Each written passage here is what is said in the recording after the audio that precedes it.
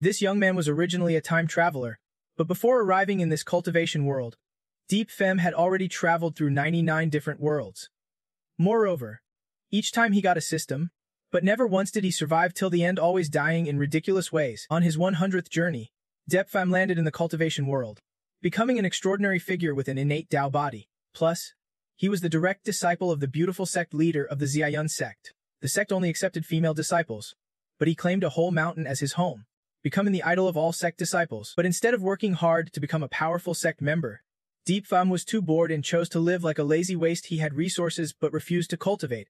It had been 2 months since he arrived in the sect, yet he had not trained once. His cultivation level was no better than an ordinary mortal. That noon, under the clear blue sky and gentle breeze, Deep Fem was sleeping in when suddenly the 100th system popped up. This time, it was called the Strong Cultivator Creation System. According to the intro, this system could push Deep Fem to become the strongest cultivator on the continent. Sounds tempting, but for someone who has tasted failure 99 times like Deep Fem, it was nothing worth paying attention to. He was not about to be fooled by any system again, so Deep Fem just pulled the pillow over his head, pretending not to hear the system's nagging. This was his 100th time traveling. He absolutely refused to listen to any system. What Destiny's Chosen One nonsense. He did not want any of that. He just wanted to be a lazy salted fish for life. Get up and cultivate. Host, if you do not cultivate, life will just slip away. The system begged again and again, but Deep Fem ignored it, fearing that if he started cultivating, life might pass even faster and be even more miserable. Besides, he had already lived through 99 lives. What is wrong with just enjoying this one? The Strong Cultivator Creation System, seeing Deep Fem's indifference, decided to gift him a flashy newbie package that boosted cultivation speed by 10,000 times. Plus, this speed would keep increasing every time Deep Fem broke through a minor realm. Yet none of the system's tempting offers stirred him one bit. The system pleaded and then cursed, but Deep Fem just scratched his butt and kept snoring. After a while of useless attempts, the system realized its host was resisting cultivation, so it recompiled its modules and rebooted. After rebooting, the Strong Cultivator Creation System transformed into a check-in system. This new system was even lazier. Its host just had to go to designated spots to check in and get rewards. The first check-in spot, right outside Deep Fem's bedroom door. The check-in process was simple.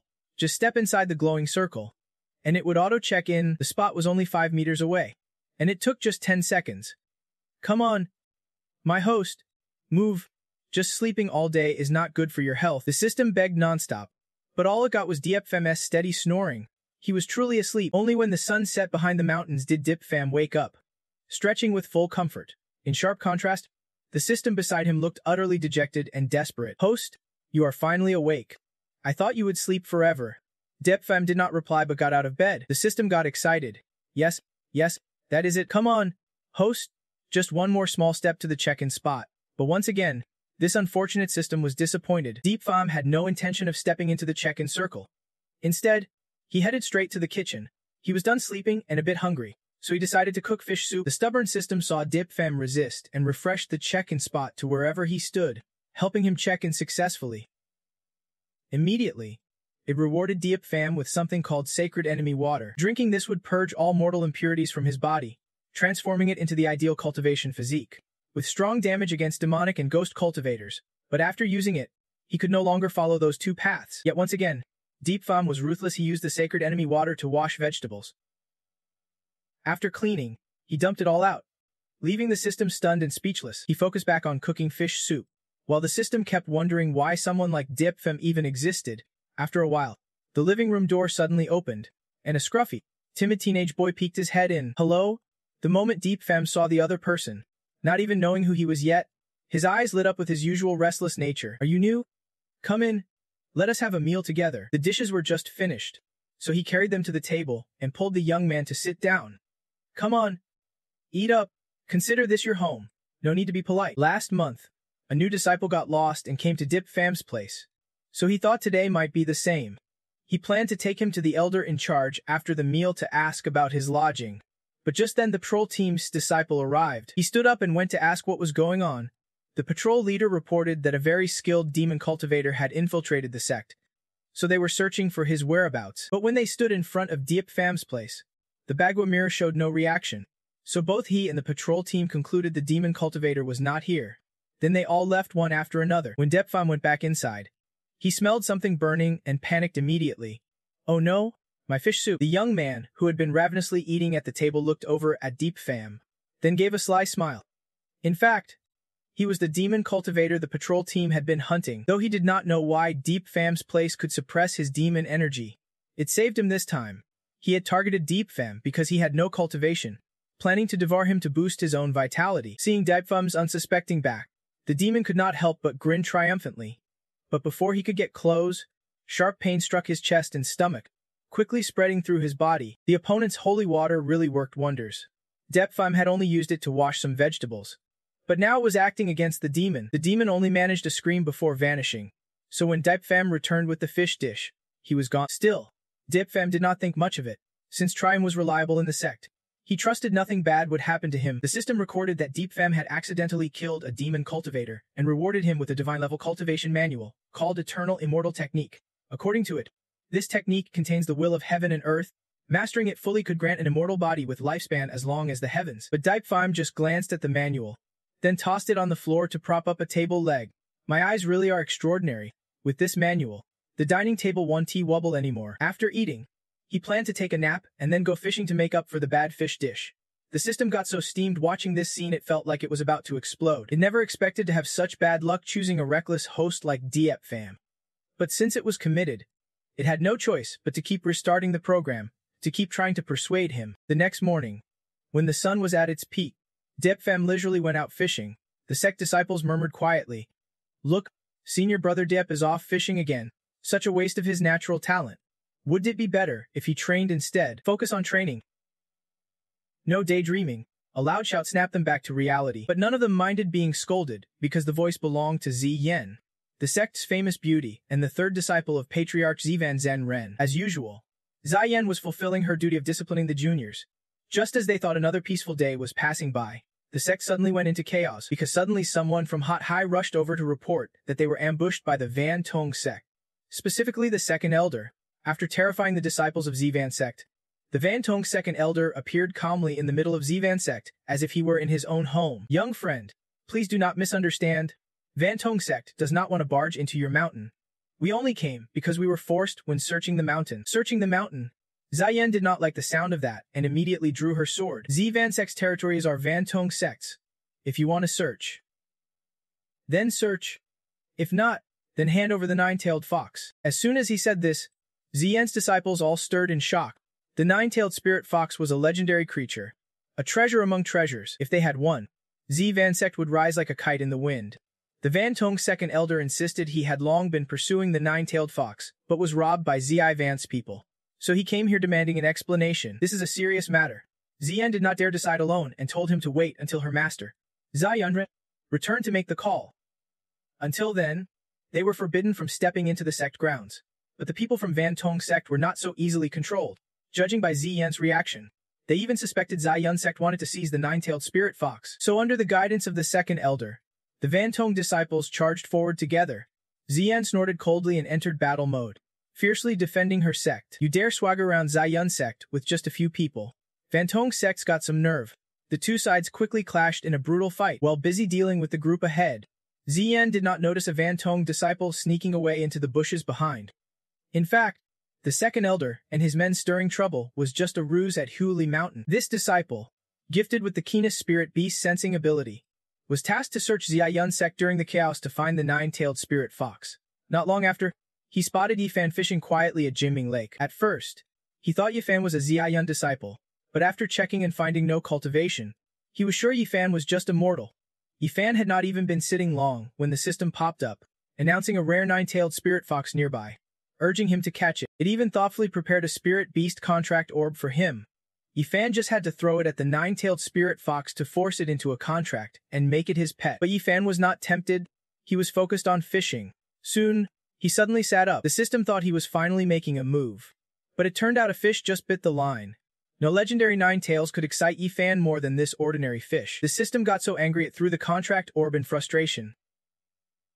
Coincidentally, it landed right on the nine-tailed spirit fox sleeping nearby. The spirit beast was jolted awake and furious to find the orb stuck on its head, its tail flaring wildly. But by the time it realized it was a forced contract orb, it was too late. As a nine-tailed spirit fox, it refused to lose its freedom and become a human's pet. But the orb's power was overwhelming. After a while, The fox had no choice but to submit and become Yifan's pet. Yifan had not even cared about this. The Van Tong disciple with his sharp spirit beast, sensing quickly realized the nine-tailed spirit fox had already been contracted by someone else. He suspected Yifan was the one pulling tricks behind the scenes. Though unsure, he decided to eliminate Yifan before dealing with the nine tails, so he unleashed Van Tong Sect's ultimate move, Van Tong One Finger. Aiming directly at Yifan, the system watching this was terrified. It quickly issued a danger warning but knew Yifan would not care, so it auto-activated a counterattack that dealt 100 times the damage. The Van Tong One Finger attack was reflected back, amplified, straight at the fleeing disciple. Then boom, a massive explosion erupted. The blast shook even the second elder of Van Tong sect. Sensing trouble, he struck Ziyan's chest with full force and ordered his disciples to retreat. Ziyan caught up a mouthful of blood and collapsed. Ziyan sect disciples panicked seeing this, while the second elder tensed up, thinking, did my strike really injure her that badly? Is she faking it? Just then, Ziyan Zhenren arrived with her eldest and second disciples, flying in slowly. Van Tong sect is really pushing its luck. Do they think Ziyan sect is easy to bully? Seeing the sect leader appear, the second elder and his disciples hurriedly knelt down. Van Tong sect is just a small sect, never daring to provoke Ziyan sect. They timed their troublemaking during the sect leader's seclusion. But who expected her to show up early? We have offended you today. Please accept these as compensation, the second elder said, offering some cultivation manuals and rare pills as apology. Before Ziyan Zhenren could understand what happened, the Van Tong group fled. She had no time to argue. Saving Ziyan was more important, but seeing her injuries, Ziyan Zhenren's expression darkened. Nearby, Yifan, still fishing, received a message from his master. Something happened. Come here quickly.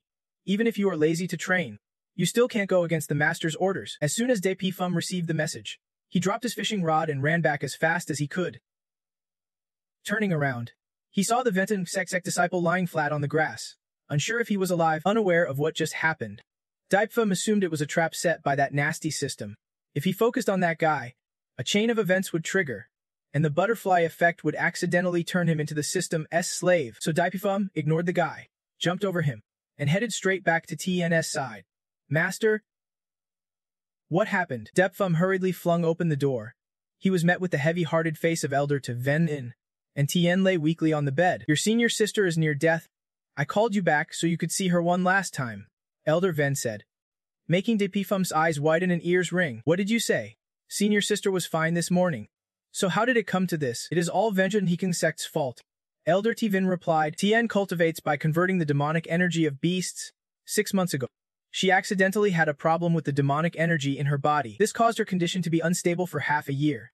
Today, when Venturing sect came to cause chaos, Tien fiercely fought back and disturbed her cultivation method.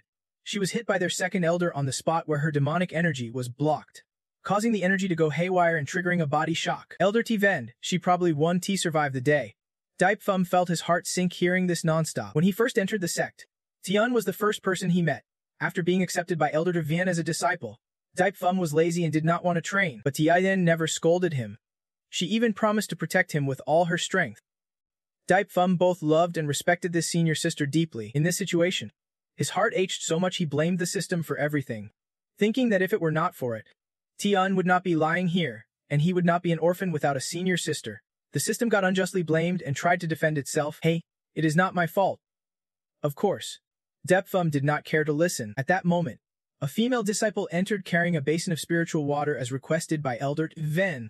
This water helps reduce pain, and she just wanted her third junior brother not to suffer too much before passing. But the system, wrongly accused by De Pi Fem, tried to make amends by offering a precious medicine. However, as it moved closer to give it, Daipfum shouted sharply to stop it. The system was so scared it jumped back, dropping the medicine into the basin of spiritual water the female disciple was holding, where it quickly dissolved. Master, let me do it. You have been taking care of senior sister. You should rest a bit. Daipfum spoke up, then took the basin himself and washed a cloth to place on Tien's forehead. Whether it was a hallucination or not, Elder Deven suddenly felt the spiritual power in the water grow stronger than usual. Daipfum had no ability to alter the water's quality, so Elder Tive naturally did not think it was his doing. After placing the cloth on her forehead, Tien's complexion quickly grew rosy again. At first, Elder Tiven thought she was mistaken, but when she checked the pulse, she was shocked to find her disciple's wounds fully healed. This was truly miraculous. Just moments ago, she was clearly beyond saving, yet now her demonic energy stabilized, her wounds healed, and her cultivation broke through to the bamboo foundation stage. Watching Elder T. Venus changing expressions, Daipfum guessed senior sister's injuries had been severe. Not wanting to upset her, he asked to leave first. That night, a crisis meeting was held between the sect leader of Tivan sect and the elders, focusing on T-Ean's condition. When Elder T-Veen announced she was safe, everyone was stunned. Of course, it was good that Tien survived, but no one expected a cure for her problem. Elder T-Ven could not explain it either, so she set it aside and moved on to the main issue. Vin Hung sect. Our two sects have long held grudges and clashed occasionally, but attacking the sect's mountain gate like this was a first. Moreover, when we arrived, they immediately knelt and apologized so fluently and sincerely that I could not understand why. At that moment, an elder spoke up, saying he found the body of a Virendra Tepton sect disciple by the edge of Teen Min Lake. After multiple checks, he discovered that this guy was killed by the law enforcement of V in Teeping sect, so he guessed that he ended his own life. Master Devine found this suspicious. Why would this guy come all the way to Devan sect to commit suicide? Does he have something wrong with his mind? Then she suddenly recalled that the only person near Ho Tin Min at that time was Diep Pham.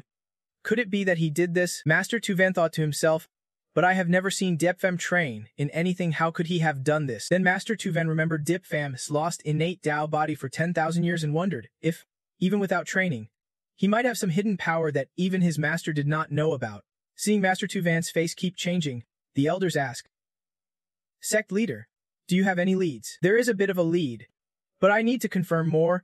At this time, Diep Pham had likely gone to sleep, so she planned to question him tomorrow. Then she shifted the topic to the nine-tailed spirit fox that Van Tong sect was searching for. After the morning incident, Tuvan sect's disciples were mobilized to find the spirit beast, but there was still no sign of it. They saw how determined Van Tong sect was and guessed the nine-tailed spirit fox really existed, so they vowed to do everything to find it. But neither the sect leader nor the elders expected that the precious nine-tailed fox they were hunting was starving loudly right inside Diep Pham's room. Meanwhile, its owner was fast asleep on the bed, snoring away. The system was very anxious if the pet stayed hungry much longer. It might be life-threatening. The nine-tailed spirit fox kept lying down, then sitting, then approached the bed and looked at Diep Pham with desperate eyes. "Forcing a contract. I have not even considered that yet, but at least feed me something."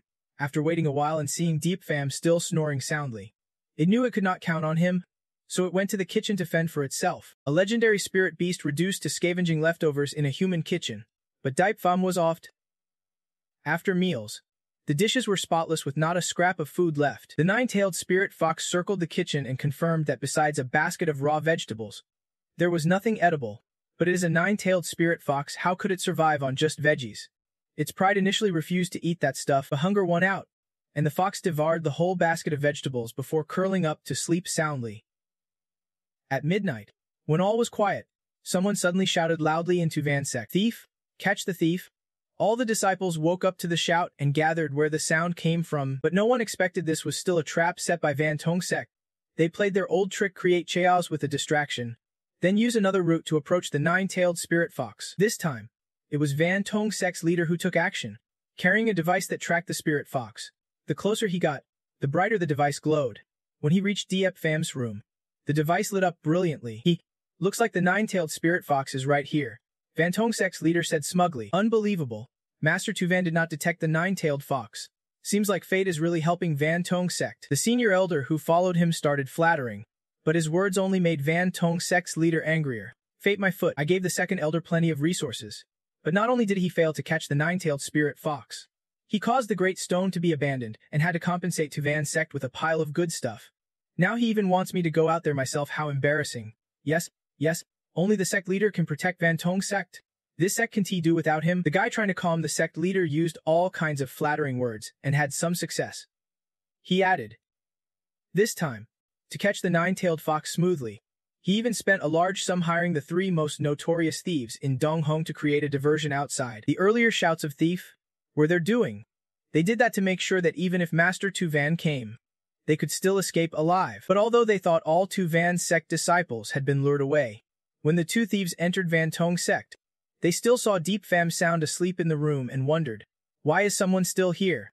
Weren't they all lured away by our bandits? Sect leader. He seems to be just a mortal, probably did not hear a thing. Van Tong sect's leader smiled wickedly. This time he would spend a fortune and absolutely could not afford any mistakes. So even though he is immortal, He won't let it slide.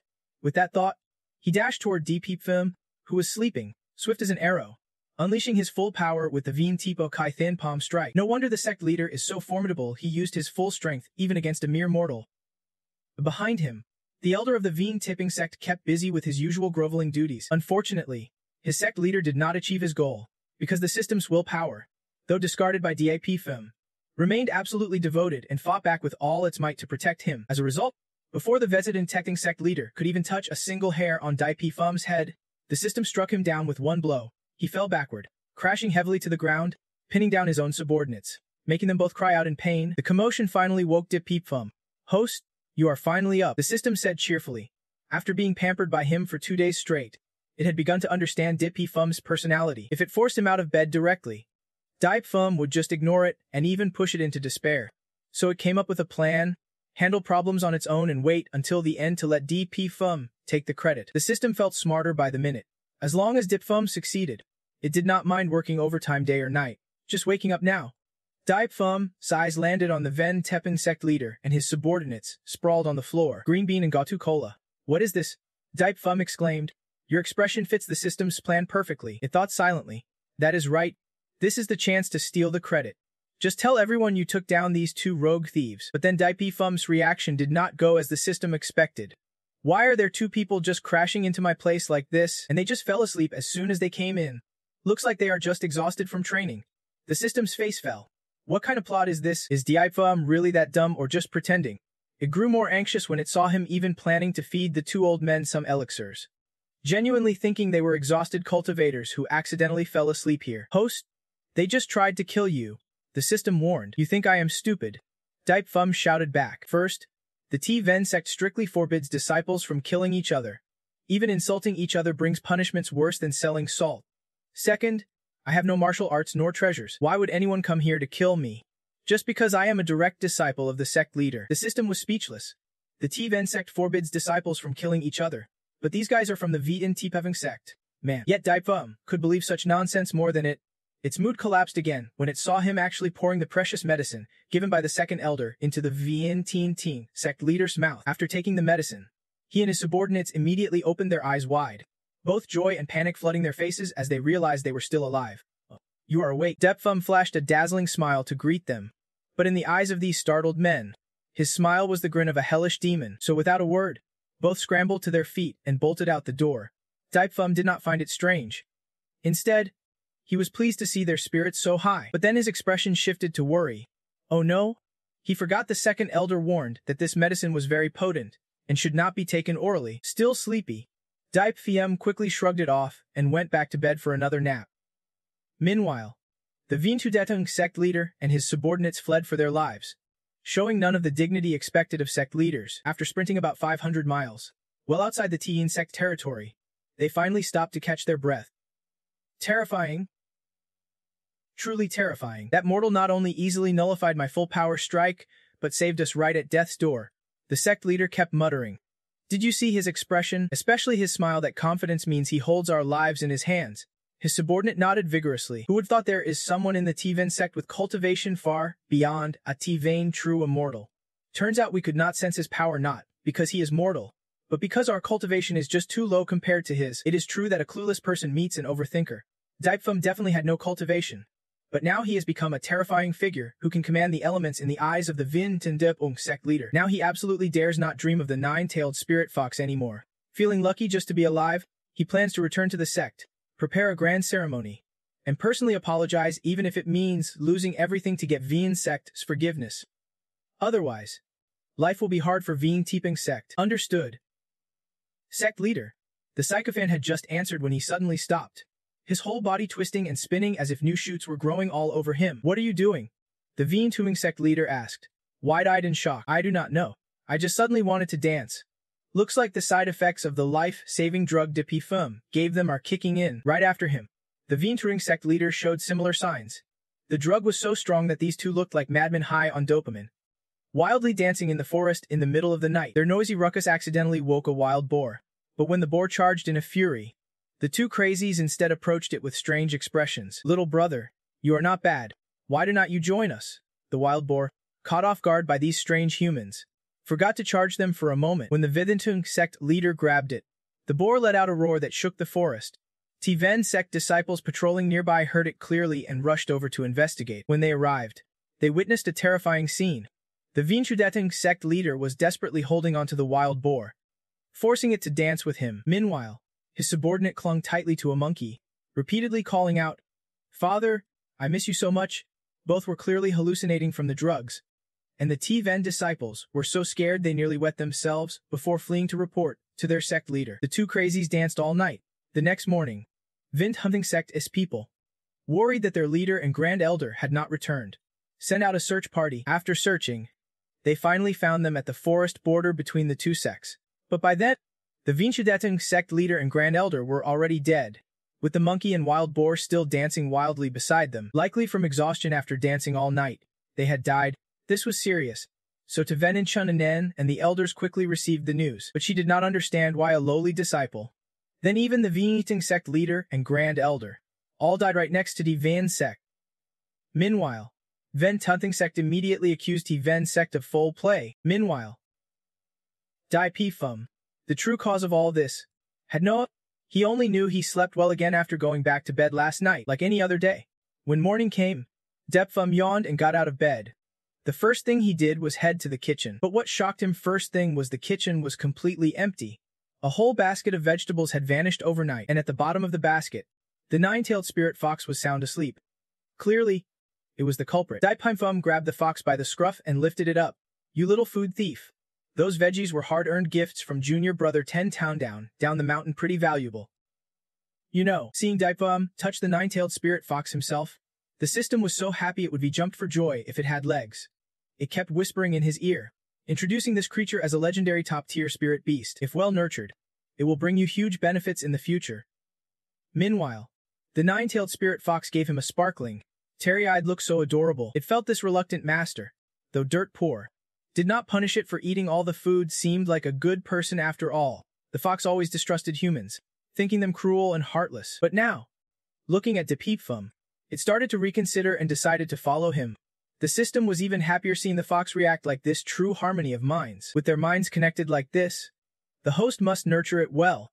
It will definitely help you succeed in the future. But right after, Daipfum said something that left both the system and the nine-tailed spirit fox speechless. "Should I cook the fox steamed or braised? Or maybe roast it?" As soon as I thought that, the system immediately started freaking out. "Master, do not joke around. This is the extremely rare nine-tailed spirit fox. Please withdraw that dangerous idea immediately. Show some respect, please." Daipfum stared at the nine-tailed fox for a long moment, then sighed and said he could not just eat it like that. Both the spirit beast and the system breathed a sigh of relief. Then Daipfum added, "Fox meat smells strong. I will probably need some herbs to mask the scent. But to stop it from escaping, it is best to slit its throat first." He really had a talent for sending everyone's hearts on a roller coaster. The nine-tailed spirit fox cried so hard it could not even shed tears when it saw him reaching for the kitchen knife.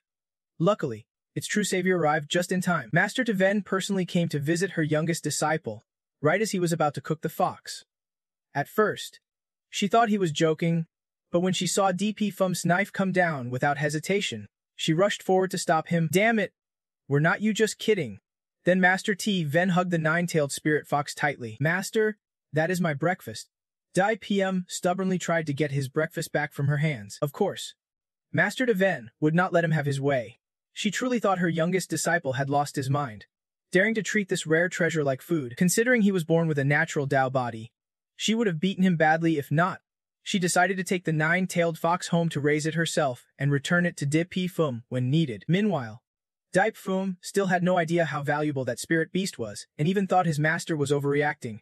"Master, did you come looking for me about something else? It can just be about this fox, right?"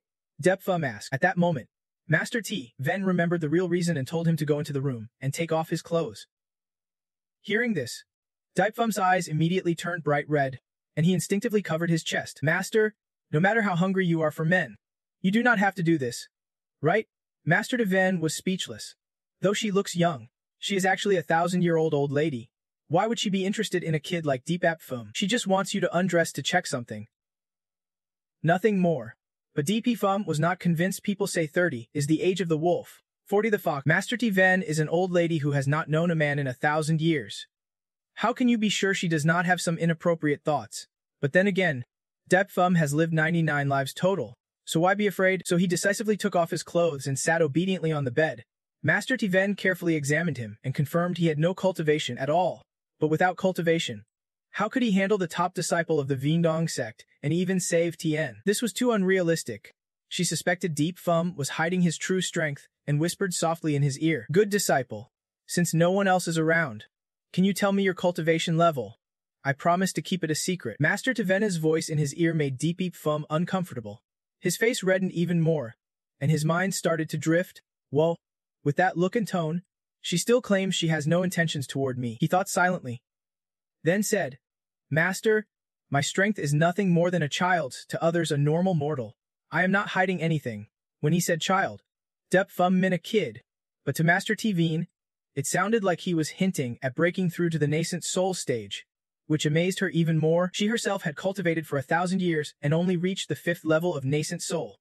Yet Daipdom, so young, was lazy but still able to break through so easily. It must be thanks to his innate Tao body.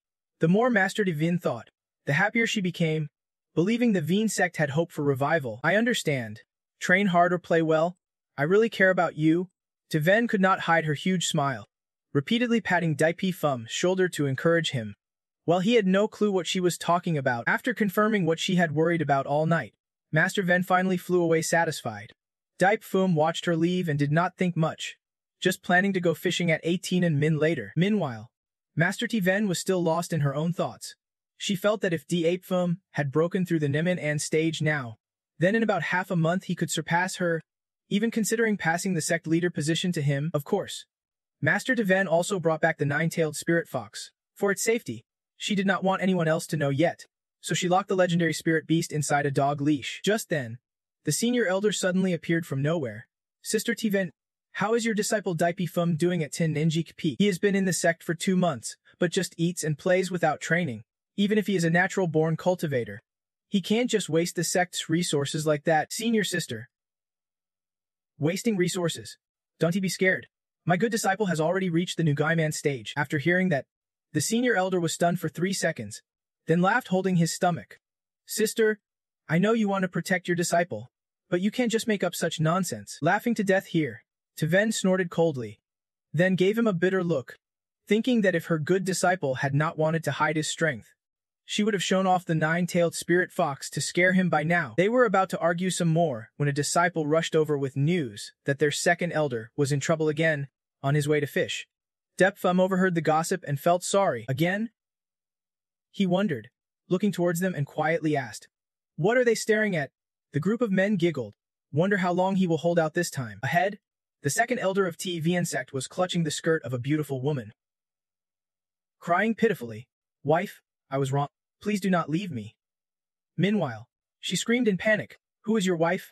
That man's a disgrace, come see for yourselves." Seeing that scene, Daip Fum was a bit surprised. What on earth? Turns out it was the second elder. At that moment, 2 men were chatting. One said disappointedly, "It is a pity about the second elder. He was clearly the strongest alchemist in our sect." The other replied, "Who told him to suddenly want to try strange pills and test them on himself too?" Hearing this, Daip Fum was shocked inside. "No way, is it true that the second elder's pills have side effects?" Then Daip Fum remembered the 2 guys from Vidrenting sect and wondered, it should not be a problem taking medicine from them, right? Their voices floated in midair. "Already passed on. Thanks for caring."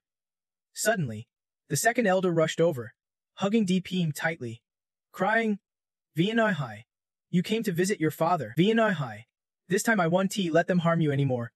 Come on, let us go home to your mother." The guys behind chuckled teasingly, with someone like senior brother Deep holding the second elder back. "We can leave safely now." Tivan could not sit still and rushed over with a very anxious expression.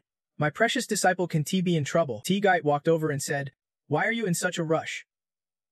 "Junior sister," she smiled slightly, implying, if Deep Fum has already reached Nungai end stage, he can obviously handle this kind of situation easily. Quietly feeling pleased, "At this point, let me see how much longer you can keep faking it."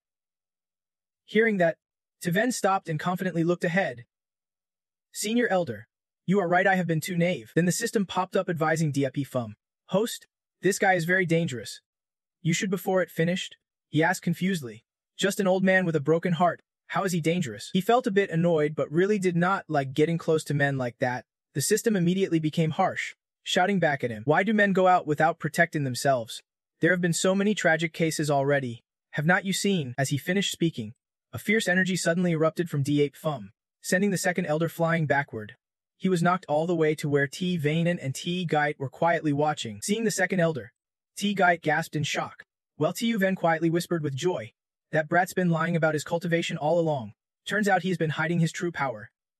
Meanwhile, the second elder, Dizzy, sat up and asked in confusion, "Strange, how did I end up here?" The system felt uneasy and thought, "This is not good." He just powered up after getting excited. Nearby, two brothers exchanged shocked looks and asked, "How is this possible?" Dipe's senior brother actually pushed the second elder back like that. Though the second elder's cultivation was low, he was still a key refining stage 10.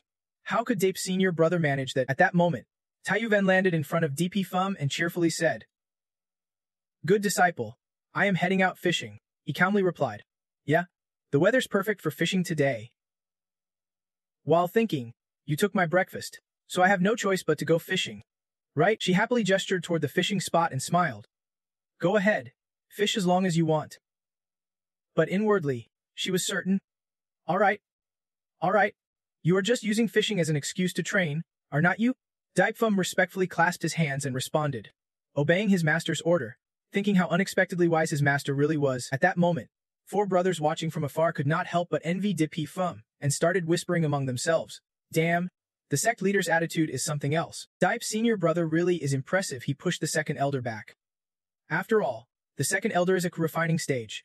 Two mortal cultivators reaching Ki refining must be quite the troublemakers. One of them quietly calculated, Dipe's senior brother used to be useless, but if I would known he was this formidable, I would have tried to build a good relationship with him.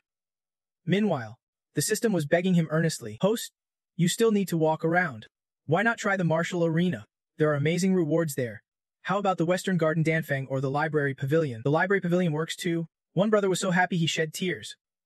Thinking, with a powerful ally, I can ease up on my 100-year grind. Soon, a man went to relay the message to his junior brother. "Junior brother, stop training. Dipe junior brother wants to train at Heitina Min. Go check it out." Then that junior brother passed the news to another junior brother. "Junior brother, I heard Dipe senior brother wants to guide us at Heitina Min.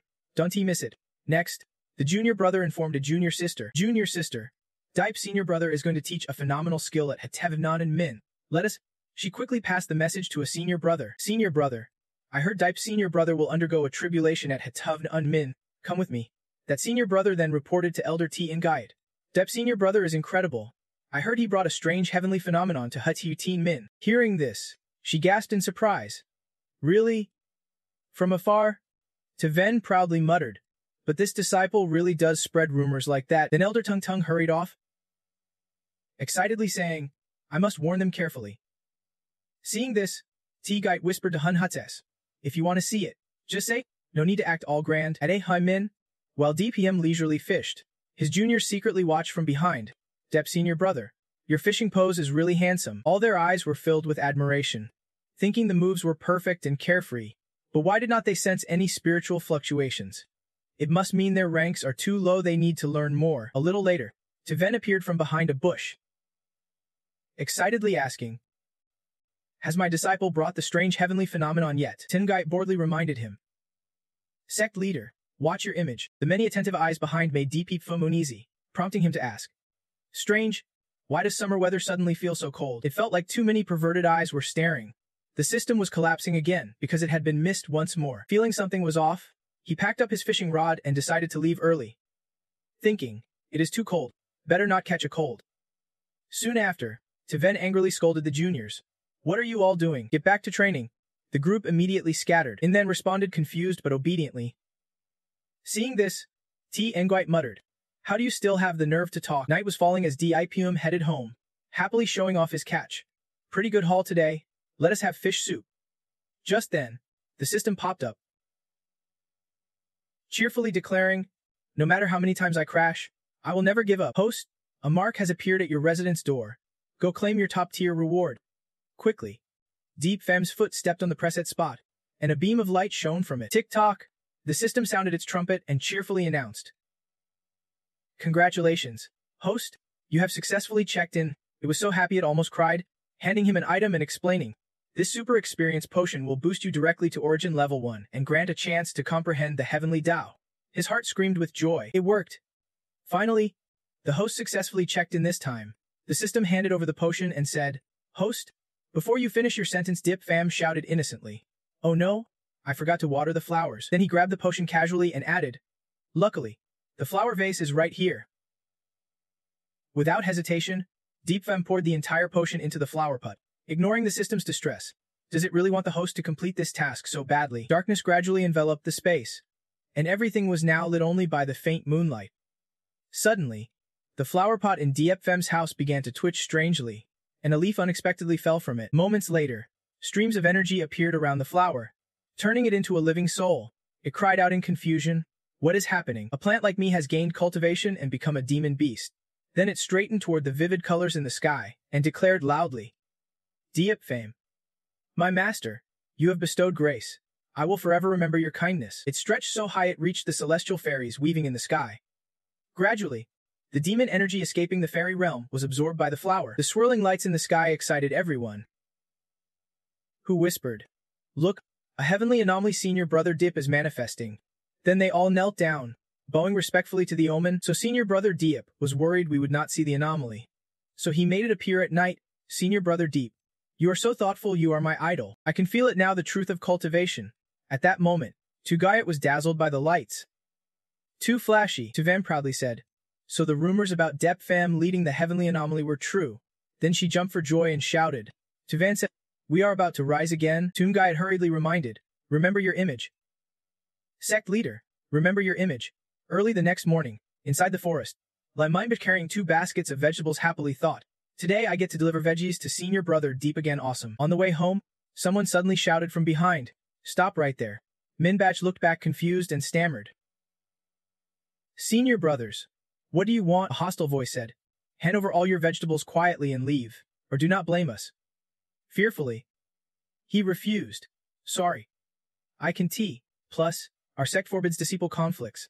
The other side rudely replied, "As long as we do not use spiritual energy when we beat you, it is not a conflict. Bring it on." When a hand touched Minbach's vegetable basket, he cried out. Then he pulled the basket back, yelling in fear, "No one better touch these." So Minbach charged into battle with them, making them scream in terror. "What the hell is going on? Are you a demon beast disguised as a human? What kind of crazy power is this kid using? This hurts like hell." Soon after, Minbach strode away excitedly with bruises on his face. Long whispered, "Senior Brother Deep, In the distance lay a group of men sprawled, dizzy. Meanwhile, on a high cliff, a carved demon suddenly flew over to Tuvan. Seeing it, she snapped, "Tuvan sect and Heka V Mountain have always kept their distance. Why are you here today?" It quickly replied, "Relax. Havai Mountain does not care about your broken place. I have come for the 9-tailed spirit fox." Tuvan retorted, "I have never seen that fox." Immediately, the carved demon angrily flapped its wings and flew forward. It unleashed fierce demon energy surging through its feathers and threatened, "If you do not cooperate honestly, we will fight until you obey." Tuvan was a bit shocked by its actions. At that moment, fierce beams of light suddenly burst from its body, like a bomb tearing through the space. Soon after, the eagle demon appeared, bloodied all over. Now it had no strength left to continue. Tuvan slowly asked, "What now? Want to keep fighting?" It turned its head toward her, silently concluding that the news about the Van sect having a 9-tailed spirit fox was true. Then T-Van and her confused junior brothers looked at the eagle demon, while it hurriedly turned to leave, determined to report back to the king and immediately destroy the Veen sect. But she refused to give up, lunging forward to grab its wing and shouted, "Not a chance to run." A second later, the dizzy eagle demon fell into the deep abyss. Watching it fall, T-Van whispered, "This time, I must take over." Scene changed to Depi Fum's house. At this moment, he was bringing 2 full plates of food to the table, saying, "Junior brother, stop it, wash your hands and let us eat." Minbech sat down joyfully, thinking to himself how delicious Senior Brother Deep's food smelled and feeling excited about the meal. He whispered, "In my past life, I only trained. Now I will be a salted fish and treat myself well, enjoying good food." Suddenly, the meal was overturned by strange auras. Minbech was a bit confused to realize it was demonic energy. At that moment, a beast's leg suddenly lunged straight at him from outside. Moments later, the eagle demon flew to T-Ven with its legs pinching both Deep Fem and Minbech. It arrogantly threatened them, "If you dare come near me, I will kill these two. Tivan was furious inside, thinking, do not you dare touch my precious disciples. She quickly waved to stop her juniors behind her and began negotiating with it. Let them go, and we will let you leave. The eagle demon opened its mouth wide and continued threatening. You think I will believe that I will take them away, and if you dare chase even a step, I will kill them immediately. Seeing Daipem's irritated face, Min Bech nervously stammered.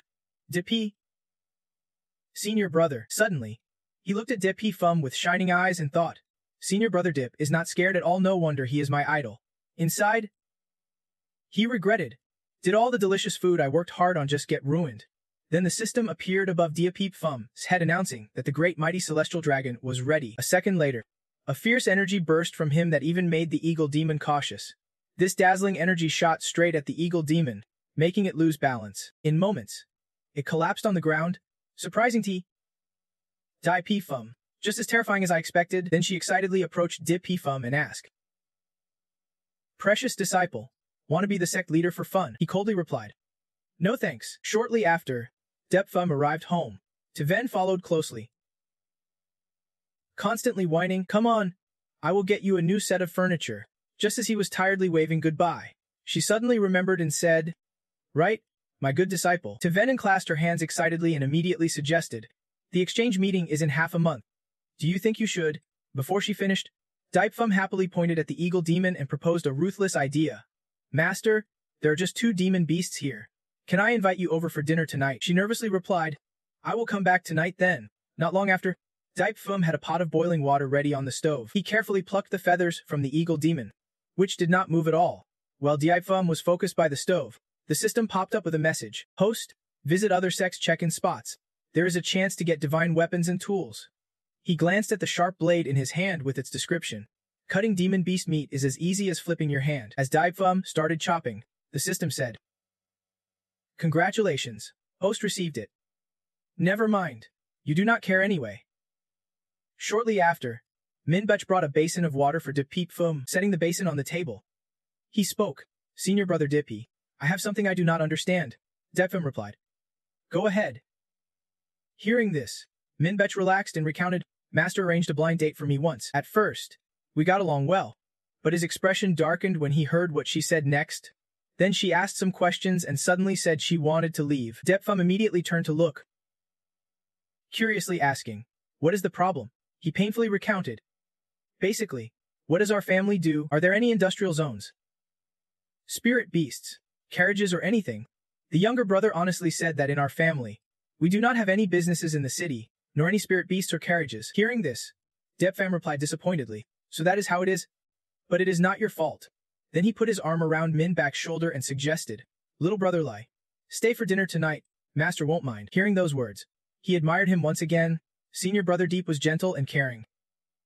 If possible, I will repay him with everything I have got. Afterwards, Minbach felt a bit puzzled, thinking silently to himself, whenever senior brother Diep saw any beautiful female disciple, he showed no reaction at all, but towards me, as soon as he guessed, he immediately covered his body with his hand. Extremely embarrassed. Could it be that senior brother knows who I am? Not long after, Tuvan and Tuyen arrived at Dipfam's house. Tuyen happily greeted him, Little brother disciple, long time no see. He smiled back. Hello, third senior sister. Come join us for a meal. Sitting down and watching the two laugh together, Tuvan could not help but feel jealous. The atmosphere among young people was really sweet. After finishing the meal, Depfam suddenly went over and handed Tuvan a gift bag, saying, These are all for you. Receiving it, she could not help but feel delighted and thought to herself, such a gifted talent. Rigorous cultivation, and so filial having such a good disciple. I am truly happy. At this moment, Minbach slung a large trash bag over his shoulder and went outside, then informed Deep Fame, Senior brother Deep, if there is nothing else, I will head down the mountain first. He glanced at him and replied simply, All right, and do not forget to watch out for the trash. Just after speaking, Tuyen came beside him and said, Thanks to little brother disciple's help before, I was able to save my life. Then, she confidently promised him that from now on, wherever she could go, she would not refuse. Depfam smiled brightly and replied, Senior sister, you flatter me. We are all disciples of the same sect. No need for formalities. She kept watching his relaxed and carefree demeanor, and could not help but wonder, has little brother disciple already reached the Yuan Ying realm? And here I am stuck at the bamboo core stage, how can I repay him? A little while later, Minbach also carried the big trash bag to the dump. Just as he put the trash bag down, a blue book caught his eye. Minbach picked it up, wondering, what is this? Then he recalled Diep Pham's earlier advice, watch out for the trash. Immediately, Minbach opened the book, excited by the idea. If senior brother Diep wants me to watch for the trash, then having a look won't hurt. He slowly read the words on the page. Then he was surprised to realize it was the eternal immortal technique. And knowing this, Minbach hugged the book tightly, happily exclaiming, such a powerful technique, senior brother Diep would not just toss this away like trash. Surely senior brother Diep used the trash excuse to give me this ultimate divine skill.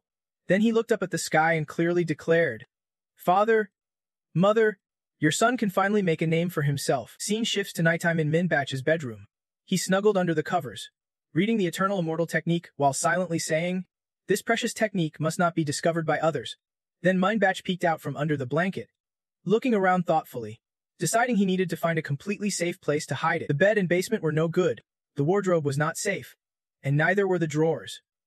Suddenly, his eyes fixed in midair, his expression showing delight. Placing the book on himself, Minbach thought happily, that is right, this place is absolutely safe.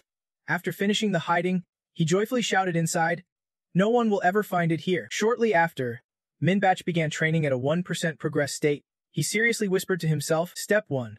First circulate the energy inside the body for a week. Half a month later, a magnificent spaceship appeared in the sky. The junior brothers below watched it fly by, and one exclaimed, the spaceship of the Heavenly Saint sect is huge. Another sighed and added, the Heavenly Saint Daoist has power at Yuan Ying level 7. Other sect leaders can keep up, including ours. The man silently questioned, I heard Tuvan sect managed to capture a 9-tailed spirit fox. What will the Heavenly Saint sect do? If they can get it, they want to just break into their place. Right? Scene shift to Tuvan's residence, where someone's voice calls out. The sect leader is inside the room, and T-Guy starts asking, why do not you go ask Daipifam if he can join the match this time? Replies, I already asked, but the disciple refused to go. Whatever happens. At least Tien can fight one round tomorrow. Then she quietly gazes into the distant sky, silently promising herself, as long as Diep Pham grows smoothly, Tuvan sect will surely become the top sect among the 9 major sects.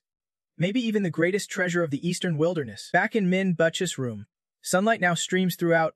He is trained up to 50%. Surprise clear on his face. No doubt. This is the grace of senior brother Diep. I have opened half my meridians already. Then he stands up, stuffs the book into his pants, grins widely, and says, give me 2 more months, and I will open all my meridians for sure. Senior brother Diep, wait for me. Just then, someone enters to deliver news to Minbach. Venthan got injured 2 days ago during training. You will replace him for tomorrow's exchange match. He anxiously points to himself and asks, senior brother Venthan is a level 5 Kai cultivator, but I am only level 4. If I replace him in the fight, one Tai get killed. The other person waves him off casually, replying, you won Tida. Just fight however you want. Hearing this, he can only cry silently inside. I have only trained half a month. Have not even reached the entry level yet. The next day at the exchange match, everyone buzzes with talk. The Golden Core group fared slightly better, each side having wins and losses. The Bamboo Core group was a disaster except Yemen. Everyone else got knocked out right away. At that moment, Tuvan stands high up and announces, next round, Kai Refining Group, Vinthan Sect, Sectan Submissive vs Tuvan Sectus Loman Bitch. Before stepping onto the arena, Minbach grows anxious, overhearing whispers around him. Previously, others who fought Hefshi Mutsaksa all ended up bedridden for half a month. Asmice is a level 5 Kai cultivator. Minbach is only level 4. Isn't he this basically getting knocked out instantly? His face darkens with fear, and unease gnaws at him. Why is my opponent, Heximzix? I will be beaten into a vegetable. Clenching his fists tightly, he vows to himself, when the fight starts, I will just lie down right away. Shame is better than injury. Meanwhile, on the arena, Asimice stands arrogantly with hands on hips, saying, don't worry, I will go easy. At most, you will be out for half a month. From below comes a shout encouraging him. Senior brother Heputex, finish him off. Watching the two below, Tuvan just shakes his head in exasperation. Minbach strokes his chin and whispers to himself, I should fake it naturally later. No one will notice.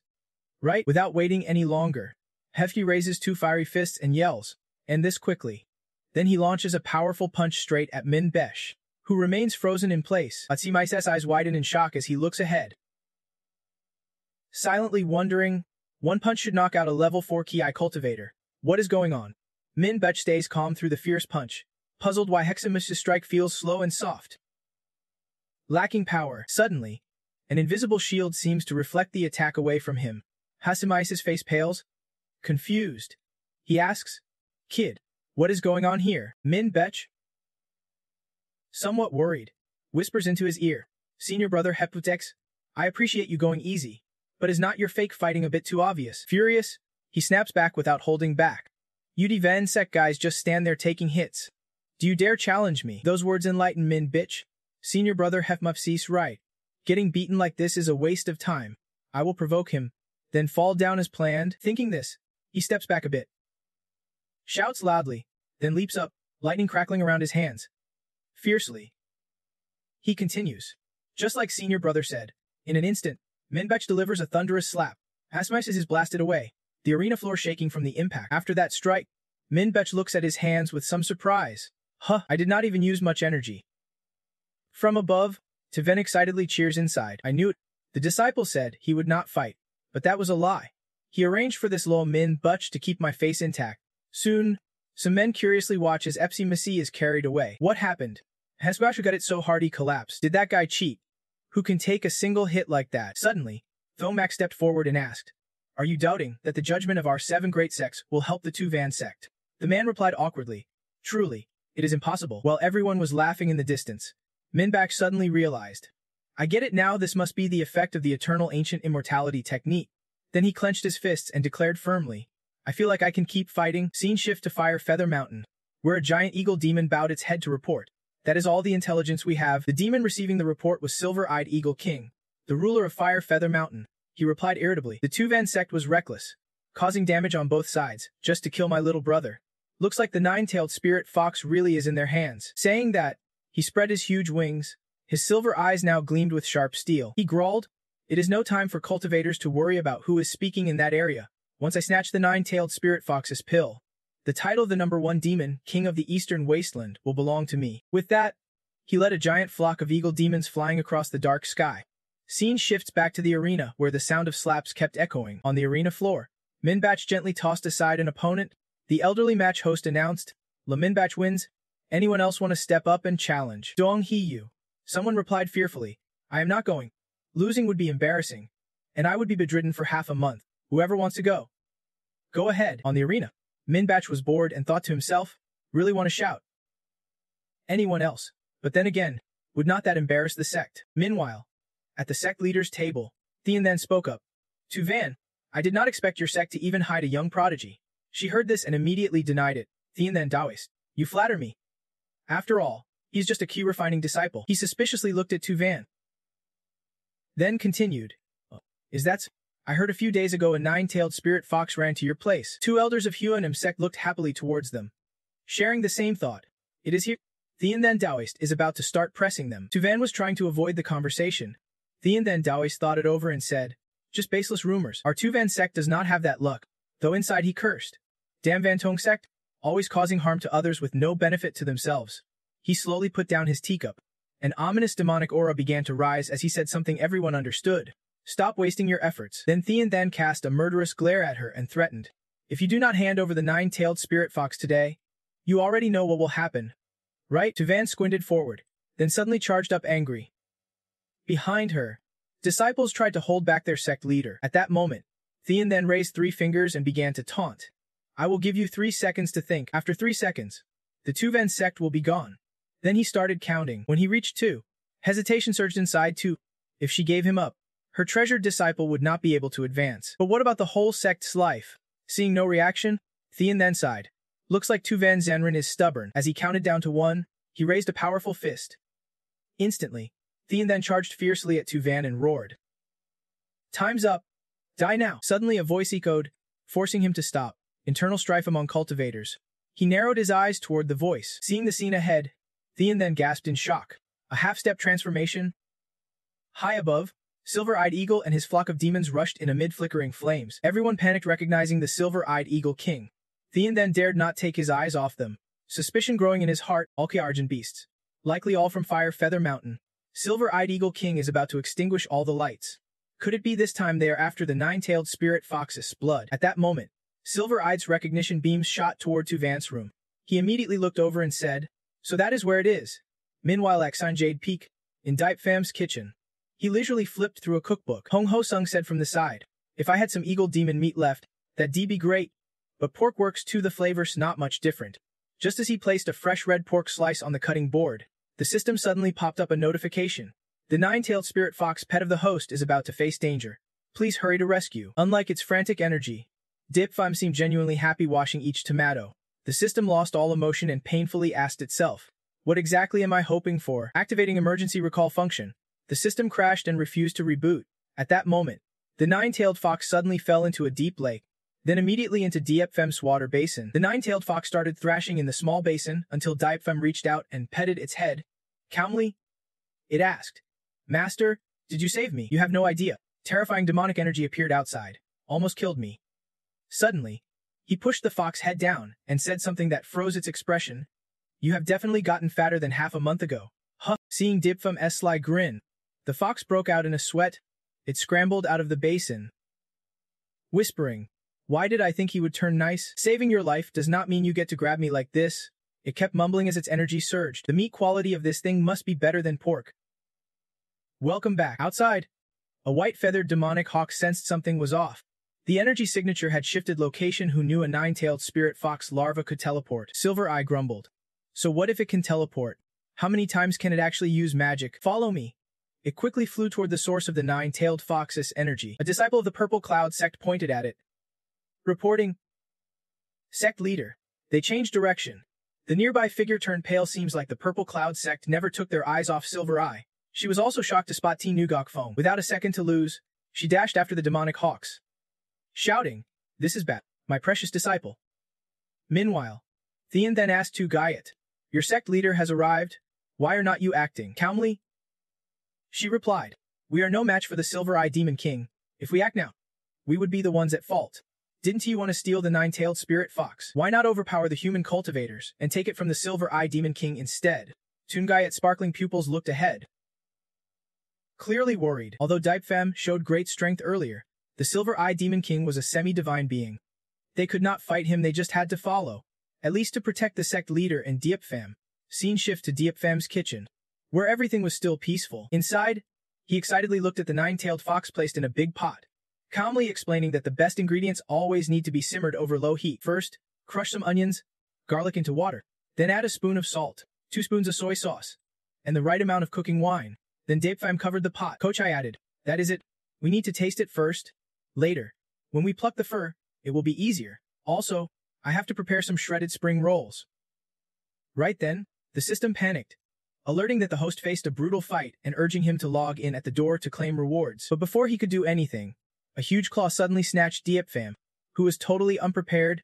Silver Eye pulled him out from a floating door, gleefully shouting, "Got you." The smile faded when it realized this was not the nine-tailed spirit fox. It left to catch again, just as Tuvan approached Silver Eye. She hurriedly shouted, "My precious disciple."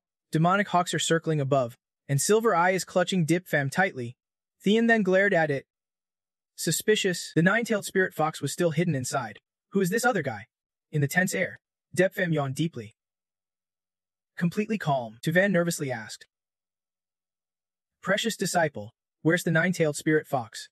You did not kill it, did you?" Tungayat muttered in disappointment, realizing she would have been worried about that. Despite being trapped in Silver Eye's sharp claws, Dipe Fam showed no fear, just extreme sleepiness. Seeing this, Thean then grew curious. Why is not that kid scared of the Silver Eye Demon King at all? Master Divin showed no sign of worry at all. Could that guy be really strong? At that moment, Silver Eye also snapped in frustration. Isn't it just about capturing a kid? These human monks are so noisy. Just crush them and toss them away.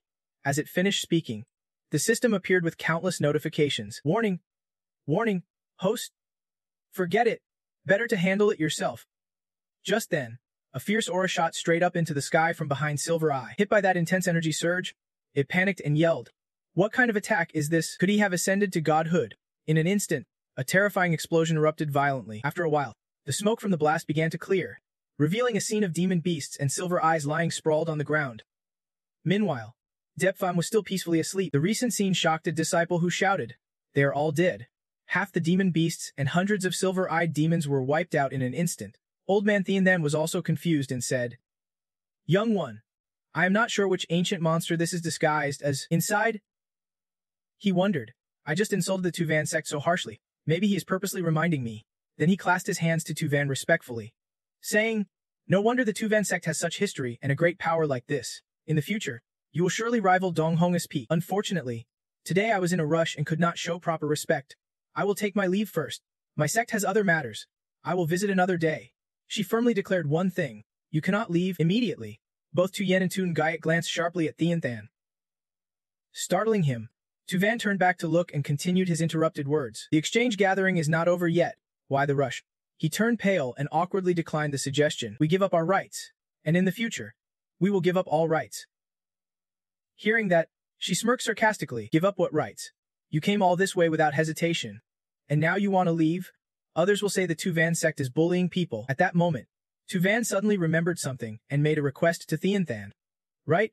We had some unpleasant incidents before, but as the Eastern Taoist leader of Tuvan, I can to squeeze you over small matters. Right? On the contrary, should not I make amends and take responsibility? An old man and a brother stiffened and whispered after hearing this. Is that what he really thinks? Surely that is what he thinks? Right? Not holding back at all. Is this really a disciplined monk? We have known each other for 10,000 years. Does this wicked woman really need to be so gentle? At this point, Tuvan glanced at Tungayat and instructed, Elder, please take these friends to the rear courtyard to rest for a few days. They have met so many beasts today. They must be scared. Keep an eye on them. Do not let them escape. She anxiously asked back. You want me to treat them like that? Suddenly, Tuvan smiled smugly and added, Exactly, Elder. Everyone meets regularly. It is the thought that counts. Don't he go overboard, just knock them out. Then Luk Suong groaned while Tungayat clasped her hands and replied briefly, Understood. Then Tuvan turned to the old man and said, Dao friend Thienthan, your birthday is coming up soon, right? He immediately declined. Do not plan any birthday celebrations for me. She stepped forward, ignoring his words and said, When the time comes, the Tuvan sect will definitely prepare a grand ritual. Secretly delighted, she thought, Thienthan sect is finished, about to go bankrupt. Soon they won't even keep their pots and pans. When she saw Dipfem approaching, she could not help but exclaim, My precious disciple is so strong. Just 2 victories, and he is advanced from a mortal to a deity realm. Seems like the heavens truly bless our Tuvan sect. An elder behind spoke up. I fear Dipfem is not just a natural Taoist body, maybe a reincarnated great power. The junior brother nearby agreed. Though a reborn power loses past memories, their cultivation methods can be inherited. If he harmonizes with other disciples, our Tuvan sect will flourish. He immediately stepped inside, not forgetting to wave. Master, elders, I am going to clean up a bit, Tuvan promptly instructed. Precious disciple, take your time. No rush. We still have to deal with the beasts. The elder went to inspect the silver-eyed beast lying down and said, So many demon beasts, it looks like we will be busy. If you pluck the fur of the silver-eyed demon king, you could craft a very fine magic treasure. Tuvan agreed wholeheartedly. The elder's right.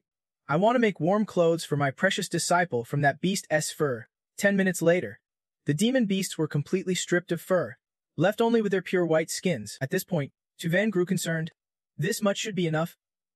As expected, even half-deity beasts are not easy to handle. She pondered everything quietly and grew more curious. Apparently, he had something very important that brought him here. Just then, the delicious aroma of food filled the air, exciting everyone who said, It smells amazing. Is it time to eat? This scent reminds me of the kitchen in senior brother Dippy Fum's place. It is demon beast meat. Hearing this, Tuvan immediately rushed forward and called out loudly, Demon beast meat, the 9-tailed spirit fox. Without hesitation, she flew straight into Dippy Fum's house and headed directly to the pot boiling fiercely on the stove. Opening the lid and seeing the 9 tails lying inside, Tuvan hurriedly shouted. Little Segung, hearing the call, it slowly opened its eyes. Seeing it was safe, she sighed with relief. Good thing we found you early. You scared me to death. The 9 tails was initially surprised to see Tuvan. Then it cried deeply like a child, tears sparkling in its eyes. Then the 9 tails rushed forward, hugging Tuvan tightly, fearfully crying out, You finally came. I almost met my ancestors. She quickly reassured it. Little Segung, do not. Your disciple would never forget you. I care about you. Just then, Dipfum appeared holding a kitchen knife. Speaking coldly, I was confused why that brat managed to open the lid. So it was the master who opened it. I thought demon beast blood would be very nourishing. If I would known, I would be taken the blood first. He slyly stepped closer and said bluntly, Master, do not. I am about to make you a pot of fox meat stew. The 9 tails screamed in terror. Save me. Tuvan hugged it tightly, horrified.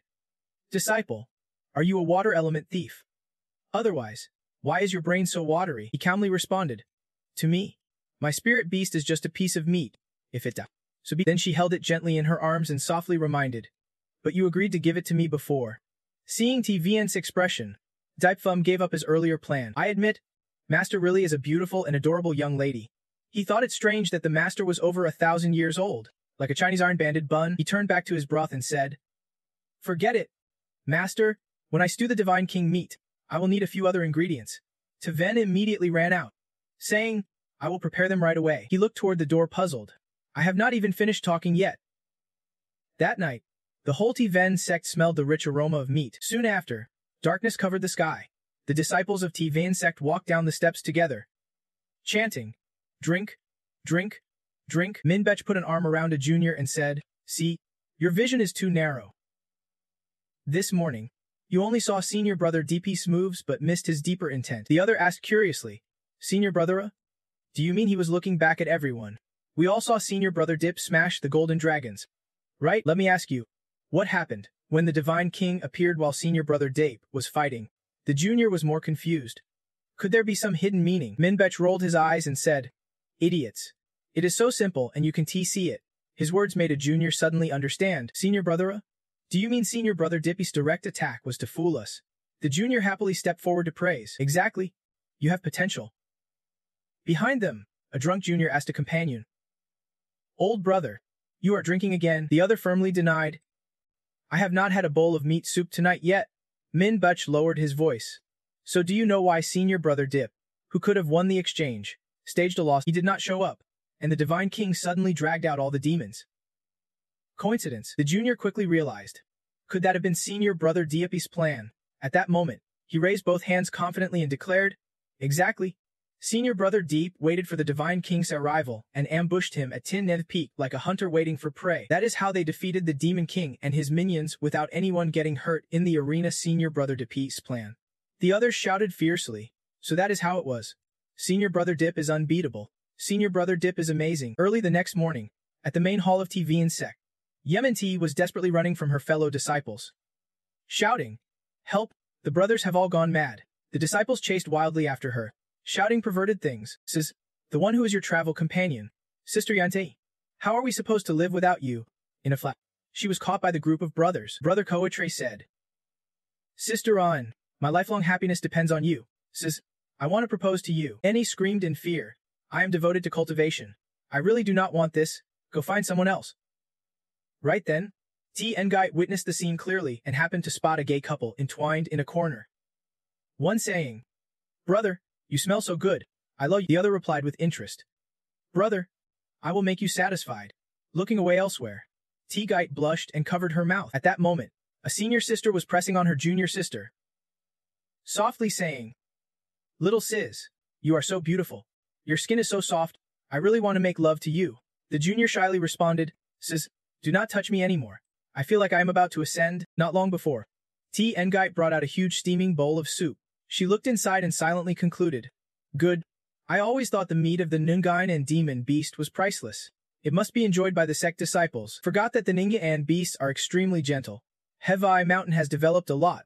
So why would not the demon beasts there be edible? Suddenly, she widened her eyes realizing something. Wait, this soup seems to have something extra added. Must notify the sect leader immediately. Scene shift to the sect leader's residence, where she is shouting irritably. Let go. Tien, you are about to tear my clothes. But Tievin giggled and said, Sect leader, I want let go. I really like you. Please marry me. Tivenin immediately agreed. Hearing this, she happily asked, Sect leader, really? But then she held up a pill and said firmly, very quickly. The pill was put into Tien's mouth. Once calm again, she looked around confused and asked, Sect leader, what is wrong with me? Wait, what is wrong with your clothes? The sect leader adjusted her outfit, then held up a bottle of liquid and instructed, Tien, you were affected by demon beasts earlier. Go to the main hall to help the elder. Bring the spirit-restoring potion for the disciples. She promptly replied with a clear word. Under the control of the sect leader and elder, the T-Ven sect was subdued, nearly becoming the AP Hone sect. Since then, the sect has more rules. Chefs are no longer allowed to use demon meat or wine as rewards. At this moment, Tiven could not help but complain, saying it is unbelievable that all this happened just because Elamine Betches group drank wine. and only after sobering up did they realize the true strength of the precious disciple. Could such a divine being know everything from 5,000 years ago? The innate Tao body really is extraordinary. Then she flipped open the book in her hands. Long secretly concluded that back then, I just accidentally found an ancient text and learned the innate Tao body is very strong, probably with many things I still do not know. Since then, Ningbo High Kingdom had a cultivator with heavenly Tao body cultivation. Powerful. At 20 years old reached Sea Slaughter Divine Transformation Realm. At 30 became the kingdom's general, and at 40 studied divination, mastering it in 2 years. Since then no one could match him. And knowing this, T. Venin slammed the book shut. Suspiciously thinking, could her precious disciple be studying divination too? If Lomen Butch's group is right, then that marriage was definitely his plan. She paced around the room, endlessly speculating. On second thought, aside from being stunned by the hot soup, the kid was truly unharmed that day. The herbs used could also mask his aura. So how could plain hot water injure a demon beast? So that is it. Everything is clear now. Thinking this, Tevena Triuchu made a deduction. Looks like the precious disciple is rushing to the divine transformation realm. Time is tight. He can hide his spiritual energy and had to use this method to cope. Also, out of compassion, he used a spirit beast to lure the beast king and demons away. Who knew the precious disciple, usually so careless, had such a thoughtful mind? The reasoning reached its conclusion, and she flung open the room door, loudly announcing, "Today's rest is cancelled for all elders. Follow me to the Heavenly Azure sect for the longevity ceremony." 3 days later, in Dipe Fam's kitchen, he propped his chin on his hand, staring at the steaming steamer before him, sighing deeply as he wondered. Tinagok Feng has been so quiet. Master went to the Heavenly Azure sect, and it has been 3 days with no sign of return. At that moment, the system excitedly popped up and suggested, "Host, why not take a look around or chat with the brothers for a bit?" Dipe Fem grumbled, annoyed by how noisy the system was. Always relentless. First, it made others think he had power, then used praise from those around to lower his guard, pushed him to train harder, and finally let the fated disciples feast. The result? Total chaos. Hearing this, the system came up with a new idea. How about after a few days? I learned from the neighboring system's failure. Maybe it can help change this guy. Soon after, it confidently announced that the host's login reward had arrived. Please proceed forward to claim the best reward. The system helped the host successfully receive it. Congratulations, host. You have obtained a mysterious pet egg. Curious? Dipfime looked at the glowing egg nearby, picked it up, and exclaimed, making the system cheer happily. Host, finally, things are looking up again. With a smile, it eagerly explained about the pet. This mysterious egg, once hatched, is a gamble. It could be lucky, but the worst is a 9-tailed spirit fox. Or it might even be a top-tier or peak female immortal beast. Based on its shiny shell, the system guessed it might be a Azure Dragon or a Phoenix immortal beast. Suddenly, Dipfum casually placed the egg into the steamer, saying, "Not bad. It is clean too." Seeing this, the system immediately warned, "Host, stop that dangerous behavior." Host, the 9-tailed spirit fox is top tier, only found in the cultivation world. This egg might hatch an immortal beast. An immortal beast. I have to break it open. An hour later, Depfam flung open the steamer lid, eagerly peering inside, but the egg was still perfectly intact, causing him to wonder aloud. Depfam, frustrated, asked, "Why is not this egg cooked?" It is even angry. The system quickly explained that the mysterious pet egg had mutated, but might be unharmed inside. At that moment, a dog's paw suddenly broke through the eggshell. The surprise startled Depfam, and then the eggshell cracked into pieces. The dog's 4 paws emerged. In a blink, a dog-type pet appeared inside the steamer. Dipfam looked at it confused and asked, "A husky wrecking the place?" The mutt barked and rushed at Dipfam, who was still stunned by the question. "No way!" The egg hatched a husky. When it hugged him tightly and kept licking, he yelled in horror. "Damn it! Do not lick my shirt. Your drool is filthy." The system gleefully informed Dipfam. "Congratulations, host. You have obtained a mutated immortal beast, a mutated husky breed." He placed the dog back into the steamer, muttering about the peak-grade immortal beast rank. The system was stunned but continued. Infinite defense power. Just as Dipfam closed the lid, the pot shook violently. 1 second later, the dog broke out, smashing the pot open. Along with the system's introduction, 0 attack power. Not stopping there, the dog slammed straight into the ceiling, punching a huge hole. Dipfam stood dumbfounded. Watching it, he painfully looked the pink hole in the kitchen ceiling and said sadly, "Though I do not eat dog meat, there is still plenty of meat. I will just cook it." Suddenly a voice shouted to stop, snapping Dipfam out of his feelings. Scene changed to late night at the Zivan sect headquarters. Dipfam had not slept yet and was holding the dog, which happily barked once. Then Daipfam quickly stepped to the nearby bed, long muttered some words, praying for the first survival book. The Heavenly Joy Manual, meaning the first thing to do when a dog is born is to dismantle the ceiling. Then he and the mutt sat on the bed, while shadows lurked behind. Watching, suddenly, the bed shot up into the sky. The brothers sneaking behind whispered to each other, "This dog is impossible. Fine. If you do not have it, at least give me a 9-tailed spirit fox, and take that dog away fast." Not long after, Daipfam teleported to a street far from the sect. He placed the dog on the steamer with a sign asking for foster care. He looked around, thinking this place was 3,000 miles from the sect, so no fear of it returning. Then he sat on his bed. As he prepared to teleport away, he did not forget to wave at it. "Goodbye, you dog." With no one else around, the puppy looked ahead and stayed silent for a moment. Then it slowly turned its eyes toward Daipfam, who was leaving, and said clearly, "Master, go find this guy." The dog barked twice excitedly, thrilled at the thought of playing hide and seek. Meanwhile, in the high sky, a woman named Fadip was gliding on a flying sword, raising her wine cup. She sighed, "The night breeze is so refreshing." Just then, Daipfam's dog flew alongside Fadip. She was still admiring the night scene, the cold wind, the stunning scenery, the world's chaos fading away, no flying dog in sight. When the dog zoomed past her face, Fadip gasped in shock. "What? A flying?" She jumped up, thrilled. "If it can fly, it must be a golden core beast. If I can catch it as a pet, that'd be perfect." Suddenly, a sharp flying sword appeared out of nowhere and pierced through Fadip's body so fast she could not react. After being hit, she cried out in pain.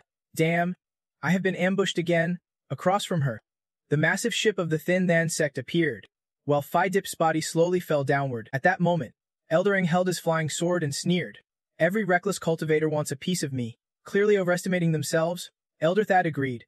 "That Ivan woman is crazy. She even dared to steal the sect's spirit stones. If we can bring back that rare primal beast, it could make up for the Thin Than sect's losses."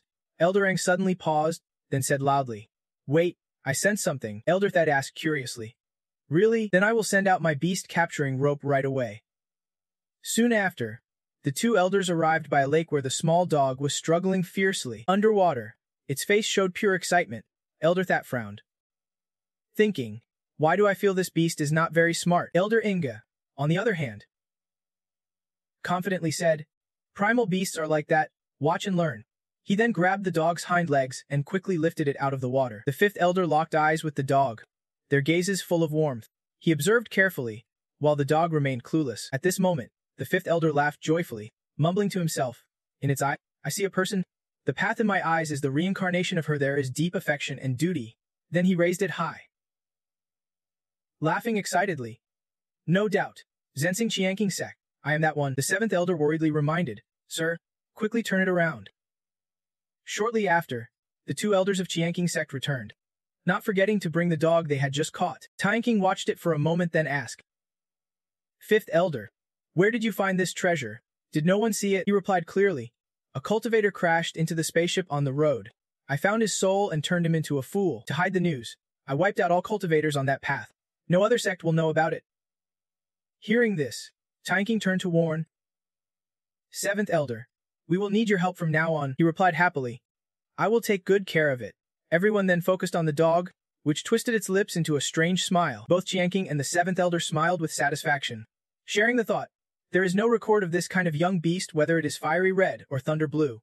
But as long as it has color, it is good enough." Suddenly, the dog stared intently at the glowing solar talisman beside it. Then, it opened its mouth wide, revealing sharp, sword-like teeth. Seeing this, the seventh elder was so shocked he could not speak. The fifth elder also stretched out his hand in disbelief. While everyone was still stunned, the mutt bit the solar talisman and leapt away. The Tianking sect members panicked. Tianking shouted with blazing eyes, "You mutt, give back the solar talisman now." Quickly, Tianking managed to hold the dog. He immediately ordered, "Finally caught you. Drop it, you mutt." He grabbed its head, lifted it high, pulling the solar talisman away while muttering, "This dog has incredible strength." The seventh elder ground his teeth and threatened, "Don't let your saliva touch the solar talisman." Seeing the mutt's drool on the talisman, he angrily said, "Look, it is already wet." At that moment, strange beams of light suddenly radiated from it. Tianking stared, puzzled, and asked, "Emission light? How can it be emission light?" The seventh elder immediately sensed something wrong. Look at the solar talisman, each color shift is more vivid. The colors on the solar talisman shifted dramatically. Cracks began to appear. A second later, thanks to the dog's bite force, the stone shattered into pieces. Clattering down, the fifth elder nervously said, "The solar talisman can even withstand divine attacks unharmed, yet this dog broke it." The seventh elder's face stiffened. If a spirit beast's talent reaches a certain level, it can surpass known knowledge. Seeing this, Tianking hugged the mutt joyfully and laughed out loud. Our Chanking sect will flourish again. The two elders behind were also very pleased. Once this treasure grows up, unifying the eastern wilderness will be easy. Next time, we will make old lady Ziyun pay. Just then, a loud knocking sounded at the door. Tianking handed the mutt to the seventh elder, saying, "Let me open the door." Then he flung it open and asked sternly, "What is going on outside?" "We are discussing something private," came the hurried reply outside. "Sect leader, there is trouble. Something happened at the rear mountain Forbidden Palace." Quickly, the Tianking sect members arrived at the rear mountain Forbidden Palace hidden behind towering trees. The disciples around looked pale with fear, while Chanking remained calm and spoke. "What happened? What kind of demon is it? Could another sect be spying on us?" Then he gave orders. Second elder. Two elders, gather the disciples. The other elders hold positions and prepare to face the enemy. Just then, a hoarse voice echoed from the void. "No need. It is me. Hurry and welcome our ancestor." Tianking immediately took a defensive stance and asked, "Who dares to impersonate a god or ghost? You say you are the ancestor, then prove it." The people of the Thean sect were trapped in a formation, and the voice continued, speaking eloquently. At that moment, Thean then announced to everyone that this was the Thean Tin Great Formation created by the ancestor. As soon as he finished, the ancestor of Thean then appeared before them, surrounded by deadly demonic energy, holding a miniature formation in his hand. Seeing him, Thean then joyfully exclaimed, "That face is definitely the ancestor. You are still alive." He said it had been over 3,000 years. It really flies. Then the whole group knelt deeply together, paying respects to the ancestor. He replied, "Stand up quickly." Then the ancestor began to voice his concerns. "I still need to absorb the spiritual energy of heaven and earth for another day. Only tomorrow can I safely leave seclusion. Seeing that you could not even grab a single magic treasure earlier, it is truly disappointing. Has the Thean sect fallen on hard times?" Thean then felt uneasy hearing this and slowly recounted everything. Upon learning the current situation, the ancestor became furious and shouted, "Just the Hu Shen realm, and yet you dare sit on the head of my Thean sect. Tomorrow, this old ancestor will help you destroy the Tuvan sect." The group shouted in unison, "We obey the ancestor's command." After they left, the ancestor sat cross-legged to continue cultivating. After a while, he opened his eyes and looked around, silently judging that the spiritual energy was too weak. It felt unlikely he would reach the Void Realm today to leave seclusion. His face showed clear discomfort as he realized it was still kin blood. It was likely that all the young talents had already gone to the Tuvan sect. And if this continued, the cultivation methods might dissipate. Then the ancestor silently formed a plan. He should still kill the inner disciples of the Kim Dan to replenish some energy. Just then, a voice from behind spoke. "Amao, have you seen the sect leader as spirit beast anywhere?" Amao replied, "This morning, their sect leader went to the Tuvan sect, so it was not seen." The ancestor sharply glanced at the two, while they continued chatting innocently, hoping it would appear soon. "If not, it is over for both of us. You won't watch, yet you talk." At that moment, the two disciples jumped, suddenly realizing he was standing behind them. Quickly, the ancestor sucked all the spiritual energy from their bodies into himself. In an instant, their skin dried up, and their eyes turned pitch black. After absorbing, the ancestral seemed somewhat dissatisfied, saying, "Still not enough. I wonder what spirit beasts they are looking for." Suddenly, a streak of electricity flashed overhead, alerting him to something unusual. This kind of energy even a 1,000-year-old Su Lion could not refine this purely. Thean then immediately turned his head and froze when he saw a filthy dog relieving itself. His face stiffening. Furious, he summoned fierce demonic energy and growled each word. "How dare this beast threaten me? Just when I am low on spiritual power, I decree this beast deserves death." But before he could act, the dog threw a fierce bomb at his face. The horrible stench was unbearable even for the ancestor. Thean Then's soul was quickly sealed inside the bomb released by the dog. Shocked, he shouted, "I am about to enter the Void Realm. Yet this beast's attack ruined everything. What kind of monster is this?" Moments later, loud noises kept erupting. The ancestor trapped inside the bomb began to awaken because of the noise. Seeing the scene before him, he panicked and shouted, "Hey, beast, do not. Meanwhile, the dog was digging deeper, secretly searching for something. Soon after, it sneered and looked at what was right in front of it, proudly saying, "Awake already. The time for payback has come." At that moment, 4 nails with blue flames appeared from where the dog was digging. It then lunged forward and pulled the nails out with its mouth. Watching the dog's actions, Theon then gasped in shock. Why is not the formation sealing working? Damn beast. Stop pulling. If you keep pulling, the spiritual energy will dissipate. It won't work. This beast senses me. But if my body is exposed now, I will be lost. The elite disciples have left already. I can only rely on the remaining disciples. Without hesitation, the ancestor clasped his hands and murmured an order. All Theon then sect disciples, gather at the back mountain immediately. As he finished, dark white smoke appeared where the dog was digging, yet nothing changed, making him anxiously ask, why is there no response? Why? Damn it! If I would known earlier, I would not have killed those two hunting this dog. Just as the last nail was bitten by the dog, a notification popped up. Husky dragged the passive genius of the heavens out silently. The old ancestor, with tears streaming down, clasped his hands and begged, little ancestor, the last nail has finally been pulled out. I beg, please stop digging. All the nails are yours, but do not flip open the coffin lid. Little ancestor, as he finished speaking, the mutt yanked the last nail straight up. The coffin lid was lifted high into the air alongside it. At that moment, it quickly lay flat on the ground.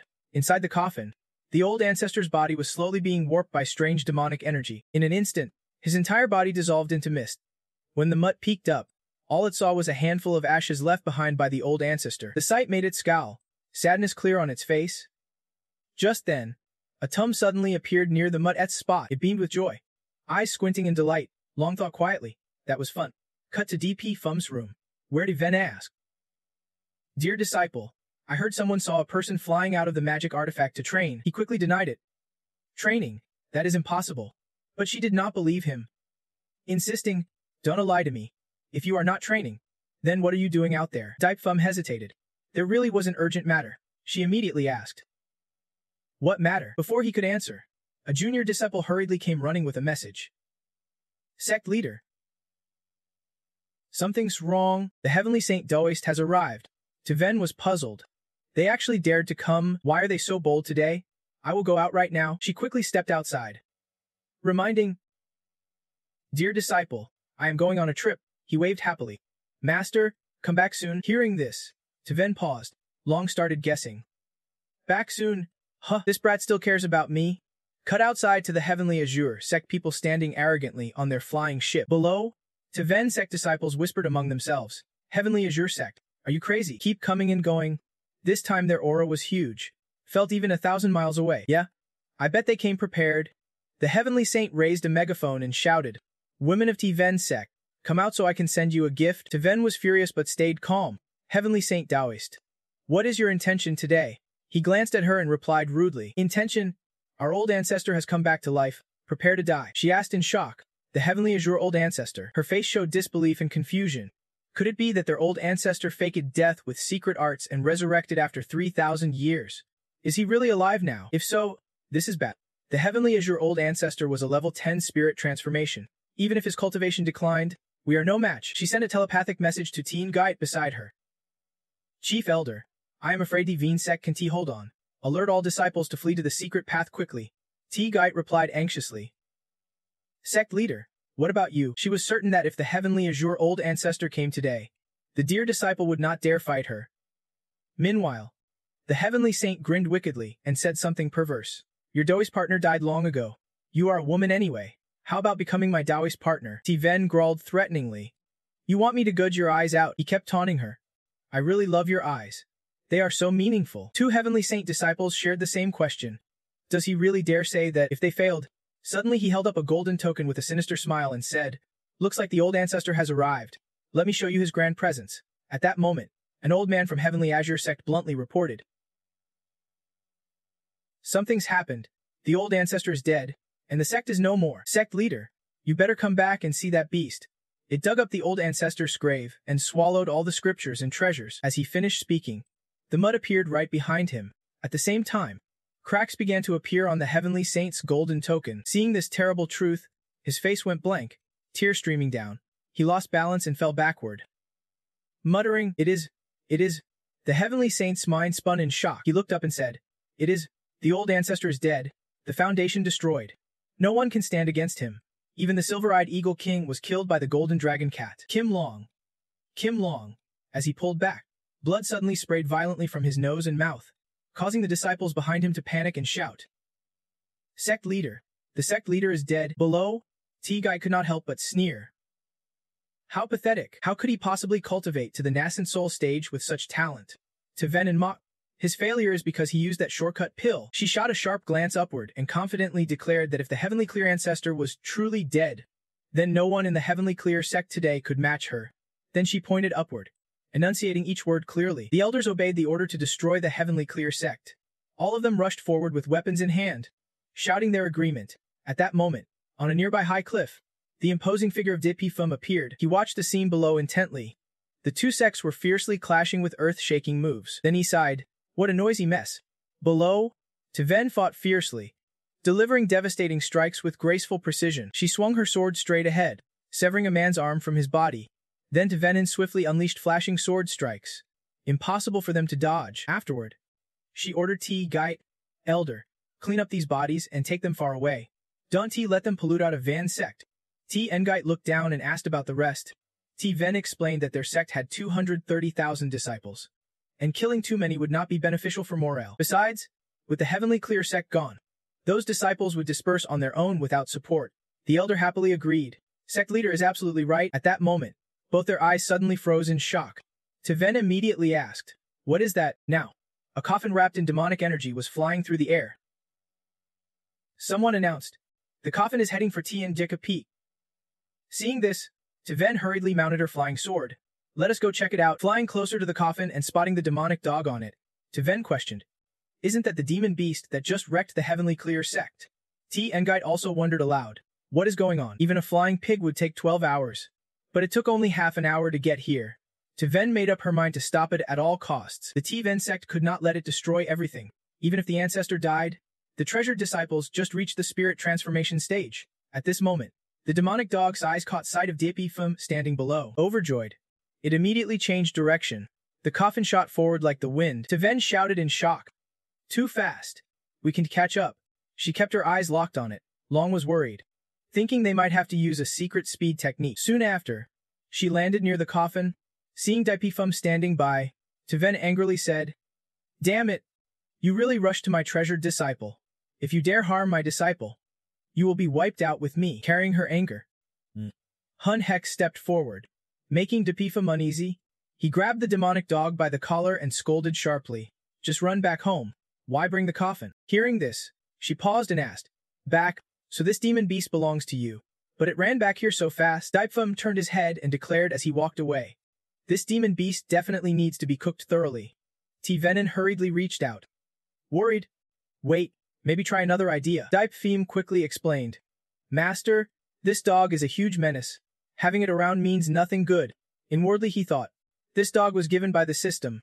A husky of all things, no peace of mind at all. Tiven then put on a pitiful face with sparkling eyes and clasped her hands to plead, "Really? Just reconsider." Seeing her sweet face, Dipifum reluctantly handed over the dog and said, "Master, do not do this. I can take it. Just go if you want." Holding the demonic dog, Tiven left feeling very happy. Great. Once back, T-Guide and other disciples approached and asked, "Sect leader, have you tamed this demon beast?" She proudly boasted, "Turns out it is that treasured disciple's." T-Guide gasped in surprise.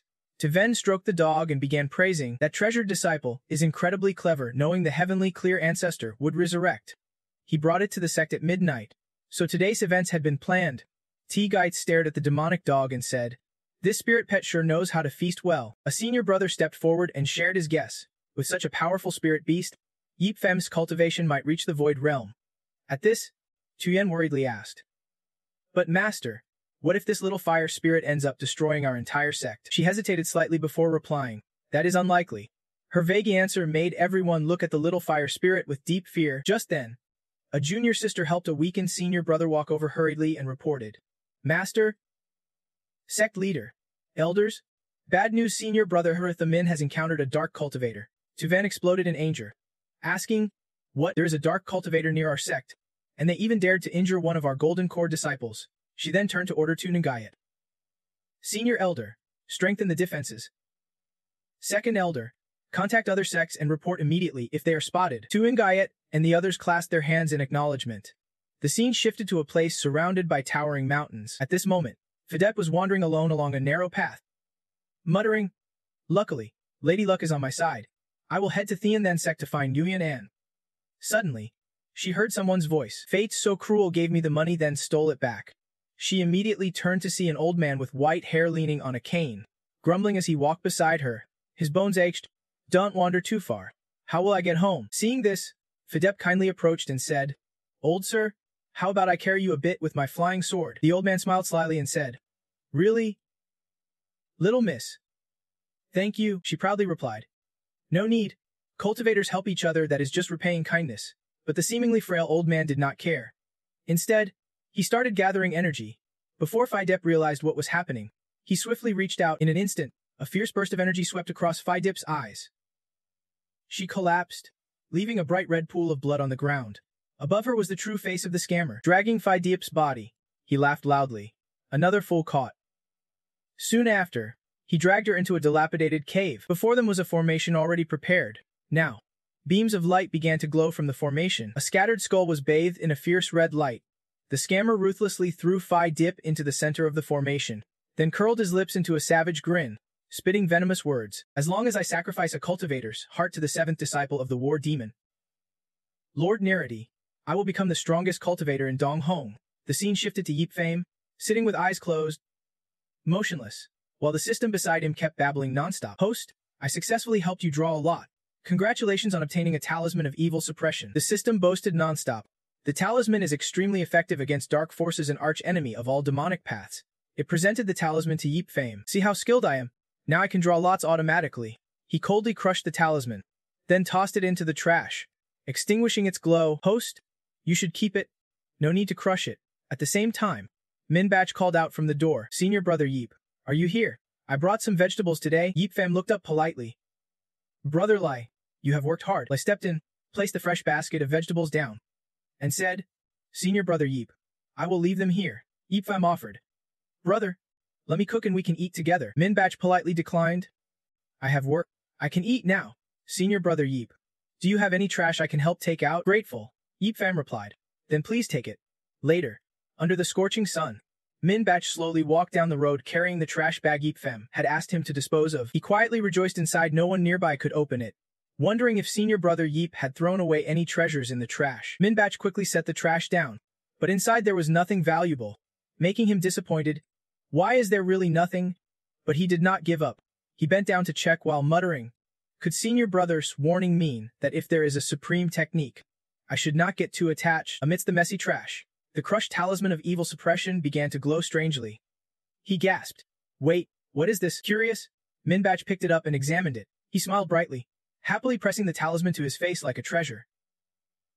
Babbling nonstop. I knew senior brother would not disappoint me. He is really great.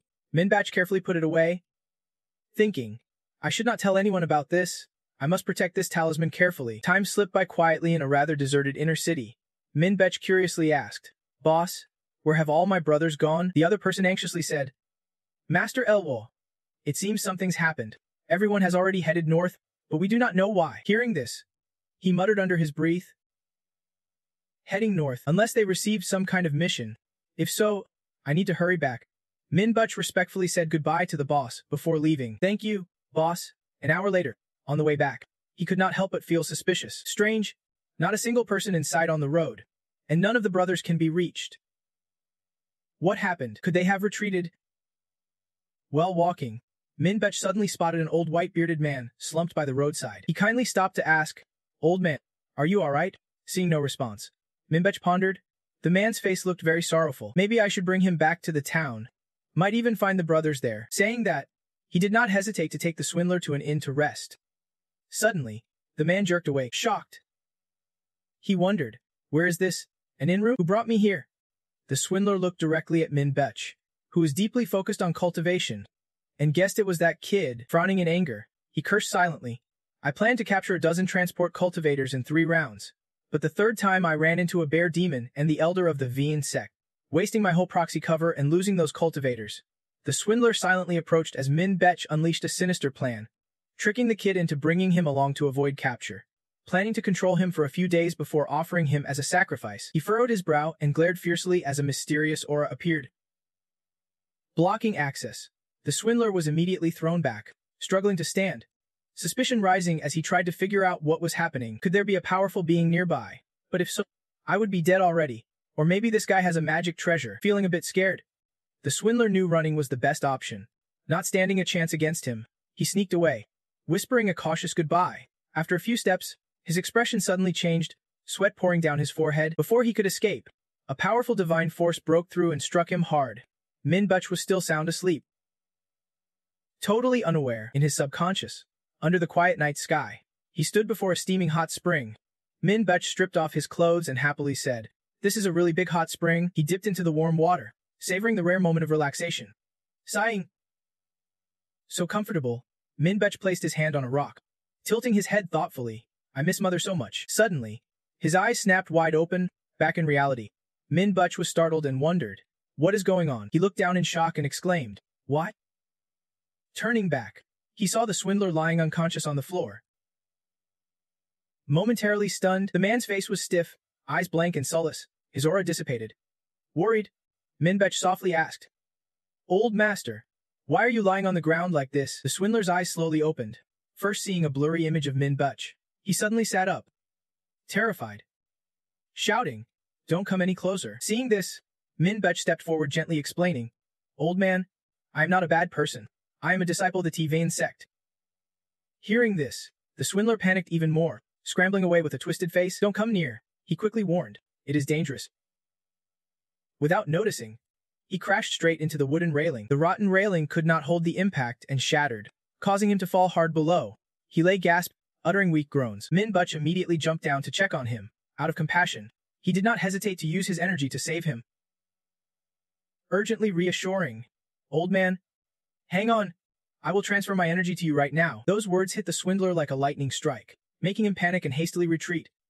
"I am an evil cultivator. Your energy conflicts with the demonic energy inside me. If you give me your energy, I will." His condition worsened, a strange demonic aura escaping his body. Minbutch naively asked, "Old man, why do you have demonic energy in you?" "Old man, were you attacked by an evil cultivator?" The swindler struggled to breathe, then passed away right there, sitting beside him sorrowfully. Mink murmured, "He is gone. Just like my second master died." That death haunted him deeply. Guilt-ridden for not realizing the old man was poisoned by an evil cultivator and recklessly transferring his energy to him. "If I had known earlier, I would have brought you to the sect for treatment, instead of calling some ordinary doctor. You would not have died, fueled by hatred." He vowed firmly to himself that he would help the master take revenge against those evil cultivators who committed such heinous acts against heaven and earth. Soon, Minbutch finally returned to the sect. The other brothers worriedly asked as soon as they saw him, "Junior brother, you are finally back. We thought something happened to you." Minbutch looked puzzled and asked, "What happened to me?" They relayed what the patrolling elder said. He discovered the evil cultivators moving through Tranjan Beaks, taking the senior brothers to dine at Tlai Nasi. A nearby brother added, "Those evil cultivators are cunning. When they could not defeat the patrolling elder, they escaped using a body double. The patrolling elder only managed to save a few brothers." That is when Minbutch started to realize they would all been tricked by the evil cultivators. Did the patrolling elder describe what that guy looked like? He said the evil cultivator was an old man with pure white beard and three-tongue mix. Hearing this, Minbutch Hoi Ni silently wondered, "Three-tongue miss?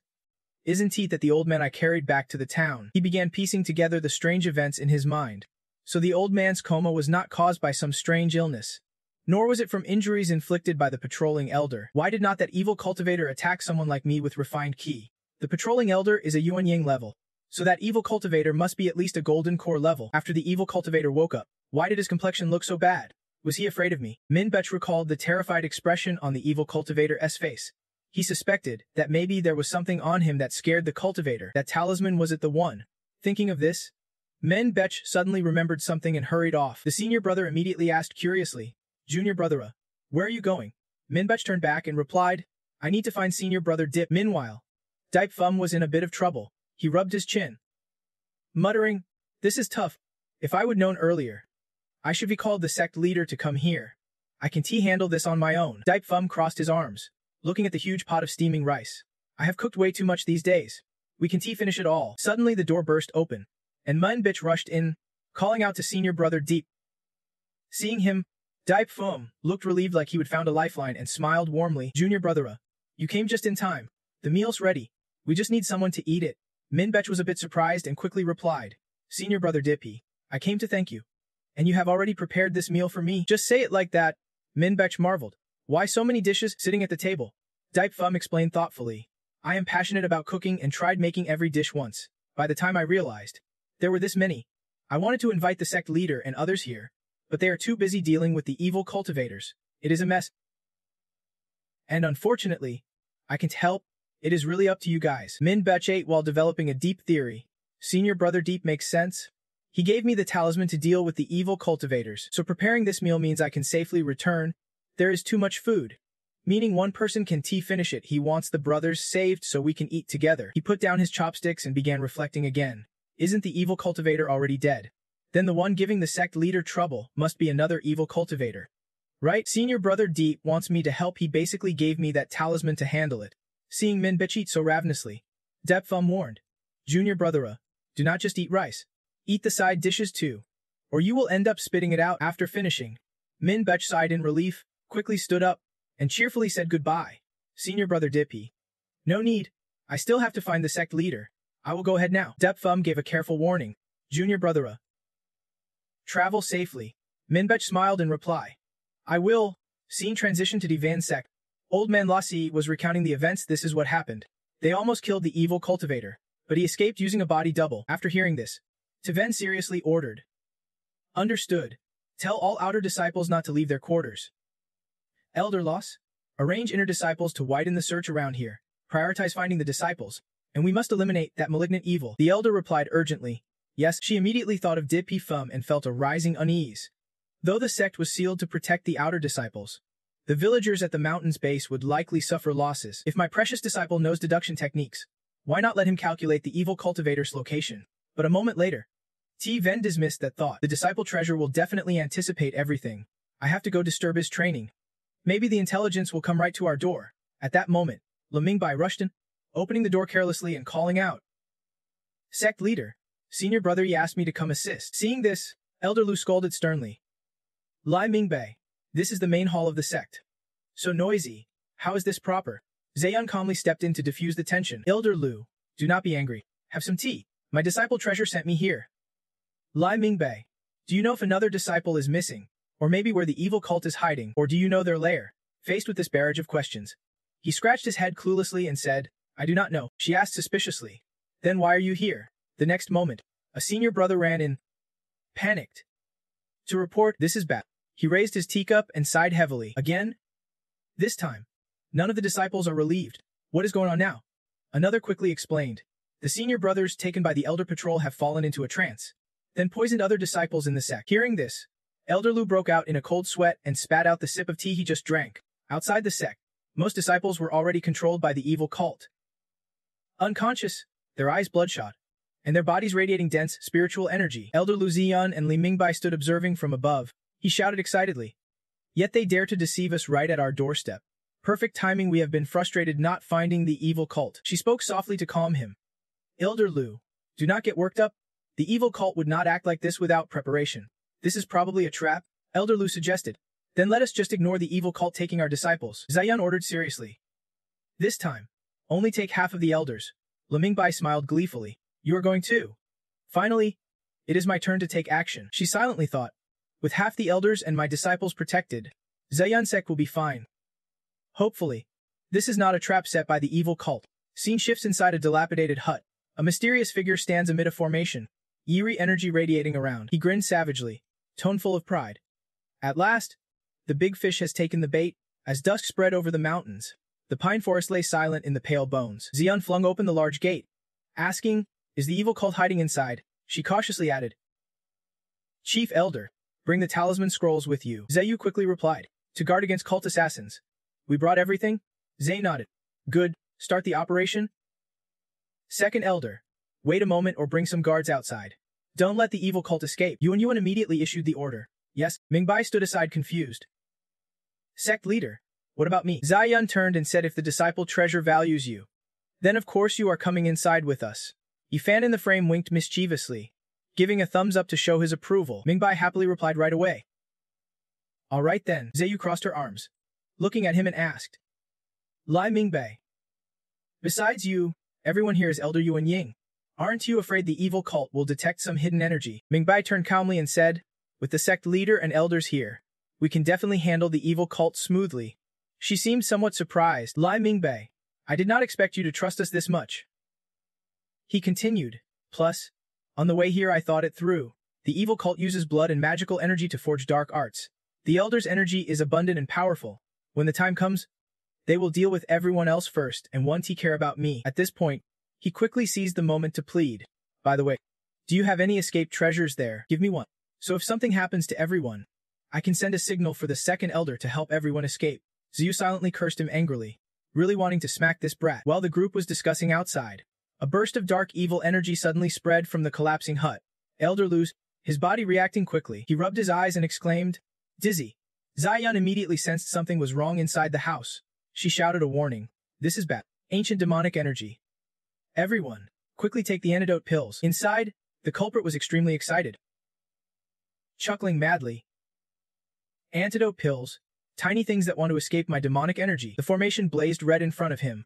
4 figures stood motionless amid rising ancient demonic energy. Now, each showed signs of exhaustion, clearly suffering greatly from the demonic energy's influence. Taven and Nin frowned and ordered. Elders, form the formation. Tiangite reports. Master, our vital energy has been sealed. Elder Lisk groaned in distress. Same here. Amidst the chaos, Minbech remained completely unaffected. He wondered suspiciously. Why do not I feel anything? The mysterious man slowly stepped forward, chuckling with delight, calmly explaining.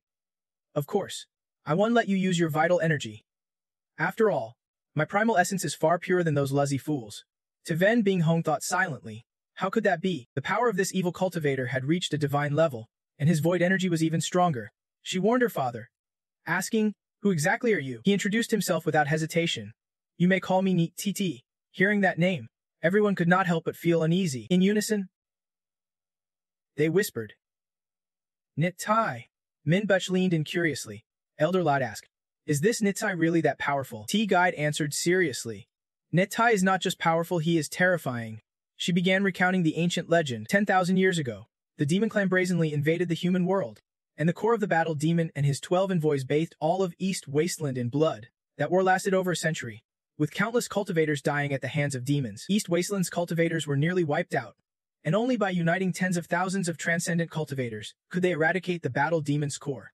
That battle marked the end of transcendence cultivation in East Wasteland. As for his reputation, Ni Tai was the 7th envoy of the battle demon's core, and the last one to fall.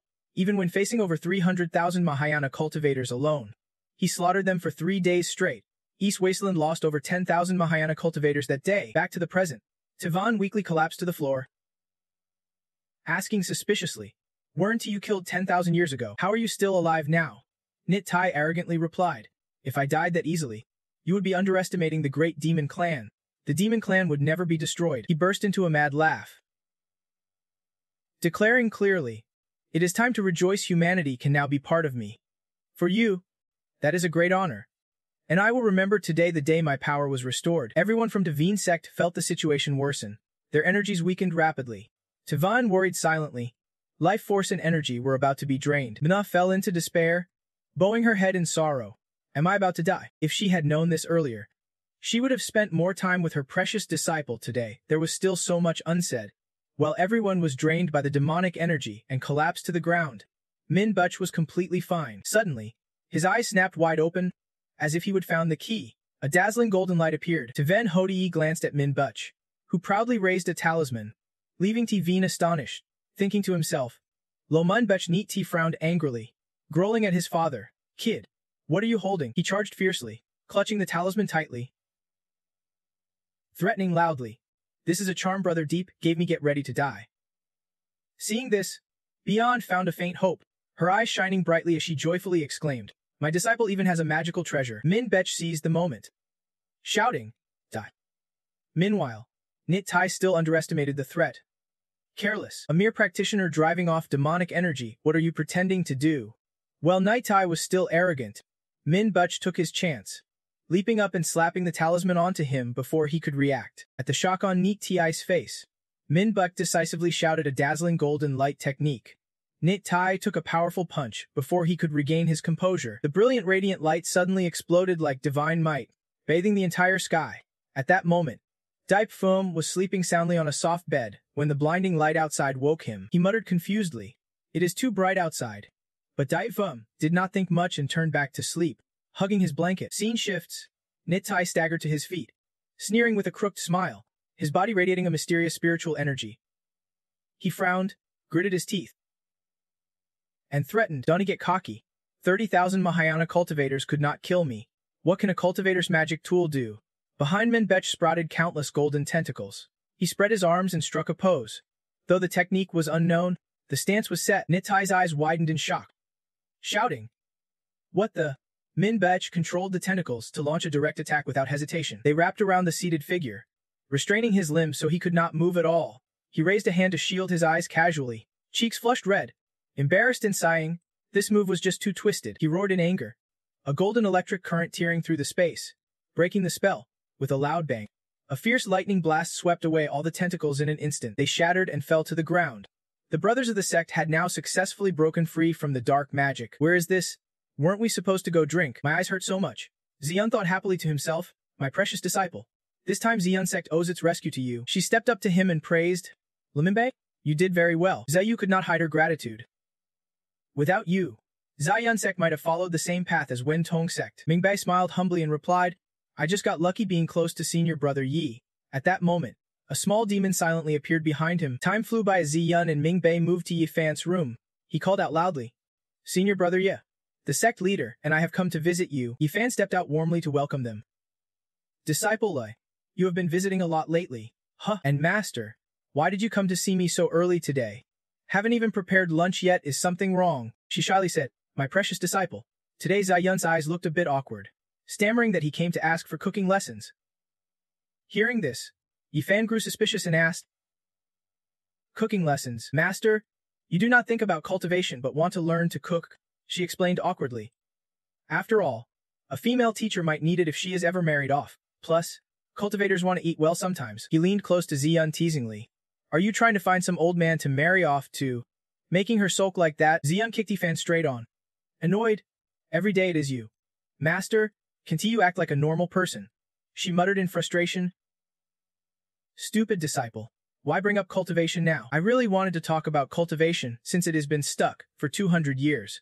But you can let me have cooking as a topic, treating me like some silly girl." After the teasing moment, Yifan seriously said, "Master, if you want to learn cooking, let us go to the kitchen. You will have to listen to me later." Ziyun did not hesitate. "Of course. Disciple, let us." Mingbei spoke up, "Senior brother Ye, I will wait here while you make lunch." The invisible little demon behind him grumbled angrily, "I gave you the talisman to exorcise evil. Why is a mortal without cultivation getting all the credit?" It watched Yifan's retreating figure and thought, "Wait, his body is a natural Dao form." The little demon grinned triumphantly and quickly switched targets to approach Mingbei. "Heaven help me. Once I take over your body, in less than 100 years I will return to the tribulation realm. Even surpassing the Master 1T be a problem." Just as it was boasting and preparing to invade Yifan's body, the system immediately sounded an alert. The host is about to be possessed by a powerful demon. This demon is extremely dangerous. Please escape immediately. The host can check in at designated sect locations where the system can help cheat one check-in mission. Hearing this, he wondered silently. A demon? Back then I fought countless heavenly demons. Why did not I sense any? The system grumbled. Hostess Master wants to break through via you. Please head to the designated spot for a reward. Forget it. You are about to lose control anyway. What good is my help? Right away, Xian suddenly asked out of curiosity. Disciple, how's your golden snail hidden bean dish coming along? He quickly turned to answer. Let me see. Yifan stepped closer, softly advising. Master, like this 1T work, you are about to crush the tofu. She replied calmly. How would I know? I do not know how to cook. Without hesitation, he wrapped an arm around Xia Yun's waist, his other hand reaching into the tofu bowl, gently guiding. Master, relax and follow my rhythm. You are gripping too tight. I can get it in. Yifan gently took her hand and patiently showed her how to press slowly, then move up and down with a steady rhythm. The actions and words made Ziyun blush deeply. Embarrassed, he did not notice and kept explaining. You can try using your index and middle fingers gently. How deep is the hole in the tofu? Has it reached the bottom? Did you tear the membrane? Stop talking. She turned away shyly, covering her mouth with her hand. Ziyun accidentally bit his fingertip and whimpered. Ouch. Yifan teasingly said, over 1,000 years old and still acting like a little lady. She huffed in mock annoyance. The kid was still laughing, while the master was about to die in pain. Minbak stood shyly outside the door and spoke up. Senior brother Deep, here's your food. Before finishing the sentence, the voices of the two could already be heard. At first, it really hurt. But once you get used to it, it won't anymore. He peeked in curiously, blushing as he wondered, what are senior brother Deep and the sect leader doing? Depfam over here was still completely unaware and calmly continued. I will slow down a bit. There is plenty of time, so let junior brother Lay wait outside a little longer. These words, easy to misinterpret, made Minbak uneasy, thinking senior brother Deep and the sect leader must have that kind of relationship. Some kind of master-disciple affection. Later he blushed and dashed outside. Too embarrassed. Scene shifts to Depfam looking at Tuvan's cooking skills with a helpless smile. Sect leader, are you practicing dark culinary arts?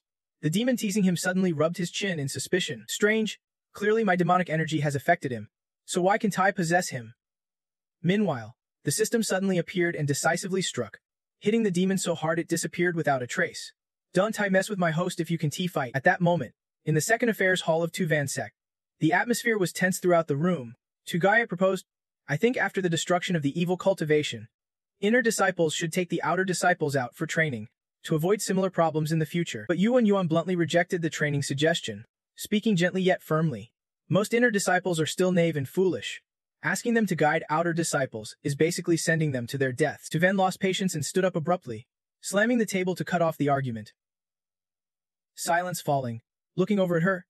The other two were stunned, exclaiming together, Sect leader, have you broken through to the 6th Yuan realm? They could not hide their surprise.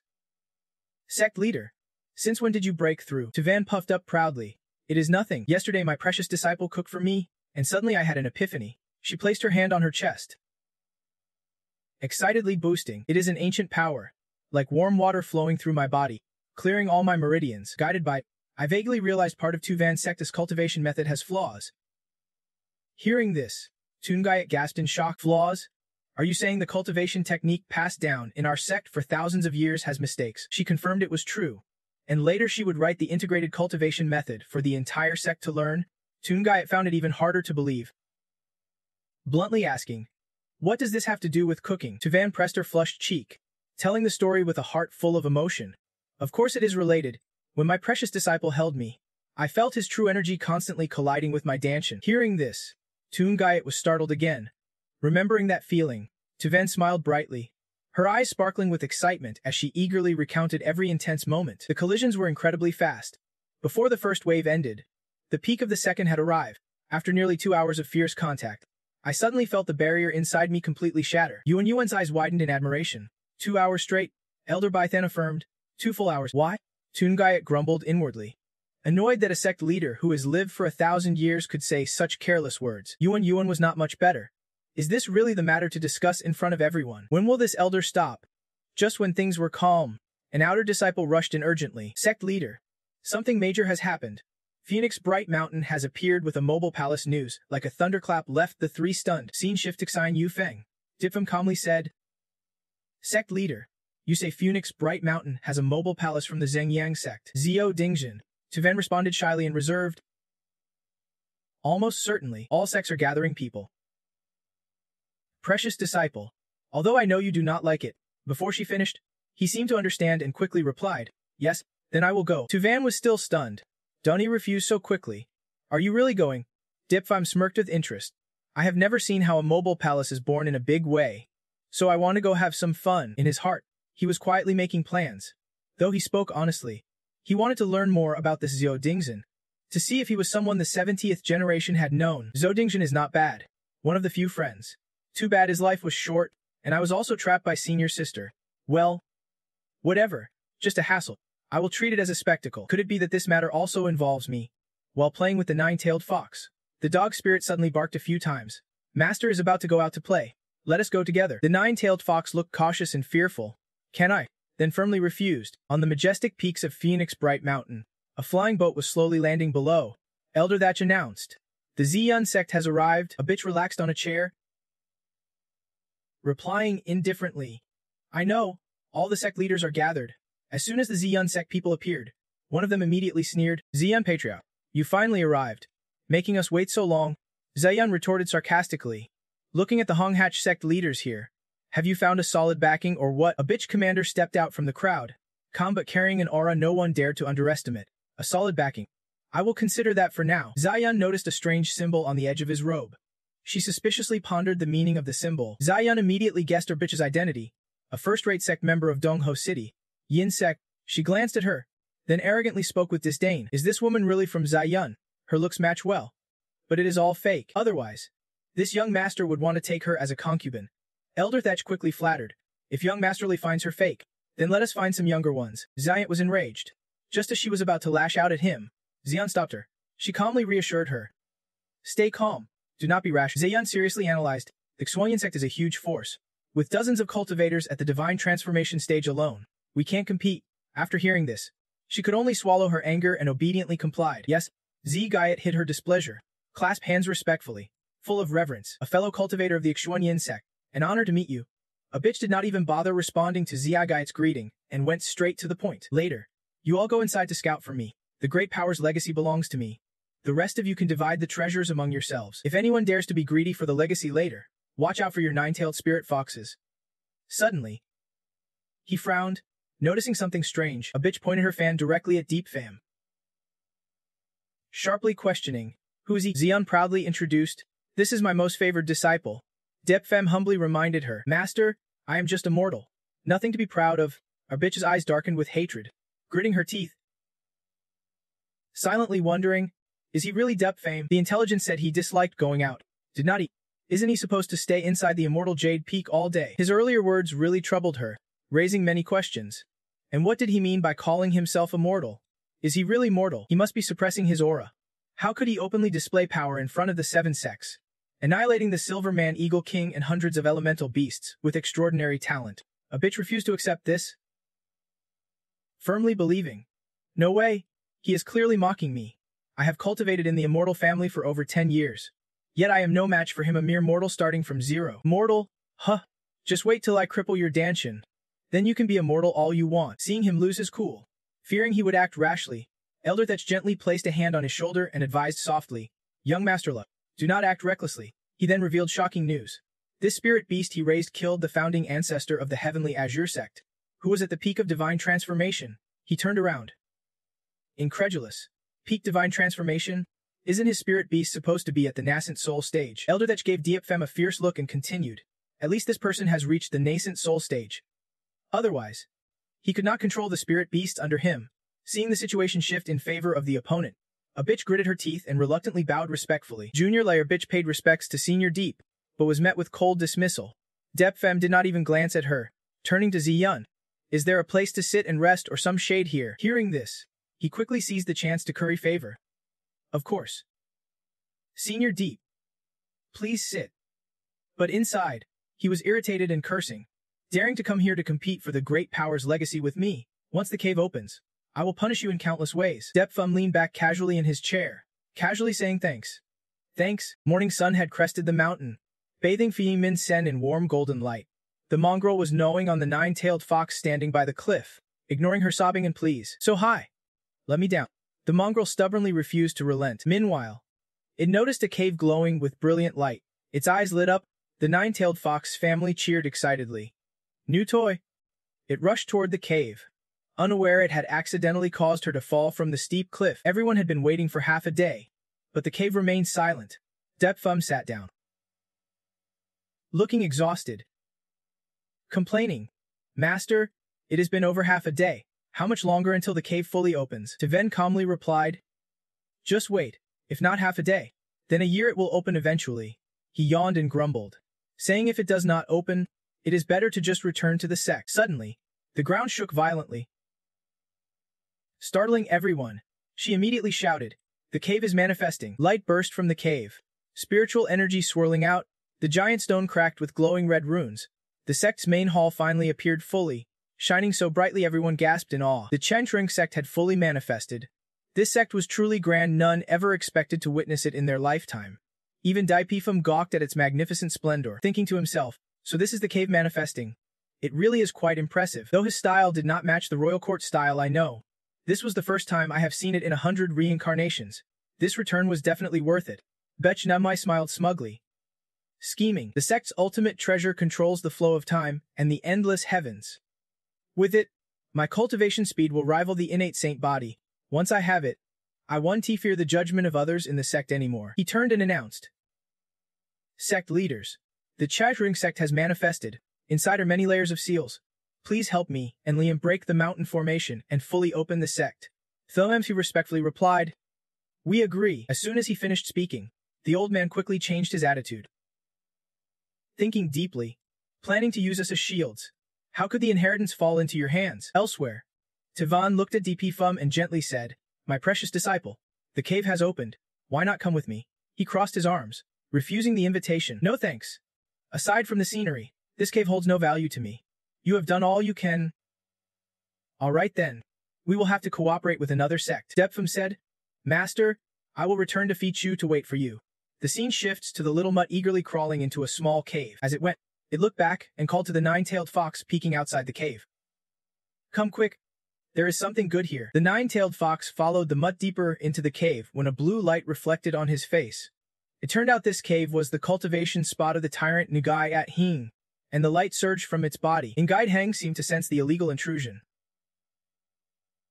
Frowning threateningly. Little mutt. Leave now, and I might spare your lives, the nine-tailed fox nervously said. This place is too dangerous. Let us get out of here. Meanwhile, the mutt was excited, charging forward fiercely. Big bone. It quickly bit down on the priceless infinity treasure from Nguai Heng. Nguai Heng suddenly paused. Instinct sensing something strange from the mutt, it glared fiercely, shouting angrily. Little mutt, how dare you steal my treasure? The terrifying roar startled the nine-tailed fox, who trembled, tears welling in his eyes. Nguai Heng raised its sharp claws and roared threateningly. You disrupt my cultivation, you harm me, you all must die. It slammed the ground with a thunderous blow, causing a violent tremor, but with agile reflexes, the mutt deftly dodged. Back at the cave. Beak. Elder Thetch and Thundro MC were working together to activate the Bagua formation, the sect's final defense. Tivan wiped sweat from his forehead. Relieved. Finally, the last formation is activated.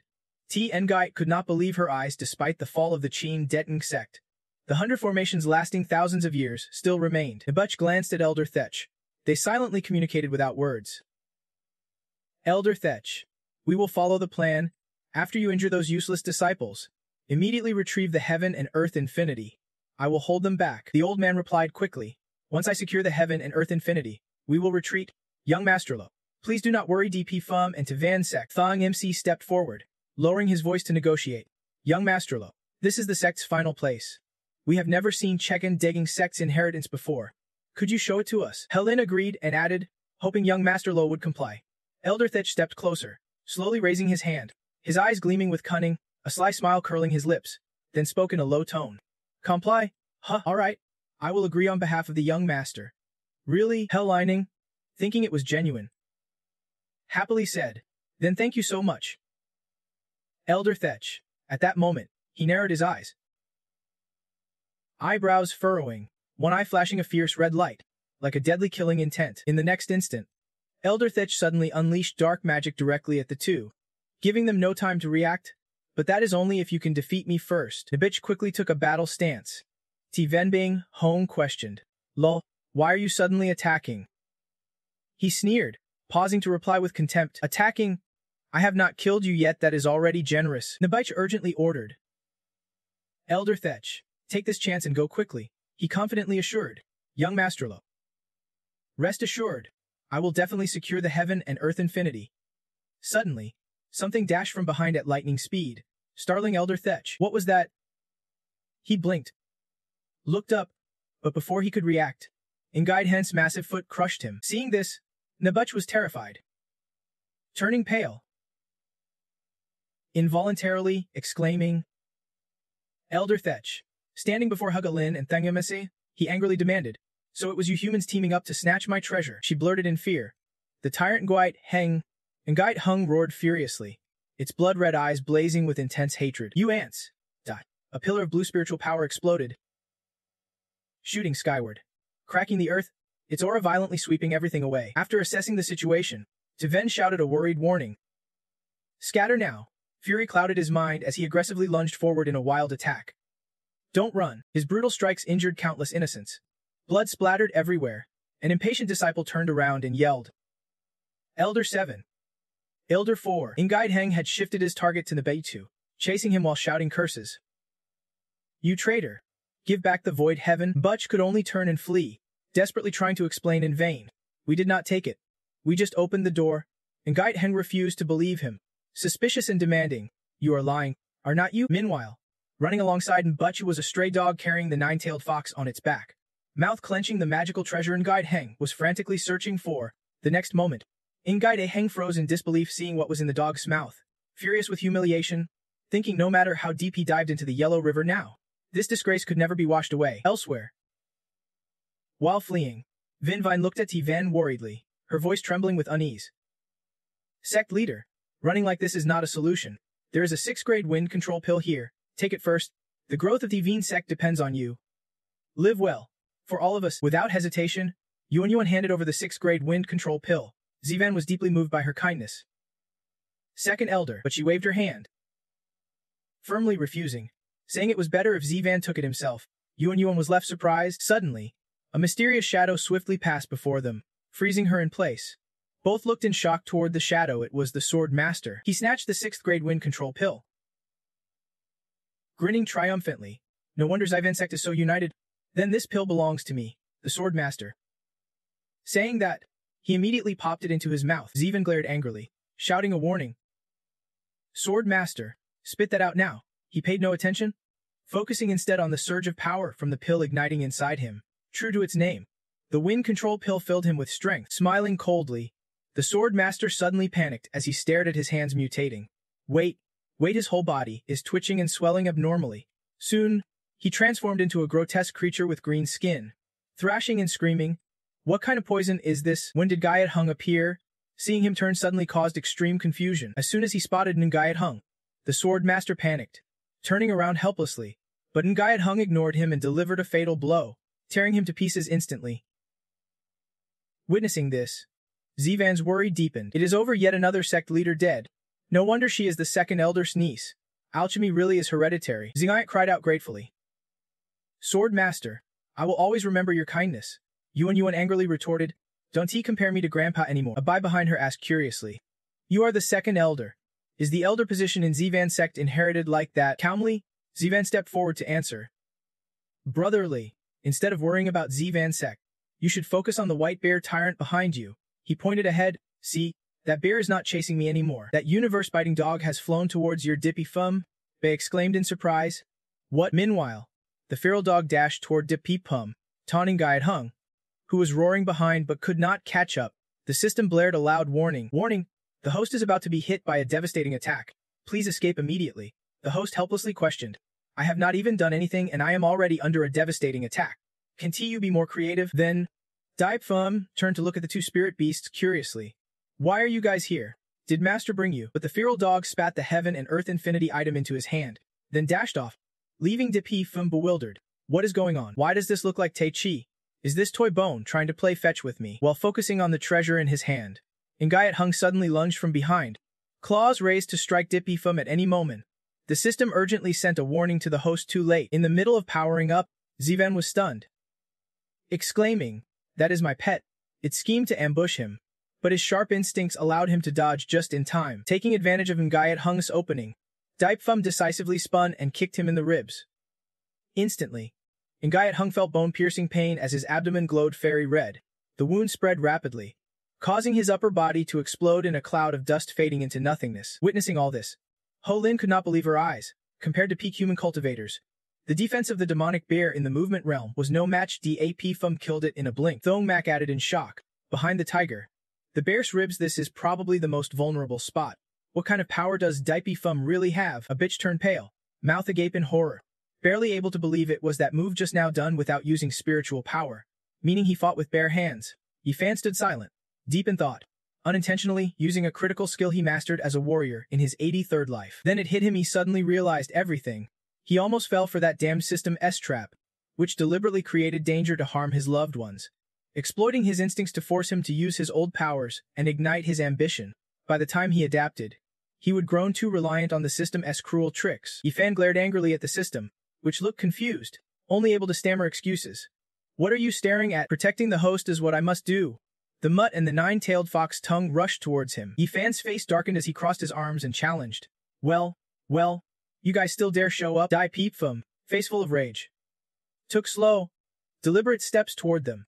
The mutt and the nine-tailed fox grew anxious, whispering to each other. Master? Big bro? Why do I feel like the master wants to kill us? It turned back to say to the nine-tailed fox.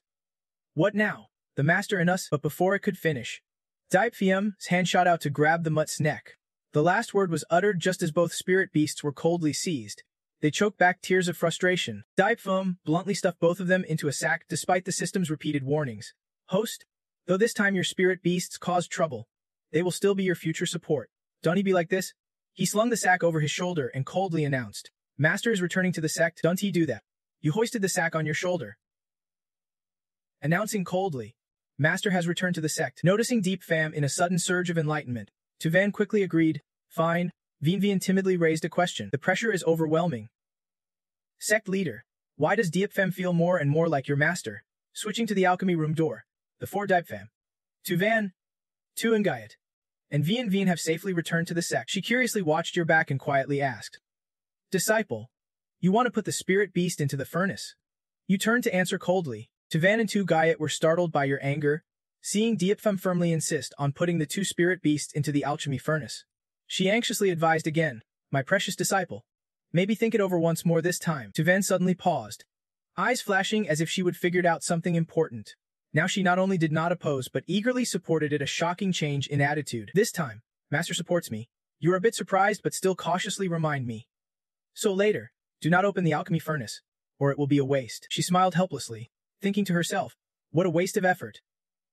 Seeing this, Tugayat curiously whispered a question. Tuvan calmly replied, Sect leader, what is your plan this time? Elder Chief, you do not understand this. My precious disciple can even kill the tyrant Nugayat Hung. If you really want to kill a spirit beast, it is no big deal. She then pointed at the alchemy furnace and added, and do not forget, the precious disciple is not just throwing spirit beasts into the furnace. Hearing this, Tunugayat vaguely sensed the intention. Could he be planning to use the herbs left in the alchemy furnace with the triple fire, combined with the timing of the heavenly earth infinite power and his spirit beast training? Tuvan immediately confirmed. That is right. Exactly so. The alchemy furnace now blazed with hot smoke, the flickering flames shining brilliantly. Inside were two extremes. The mongrels ran around enjoying themselves, sniffing, roasting, sunbathing, while the nine-tailed fox was the complete opposite. It cried bitterly, I am so pitiful. I did nothing wrong. The monks all want to capture me. And clearly, if I fall into their hands, my master will want to kill me too. The nine-tailed fox dreamily recalled the past and said in despair, Mom, Dad, there are still so many delicacies I have not tasted. The mongrel noticed its mood was off and came over to ask, Little fox, are you feeling bad? The mongrel lay down next to the nine-tailed fox, gently comforting, Master is heartless, never thinking about little fox's feelings. Little fox, I will protect you. The flames around still burned fiercely, growing faster and stronger. Deep Fam was still leisurely leaning back in his chair, humming softly. The system suddenly popped up, loudly announcing it is crashing and rebooting again. Interrupted during lunch break. You muttered a loud curse in frustration. Now it suddenly realized something and sent an alert. The Spirit Beast host is deeply obsessed. Mutation occurred. Congratulations to the host, along with a batch of new skill info. Husky's mutated evolution unlocks a new defensive resonance skill. Primary defensive resonance lets Husky designate a target to share defense with the opponent. Duration 1 hour. Cooldown 1 day. Congratulations. Host, Nine-Tailed Spirit Fox evolved a new skill. Softening. This passive skill can turn hard objects into easier to consume forms. Special note. It only works on physical objects, not on cultivator monsters. Hearing it all clearly, he blinked in disbelief. Could this really mutate? Suddenly, the alchemy furnace in the room shook violently, spiritual power fluctuating wildly as if nearing its limit. Xion was thrilled, excitedly shouting, Look, just as I predicted. Zeyuich to speak but doubted. Can this really happen? Yuan smiled mysteriously, raising one finger. Next, witness a miracle. Outside the sect's main hall, the crowd waiting was interrupted by a sudden announcement. Attention all Veen sect members.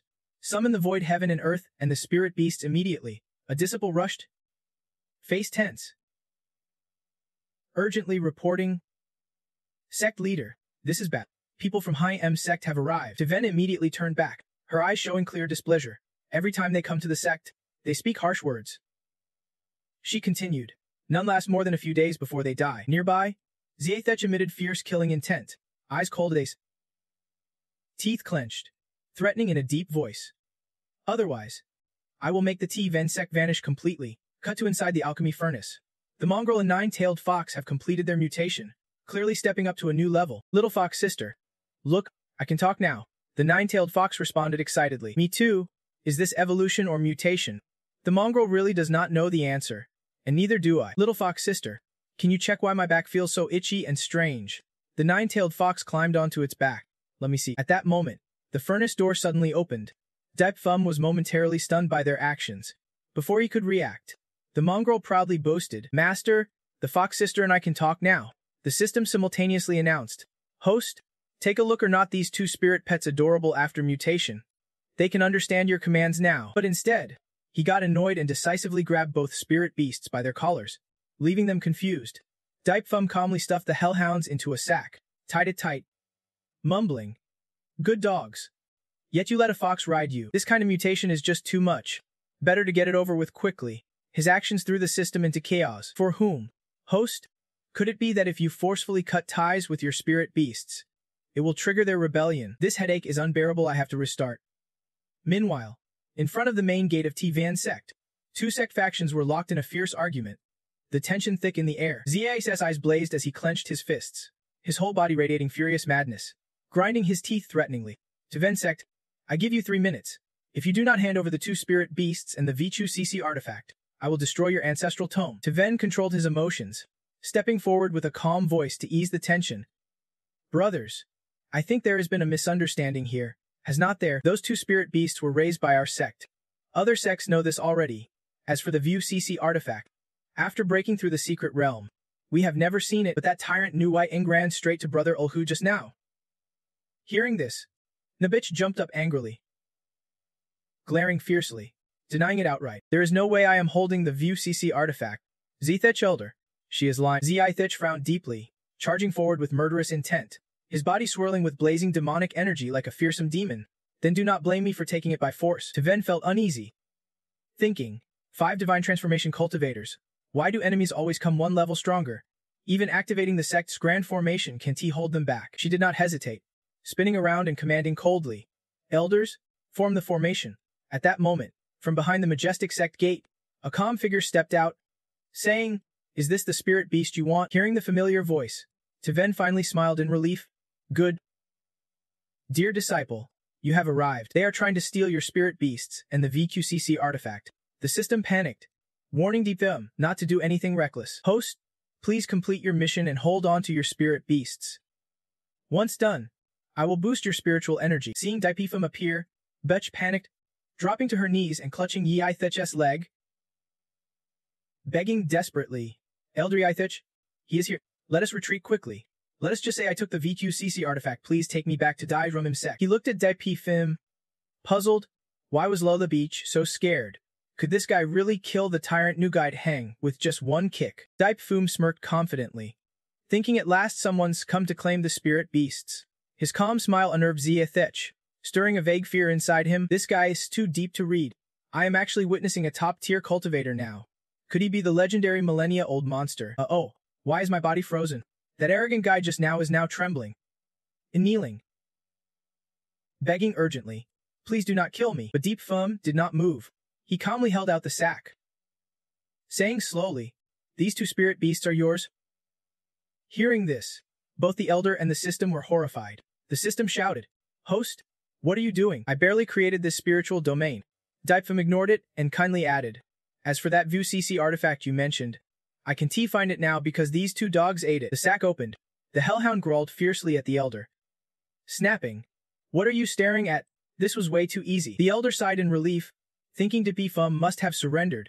Looks like he is still afraid of my Dairumim sect. Having these 2 spirit beasts is enough. No need to trouble this old monster or make him worry. He picked up the sack, regained his arrogance, and declared clearly, Consider it a sign that the Tivan sects are reasonable. As for the matter of the V2C's heaven and earth, forget it. From now on, My Diadem sect will consider becoming allies with your Tiven sect. Tiven and Engite smiled slyly with hidden meaning after hearing that. Seeing everything go so smoothly, Nabat showed a flicker of unease. He glared at Nibeach and asked gruffly, I do not even know what this is. Since Daipiam spoke, why had not the master or the elders in the sect questioned or objected? He suddenly recalled the earlier warning from Elder Thech. Daipfum's spirit beast was the dog that killed Elder Thinthan, and even destroyed the Thinthan sect. Loan, you have to be careful with the enemy. A spirit beast. Remind yourself to stay cautious. Very cautious. The more Nibeach thought about it, the more uneasy he felt. His face turned pale. Sweat poured down, and he cautiously stepped forward to warn. Elder Thech, do not accept this. Before he could finish, Nabeach took a crushing punch from Thech, flying backward and rolling on the ground. The old man angrily warned, this is not the place for trash like you to speak. After dealing with him, Thech bowed respectfully and sincerely proposed, brother, if you understand the bigger picture this well, I will give you control this once. Leave the Tiveen sect and become an elder in my Dijrem sect. What do you say? Hearing this, Tiven could not hold back his anger and immediately confronted him. What? You stole my disciple's spirit beasts and now dare to poach my precious disciple. Thech boasted confidently. My Diamim sect is the top sect in Zhangho City, with solid foundations and countless strong fighters. Your cultivation level is lower than your own disciples, even lacking a divine transformation seat. If you truly care about him, you should let him grow in my Dijrem sect instead of tying him down with feelings in this tiny Veen sect. Furious as he was, Tiven had to admit Thech's words had some truth, leaving him speechless. You. Daipfum just smirked and gently patted Tiven's shoulder to reassure him. Master, enough. Why bother arguing with people like this? Time in the Tiven sect has always been my most peaceful. Cooking at home beats being an elder in the Sam sect any day. Tiven was deeply moved by his words, blushing as he thought, my precious disciple, I never expected you to care so much for our sect. Seeing the two play their parts so affectionately, Thech secretly lost interest and gave up. Turns out this old monster was a sucker for women. Stop persuading. Let it.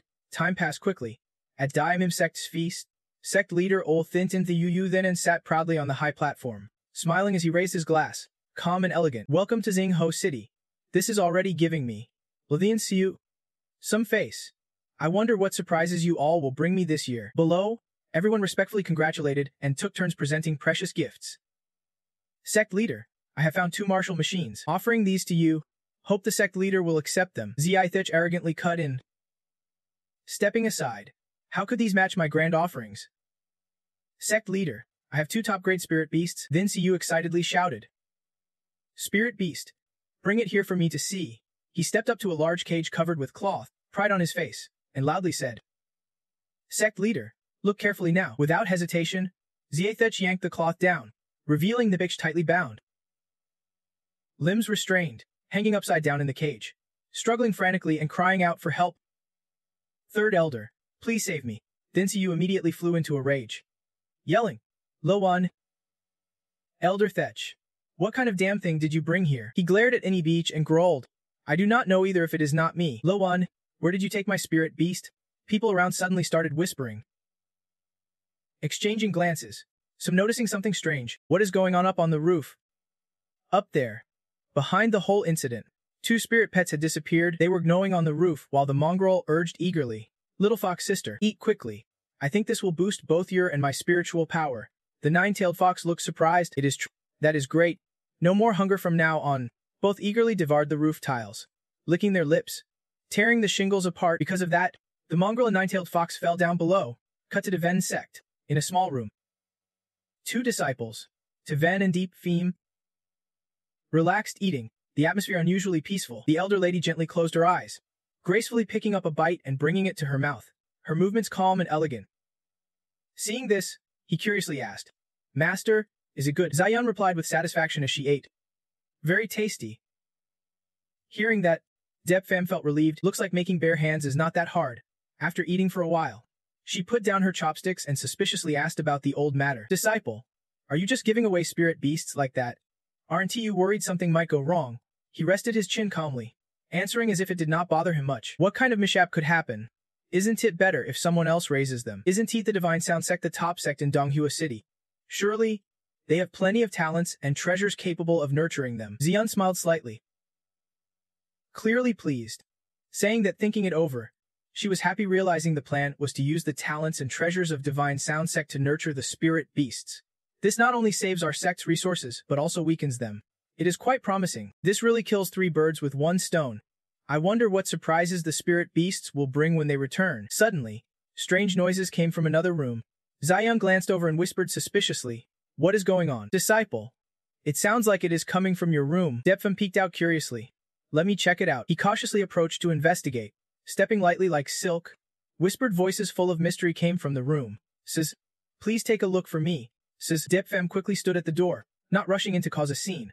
He just stood there, listening quietly. Says, "Do you know where this place is? Guess why I'm blindfolded like this? Anyway, we do not have anywhere else to go for now, so we have to stay here." The system announced in surprise. "Host, it seems like your spirit beast has returned."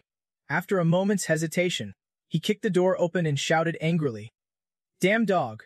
How dare you come back?" Seeing 2 scantily clad girls with boldly cut dresses sitting on the bed, he blushed with embarrassment, eyes wide in shock.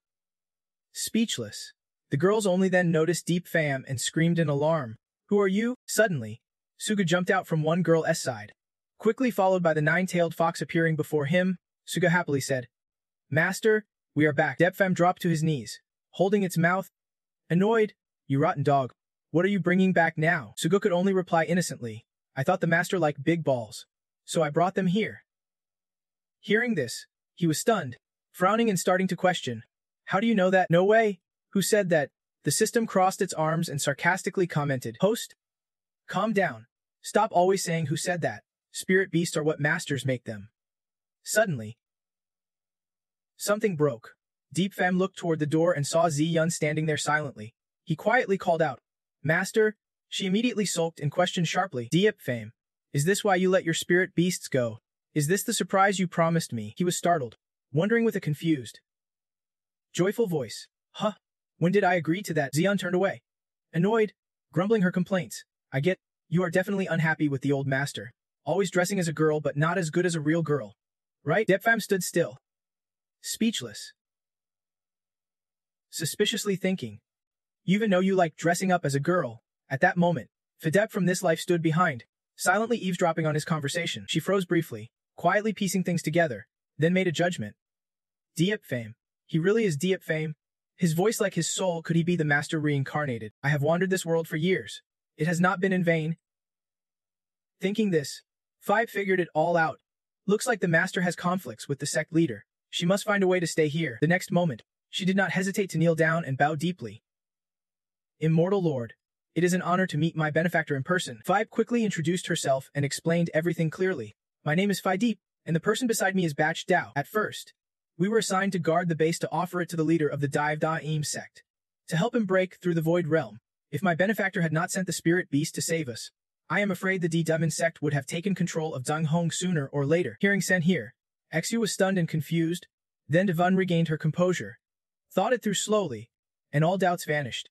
If Lothan Siu really broke through the Void Realm, things would definitely get tough. Luckily, the disciple is smart and once again wiped out trouble before it started. Dep Fum waved his hand, frustrated, explaining, "This is the spoiled dog's plan, not mine." He pointed at the two sisters and asked suspiciously, "Master, what will you do with them?" Calmly, she replied, "In 2 days, I will send someone to escort them out of the sect." VDP's face showed fear as she clasped her hands pleadingly. "Venerable One, please do not do that. What if the Daim sect kidnaps them again someday?" Butchio placed her hand on her chest, softly saying, "Venerable One saved me. I do not want that old man to disgrace me again." Faced with such heartfelt pleas, Teven hesitated awkwardly. Seeing her wavering, Depfum had an idea and whispered, "Master, if they are martial talents, why not let them dance for a bit before deciding?" She immediately agreed. Seeing this, Butchio had no choice but to bow respectfully. "Then this humble one will perform." Butchio began a seductive dance, every glance and gesture mesmerizing and impossible to look away from. Before long, Teven hurriedly pushed her gently to stop. "Good dance, but do not do it again." That ambiguous remark made Phidip worry and quietly ask, "Master, did you think my junior sister danced badly?" She spread her arms, smiling to explain, "I will let you be an outer disciple in the sect, but you must feed your spirit beast daily. Now take your soul beast and follow me." Both girls could not express their gratitude enough. They knelt down and bowed their heads, speaking in unison. Thank you, Venerable One, for accepting us, watching everything unfold from behind. Daipum smiled with satisfaction. He thought to himself that the master was truly kind-hearted, but then DP Fum glanced toward the door where Deven had stood earlier. Suddenly noticing it was slowly cracking, he froze on the spot, breaking out in a cold sweat. I take back what I said earlier. On the dining table, simple dishes were neatly laid out. Deven raised her bowl and curiously asked Han Deep Fum. Good disciple, are you tired of cooking 3 meals a day? He shook his head and replied, Before, I only knew cultivation and never followed my heart. I just wanted to live the life I desired. She tilted her head, and Zhang Tin added, Anyway, my precious disciple is talented in cultivation. In the future, you can play whatever you like every day. Suddenly, Devena's command token trembled. She held it to her ear and asked, Chief Elder, what is the matter? On the other end, T. Ngite hurriedly reported, Sect Leader, the people from the Di Jamim sect are here again, and this time their leader, Lothian Siu, is present too. Deven replied, Got it, I will eat with my disciple and head over. Right after, Daipfum cleared the bowls and took them to wash. Deven glanced at him, thinking, since Lothian Siu is here, it is very likely he is the one questioning the puppet soldiers. Better to bring my precious disciple along to drain their energy. With that, she propped her hand and suggested, Disciple, come with me. Daipfum tilted his head and said, Wait till I finish washing the dishes, then let us go. Meanwhile, Lin Siu was waiting for the two, folding his arms and frowning, thinking, that arrogant woman T-Ven just ate and made us wait too long. Speaking of Tio Thiao, Tu Thao arrived. T-Ven raised her voice to get their attention. Fellow cultivators of the Dium sect, I am. T-Ven and Dipi Fum walked over with puzzled looks. Then Siu immediately asked, Are you the owner of those 2 spirit pets? T-Ven then, Trechech answered, They are raised by my disciple. He glared and muttered, Raising them is not so bad. Huh. Suddenly, then Siu swung his hand, hitting a big stone behind him unexpectedly. He fell to the ground, crying out in pain like a strawberry syrup spilling. Sect Leader, why? Seeing this, both on our side were dumbfounded. T-Ven asked curiously, Fellow cultivator, what do you mean? Suddenly, then Siu knelt deeply, bowing respectfully as he raised a bag and shouted, It is my fault for poor discipline, allowing the elder to attack your sect. Sect Leader Olthin Siu of Daigam sect sent me with all treasures here to apologize to your sect. She took the bag from him and asked curiously, What do you intend with this? He cried and recounted, Honored sect leader, hear me out. Chaos caused by that mutt tearing everything apart appeared. Yesterday, it was not easy, but I finally held my 2000th birthday party.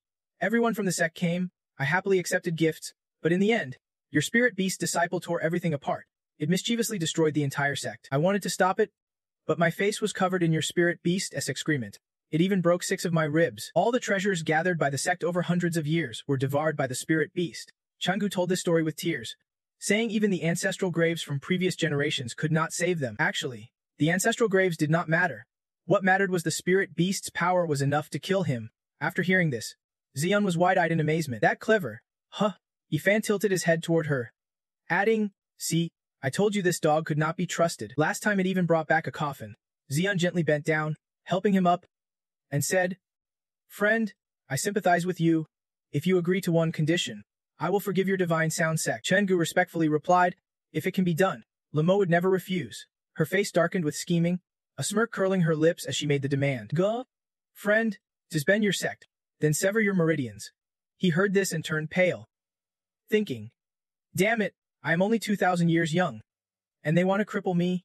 Isn't that worse than death? Then, Chengu summoned his blood soul and swore an oath. Esteemed sect leader, Lamo will not resist. We pledge to follow the heavenly Taoist structure, and our divine sound sect will obey Xia Yun's order. I swear this blood soul is proof. Ziyun was secretly pleased, thinking to herself, This blood soul it is actually part of Lishan Gua's spirit. As long as I accept this, his fate depends entirely on my will. She took the blood soul in her hands and reassured, Don't be afraid. Guh? Friend, I heard that after severing meridians and reincarnating through cultivation, you will become stronger. I was worried you lacked the cultivation to lead the sect, so I let you disband it. If you do not want to, I want to force you. Yifan stood behind, stroking his chin, murmuring, Sever meridians and reincarnate through cultivation that can reverse meridians and open spiritual points, making you stronger. But the pain is 100 times worse than normal. Hearing this, Xia Yun was startled and asked, Is that really true? Disciple, you really know a lot. He casually asked Qian Gu. By the way, do you want a better fishing rod? Chenggu replied, Of course I do. Hearing that, Zayon was puzzled. Disciple, since when did you fish? Yifan answered. I suddenly felt today was a good day for fishing, so I asked saves me a trip back to Xianyu Peak. She was momentarily startled, then had another thought. Something's off about my precious disciple's words. Could it be a hint that making the Divine Sound sect a branch of Zia Yun's sect will attract bigger fish? Soon after, Chengo handed Yifan a high-quality 9-alloy fishing rod. He politely said, Young master, yeah. This is the best rod I have. I do not like fishing, so I never used it. Take it, feels great in your hand and even comes with a stand. What a wonderful rod. Hearing this, he replied, Young master, ye loves it. New gear must be used right away. Yifan turned and said, Master, I am going fishing now. Disciple, Xian quickly agreed, cheerfully reminding, catch a big one or do not come back. He confidently replied, Don't worry. You can fish empty-handed. If I do not catch a big one, I want have the face to show up tonight. However, the system behind felt uneasy, holding its head thinking time was tight. Yifan's new rod was already cast, waiting for a bite. Then the system brought out a gun, hesitating as it said, Host, I have something to discuss. He lounged on a wooden chair. Curious? Why are you pulling out high-tech stuff this time? The system quickly explained. This is a small Ivan gun with unlimited ammo that never runs out. For self-defense, I am helping you prepare to protect the sect. Yifan was puzzled. Self-defense. Why give me this toy? The system's signal flickered and it said seriously, Host, I am afraid I won't be coming back from this trip. Startled, he exclaimed. What? Then the system disappeared. Yifan stretched out on the chair, enjoying himself. That damn system is finally gone. No more nagging in my ear from now on, he thought to himself. Good thing I never have to come back. Meanwhile, Daipfum was enjoying the sunshine, waiting for a bite, when suddenly a strong gust of wind blew, making the grass and trees sway. The wind startled him upright, and he grumbled in annoyance. Damn, what a strong gust. Looking up, he saw the culprit was a large hawk. He muttered curses. What a rude beast. After the hawk flew away, Daipfum returned to his chair, oblivious to the two people watching him. Fidip removed the blindfold from her eyes. Curious? Which sect does this guy belong to? He won't even open his eyes wide, yet dares to insult his master. Butchio beside her asked curiously, Senior Sis, I have secretly been watching my benefactor since yesterday. Isn't he that even more disrespectful? Isn't his Senior Sis blind? Fidip turned and replied while walking, Eye damage and blindness are different. I won't tell you any more. I have to help my benefactor find justice. Hearing that, Butchio said gloomily, Then from now on, let us call the benefactor senior brother, instead of master. Up in the sky, the hawk waited for the three flying pigs. La Unyang sat up straight and interrupted. Keeper, oh, can I stay at the 10,000 beast sect? I am not ready to marry yet. The keeper was startled and said, Seventh prince of Lodging Kingdom has already gained the fairy fate. Marrying him is the master's wish. The girl complained. Then why not marry my little sister? In the end, this is my father's injustice. Vengdem was licking a bone in its hand when it suddenly heard a shout. Pausing, it turned and said, Master, it sounds like the little fire golden pill beast ahead is shouting at us. The keeper turned back, puzzled. Could it be that grandma just did something foolish, making the hawk fly low and hurt someone? Logu Ling scoffed in irritation. I am a kind-hearted person. I do not see anyone hurt. Vengdem, let the other die peacefully. It licked its lips, stood up, and quickly replied, Fine. As soon as it spoke, Vengdem vanished from the hawk's back. Turns out Phi Deep was chasing them, unable to catch up with the hawk. She wondered, what grade B spirit is that? How can it fly so fast, with quick reflexes? Phi Deep sensed a sharp hand attacking from behind. She immediately dodged and shouted, Who is attacking me? Soon after, Vengdem landed. Its steel-cold voice rang out, I did not expect you to be so tough. How come your soul is a sword spirit? Are you a sword spirit? Phi Deep raised an eyebrow and replied, Give it back. I have cultivated over 10,000 years. Even if I sold my Void Realm body, I would not recognize one. How do you know? Vengdem pointed to its newly opened third eye and said, Because I am a soul cultivator turned miraculous spirit. How could I not know? Sword spirits are rarer than beast spirits. Looks like I have to hand you over to my master intact. She drew her sword, pointing it at Vengdem, shouting, So what? As long as I am not ambushed, even if you are a miraculous spirit, I can still fight, Phidip declared. That is not all. Vengdem's claws swiped with such force that her sword shattered. It sneered at her, You are just a broken sword. Still dreaming of fighting me? Show your true form already. Realizing she was outmatched, Phidip crouched and ran. Vengdem glared after her angrily, thinking, Damn it, are you just going to run? Phidip, unable to fight, ran while thinking, No weapons left, such a waste of time. Better trick it into taking me to its master and let them handle it. Meanwhile, Dipe Phum's fishing rod still had not caught a single fish. Ving them, led here by Phi Dip, saw him lying there enjoying fishing. It looked around and muttered to itself, "Where is everyone? Did they trick me here? Why is there only a mortal?" Phi Dip had quickly hidden nearby in the bushes. Observing, she silently said, "Master, please strike and kill this soul cultivator beast." Ving them approached Dip Phum and asked, "Kid, have you seen any sword spirits nearby?" He quickly replied. It did not believe him and threatened, "Really, if you like, I will kill you." Hearing that, Dip Phum thought, "Another one of these. Does the system really think I would be scared without it?" He smirked and said, "You can put your head on the line and try." Ving them raised its claws proudly. "Brave move, kid. I will grant your wish." Suddenly, its third eye lit up brightly, as if it discovered something. Vong them immediately focused on the gun the system left on the ground. He picked it up and asked curiously, "What is this?" Dip Phum warned him kindly, "I advise you to put it down. That is a very dangerous weapon." Vong them sneered in disbelief. "Ridiculous. How could this little thing hurt anyone?" Seeing that, he smirked and said, "Don't pull the trigger in the middle, or it will be bad for you." Vong them raised the barrel to his head and retorted, "Like this. That chicken self-destructed right after pulling the trigger." Dip Phum snorted coldly, leaning on his hand, thinking the system sent these fools to scare him, but they just ended up self-destructing. He kept trying, but none of the fish bit, and they hurriedly avoided his fishing line. Dip Phum pulled Vong them away, pouting and muttering, "Better just dump this idiot's body. He looks too human. The masters probably want to eat him. It is better to just feed him to the fish or something." Phi Dip finally stepped out of the bushes, watching him leave, and curiously approached the gun, muttering, "What kind of gas is this? No spiritual power. No suppression. Yet it could instantly kill a transformed spirit much stronger than me. No wonder the owner did not bring me along at first." Phi Dip decided to keep it, thinking if she could forge this weapon into part of her body, the owner would definitely accept her. The steward suddenly realized his spirit beast was dead. He anxiously turned to Lying and said, "Old Granny, let us head back for a trip. First returning to that old place with Wei Ying." The girl nodded in agreement. "Okay." Inside the kitchen, streaks of fresh blood stained the floor. Xian wondered, "Why is there so much blood? Did the fishing kid get hurt?" She flung open the door and asked, "Disciple, are you okay?" Zai's Mep Fem treating Vong Lam. Just as he was working on what looked like its human-like leg, her face went pale and she screamed in terror, "Oh mut!" The disciple is still not satisfied with eating spirit beasts. Now he wants to eat people too. The steward hovered in the air, blocking the sun as he looked down, holding something in his hand and muttering, "Vong them died right here. The aura below is too weak. How could it be a match for Vong them?" Then he raised his staff high, lightning crackling around it. The steward summoned a magic orb on his wooden staff, glaring down angrily and shouting, "If you stoop to such dirty tricks to kill my spirit beast, then I won't show mercy bearing you with Vong them." He swung his staff down and yelled, "Die." Meanwhile, Zion remained calm as if nothing had happened. She followed Dip Phum, hands on hips, scolding, "Disciple, you are seriously wasting it. The wolf demon's skin could make great armor, yet you burned it like this." He smiled and replied, "Isn't this wolf more like a person? That is why it scared everyone into doing this." Suddenly, they both stopped as a bolt of lightning struck from the sky. Dip Phum asked, "Master, is it about to rain?" The steward in the air sent a magic orb toward the Ziyun sect. Recognizing him, Zhang gasped, "Danger!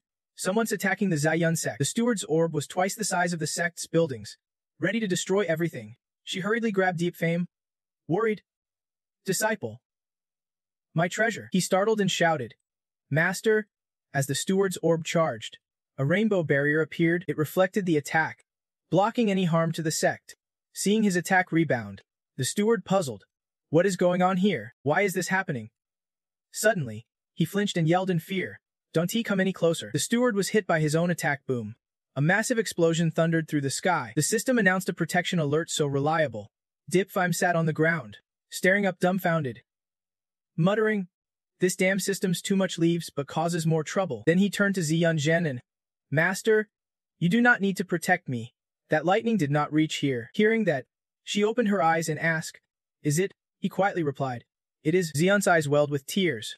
She confessed she almost thought we would die right here. Dip Phum reached out to pat her head, explaining, "Those were just tricks to fool people.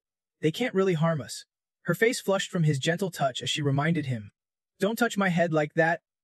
After all, I am your master." Hearing this, Dip Phum quickly withdrew his hand and promised not to touch anymore. Suddenly, Tuvan eagerly grabbed his hand. Acting spoiled. Why did you pull your hand away so fast?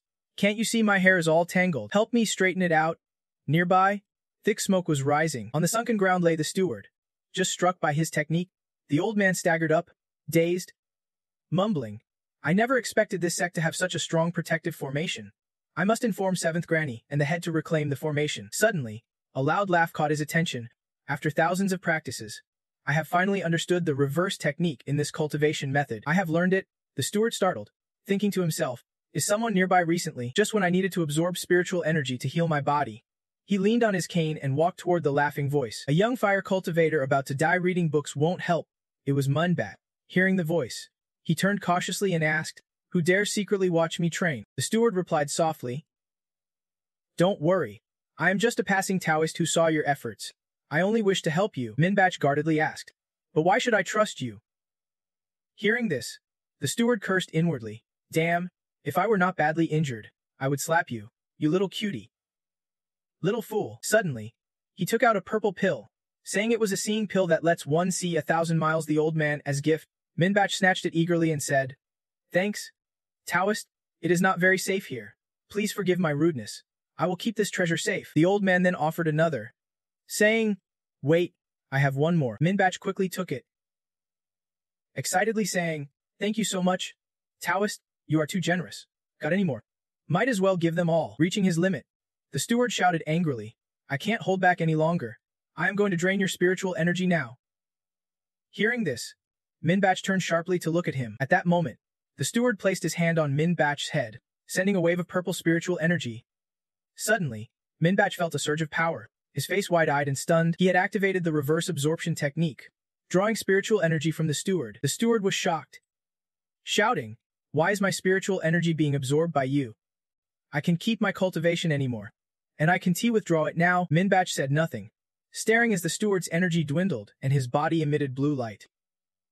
The steward, helpless and terrified, begged, help me. Seconds later, the system announced a new friend connection with the soaring Vongdem. The warhawk was circling high above. Long Long sat atop it, startled by the items in her hands. Wondering, what is going on? Why did Steward Liu die? The girl spoke to her spirit pet. Warhawk. Steward Lewis in trouble. Let us hurry back and check. The warhawk responded immediately. Understood. Suddenly something pierced its wings, spraying blood into the air. Long Long screamed in surprise at the sudden attack. Worried, she looked down and angrily shouted, who dares hurt my hawk? So it is Phi Dip and the mangy dog. The girl had just shot the hawk with her gun. Phi Dip bent down and told the mangy dog, good dog. It is bullying my master. Go bite it. The dog immediately responded, leave it to me. Leave it to me. Long Long frowned and looked at them both with disdain, saying, just relying on your little fire spirit. I am really being underestimated. Huh. Soon after, Long Long fled into the deep forest. Phi chased after her, shouting, don't run. If you have got the guts, fight me. Isn't he that cool? I am not using weapons, just sending my master's spirit pet to fight you. Long Long glanced back in fear, thinking, what kind of hidden sect are these people from? The girl held her head, recalling the little dog that was so cute yet had already cut off 4 legs of the hawk. That woman was clearly only at the foundation establishment stage, yet she wielded a heavenly defying artifact. No matter what defensive treasure I use, it would shatter after one hit. Then Long Long ran toward the Tuvan sect. The girl quietly slipped into a room, hoping to hide in this sect for now. Hopefully, they are not enemies of the sect. Phi Deep swept the surrounding area with her gaze. Trump sighed, can that girl really run faster than a spirit beast? Yet, there is something even faster than a spirit beast. Below, the mangy dog was sniffing, trying to track the girl. La Ning slightly opened the door, secretly observing them, silently hoping they would not find him. With a dog's keen sense of smell, the mangy dog quickly recognized the girl and barked out, got her now. La Ning clutched his head in panic, this is bad. Suddenly, Dipe Phum approached and curiously asked, what are you all doing in the courtyard? Phudip heard him, turned, and called out, senior brother. The mangy dog happily ran over, shouting, master, come play with me. Dipe Phum kicked the dog away in annoyance. Get out of here. I need to rest tonight. Lo Ding hid behind the door. Worried, is he the master of the spirit beast? This is bad, I am stepping into a tiger's den. He raised an eyebrow and asked Phi Deep, junior sister, did the sect leader ask you to take care of the spirit beast? She nodded, it is my responsibility. Hearing this, Dipe Phum casually said, if you can handle it, then do not bother. Dip gasped in fear. Senior brother, do not worry. I will take good care of it. Please do not drive me away. Watching her run off. He wondered, I heard Junior sister is blind, so how can she see so clearly? He muttered with disdain, such a stupid dog, always leading people here. Inside, La Unli Ing started to panic, thinking, so he knows I am here. Dip Fum casually pushed open his door and saw the trembling girl hiding under the bed. Wondering, what kind of joke is this? Why is there another person here? Dip Fum moved forward and pulled back the blanket. La Onion screamed in fright, making him jump too. Dip Fum looked at the girl, awkwardly asking, Little miss, who are you? Why are you hiding under my bed? Who taught you to do this? La Aneng quickly knelt before him, begging, Senior, please forgive my rudeness. I offended you before, so you sent your spirit beast to kill the hawk and chased me all the way here. I know I was wrong. I want to be reckless again. Hearing this, Dip Fum folded his arms and explained to the girl, Little miss, I never had any grudge against you. It was all caused by itself. Loma Ding scratched his head, confused. Caused by itself, so they could kill all their own spirit beasts and followers. That tone sounds like how elders make excuses for their bad deeds. Thinking this, the girl clenched her fists and smiled secretly. Wait, if his behavior is like an elder's, then his spirit beasts and servants must be stronger than those of the elders. So at least he is a powerful talent from the gifted realm. If I can cling to him, I can escape my clan and won't have to marry the Prince of Lying anymore. Dip Fum tilted his head and said, You can stay with me. Tomorrow morning, I will talk to the sect leader about compensating you properly. Lo Ling grabbed his hand nervously, refusing. No thanks. Compensation. Senior, I do not need compensation. Dip Fum asked curiously. Why not? The girl hesitated for a long time, struggling to find a reasonable excuse to stay with this powerful guy. Finally, she struck a seductive pose and said, Because I like you. Senior, inside, she silently screamed, Te LD, NG, hold it together. If you gain the favor of this powerful man, none of the senior brothers in the 10,000 Beasts sect can bully you anymore. Seeing this, Dipim froze for 5 seconds. In his mind, he imagined the police handcuffing him, as he kept explaining, Comrade, please listen. I really did not do anything. Then he quickly wrapped the blanket around Logoverde in, shouting, Take good care of yourself. Dipm definitely did not want to end up in forced labor at the police station. Meanwhile, inside the Thysa Black Cave, it is said to open only once every million years. To seize resources and energy, countless powerful fighters battled and were lost here. Only a few became ancient kings who could take treasures from here. The systems fought fiercely for dominance. Dipfum's system declared loudly, I am the first to discover this sacred sword. The pitch black system stubbornly protested. So what if you discovered it? Come on, I have to bring victory back to the host. When it failed to achieve its goal, Deepfem's system immediately attacked it and cursed. Go to hell. The black system screamed in pain. You actually broke my chip. After successfully stealing the item, it smugly said, Finally a win. Just bring this sword back to the host and the other systems will scatter. One even yelled at me, Don't let me see you again. But the system was not happy. It sighed sadly, thinking, the host does not want anything. Even if I die, the host won't care at all. Suddenly, a white-haired woman appeared, crossing her arms and sneering coldly. I taught you so many tricks, and you still have not conquered the host. After a long time, it turned and recognized her, asking, System Bay. Baiji extended her hand and softly said, Killing is fierce. You can beat the system's supplemental qualifiers with those things. Right? Deep Fime's system held the holy sword and shouted indignantly. Baiji assistant, are you trying to take me down? I want to let my guard down. She raised an eyebrow in reply, I am not your old acquaintance. I am both an clan member and a trap. Buried thunder. You insulted my elite status. I am here to make a deal with you. After speaking, Beijia recalled how Deep Fam's system had slyly waited for other systems to fight among themselves. She sneered and threw something at them. The other systems swarmed around as soon as they saw it, exclaiming, There is a wild 900 meme small cannon here. Deep Fime's system asked her in confusion. A deal? Beijia summoned a small child in her hands and said, Exactly. A new system. Extremely powerful. The price is all the luck points you get this time. I will sell it to you. Suspicious? It asked. What powers does it have? Baigia smiled and answered. No active powers. But passive. It can inject chicken blood for the host 5 times faster and 1T break the game. Without hesitation, Deep Fime's system handed over a Us to Baigia and agreed. Deal. Taking the US, she smiled in approval. No wonder you know how to pick the right deals. Maybe luck is finally on your side. Suddenly, her system board showed an unreadable empty setup. Baijia's eyes bulged in shock. She angrily crushed the USP and cursed.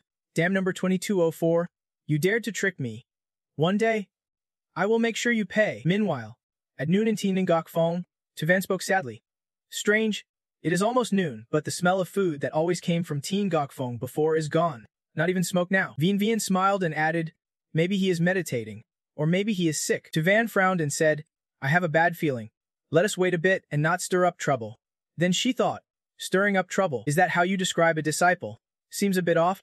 Slender arms gently rested on the green leaves above. Tuvan and Vien Vien climbed onto the roof to watch Diep Fem carving something. Vien said, looks like everything's fine. Tuvan beside her kept worrying and replied, the dish is ruined. Could my girl's intuition be failing? She heard this and retorted sharply. Young lady, even though Tuvan is 1,145 years old but pretends to be 14 outside, and second elder Fuang Vien Vien is just 24, Long Long placed her hand on the door and called out loudly. Senior, the messy little girl wondered. Senior, what are you doing? Dep Pham did not answer but snapped back, making noise for me. Seeing another girl appear beside Deep Pham, both Tuvan and Vien Vien were shocked as if struck by lightning. She sadly collapsed, moaning. It is, the precious disciple has changed her heart. Vien Vien hurriedly supported Tuvan and reassured her. Sect leader, get up. Do not. She frowned, blaming herself. So he likes young and pretty ones? If I would known, I would not have left scars on him. Vivi nearby responded confused. That is very rude thinking. I always feel like you are scolding me. She turned away. Tuvan emphasized again. Sect leader, listen to me. Hearing this, Tuvan asked, Second elder, do you have a way to get rid of her? Vien Vien answered immediately with deadly advice. The so-called water around the Fuchsia never flows beyond its edge. I believe as long as the sect leader holds great love in her heart, Diep Pham will naturally understand your intention. An alluring image of Tuvan appeared as she softly beckoned Diep Pham. Precious disciple, come into my arms. Tuvan immediately waved her hand and shouted, don't mess around. No matter what, I am still the head of the sect. She awkwardly thought of a way to say, I have got it. Let us tell the eldest disciple Tubang to go back. She will know what to do. Vien Vien was speechless and fell silent, thinking to herself, still wanting to send Tubang back for a dog's meal. Who in the sect does not know that the relationship between this person and Deep Pham goes beyond master and disciple? Yet they still pretend to be embarrassed. Over here, Long Kong curiously asked him, Senior, are you engraving words on the stele? Diep Pham looked at his handiwork, smiling proudly. Look at it this way.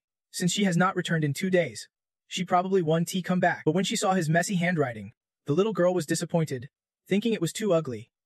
Suddenly, Long remembered something and asked, Senior, tell me, do you really like eating demon beast meat? Yesterday I saw some beast fur in your kitchen. Diep Pham raised an eyebrow and replied, that is true. Demon beast meat is delicious after all. Why do you ask? The little girl cheerfully made a suggestion to him. Senior, let us make a deal. I guarantee you will have demon beast meat every meal.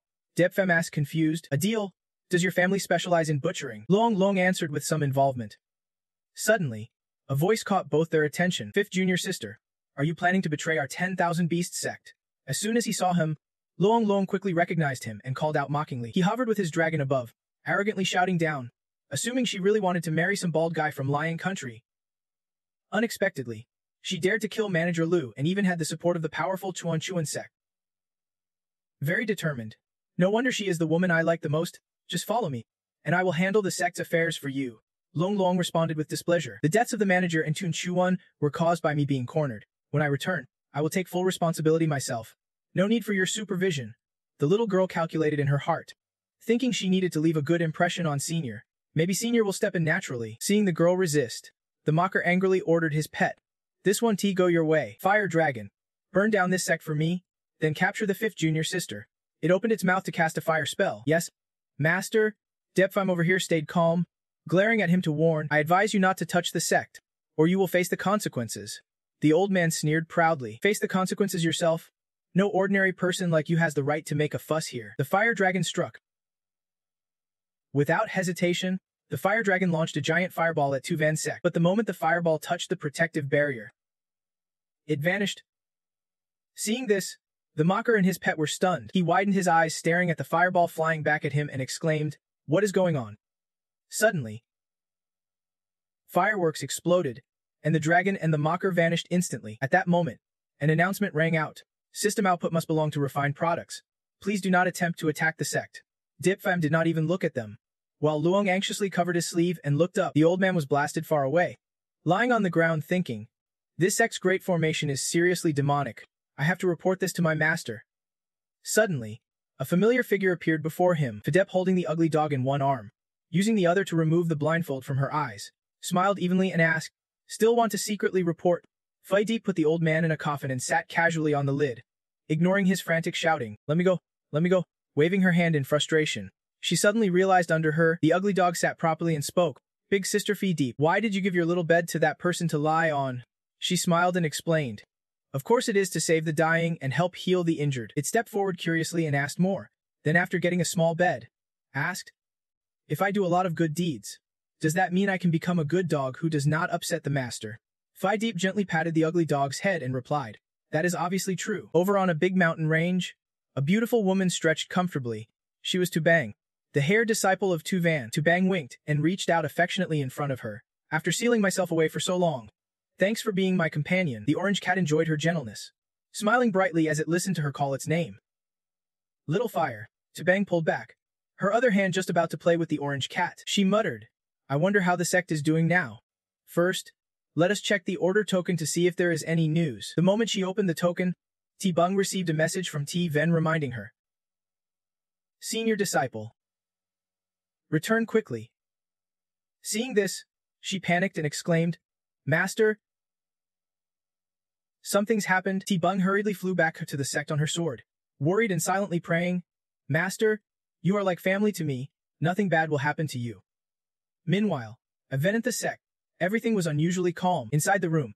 After hearing the full report, Ven finally understood and asked, tell me, are you really a high disciple of Ven the sect? The girl clasped her hands politely. Respectfully, I am only the 7th direct disciple of the sect, 2nd level Void Realm. Far from being called a high disciple, she looked at the girl warily and asked, then why did you come to my sect's 2nd branch to recruit my beloved disciple? Lama laughed cheerfully and replied, Madam, you misunderstand. I only came to invite Senior to be a guest of our Vin Thadu sect. Hearing how the girl addressed her, Tivan was so angry the teacup cracked in her hand. Wondering about the Madam title, she narrowed her eyes and snapped back angrily. Why should I listen to you? Lo Uthing immediately responded, Master, since you are the senior disciple's master, should not you consult them first? Tivan frowned and replied, Phi Thung came to the Void Realm. How could he be younger than me? So who is the Madam here? The two glared at each other, silently battling. As Al-Umwan said, you lack power and youth. What right do you have to act like the senior of the master? Tivan casually said, just the charm of a mature woman. No argument could counter that. The girl turned to DP Phum to blame him. He quickly turned away, avoiding her gaze, saying, don't he glare at me. I am not involved in this. Lodu glanced coldly at the two dazzlingly large assets before her. She raised a hand to feel her own chest, then sighed deeply, collapsing in disappointment. Thinking, no wonder Senior has no interest in my body. Losing like this is just humiliating. Suddenly, Dipe Phum spoke up. All right, take me to Ven the sect. La Unlung Yi's eyes sparkled as she sat up cheerfully. Senior, I will take you there right away. They then headed to Ven the sect. On the way, night had fallen, the sky filled with flying beasts. Lo Udin reached out to introduce. Senior, this is Ven Thu sect. Dipe Phum stroked his chin, looking around thoughtfully. Not bad. No wonder it is called the sect of 10,000 beasts. Suddenly, a large shadow blocked them, and an angry voice shouted. A burly older man slammed down in front of them. This was Jia, father of Ji, here searching for his son. Jetrak growled angrily. Return my son's life immediately. Lao Ning put a hand to her chest and hurried to explain. Elder Jia, although I have some conflicts with 5th senior brother, after he left, he disappeared. Hearing this, he did not believe her and slammed her face to the ground, shouting, stop lying. Lo unresisted to avoid suffocation. She struggled to say, Elder Triak, I invited guests here for the sect leader's sake. You can kill me. Jetrak glared down, voice hard as steel. My son is dead. What if I kill you? Not even the sect leader or grand elder can stop me. Dai Peepfum, who had been silent, stood aside silently assessing him. What a hassle. In the cultivation world, getting bullied by strong guys is normal. If this drags on, I will miss dinner. Suddenly, Jatraka noticed him and said, you are the man that thief brought. I know. You are the one who killed my son. Without hesitation, he launched an attack. Dipe Phum frowned and asked, why attack without a word? He stood still, waiting for G. Trek's strike, thinking if he used the gun the system gave him no. Even if he killed him, he would not fall into his trap, but this guy was not easy to handle. Then a spiritual sword appeared before him. Dipe Phum looked at it happily and said, "The Xadi sword." Jai Triux's followers looked worriedly at them. Dipe stared at the floating sword emitting a red spiritual aura and realized. This was his past life's spiritual sword. Why was it here? It turned out Phi Deep had transformed it. Secretly, she touched her cheek and felt thrilled. The owner was truly amazed. What if I turned back into a human later? She thought as she recalled the many years she had wandered. If my master knew I traveled through many worlds with the help of celestial power, even cultivating on my own just to return to that day, he would surely be moved. Old Trax, 3 times his size, clenched his fists and looked down with disdain and suspicion. Kid, you really think you can stop me with just a sword? Hearing that, Dipem was momentarily confused. Without waiting for him to speak, the man lunged forward shouting, "I will turn you into minced meat." Depfum calmly watched him attack, while Phi quietly grew nervous. This is bad. The force is too strong, I can't control it anymore. Master, hurry and use me to fight back. Master, can you hear what I am saying? Can you hear me? He clearly does not understand what you are saying. I thought, taking the sword and feeling troubled. Looks like if I do not act soon, it is, but I do not have spirit energy now, so I can kill anyone. Right? With that in mind, Dipfum began swinging the sword, his slashes flowing like a dance around the fake Trex. Seeing this, Phi quietly cheered. Yes, that is how it is done. When it ended, he stared at the sword in his hand. The fake tree behind him was trembling all over, fresh blood dripping to the ground. He coughed up blood, clutching his wound while muttering, "This is impossible." Old Trick screamed in despair as his son's entire body suddenly dissolved, merging into the void. His subordinates turned pale, terrified, shouting, "The elder is dead! The elder is dead!" They quickly fled, urging each other, "Go report to the sect leader immediately." Lo Uning approached excitedly. "Senior, you are way too strong. Stronger than even the sect leader. One strike killed the fake elder." Dipfum frowned and replied unhappily, "I did not mean to kill him. Who knew he would be that weak?" Meanwhile, the real culprit was Phi Dip. Hearing this, he gleefully said, "That is because I was faster." Suddenly, he twisted Phi Dip's arm angrily, thinking, "I get it now, this has to be that damn System S plot." Meanwhile, Phi Dip blood from the twisted arm. After the torture, Dipfum coldly threw him aside, spun in midair, and stabbed the sword into the ground. Lo Yu looked puzzled at the bent sword and asked, "Senior, why did you do that to the sword?" Dipfum said coldly, "Why keep a broken sword?" Meanwhile, in the sect leader's study, after hearing the report, Chen tilted her head and said, "You mean the elder was killed with one strike, yet the attacker did not use any spirit energy?" The disciple replied, "That is right, I saw it myself, and many outer disciples witnessed it too." Hearing this, she smiled happily and said, "That fool has been competing with me half his life. So what if your cultivation is higher than mine? Those without wisdom can become sect leaders." Now, she turned to her disciple and instructed, "Child, go clean up. Tomorrow I want a pleasant meeting with outsiders." He immediately responded clearly. A bit later, in the main hall of the Wandu sect, Chunesh came out to warmly greet Diapi Phum, cheerfully saying, "Brother Dipi, we have been waiting for you a long time." He just coldly asked, "Is that so?" She tilted her head and softly said, "Why would not we?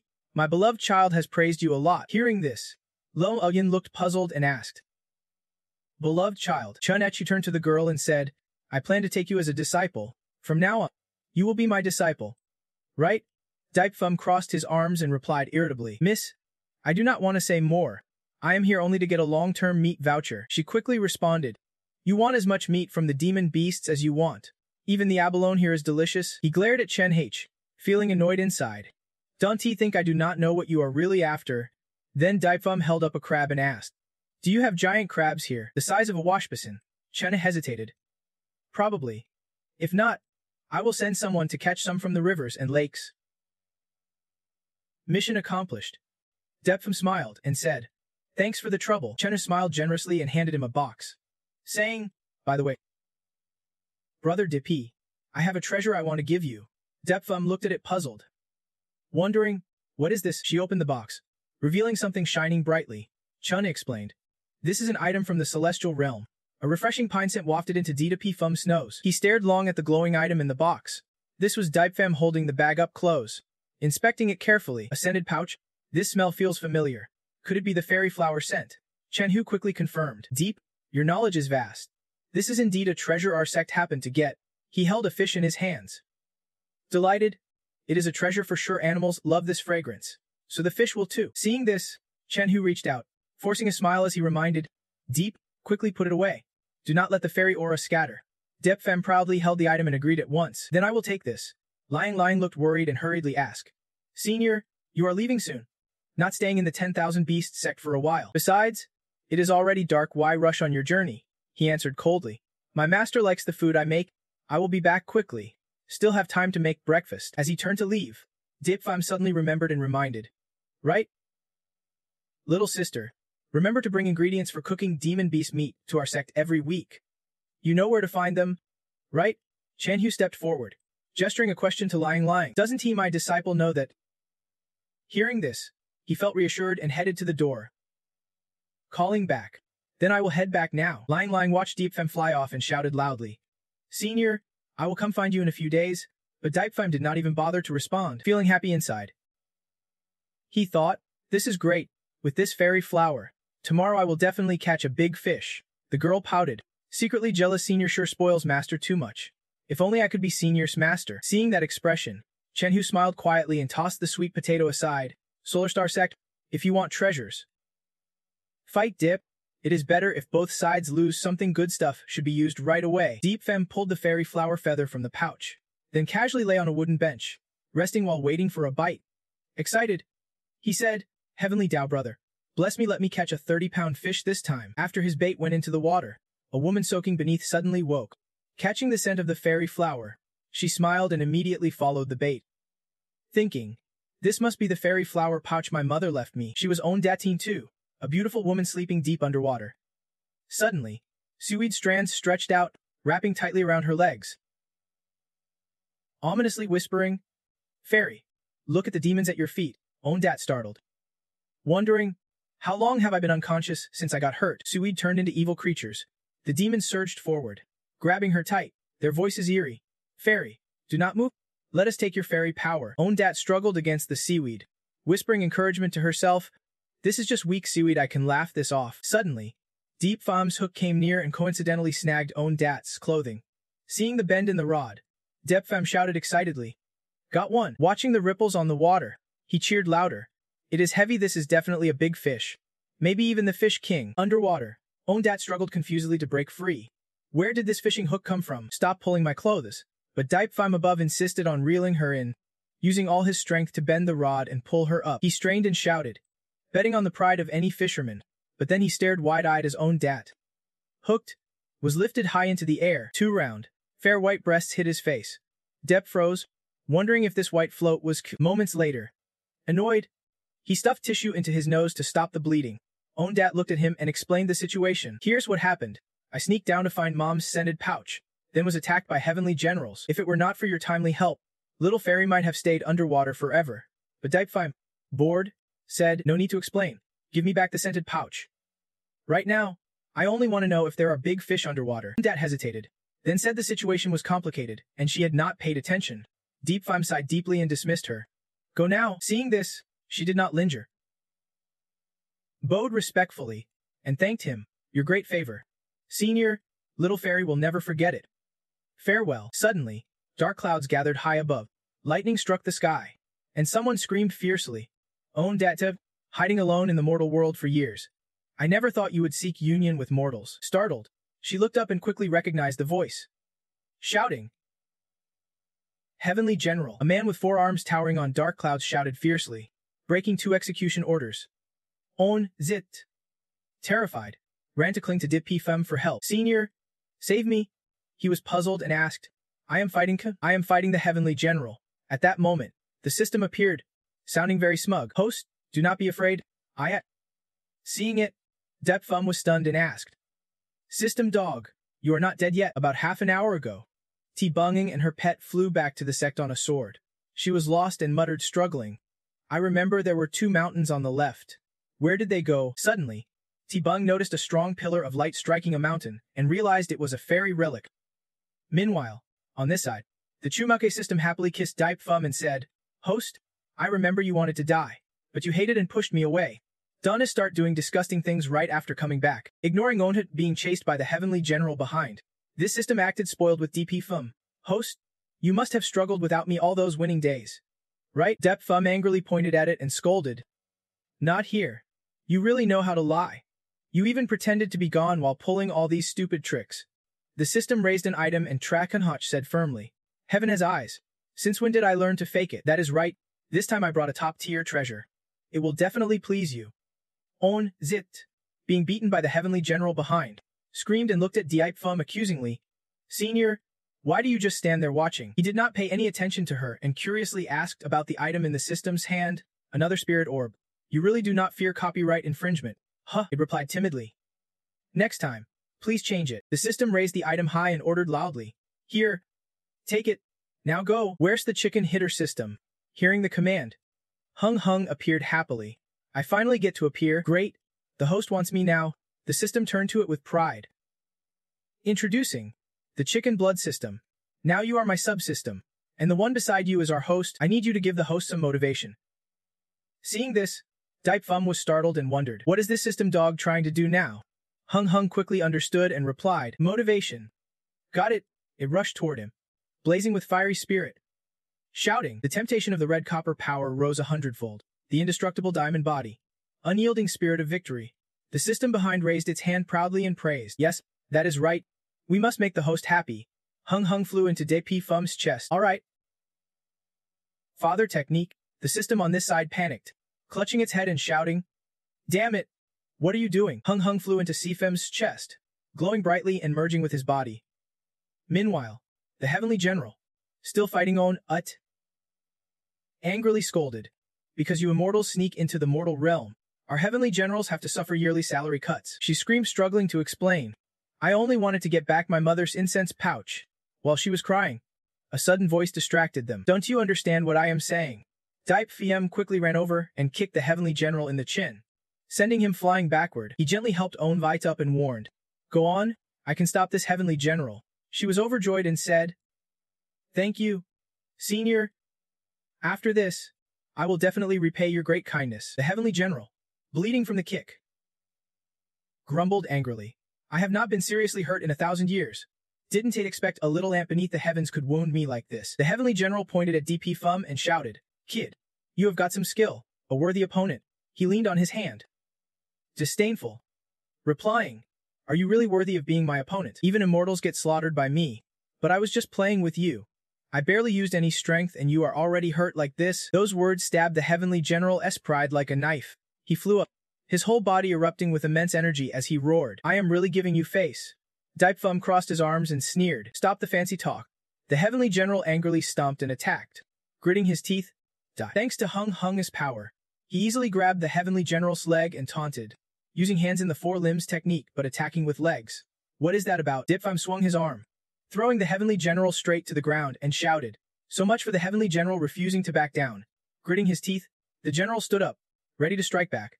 But Diep Fum quickly stood in front of him and unleashed a fierce tiger strike to the general's stomach, making him cough up blood. The powerful blow sent the heavenly general flying out of sight. Hung achieved her goal, happily slipping out of his body and cheering.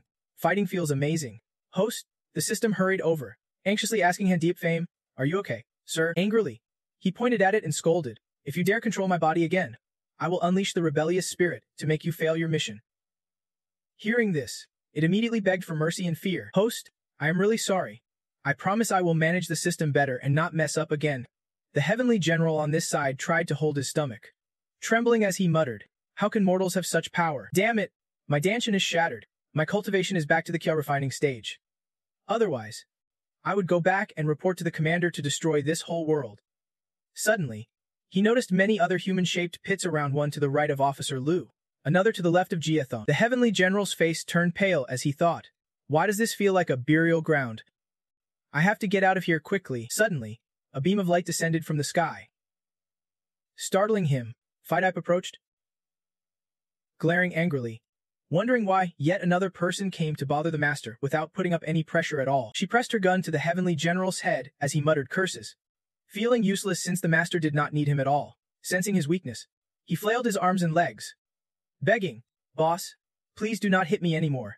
I am basically useless now, don't kill me. The mangy dog sat on the jade coffin lid and said, we are not going to kill you. We will use the bed to heal that person. The nine-tailed fox sitting beside added, exactly. We have to be good kids and please the master. No more cooking. Seeing the jade coffin, the Heavenly General's face grew even paler as he exclaimed, "The jade coffin.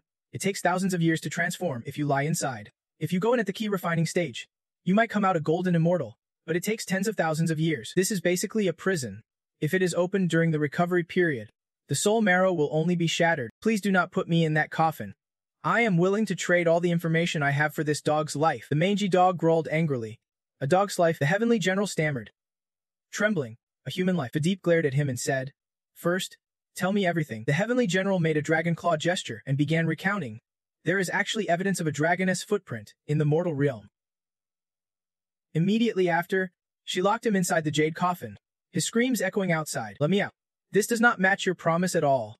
Philippe casually sat on the lid and replied, "I never said I would listen to you.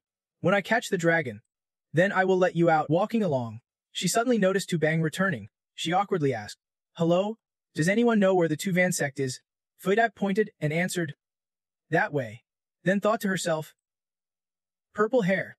Just one look, and you know they are from Tuvan sect." After hearing the directions, Tu Bang breathed a sigh of relief and smiled excitedly. "Finally found it. Thank you so much." Just as she reached the Tuvan sect's gate, Tu Bang happily called out, "Master," recognizing the familiar voice. Tuvan turned sharply in surprise and called out to Tu Bang as soon as she saw her. She hugged Tuvan tightly, excitedly saying, "Master, it is great that you are okay. I was worried the purple-haired one would have to send off the silver-haired one."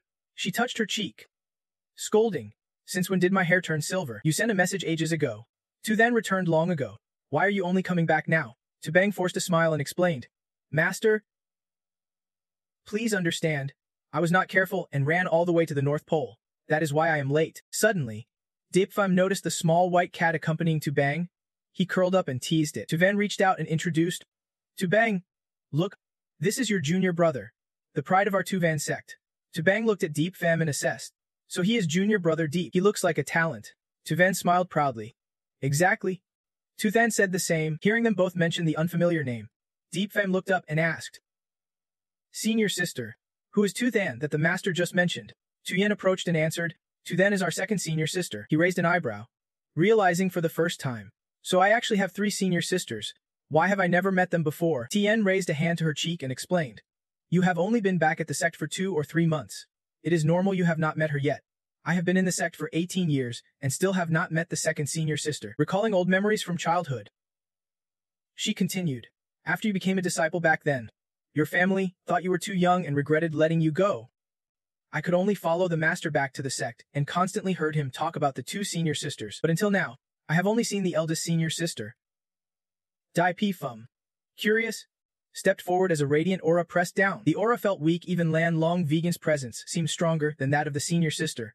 Tien looked confused, a question mark appearing above her head. "Who is Lan Long V?"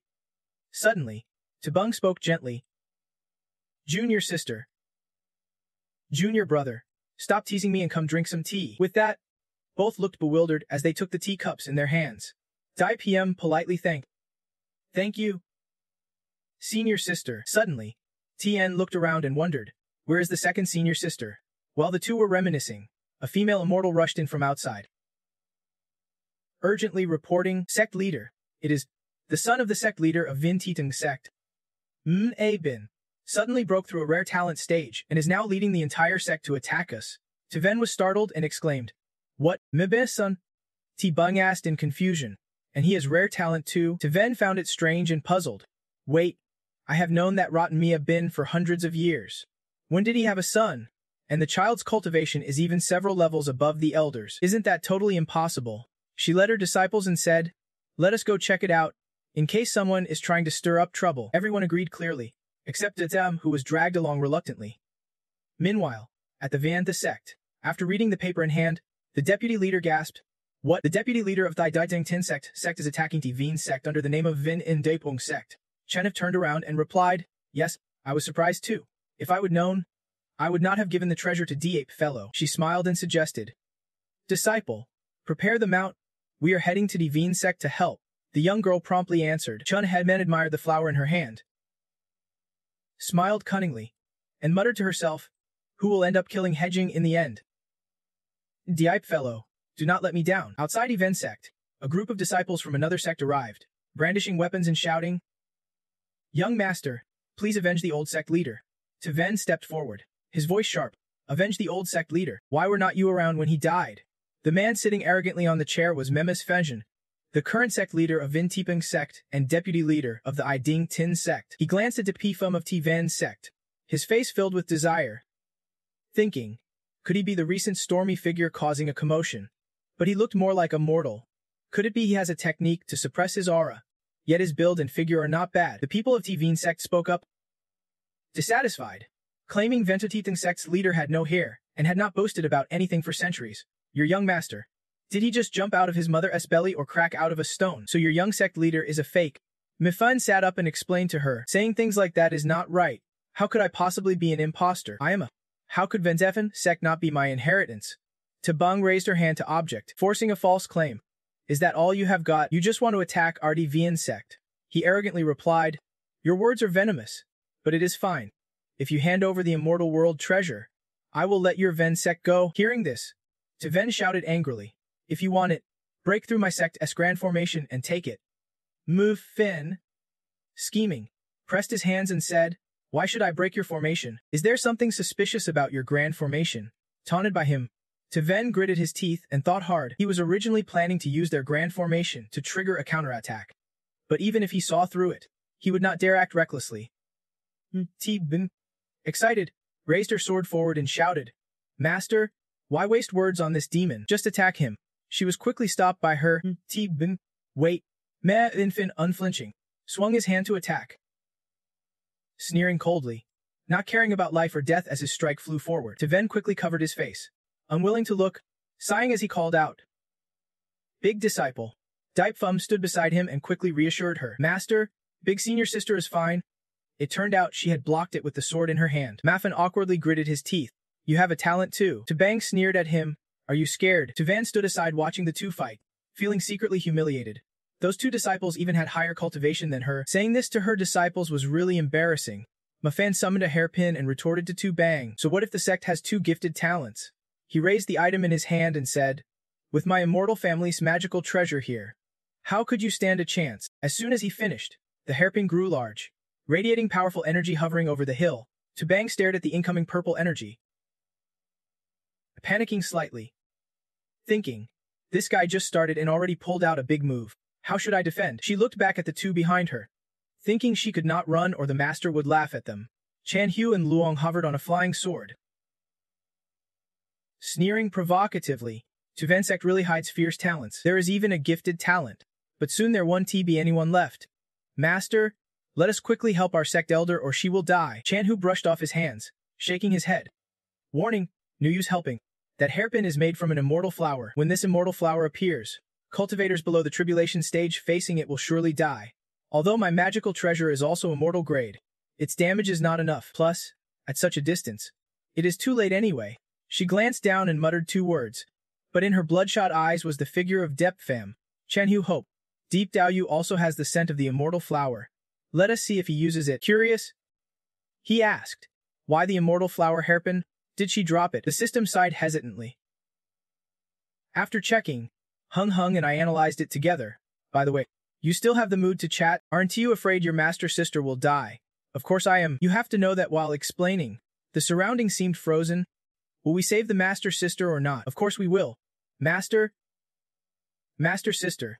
They are all considered family of the host. After a while, Ong Hong raised one finger excitedly and lifted the other hand, declaring, oh, I got it, giving the host master sister a 100-layer protection shield. At the same time, Tabang raised her sword high, spinning it beautifully. A purple spiritual force with a giant flower shot towards her. With a bang, it slammed straight into Tubang, pushing her back several meters. Muffin smiled smugly, threatening, this is the fate of my enemies. Hand over the treasure or you will die too. Tu Yen across the way worriedly shouted, Big senior sister. Tuvan rushed to hold Diepfem tightly, pleading. Big disciple, quickly explain the situation. It will be fine. But master, ease up a bit. Disciple's about to be done for. Yet Tubang stood calmly in the strange spiritual force, looking around, wondering, am I? Seeing this, Muffin shouted, why are not you dead yet? Hearing her disciple's voice, she excitedly turned and yelled, Big disciple, do not be afraid. Use all your strength to kill that demon. The treasure said it would protect you. Depfime looked at Tuvan with exasperation, thinking, I never said that, did I? Though it was almost true. Tabang drew her sword again, pointing 2 fingers forward gratefully. Thank you, Dip Junior brother. Then I can fight with peace of mind, he snorted coldly. Showing disdain. That was just the first attack. I do not believe you can withstand 10. What about 100? Chanhu widened his eyes in amazement. Impossible. He did not use any spiritual power or magical treasures the whole time. How could he neutralize the immortal flower's attack? The system could not help but whisper. Host? Someone is spying on you. He looked up to observe and replied, I do not see anyone. She suspiciously looked up from above, wondering, why did he suddenly look this way? No way. How could a gifted talent detect her? How could he? Could his power really be stronger than I imagined? Zenshu slightly used me and DP Fum's amber-colored eyes. Those cold, lazy eyes felt like he could see through everything. What is he trying to convey? She lowered her head, pondering deeply. Maybe he thinks I am just using him. Could he be disappointed in an ally like me? With that thought, Zenitsu grabbed Liang's hand and gave the order. Disciple, let us go help immediately. The girl glared and asked, wait, did not you say we would not help? Instantly, she transformed into several purple energy specks and darted down, shouting, Old thief, how dare you attack my Ventha sect allies? Ma Fine turned his eyes toward the source and demanded, who is over there? Zenshu shifted back into human form, raised her weapon, and announced, Zenixu, sect leader of Venthu sect, here to assist. Immediately, mystical red and blue spiritual energy radiated around her, with Liang hovering in the air adding to the aura. The sect leader's personal disciple, Tei Ld, Ng, has also come to help. He waved his hand, summoning a white flower disdainfully. Zenixu, you are just an 8th level dynamic void realm. Yet you come here to snoop under Ma Fension's control. The flower flew straight toward the 2 girls, reminding, don't you forget your opponent is still here. Then, the 4 charged into a fierce fight. Tavan watched and cheered. Little disciple, you sure have guts, even managing to get the whole Venantha sect involved. Dipe Fum still faced away, yawning. Master, if nothing urgent, I will head off first. Tien quietly asked, Dep Junior brother, where are you going? He scratched his head and replied, where else could I go? Well, let us go fishing. Later. I still have to cook dinner. Scene shifts to a wide lake. Numahai admired the view, thinking that when Tveen sect was newly founded, the leader was just a nascent spirit. But now the disciples could fight celestial generals truly remarkable. Suddenly, a voice called out, who are you? He startled and turned, explaining, I am just a wanderer who occasionally comes to the Ven sect to enjoy this lake. Dipefum grabbed his fishing rod and moved to a nearby chair. Curious, wanderer. Huh, seems like master never objected to this. Then maybe it is okay to be here. You are really a newbie. Only 3 months? Not knowing sect rules. Before he could sit, Numahai snatched the spot. Smirking proudly, he clutched the chair tightly and asked, I am sitting in your spot. Hey buddy, are not you gonna say anything? Dipfum coldly said, sit wherever you want. No need to give it back. Nemhaisi squinted, thinking, sit wherever you want. That is quite philosophical. Our brothers always care way too much about their place. He imagined them fighting over the best feng shui spot. This is my seat. I come here every day. So what? I have been waiting here since you know. After all, everyone wants success and happiness. If you want more, you have to fight for something, not just fight or do nothing. Meanwhile, Dipfum skillfully baited his fishing hook. As Dipfum cast the rod, a child nearby suddenly cried out in pain. Numahai pointed at him, scrutinizing. Still fishing. Has the danger to Vian Titsing sect been dealt with yet? Dipfum calmly sat on a rock and replied, not yet. Seems like they are still fighting. He looked puzzled and reminded, and you still want to relax. I saw you passing by and noticed your cultivation is at the emergent stage. Holding a celestial treasure. Your senior sister will definitely die. You are sure about that? I am just a mortal. I am useless there. Besides, my senior sister won T lose. Suddenly, Nimhai shouted, your senior sister is just an ordinary emergent stage. How could she? Could it be that this kid has some secret divine technique? Dipfum silently admitted, assuming it is related to him. He quickly stood up, deep in thought, almost forgetting that this guy defeated the celestial general. Seems he really has many tricks up his sleeve. If only I could tell him my plight. Numhai turned away, brushing that thought aside. No matter what, I am a warrior immortal. Asking a junior for help would be humiliating. He pressed his face close to the boy and started talking. Little friend, I have a story to share. Do you have time to listen? Dipfum closed his eyes and nodded. Go ahead. Fishing is just a way to kill time. Numhai began his story. I have a friend who used to be a prince. He propped his chin and glanced sideways, thinking, everyone has friends in life. He spoke solemnly about how at 13, He killed his brothers to become emperor. At 15, he fought off northern invaders. At 20, he unified the kingdom. At 22, he was enlightened by a celestial and granted the throne. At 100, he transcended the mortal realm. At 1000, he approached tribulation, but when he ascended, he was wounded by a heavenly general and could no longer break through. Nemhai asked, "Little friend, do you think my friend is doomed?" Daipfum held up one finger and suggested, "If his body's fine, then maybe it is his mind that is sick. Then find a psychologist to treat him." He was surprised and said, "A psychologist? Could that be a villain or a legendary creature?" Closing his eyes, he felt uneasy. He forgot this cultivation world has no such profession. Clearing his throat, Daipfum offered, "Do you want me to help your friend? I have a method, and I wanted to practice it anyway. But I must warn you, it might not work. Come back in a few days." Nemhai clasped his hands in thanks. "Then I will visit your friend another day." Not long after, as dusk, he looked up at the falling raindrops and thought, "It is raining. Better head home." Just then, Minbech came over, holding an umbrella for Daipfum. Smiling, "Senior brother Dippy, what a coincidence. I just delivered some vegetables to you. How's everything going?" "What a coincidence indeed. How's the sect war? How much longer will it drag on? I need to cook a bit later or the food will get cold." Raising a finger, he recounted, "The fight's over. I heard the enemy ran off like scared horses. Not even a hair on senior sister T Bing was harmed." The two returned to the sect together, and Daipfum could not help but say, "Senior sister is really strong." The next morning, Chane's voice echoed from inside the sect. "Fellow cultivator Divian, did you know? The immortal needle that the senior disciple stole is one of the treasures left by Tien Then Kaiang Wei 50 years ago. Mifine and I bid for that needle." The auction reached 2,000 Supreme Spirit Stones. Tiven gasped, repeating it, 2,000 Supreme Spirit Stones? Maybe I should sell it to her. She smiled awkwardly. "Fellow cultivator Tiven is truly practical. That immortal left at least 5 top-grade treasures, and your sect already owns 2 of them. Why not try to find the remaining 3 to strengthen the sect?" She clasped her hands, asking curiously, "2 already?" Chen added, "The scented pouch of Tien Then is with fellow cultivator Dippy here." At the same time, the other 2 arrived, Min Bech peeking out to look for them. "Senior, are the great senior sisters not here?" Tiven stepped in front of Dippy Fum and answered, "They have gone to rest. Only I and Sect Master Chen are here. By the way, dear disciple, does the scented pouch really belong to you?" He startled and admitted, "Yes, but I did not bring it along." She pressed, "Or have you given it to someone else?" Daipfum replied warily, "That is an innate treasure." Tivenin suddenly realized the miracle that appeared that day might be the original innate treasure. "Why did not you tell me?" He sighed in complaint. "Nobody asked you." Tiven frowned, scolding, "Important things must be told to your master." "Got it, that is just common sense." Daipfum could only laugh awkwardly and admit his fault. "I know, master.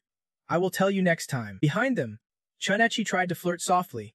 "Fellow cultivator Dip, do you think my performance today makes me Diven Sect Est Best Ally?" He clasped his hands behind his back, staring at the wound, reminding, "This injury is quite deep and needs immediate treatment." She was delighted, feeling like she would won a prize. Clearly smitten. No man can resist her beauty. Yet Daipim turned to instruct, "Junior brothera, please take the fellow cultivator to the guest room to rest and heal." Minbech happily agreed, "All right," leaving Chanich only able to gape and mutter 2 words. "Oh no?" She could only leave with regret. Minbech guided the way, saying, "The guest room is in that area. The master's disciples stay there. If you need to deliver food, just find an outer disciple dressed like me." Chunechi followed behind, thinking to herself, this time she helped Venin Ting a lot. But Daip Friend showed no sympathy and even asked an outer disciple to take her to rest in the guest room. Wait, this outer disciple has already reached the peak of Ngainan. These 2 are actually stronger than T Van Trueman. She frowned, realizing this quietly. "I get it now. This one is Deep Friend's trusted aide, and that sect leader is weak and foolish. Probably just a puppet supported by Daip Friend." Suddenly, the sky darkened. A dragon appeared with lightning bolts, as if ready to be reborn. The 2 saw it rise and shouted in fear together, "Dragon's true form." The hellhound immediately charged to bite it. The dragon curled around and laughed. "Can't he catch me?" Huh! It twisted its body, causing the hellhound to fall unexpectedly. The dragon opened its mouth wide to curse. "Go to hell." Just as it was about to bite the hellhound, several red spiritual energies shot toward it. In a moment, the mighty dragon was beaten to a pulp, its body blackened like dried fish. The 9-tailed fox on the ground cheered excitedly. Sister Phi Dip, its head got knocked off to the side. Phi Dip sneered beside her. "Dragon head, it is all just treasures. Bring them all back for the owner to refine." It seemed enlightened and exclaimed, "So that is how it is?" The 2 did not know the dragon was secretly glaring and cursing. "Damn it! Her treasures are too strong.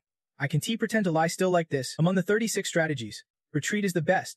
It quickly flew straight up, surprising Phi Dip and the two pets. Phi Dip immediately summoned her weapon and gave orders. Oh no, it is trying to escape. Chase after it. The Heavenly General reminded softly. I told you, if you find the true dragon, you have to let me go. She has not agreed yet. Wait till I catch it. He shouted in complaint. Women can be trusted. She tricked me again. The dragon circled high in the sky. Its roar like thunder. Lightning twisting around its body, forming bright bands of light. Chai on this side saw the danger and gasped. This is bad. After struggling in the cold fog, the dragon dove straight to the ground amid dusty haze. After the storm comes the calm. It teared up and humbly begged. Human cultivators, please spare my life. I agree to form a pact with the Empress, she asked in surprise. With me? The dragon's eyes sparkled, confirming. Yes. She clenched her hand, half in disbelief. No wonder there was sudden heavy rain at Ven Ting. There is a true dragon who can summon the rain and wind. This is one of the most powerful spirit beasts in the world. If you combined it with a pact to humans, even immortals from the higher realms would be envious. This hot potato can be taken by anyone else now. Yet Chen smiled brightly and suggested, sorry, I have already formed pacts with many spirit beasts. I do not have enough spiritual power left. How about I help you form a pact with this young man? The price is just a piece of the heart protection Luan. Minbech gaped, pointed at himself, and asked, what? I can take this huge dragon as a spirit pet. Its face immediately fell. Whispering, she leaned close and whispered to the dragon, he is only at the Neiman An level. Even if he can't overcome this danger, you can still dissolve the pact yourself. Then it realized, oh, that is how it is. The dragon stretched and thanked. Then I am in your debt. Chenna sent a heart emoji and said, don't worry. Leave it to me. Meanwhile, Phi Dippin and the nine-tailed fox hellhound were flying on an unidentified object, searching for it everywhere. She held her weapon and wondered, where's the dragon? Why did it suddenly disappear? The hellhound quickly pointed ahead. Phi Deep eyed the two before her suspiciously. To think someone dared to steal the Master's treasure. They deserve to die. And one is even a new Gaianan.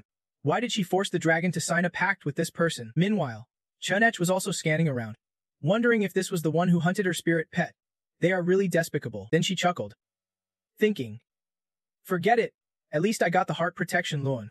So no law. The nine-tailed fox charged toward Min Bech suspiciously. Sister Phi Dip. This one seems to be the master's junior brother. The hellhound ran up sniffing and quickly found a clue to report. Little fox sister was right. There is something stuffed inside his pants that belongs to its owner. Min Bech embarrassedly waved it off. Are you Dipe senior brother's spirit beast?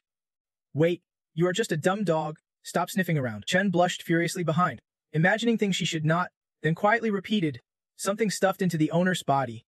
She covered her mouth, jiggling softly. Is Dipe friend really playing that big? He shyly protested. That is not what she means. Phi-Dip smiled and stepped forward to introduce himself. So you are Dipe senior brother's junior. That was just a misunderstanding earlier. Min Butch waved his hand. Sorry. This dragon spirit has a contract with me. Then I will break the contract and return it to you. She immediately replied, no worries. No worries. I will just use what is in the coffin to refine it. The heavenly general was left speechless at this. The dragon spirit begged, please do not. I do not want to see that woman again. The two whispered while leaving Chen Edji feeling lost and out of place. She froze, lamenting, damn it. I think I just lost a dragon. Not long after, the sky darkened again and a light rain began. Dipe Fium stood in the small courtyard thinking, how to help the big brother. Wait, that is right. A friend from my past life gave me a recipe for honey wine and soda. I have had a few cups. It is really amazing. Excited, he suddenly realized that borrowing equipment from the alchemy lab would be perfect for brewing. They have plenty of space and large quantities. Raindrops kept falling silently, covering every corner here. No time to waste. Dipe Fum walked in the rain calling out, Second Elder, are you there? I am here to borrow some equipment. He felt something was off but kept calling, Second Elder. Meanwhile, a pale hand reached out from behind. Vin Vin, with pink hair, wrapped her arms around Dippy Fum's neck. Sighing, finally, I found my chance. She looked at him excitedly, praising, so soft, so comfy. I love. Vin Vin whispered to Dippy Fum like he was Doraemon, a little kitten like he was born to be played with by Big Sis. He was speechless. Kitten. Second Elder, what do you actually see me as? She hugged his cheek and puckered up. A kiss. Let Big Sis kiss you.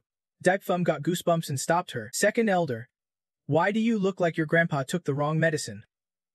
He shouted. The system appeared instantly, excited to ask, what is up, host? This is the first time you have called me. Do you need my help? Seeing the system ignore the situation, he explained evenly. I just figured something out. If I Find another host to cause trouble. The system clutched its head and complained. Please do not do that at times like this. Ong Hong Dama reminded. Are you stupid? Why save the host? Maybe next year there'll be a little host already. It chuckled. A son inheriting his dad's system is way too unprofessional. But I like it. Dipe Fum's voice turned harsh. Don't mess it up. Cut to inside the sect. Tavenen's right eyelid twitched repeatedly, making her think, strange. Why is my right eyelid twitching? Left means fortune. Right means trouble. According to old lore, Taven slammed the table in panic, shouting, Danger! Something's wrong with my disciple. Cut to Deep Fum, where V and Vin still clung to him. Coaxing, let Big Sis kiss you again, then I will take you to eat dried fish. At that moment, T Vin, Chun Hetz, and Al Unum pushed open the door. She cleared her throat. Second Elder, have you seen my precious disciple? Unexpectedly, seeing the scene before her, Tavena's eyes widened in shock. Vin Vine stayed glued to him and whispered, Sect leader, you have come. Her anger flared up fiercely, gritting her teeth to demand, Fun, what are you doing with my precious disciple? Vin Vine answered without hesitation, of course kissing and touching. Just that, Taven angrily pushed them aside, scolding, kissing your head. Vin just stood there, confused. Sect leader. What happened? Chun F watched the scene from behind, giggling, thinking no wonder Deep Friend never wants to leave the Van sect. This time, I have to behave well. Can T miss the chance? I should take this chance to cook dip Yeo non raw rice into cooked rice. La Anen was so close. Still had to peek through binoculars. As expected, Senior only likes big chests. They took advantage of that to force Senior Dip to become a celestial slave. She crossed her arms and asked, Celestial slave, where did you learn that strange word? Chan Hu ignored her and shouted, No matter what, it is about you. Master 2. Right, I came here to give you a hand. The girl chimed in. I want to let you keep taking Senior Deep. Tu Yun frowned and stopped them. This is my sect's business. Outsiders stay out. Yuan held Deep Fame. Scolding. If you want to spoil a cat, just say, why start a fight? Soon it will turn into a beauty brawl. Stop fighting. I admit I was wrong. Only he sat holding his head, groaning. What a headache. If I would known sooner, I would not have come to refine pills alone. A scent filled the room. Dip Fam sniffed a few times, muttering, why does it smell like sauce? By then, the stalemate fight ended with everything in ruins. Everyone was exhausted. The ingredients lay scattered on the floor. Dried dung, spring pond water. Drunken joy. 1,000-year honey flower. Heavenly 9 flower dew. He quickly ran over, picking some up. Puzzled, the aroma was almost identical to the top-quality wine he drank before. If mixed right, it could restore that fine wine. Then Dipe Fam stood and left. Lying wailed miserably. Senior, help me. He stopped and replied, play among yourselves. I have important matters to attend. Lying was pinned down, barely breathing, almost ready to pass out. I am overwhelmed. I am not mad anymore. Half a month later, the immortal Jade Peak was at its height. Mafen sneaked outside. Smug, the Vandosek people were finally gone, making it much easier to find the immortal needle. He snuck inside, holding shorts and chicken legs, angrily thinking, odd. Where did the girls from Tu Yun sect hide their treasured immortal needle? No way. Today if I can turn this place upside down. I want to give up. Nearby, a ceramic jar stood boldly on the table's edge. Mafen saw it, rushed over, picked it up, and muttered as he opened the lid. They would not hide stuff in a place like this. Right? Damn, it smells really good. Maybe I should try a sip. He could not resist and downed it all in one go. Outside under the clear moon and breeze, Num Hai and Deep Fem walked together. He spoke. Little friend, can you tell me the plan to help? My friend's getting impatient waiting. You reassure him. Don't worry. The longer the wine ages, the better. It even needs to be left for half a year. Num Hai asked in surprise. Wine isn't your solution, just drinking wine. Suddenly, Mad Laughter echoed from behind. I must stand atop this world. Make everyone worship me. Fam sighed in admiration. Classic villain dreamer. Now, who is in my house? Seconds later, they vanished, leaving a voice echoing. Let me go check it out. It was Ma Fen looking up at the moon. Chuckling alone, he rushed over and noticed the Tae Duong Tin sect. Why had he suddenly come to Tu Yun sect to undress? He turned chaotic, raised his hand declaring, Rotten man, this stuff is mine too. Nem Hai got furious, kicked Ma Fen to the ground, and golden energy immediately surged from him, not backing down. He shouted, You dare mess with me. If I do not defeat you today, I will rename you Horsemanir. Purple spiritual power gathered in his palm. Nem Hai frowned. Calculating. Tribulation stage. Just his potential. Mafen growled, "Become an entry in my notebook." He also aimed his palm at him, ready to strike. In a flash, a blinding explosion hit right in front, splattering fresh blood on the wall. Hai stared at the mark. Puzzled, he would only just awakened his talent. So why did he feel tribulation pressure? And why smelled like wine all over? Depfam appeared holding the wine jar. Muttering, "No wonder that man was so shameless he sneaked to drink the cursed wine." He pointed at it, suggesting, "Wine? Little friend, if there is any left, why not give it to me?" You rejected it instantly. "That is impossible. The wine is still too strong. It has only been aged for over 10 days. Not enough time to reach optimal flavor." Hai pondered, imagining himself as a hero. "Isn't this the best?" After drinking, Mafundes' strength almost matches that of the Tribulation Realm. "If I drink it, could I gain the power of the prenatal or golden immortal for a short while?" He suddenly knelt down in salute and said, "Little friend, I want to drink your wine." Depfam nodded and said, "If you want it, go ahead. Good wine is never wasted." At that moment, the system popped up with a message. "Chicken blood system. Could it be you drank the wine and did something? What is going on?" Ung shook her head in denial. "I am being honest this time." The system leaned in and asked, "Then how does the host's wine have such a strong effect?" Hung whispered, "Could it be that the wine's effect is not strong itself, but stimulates the drinker's activity, like a stimulant?" The system exclaimed in surprise. "A stimulant? That is a good idea. I could really use something like that." At the same time, a shadow enveloped the two, making Hung panic and demand, "Who are you? How can you see us?" She spun around pointing ahead, questioning, "How can you see the system?" The system standing nearby broke into a cold sweat, mumbling, "He is the holder of another system." Suddenly, a mysterious energy shot towards the system, knocking it backward. The red system with a conical hat beside the stranger pointed and whispered, "Finally found her. Host, she is the one who, at the final settlement, boost the system holder's growth power by 75%. The system clutched its stomach, grimacing while protesting. "Growth system? What nonsense are you talking about? Turns out the red system is a wild system." It sneered and mocked. "No wonder it is a low-tier system. It does not even know its own subsystem's functions. A total waste." Suddenly, they all charged toward Daipifum together. The system growled loudly, "That person is its host. Kill him for me." It rushed forward, creating golden specks around itself, firmly declaring that its host must not be harmed. The system spun around, forming bright golden rings to protect its master, automatically activating time bullets. 9th level Chrysanthemum Shield. You look surprised and called the system. Hai shouted, "Who dares ambush little friend?" The stranger snorted coldly, thinking, "Blocked already." He turned and suggested to Dppfum, "Host, let us team up quickly. Other hosts want to kill you."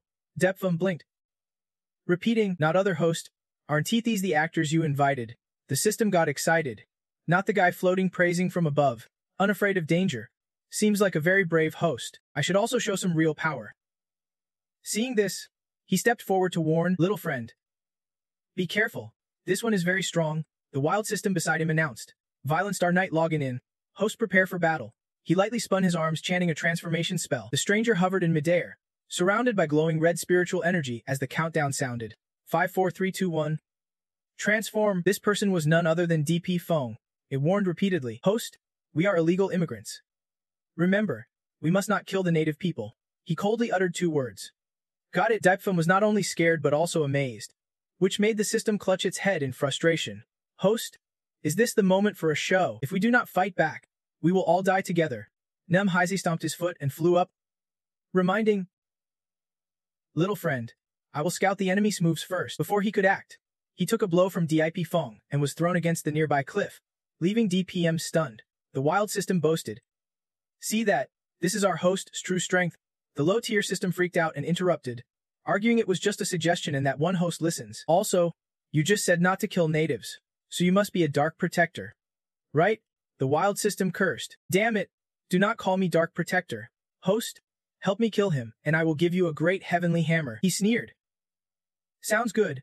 Dipfum soared up with his blazing purple shield, ready to fight fiercely. He sneered, praising the two. Dipfum soared high with his blazing purple shield, ready for battle. "Now I will make you and your master vanish from this world right now," he shouted, while creating identical clones that directly attacked Dppfum. The system immediately generated a small golden shield around him. "Host, please be careful." He glanced and muttered, "If he has got the guts, then kill me." Dipfum turned to him and asked, "Aren't you going to run?" "Forget it." He started but was cut off by the system. "Wait, where's the system attacking, finishing the move?" He stood before him and pushed the shield toward Deep Feng, the violent star flashing fiercely. Unexpectedly, he created red and black circles that easily shattered the shield. In an instant, shards of all sizes fell down. The system's face showed it could not withstand that blow. Deep Feng stood tall, full of pride, and said arrogantly, "This is the opposite outcome for me." Meanwhile, the other was so beaten he lay on the ground groaning. "That hurts." He bent down and asked softly, "How bad is it?" The system shouted in frustration, "My 2 million health just got wiped out by 300,000 in one hit." 300,000. Huh. He pulled out a red talisman and spat angrily. "Damn, this system is strong, even if you resist." "What then? In front of me, you might hold on 7 or 8 times. But can you survive the 10th? Deep Feng raised 2 fingers, sending the talisman forward, proudly saying, "I have many attack tricks." Now, at this final moment, a sharp weapon suddenly pierced through, slicing his talisman in half. Deep Feng stared in shock and blurted, "What?" He looked suspiciously at the weapon as the warning from the fallen system quickly appeared. Where did this wild beast come from to dare bully the regular ranks? She snapped back, "Even mocking my little brother." Humung, standing beside, nodded coldly with her eyes. The system, tears welling, raised its hands and shouted, "Fallen system, are you here to save me? I refuse. Save your little sister first, and return the luck points you still owe." She recalled the past, the device empty and unreadable. She could only smile sheepishly. "I have spent it all." The fallen system gritted his teeth and scolded, "Really? Every time you cause trouble for me, you nearly got the previous host of this system killed. Living with you is harder than living with my mom." The system was unafraid and reached out.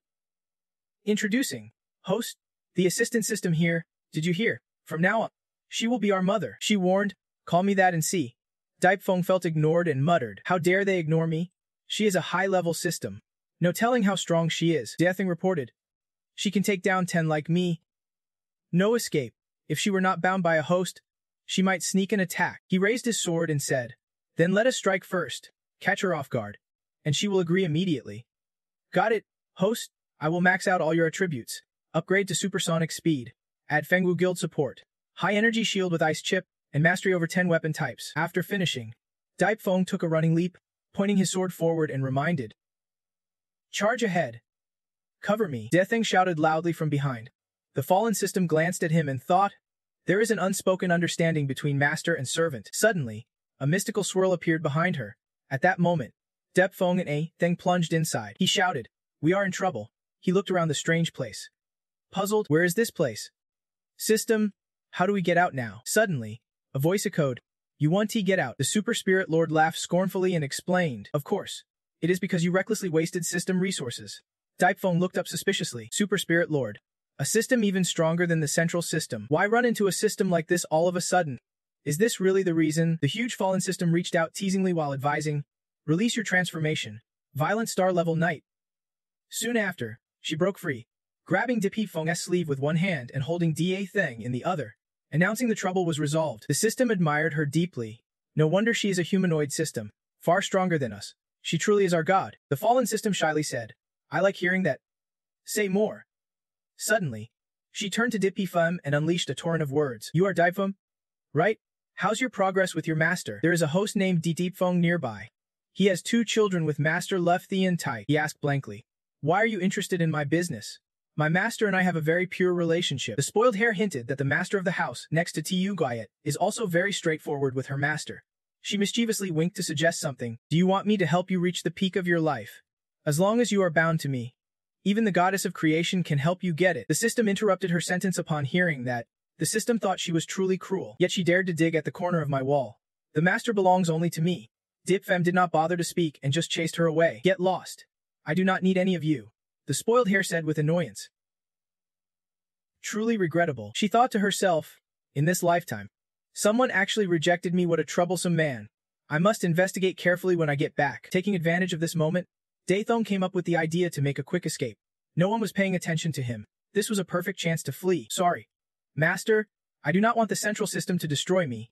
Ong Hong noticed it flying away and sharply pointed out, "Oh no, it is trying to run." Dathong proudly looked back with contempt. "Want to catch me?" Too late. The spoiled hare glanced that way. Her pupils shimmered with a mysterious purple glow. She summoned a clock ring boldly and shouted a command. Time stopped, so it could not escape. Dathong was caught and angrily yelled, "How did you do that? Why am I in your hands?" The system stood aside in amazement. How did she do that? Just one glance, and it was already in her grasp. The spoiled hare laughed loudly, holding it. That is a secret.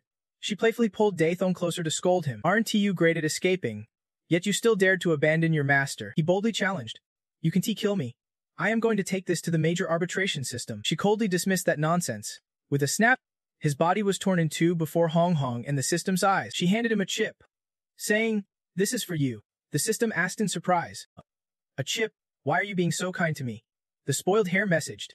Receiving its data will help you and your master repay a debt in the future. He lamented tearfully. Don't mention repaying debts anymore. Depfime now doubted. The system was truly unreliable. Even a secret master would be betrayed at a critical moment. After finishing, she pulled Diepfong through the barrier gate, not forgetting to remind. I am sending this time-traveling guy back. If there is any problem, tell me, the system happily replied. Got it, Mom, she angrily warned. Don't call me Mom. A few minutes later, he went to Namhai's place and shook him awake. Wake up, the floor is cold. You will catch a cold. He woke up and asked impatiently, what about that powerful guy? Where did he go? Depfam reassured. It has been handled. And he won T come back. Namhai puzzled. Who was it? Ooh.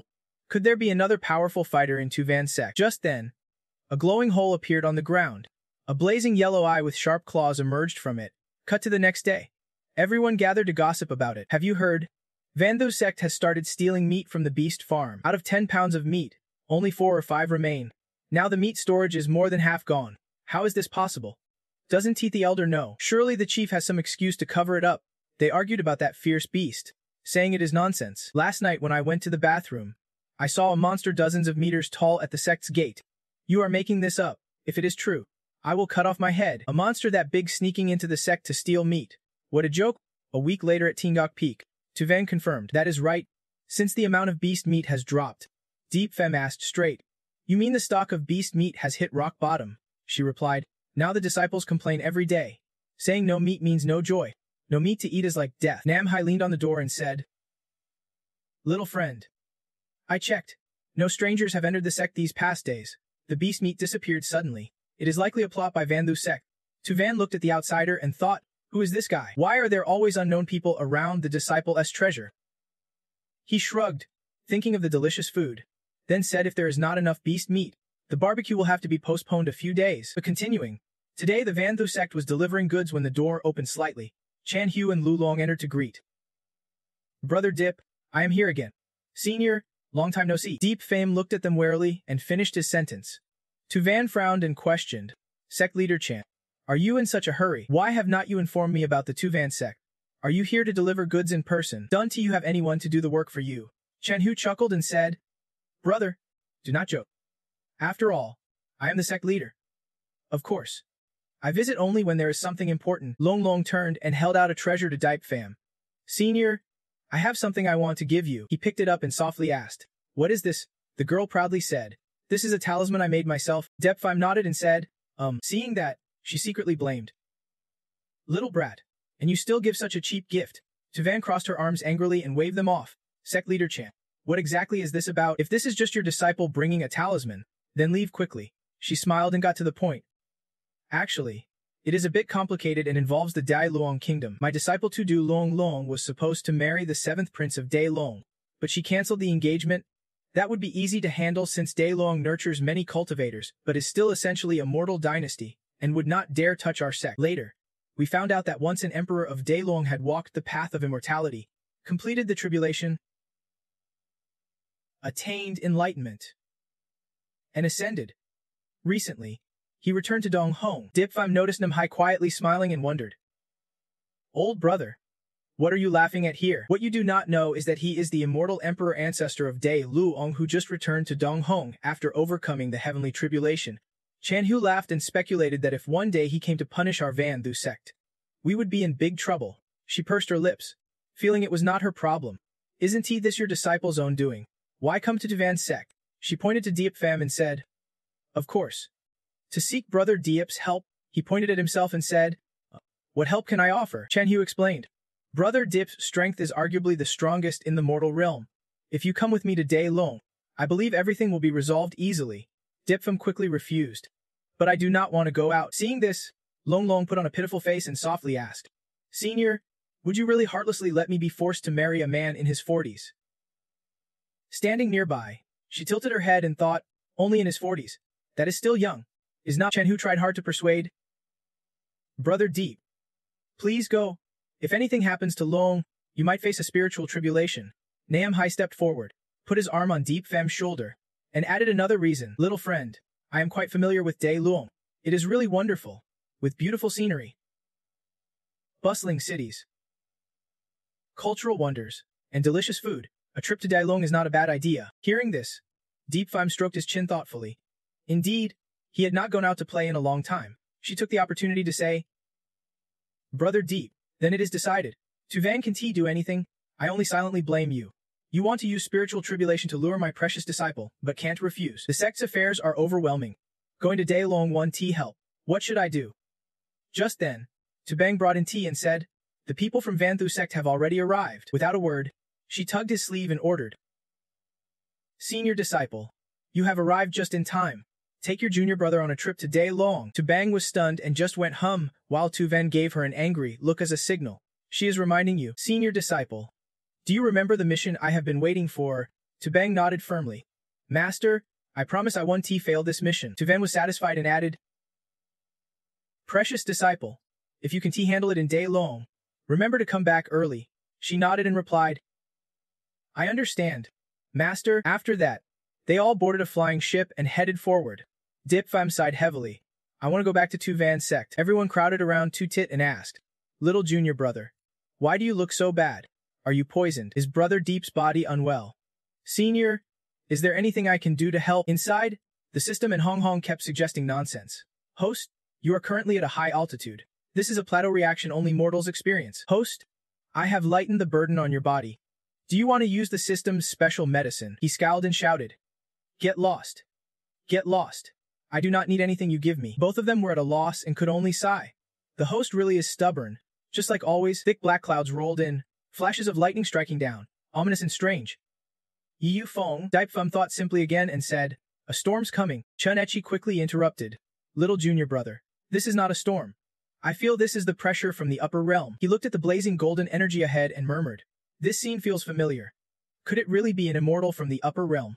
The system quickly confirmed. Host, that is right, above is the celestial immortal. Just then, a bolt of golden lightning struck straight down. Dep Fum saw Oait flying down crying and shouted in surprise. Why is it her? The other three happily exclaimed, an immortal indeed. Truly an immortal. She stopped crying as soon as she saw him, her amber eyes wide and adorable. Oait hugged Dipfum tightly and said, Senior, please help me. The three beauties stared wide-eyed. Little junior brother.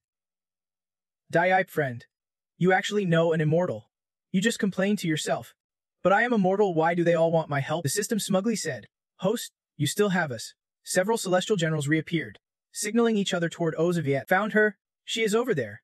The system and Heng Hung Nugo exchanged puzzled looks. Weren't those the celestial generals the system's minions defeated? Why do their faces look exactly the same? Daipfum looked up suspiciously. Could it be that they are the three precious embryos? Oai took a deep breath and shouted. Senior, she knelt down, closed her eyes tightly, and cried out, please save me. Daifum silently scolded her. When Oandeat was thrown to the celestial general, did not her knees hurt? Oan Aita turned Daipium around and pleaded. Senior, please help me just this once more. I vow to be your servant for life. Lug Uding stepped forward and said. Seriously, being a servant? My sisters taught me that means promising your body. You have no choice but to clutch your pants and agree. All right, I get. Stop pulling my pants. The celestial general growled threateningly. Hong Na, you have fled the upper realm countless times. A grave offense. You have conspired with the lower realm punishable by death. Your plot to assassinate a celestial general is unforgivable. This time, you are better off dead, she protested from below. I really did not kill the celestial general. I do not know anything. Hung Hung immediately defended. Neither did I. I even spared his life. Two celestial generals raised their weapons, grinding their teeth as they called Hong Nuka's name. A golden spiritual force shone down from the sky with terrifying words of execution. Chaos erupted there. Luai Tud, little junior brother. That is heavenly thunder. We gotta run or we are dead. Senior, please do not go. You will definitely defeat them. Suddenly, the celestial generals were attacked unexpectedly. An explosion rocked the area. It was Hung Hung firing her cannon at them. Host, look, I have dealt with it. The system standing nearby complained. Are you really the chicken saving system? You said you multiplied your power by 5. But the result was just more strength and authority. The others stared wide-eyed at the rocket bullets. murmuring, "Dealt with it, little junior brother. You are stronger than we thought." He turned and said, "This is not my fight." Lo Ling looked around cautiously. "Right? Where's my master?" Tabung shrugged. "I think he has run off." Then Daipifum crossed his arms and asked Onziat, "Wait, did not you run away at first? Why come back to the lower realm?" She quickly explained, "Because the number of celestial generals in the upper realm has increased greatly, and my current strength has weakened a lot. Returning there means death." The girl across called out worriedly. Tibang nodded and said, "My powers diminished too." I added, "When chased by the celestial generals, I made a bold decision in that desperate moment." She rambled on. "I split my soul and immortal power into 7 parts, hiding them in magical treasures and scattered them everywhere. When I can be reborn like the old masters in the realm. I do not know if it is luck or not, but the first attack from the heavenly general did not kill me. So I fell into the lake for hundreds of thousands of years. But my strength is only about 1/3 of what it was before." He squinted, comparing, "Why do I feel your situation is more like Wonderm and Eternal Spirit Frost? Or rather, the 7 Dragon Balls." Suddenly, Daipfum reached into his waistband and said something. "Right?" Ayat was so confused he started sweating nervously and tried to stop him. "Senior, you want to take it off here? There are too many people around. It is not a good idea." He pulled out a blue hairpin and asked what she was talking about. "This hairpin is yours, right?" I took it, immediately recognizing it. "My hairpin is actually in the senior's hand." "Senior, how did you know that?"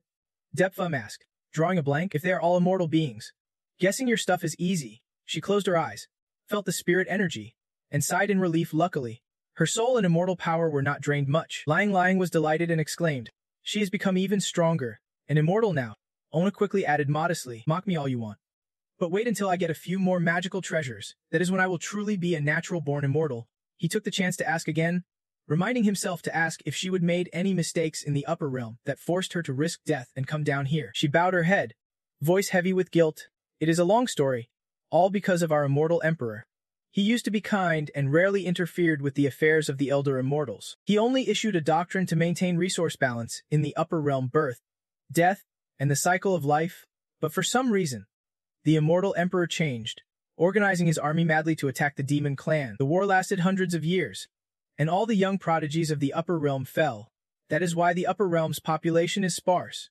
A large number of clones appeared on the screen. The immortal emperor demanded immortals marry quickly, or he would force matches.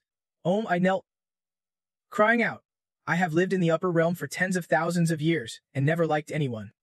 If forced, I do not know who I will be married off to. After much thought, the only way to survive was to escape down to the lower realm. The girl took her hand to comfort her.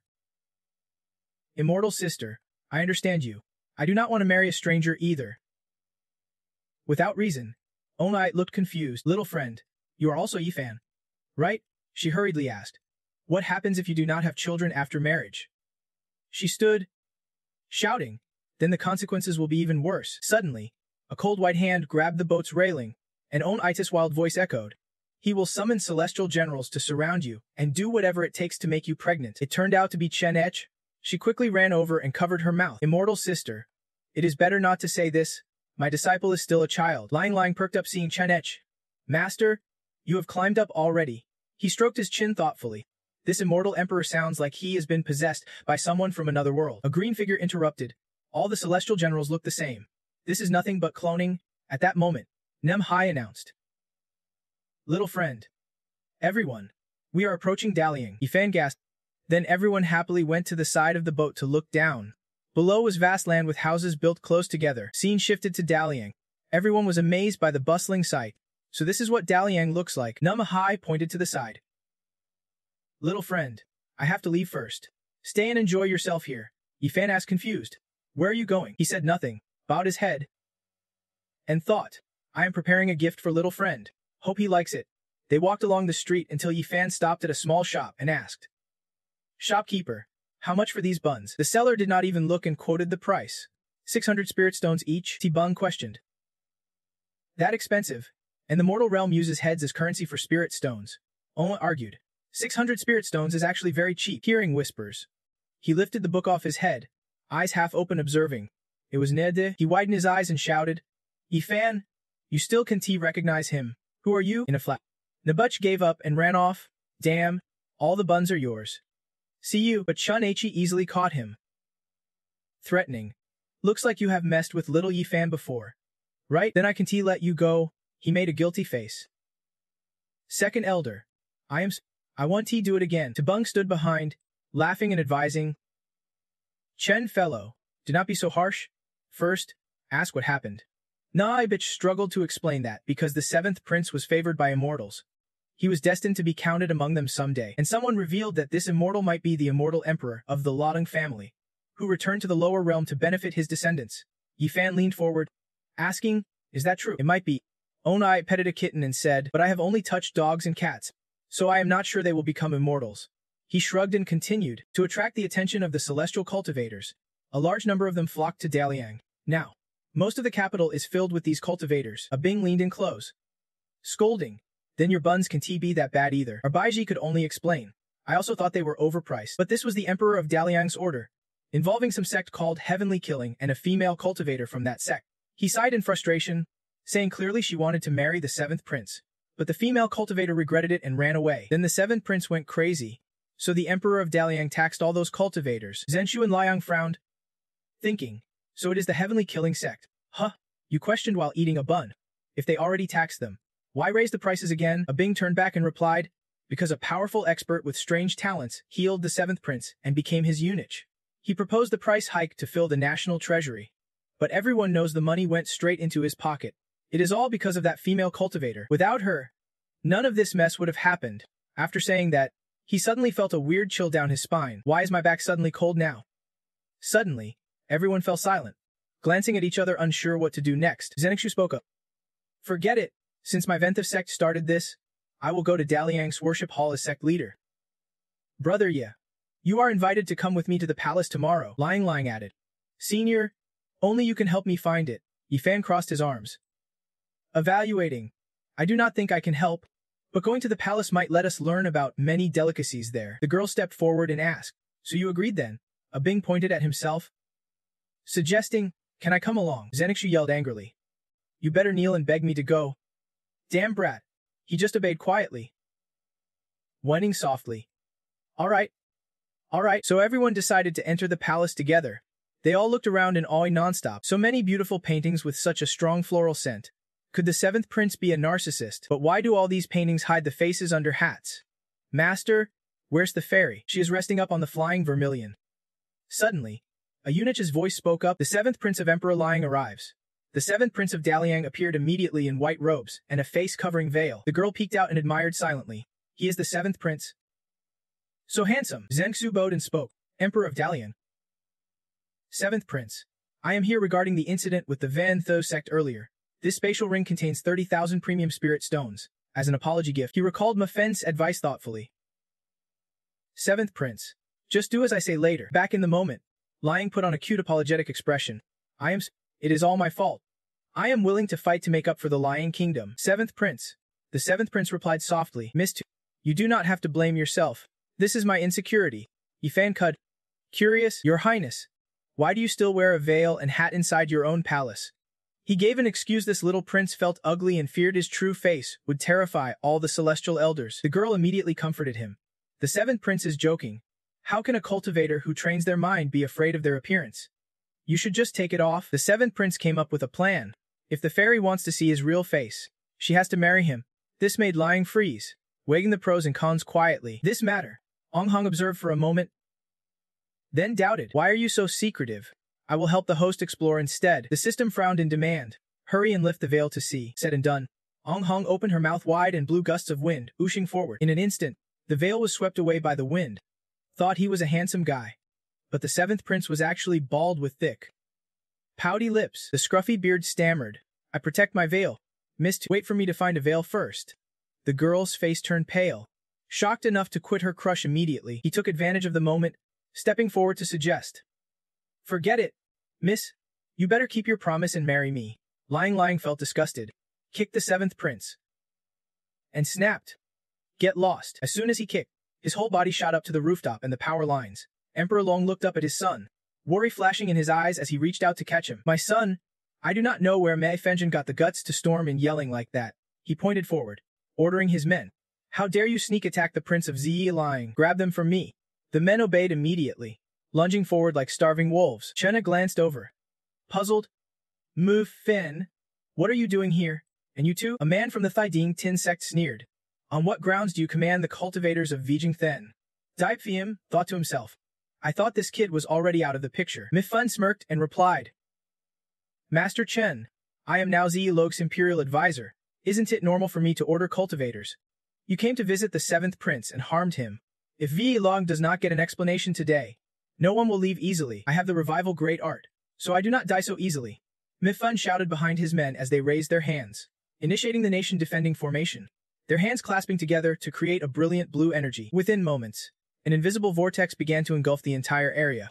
She looked on and yelled, the nation-defending formation, this is clearly your sect's Lek Fong Hoa M formation. He muttered, still confused. What the heck are they doing? A black cloud hovered overhead.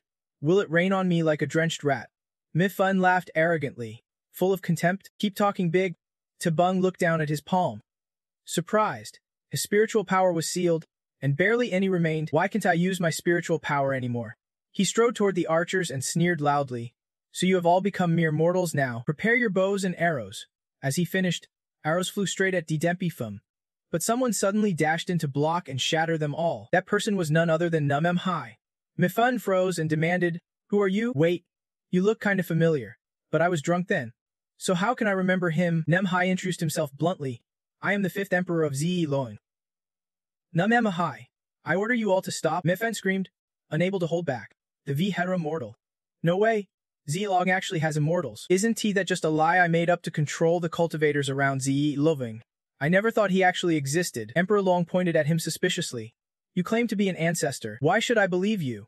The 7th prince demanded. Who the hell are you? Just one sentence and you expect us to stop? Nem Hai raised his hand and offered a solution. To prove it, feel the ancestral bloodline. The ancient bloodline. Instantly, a golden spiritual power flowed out, suddenly burning through the clothing of 2 soldiers. They cried out, our clothes. It feels like they are melting. Everyone was stunned and confused. Why can't I feel anything? This has to be a cultivator scam. He too was stunned, suspicious of these strange people. Why did only 2 sense the bloodline? Could it be the others' bloodlines are too weak? Diepfum ran over to whisper a suggestion. Or maybe they are not really your family. Hung and the system started a lengthy analysis. After checking, this royal family basically has no blood relation to him.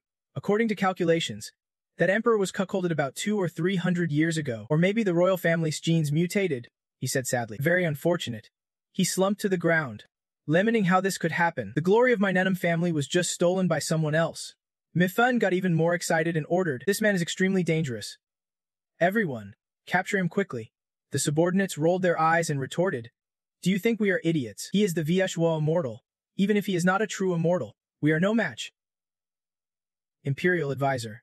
Stop talking and prove your worth by stepping forward. Suddenly, dark clouds gathered outside. Thunder rumbled through the air, and a monster with sharp teeth and glowing red energy descended.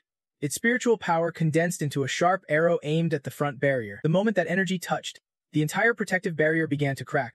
The palace walls shattered, and the spiritual power flooded in, sending everyone into chaos. Damn it! Who the hell is that? Where's the healer? Hurry and come help me maintain the formation. Chun Ed looked back, surprised. The formation's been broken.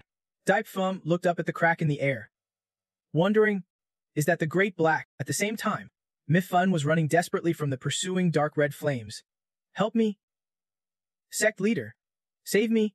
I swear I will never be your enemy again. Please save me. Chen calmly said, I do not even know what kind of fire this is, so I can save you. His body was burning hot as he begged. Sect leader, I truly regret it. Suddenly, Mifun vanished mysteriously without a trace, leaving her stunned. Laoji stared wide-eyed, shouting, the national preceptor is dead. With no other choice, he fell to his knees and called out. Ancestor Numhai startled and reminded him. Brother, your descendants are calling you. He gritted his teeth and broke tease. I am not your ancestor. You are not blood relatives of the Inge family. We have no obligation to protect you or Daliang anymore. From now on, whether Daliang lives or dies is none of my concern. Saying this, Numhai turned and left, patting Dipifum's shoulder comfortingly. Little friend, sorry you had to see all that. I will treat you to a meal at the Celestial Pavilion. He sighed and said resignedly, no royal dishes today, but that is okay. Lao Dai weakly reached out, trying to call. The palace staff surrounded him, now scolding him harshly. What kind of dog is Dalian? In the end, it is all just tricks, telling us what to do without a care. Do you really think you are better than everyone else? If Long Kingdom has no ties to Tian Dine, do not expect us to show respect. Lao Jie's face turned pale as he panicked inwardly. This is it. It is completely over. Scene shifts to the ocean. Someone sitting on the Great Black struggles to say, Great Black, my wounds can be healed. You go on alone? It looked back. Encouraging. Best friend. What are you saying? It took us so long to defeat that false Taoist, and now you tell me to go alone? It turned out to be Depi Fim. Fresh blood dripped steadily from the corner of his mouth. He coughed, taking a red pill, saying the world is about to be destroyed by that old man. At that moment, several arrows came flying. Depi Fim reluctantly handed over the last fairy orb, saying, Here, take this. The Great Black frowned at the pill and called out urgently, Best friend. Only a splash answered from under the water. The Great Black dived frantically. Desperately searching, it threw itself into the river. Shouting wildly, Best friend allowed the fish to swarm and bite at him. Dark clouds gathered as thunder roared and fierce lightning streaked across the sky. Underwater, fierce fish with sharp teeth charged. The Great Black's screams echoed, Where are you? Just as things got intense, Depi Fim woke up. It was only a dream. Outside, the scent of steamed buns filled the air. Depi Fim hurried out and asked, Hello? Where's your master? Lawson Yualdi Ing, holding a bun, turned and replied, Senior, you are awake. She said there was a civil war in Daliang last night, and the cultivators formed their own sect. As righteous people, we have to tax them. But they refuse, so now Chen A is standing on a mountain of spirit stones, happily crushing every visitor. The girl raised her hand and smiled, asking softly, Senior, are you still drunk? Depi Fim replied calmly, I am sober now. But suddenly his face turned pale again, making Lin Yu worried. Depi Fim could not hold back, rushed to the window, spat it, and weakly admitted, Fine, I am still drunk. What happened outside? Brother Ing, this boat is really dangerous. At the same time, Nehemhai wandered over, confused, asking, Who is steering this boat? Hearing that, he turned back and questioned, And you? Were not you just meditating? Wait, if you are not driving, then who is? It turned out that Dat and Tubang were excitedly steering the boat, chatting as they went. They seemed to really enjoy it. Looks like I bumped into something again. No big deal. Probably just a slightly oversized bird. Let us keep going. To friend. Where to next?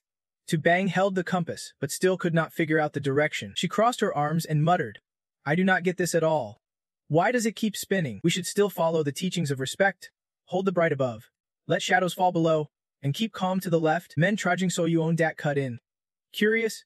Wait, where exactly are we right now? Tubang did not really know but answered immediately.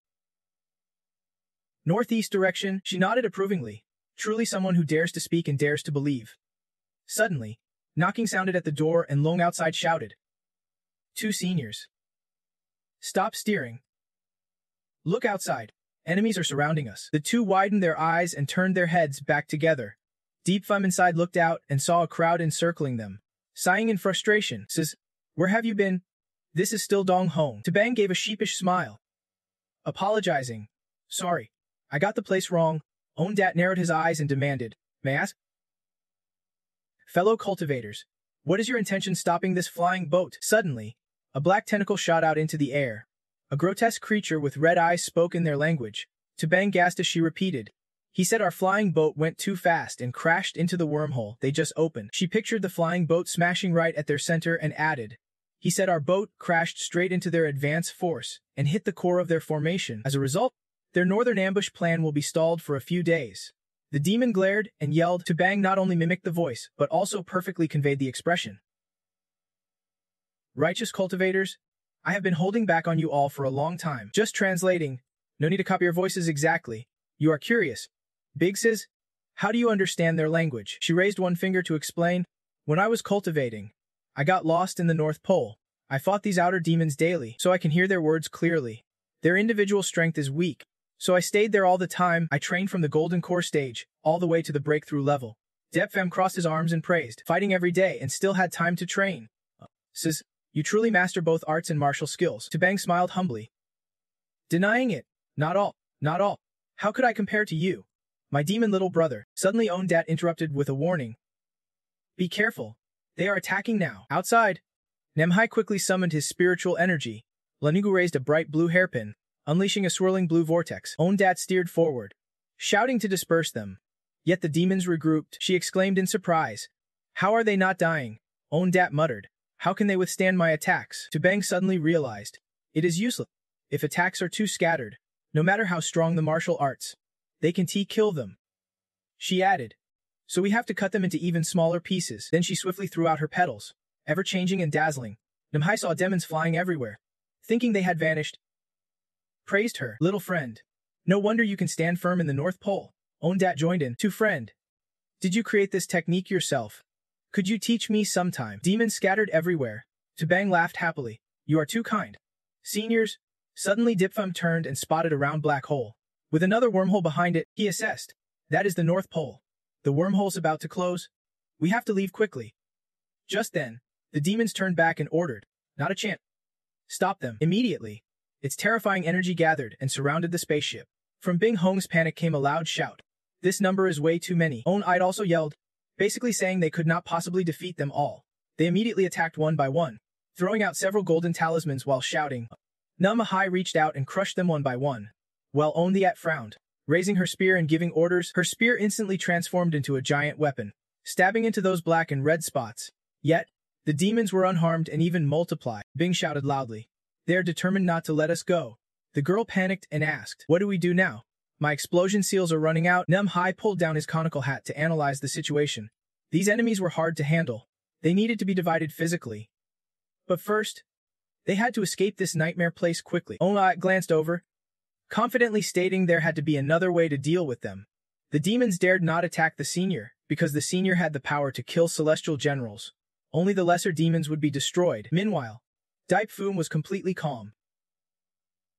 Leisurely watching, the demons simply did not see him as a threat. Daipfum rested his hand on his chin, realizing the demons were not hostile to him at all. Moreover, the system had mysteriously disappeared. Could these demons be creations of the system? Seeing this, Tabung could not help but ask, Junior brother, why are you so calm? Or have you figured out a solution? He shook his head. Denying it, I am just a mortal. Where would I have a solution? But senior sister, do not worry too much. Just think a little more. I am sure there is a way. She made a knowing expression and thought, just as Master said, my junior brother likes to see himself as a mortal. If he says that, then there must be a way. Bing clenched her fists and reminded them. The demons had invaded the northern region for years. Forget past, present, and future. This was the time to exercise and destroy them. Namhai raised his hand in agreement. La Yang took out a bunch of talismans to contribute, so I will bring out all my skills too. On still held the spear.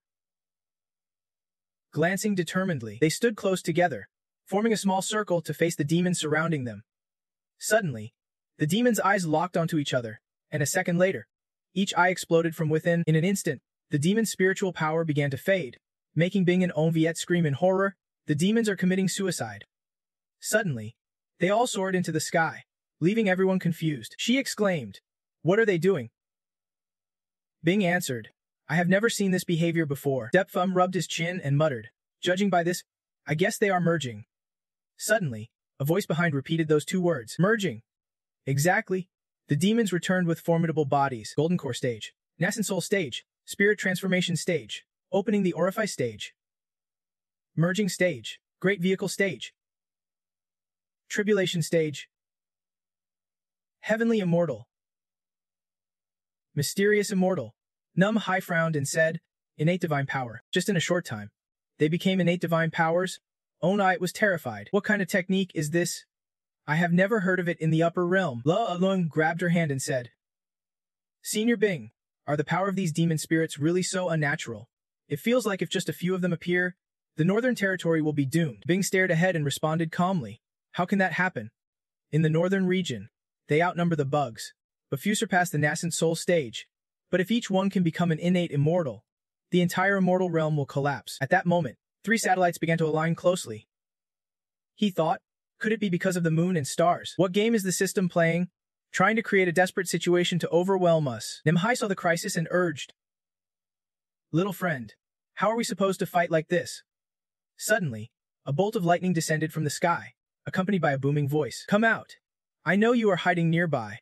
Out of nowhere, something golden appeared above, shooting straight down at the speed of light. It was the golden energy released from the moon, blasting the blue satellite to smithereens. The demons below stared in disbelief. Soon after, a huge foot with sharp claws appeared in the smoky, ghostly haze. It was none other than the great black beast. The demons around it gradually vanished. Namamhai shouted from the side of the ship, What kind of demon beast is that behind? Tabung added. One move was enough to wipe out the evil spirit. Its power is definitely not below the senior S. Zihip slowly stepped in front of De Peep Fum, looking at him affectionately. Still caught by you. Huh. Zas spun around and transformed into a beautiful woman in a sexy red dress, softly calling out, "My dear friend." Deep Fum was stunned and asked, "Are you Aich?" Blushing, he stepped closer and whispered, "Ziwayak." You gently intertwined your fingers and lowered your head, blaming your friend. "I know hiding your trail was my fault, but you are overreacting." Suddenly, Deep Fum's mouth dropped open as he shouted, "Wait, where's your thing?" Ziav raised a finger in a light reminder. "Friend, that is a bit rude to say. I have always taken a female form." She hugged him tightly, sighing, as if feeling his warmth once more. "So good."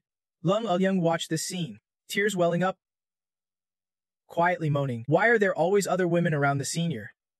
One woman, then another, and some men just stand there frozen. The girl thought to herself, "I guess I am asking this for my master." Deep Fum suddenly turned and asked, "Why are you here in this world? Don't tell me you want me to go back." He quickly added, "I am not going back. Plus I am just a mortal. Can't he help at all?" Ziwayak, suddenly pushed aside, spoke up, "Friend, why would I force you?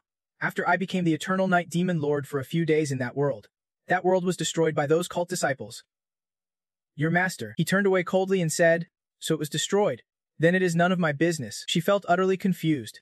Why is my friend so cold? Could it be influenced by something? She gave up and turned to talk to everyone else. "Are you my friend's teammates? Let me get you out of this space." Tabung held a compass and asked, "Senior, do you know the way out?" "My compass." Suddenly, the compass pointed a direction and she gasped, "It is working again." Scene shifted to a strange mountain with swirling pits. Hung quietly asked, "Still can T find the host?" The system holding the compass sweated nervously. "No way. The North Pole is too severely invaded." Hung suggested using key points to exchange for a more expensive radar. It shook its head, out of money. At that moment, Deep Fum's spaceship appeared. The two shouted together, "Great, the host is back." Seconds later, sounds of hitting echoed inside the ship. Hung and the system, each with a bump on their heads, smiled and spoke. Deep Fum pointed at the system and nodded approvingly. "This thing really blocks detection. Very useful." The system put on a pitiful face and acted. What acting? Yet it fell right into Deep Fum's scolding. He shouted, "You have caused danger so many times, and people around me got cornered. I have been patient with you two for a long time." He yelled back shamelessly, "Host, I did not set traps, nor hurt anyone near you." Hung defended, "Host, she is right. If we harmed you, our efficiency would turn negative." The system tried to convince him, "If I let the big system erase my data 100 times, then throw me into a pitch-black cave for total destruction." He sat up and grudgingly said, "All right, I will trust you both once. Now tell me, why did you disappear?" It quickly explained, "Host, we were disturbed by moon particles from the dimensional fragments, so we could not detect your presence." Deep Fum repeated the words moon particles in confusion. The system raised a hand to explain. "It is something like a moon." "You really think this thing can stop it?" "Useful?" Hung chimed in. "Exactly. If something happens to you, we would not even know." Deep Fum pointed at the system and nodded approvingly. "This thing can actually block it. Pretty useful." It crossed its fingers into an X, secretly saying, "Right? If you get into trouble, we won't know." Scene shifts to the back mountain of Tavan sect, where Qianlong with sharp fangs appears. Sighing, "Today is the 15th day since I became the spirit beast of the human cultivator. Ever since I followed the human cultivator, every day has been incredibly boring. Every day it is either watching this fool cultivate, feeding him, or just chatting and drinking. Does this foolish master have any potential? But I admit, now the kid has mid-stage transformation cultivation, even higher than the sect leader. That crazy woman keeps dogs outside. No one dares mess with her. She looks furious. But it is actually not so bad here. It even played with Chan Hu like a game until it nearly killed me." Suddenly, Qianlong curled up, clutching his head and screaming, "Longthich, oh Longthich, why have you fallen so low? As a noble true drag, you should roam the vast skies and rest on majestic mountains, not live like a common pet, stuck as a small, cramped dragon eating nothing but boiled greens and radishes cooked by a foolish master." Qianlong, carrying his stuff, had a sudden idea. "I have to leave today. I can break the contract on my own. That idiot can control me. If I run fast enough, that crazy woman won't catch me. I need to escape." Just as he was about to leave, he heard voices. It was Deep Fum returning. He spoke. "Master, Tuvan sighed with sorrow. "You are back, my dear disciple. Look at you so thin and worn out." Qianlong blinked and muttered that humans made both the foolish master and that crazy woman respect him. Suddenly, his pupils shrank, sweat pouring, as he saw Ondet. Wait, behind him is Vu Ho Tien, and even Thien Tien. As she walked behind Deep Fame, glancing around, Chen Long wailed bitterly, "Damn, any one of them could skewer me like meat on a stick." He said, "Master, let me introduce my close friend." Daihak, she chuckled dryly. "I am then," Tuvan wondered, "my dear disciple. Where did you meet this woman?" Hiding behind the ancient tree, sensing Chan Long's aura, Daihak glanced that way and saw the red-eyed beast gaping and wailing. "Damn, what kind of monster is that?" Scared to death, Chan Long clung inside his cage, slammed the door shut, and yelped cowardly, "No, master. From now on, I am staying here as a worm." Scene shift to a small courtyard. The sun is high. Voices call out repeatedly, "Oldma, Oldma." He still bowed his head, clutching the memorial tablet. 3 elders gathered to console him. "Sect leader, do not grieve. Please endure your pain. The vice sect leader would not want to see you like this." Ma Fan, devoted to the sect, must be imagining things. The bull sect leader lifted his head, eyes burning with murderous intent, holding the tablet. He shouted, "What comfort are you giving? That weakling is dead. I do not even have time to rejoice." Hearing this, the 3 each thought different things, so their relationships were that bad. "So who takes the vacant vice sect leader spot now? I am the sect elder of the 3rd generation. I should lead." The bull sect leader threw down the tablet, shouting, "Looks like none of you want revenge for Mafan. Mafan's death must be meaningful. We can fight those bastards from the 10,000 Beast sect. What is the sect nature of Tuvan? Just 2 gifted fools dared to ride over me." He grimaced and ordered, "Send my command to Zanta sect. Invite the assassins over. Whoever brings me Diepfem's head will be richly rewarded." They replied immediately, "Yes, sir." Meanwhile, Diepfem was cooking fish, happily saying today is a good day to cook. Suddenly, the system appeared with a book, saying, "Contract holder, today I grant you the Dangian secret manual. Please accept it." Diepfem snapped, "Don't you see how I am feeling?" It had hoped to escape, but the system smacked the book on its head, then glanced over and reminded, "Contract holder, this is a great treasure. With alchemy skills, you will be supported like Miss T wherever you go." Diepfem asked naively, "But do I have the spiritual power to practice alchemy?" He sighed and muttered, "Right." He ordered to toss it away quickly. Such a thick book, even as a desk pad I would hate it. The system reluctantly obeyed. "Fine, I will throw it away." Ong Hong appeared to stop him. "System, you just do as I say. Throw stuff away." It groaned, preparing to toss it in the recycling bin, or else what? Every time the contract holder throws stuff in the bin anyway. Ong Hong whispered, "Then why not leave it to others in the sect? Although it can't directly benefit the host, we can still gain some key energy value." The system nodded, saying, "Right, why did not I think of that?" Just then, Yuan pushed the door open and called out, "Senior Brother Dai, are you free? Can you help me test some pills?" The 2 of them smiled slyly and said, "Your perfect match has arrived." Like Kakao arriving, Diepfem was stunned, worriedly asking, "Second elder, does not your pill refining have someone already? Why come to me to test pills?" Yuan retorted, "No one except Grandpa. It is just me refining pills all along." He sighed, complaining, "Then why bother building a whole pill refining lab?" Yuan grabbed Diepfem's hand, pleading, "Diepfem, I know you are the kindest to Grandpa. Please help me a little." He hugged a post, refusing. "There are so many disciples in the sect. Go bother someone else." A tug of war broke out. "They are not as patient as you. Only you want to come and go as you please. I am just a mortal. I have no patience at all." Seizing the moment, the system grabbed a book and rushed over shouting, "Host, I am here to help you." It smashed the book onto Yuan's head and yelled, "Feel the blessing of knowledge." Moments later, Diepfem looked down at her, fainted on the floor, and muttered, "Second elder, will she be okay?" The system smiled reassuringly. "Relax. Theoretically, it only caused a slight mental shock." Suddenly, Yuan's eyes widened and she repeated, "Inspiration. So much inspiration. I know how to refine pills now." Surprised by this, he asked, "Second elder, are you alright? Is someone possessing you?" In a robotic tone. She said, "Do you have paper and pen? Quick, give it to me. I am afraid the inspiration will fade. There should be some. I will find it for you." Soon papers flew everywhere. Diepfem looked at Yuan and oh. "Second elder, you write so fast. Finishing the entire Linmo book in less than an hour." She mumbled as she wrote, "Yes. After all, I am the most talented pill refiner in the Xiaoyun sect." She already had all these secret family recipes. Suddenly Yuan looked up and asked, "Wait, what did you say?" "Linmo?" He chuckled it off. "You must have misheard." Ong Hong and the system whispered behind, wondering if what she wrote was even thicker than the Danyuan secret fields. 8 parts of it might be her own additions. Isn't he that basically set for life? Soon she held the stack of papers and called Diep Fem over. Yuan uncovered her mouth and revealed, I have hundreds of pills that all need testing. Come test them with me. Diep Fem thought he was off the hook and said, Second elder, are you trying to kill me with jokes today? Suddenly, an old man with a sword on his back and a scar on his bald head stepped in and asked, Excuse me, is this the Ziyun sect's Diep Fem's room? The two looked at him suspiciously. Who are you? Sukyuki introduced himself with a proud sparkle in his eyes. I am Zhen Tian, the Grandmaster of the Evil Sect. Just call me Tian. Then Diep Fem openly confirmed, That is me. He thought, Someone's here to save me. Great, no more pill testing today. Tian narrowed his eyes. Hand on the end of his sword, tone cold and fierce. So you are Diep Fem. Number 16. This time I definitely won't be mistaken. The system held its head. Warning.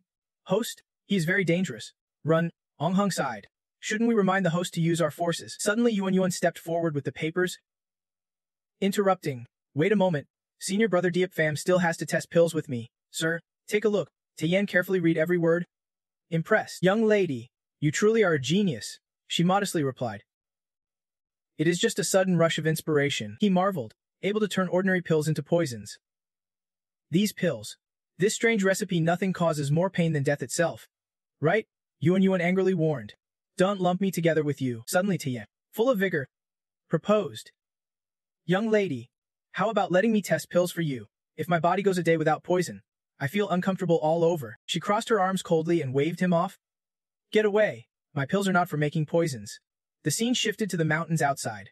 Wernum Hai waved his hand and sent the group flying. He thought to himself, Strange, why have so many assassins appeared around the Ziyun sect these past 2 days? But with such strong allies, they should be able to handle it. Soon after, at another small courtyard, shouts were heard. The Ox sect leader looked at the people before him and laughed out loud. What is wrong? Has Grandmaster Devium succeeded? He was out of breath reporting, Grandmaster Devium has defected to the enemy. Surprised. The old men stared wide-eyed. Speechless. Meanwhile, Devium was soaking in the elixir. Sighing, this pill is really powerful. So relaxing, sect leader knew. Holding the command token, growled accusingly, Demon Suppression Sect. What the hell are you doing? Why did your Grandmaster Devium betray us? A voice responded. Sect leader knew. This is all a misunderstanding. He was just a nominal elder of our sect, always acting on his own will. I did not expect this either. He gritted his teeth. Fine. We will wait for our sect patriarch to come out and see how you explain yourself. Stop him quickly. Please do not tell your patriarch. I will immediately send my gang from the Mandiet Hall. Sect leader New frowned and repeated. Mandiet Hall. The voice confirmed firmly. You know Mandiet Hall is our Eastern Wilderness infamous assassin squad. A trump card. Once they strike, I guarantee they will bring back the heads of Devium and Diep Fem to the Solar Star sect. He had no choice but to concede. All right.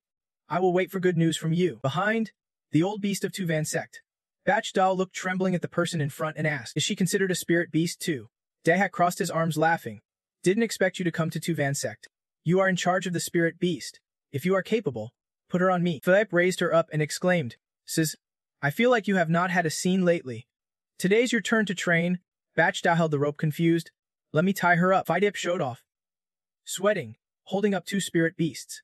Look, I already raised 2. And you only support 1. Isn't that easy? She turned her head, pointing at Dahak who was exuding intense aura. Worriedly saying, Easy. She looks like she wants to eat me. Her face darkened. Carrying a suffocating breath, Fidip smiled awkwardly to reassure. Relax. Too low cultivation. She won't eat you. Batch Dao gasped, saying she really ate people. Suddenly, a rustling sound came.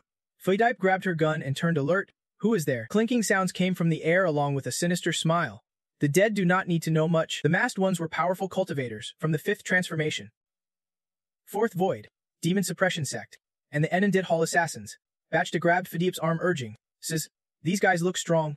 Let us, she confidently replied. Stronger. They must have powerful artifacts too. Right? They shouted and attacked. The assassins swarmed everywhere, ordered to wipe Tuvan sect completely from the cultivation world. Just then, Min Batch, carrying a basket of food for Qianlong, saw them too. Some appeared near Ondat and Nem He. Meanwhile, Ho Yu was wilting and moaning in her room. Water. Water. Water. Master, do you not need me anymore? Without water, I will. Suddenly, a bowl of water was brought in.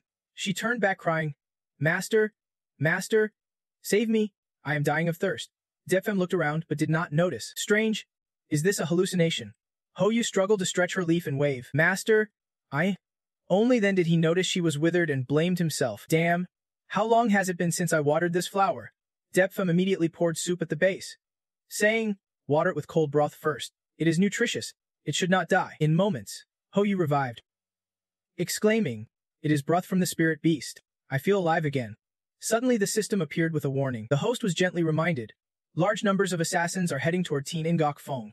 Please leave quickly. He sighed, telling himself, this won't be like the silver-eyed Hawk King last time. Right? As he finished, Tavim's body flew into the room, shattering the window. Dipfem quickly cast a 100-layer silkworm shield to avoid being shot. Tavim crashed around the room, breaking everything. Dipfem sighed in regret as he approached my window. The old man sat behind and spoke. Deep, do not blame me for bringing you here. Okay? The man diet hall leader, sitting on the rooftop, sneered, forget the window. Worry about your life first. There is also Tavim. Who would be thought you would betray the sect for a single Dan Fuong book? You deserve to die. Tavim glared and cursed. You fools. All you know is killing. What the hell do you understand? I once made a pact with your sect leader. If he ever failed to show up, he would not stand in my way. The boss immediately grabbed the sword sheath and drew his sword. He pointed forward and ordered, don't just worry about Tavim. Yepfam has to die too. The followers shouted in agreement. Yes, with danger looming. Nam Hai. Daihak and Ondat arrived just in time to save the day. They shouted in unison, daring anyone to challenge them. The boss was terrified by this sudden turn. Why is everyone here? Wait a minute. Are the hundreds of brothers who besieged Tuvan sect all dead? Ondat sneered openly. Your 1,000 cultivators are no match for me. Daihak frowned and stepped forward. Chikut, let me handle these enemies. He gawked, suddenly recognizing the spiritual power. Could you all be top-tier tribulation cultivators? Nam Haitli touched his conical hat and smiled wryly. Tribulation cultivators. Don't underestimate us. Before the fight even started, the boss was already running like a scared rabbit, yelling, brothers. Retreat immediately, Ondat muttered. Retreat where? They immediately gave chase. Tavim flew after them, calling out, hey, can I hitch a ride? Only Yipfam remained, staring gloomily into the large glowing hole and lamenting. The place been destroyed like this. What am I supposed to do now? The system scanned him and suggested, host, I have a recovery flashlight here. Consider using it. Yepfam frowned and brushed it aside. Do not bother me. It kept cheerfully insisting. Are you sure you do not want to use it? This has nothing to do with cultivation. He muttered sarcastically as he worked. No need. Do not bother. Hoyo, nearby, unaware of their conversation, wondered aloud. Why is my master talking to herself? Is there anything I can do to help? It happily emitted a golden glow and suddenly had an idea. Right? Phone likes a bit of floral scent. Maybe it will lift master's mood a little. Just then, the mangy dog sniffed and exclaimed, Little fox, this flower smells amazing. The nine-tailed fox nodded seriously. Exactly, bro. It looked at Huayo and muttered, placing the flower on the small bed so it would not stink. Huayo quickly turned away, teary-eyed, saying, What do you want from me? Soon, unclear what happened. Only cries for help echoed from inside the room. Night had fallen, and the crescent moon was at its peak. The Zenta sect members outside trembled with swords. Warning, we may be weak, but we still have dignity. Namhaitu cut. Enough nonsense. Who do you want to die by? The four of us are still waiting to make a name for ourselves. They looked at the formidable force in front of them, trembling and groaning. No chance to redeem themselves. None. Suddenly a strange fragrance filled the air. Everyone froze. Ondat wondered quietly, what is that smell? Flowers? Decay? And earth? He was puzzled too. Why such spiritual energy? It even carried a faint sense of heavenly insight. Turns out the mangy dog and nine-tailed fox flew here on the coffin. Excited, it said, says, Look, we have brought the little one back. Fidip was also surprised and asked, What did you bring this time? Let me see. The mangy dog slowly opened the coffin lid. The scent immediately spread, growing stronger as if to fill the entire space. Hoyo, surrounded by a crowd, could only clutch her head in fear, thinking, a bunch of elder lords surrounding me. Everyone peeked into the coffin, whispering about the flower spirit. The spirit plant cultivation is nearly extinct in the upper realms. It seems to have innate intelligence, and with nurturing, its talent rivals humans. Fidep suddenly questioned, Where did you get this flower? The mangy dog answered quickly. From the master's place, she exclaimed in surprise. This is all thanks to master. Naam Hai stepped forward, puzzled. So this little spirit pet brought the flower here. Could it mean we are supposed to nurture it together? Tavium was also enlightened. Despite his youth, he had impressive foresight. The Zenta sect members linked arms and urged the leader. Boss, it seems they want us to become fertilizer. They do not care. We are ready. The scared boss immediately fled, abandoning his comrades. Shouting back. Don't he just stand there? Run. The two below called after him in confusion. Suddenly hand brushed past him, making him panic and ask, Huh? What kind of toy is this? With a boom, a blazing fire erupted from the forest. The two subordinates could only weep as they watched. Turns out, Ziad had unleashed his spiritual power. After finishing, she flicked her finger. Scene shift to Deepfum. Tiven looked at the ruins. Puzzled, my dear disciple, why is your home destroyed like this? He sighed and replied. No choice. Too many assassins back then. They destroyed the house. She raised a finger with an alternative plan.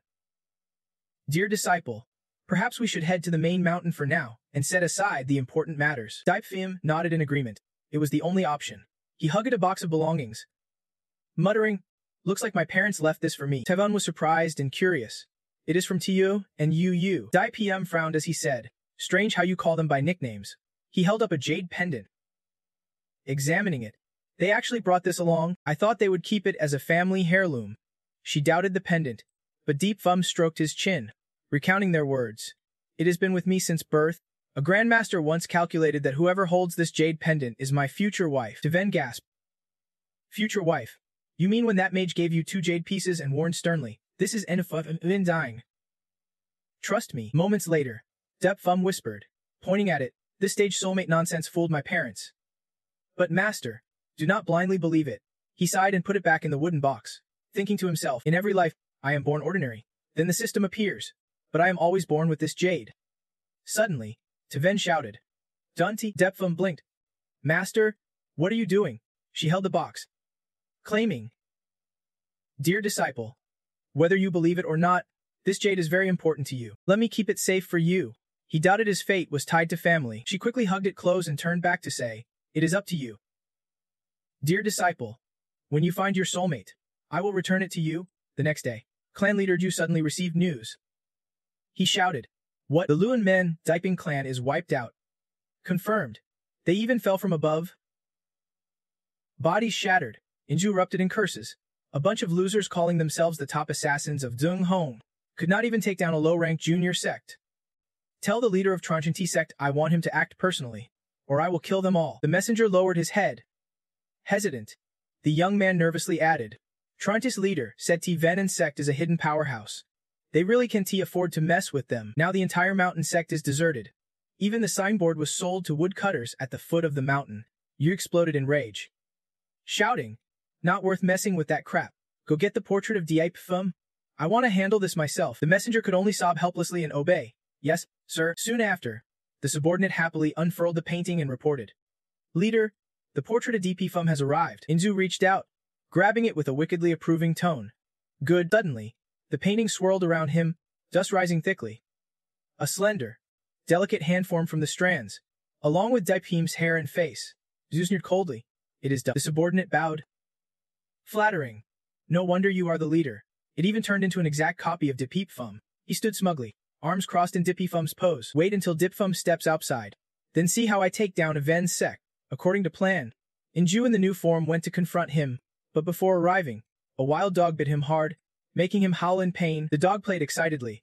Meat. My master wants to eat meat. Fadeb quickly pulled the dog away, scolding. Damn dog. What the hell are you doing? Sevia also tried to calm it. Hey, spit it out now. She lowered her head in apology. Senior brother Dippy. Sorry. I did not expect you would come to the back mountain. Phi DP did not notice the difference and said, Next time, I will keep him in check. Let me help treat your wound first. It is Inju leader held his knee, speaking softly, just a small wound. I have other matters. So I will return to the peak first, then the two, man and beast, left. See you Vyas.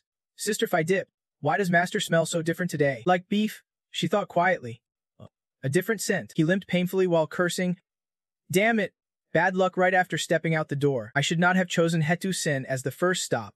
What level is this dog at anyway? With just one bite, it crushed the bones in my leg. The Inju sect leader looked at Tu Vine in front of him and sighed in frustration. First, I need to see if there is any medicine that can treat this. Suddenly, a hand rested on his shoulder with a familiar tone. Little friend, what are you doing? The Inju sect leader startled, sweating nervously inside. Is that you? TVM. He cleared his throat. Nothing. Just passing by. TVM did not realize this was a fake and looked around asking, your leg is badly injured? Have not you treated it yet? He clutched his leg to stop him. Master, you usually make poisons. I do not dare let you treat me. The old man laughed excitedly. I did not expect you to know me so well. TVM pointed at Vian firmly. I know you do not trust me. An outsider. But you can trust your second elder. Right? I will give her some advice. And I guarantee you will be walking like flying within an hour. The Inju sect leader leaned back in fear as she approached, walking on 2 legs. That means I am doomed. Is not? Vine raised the medicine bottle enticingly. Dai Pfum. Do not worry. I have improved all the sect's pills. This one is 3 to 4 times more effective than before. He could not help but shout loudly. Don't you understand what I am saying? I told you I do not need treatment. She ignored him completely and poured it down the Inju sect leader's throat, urging, man up already. Damn it. Afterward, he exhaled white smoke, trembling all over. The Inju sect leader fainted.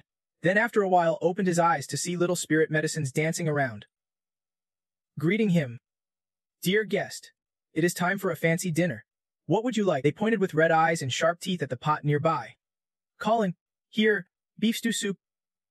Seeing this, he could not help but widen his eyes in terror. At that moment, the Inju sect leader was being boiled alive by second nun in the pot. He screamed, Don't he kill me. It felt so real, but then he jerked awake shouting, Don't he kill me. Numahai bent down worriedly, asking, Little friend, are you okay? The Inju sect leader turned his head and smiled wryly. You scared me to death, so it was just a dream. You are Unjanam Hai. Hearing that, he was puzzled, lifting Inju sect leader up with both hands and looking around. Then he explained, I remember now. I was a bit dazed after taking medicine last time. Numahai leaned in to whisper. I heard Deep say your leg was injured. Is it better now? The Inju sect leader repeated the word leg. He quickly checked his leg and marveled that Tvim and the second elder's medicine actually worked. He thought to himself, so it really healed. Mhai smiled and assigned tasks. That is great. Little friend, here's your to-do list for today. I have arranged it all for you. The Inju sect leader nodded seriously. Let me see the list. The paper said, morning tasks: prepare breakfast for master and senior sister. Then go to town with Lomin Bush to buy supplies. At noon, prepare lunch for senior sister. Take a 2-hour nap. At night, prepare dinner for senior sister. Then go fishing to release fish into the pond. Note, master has never eaten pickled noodles before, so you will have to make that tonight. He glanced over, voice sharp with suspicion. Honestly, you have seen right through me, have not you? Numahai frowned in wonder. Seen through what? He could not hold back. The Inju sect leader pulled out 2 daggers, exposing himself. I am Inyu the Nian. No sooner had he spoken than he was blasted into the air, flying from the rooftop to outside. Numahai and Zienjek On stared at the battered Enjai sect leader, commenting, I thought Miss Phi was the only one with wild ideas. But you really are an imposter. How dare you imitate the face of a senior? You deserve to die. After leaving him just a breath, they turned him into fertilizer for the flowers. Seeing the 3 of them scared him half to death. 3 transcendental beings. 3 immortals. No wonder the anti-demon sect was terrified enough to disband. What kind of demonic sect is this? Numahai clenched his fist, raised it, and sparked flames while shouting loudly, Take one of mine.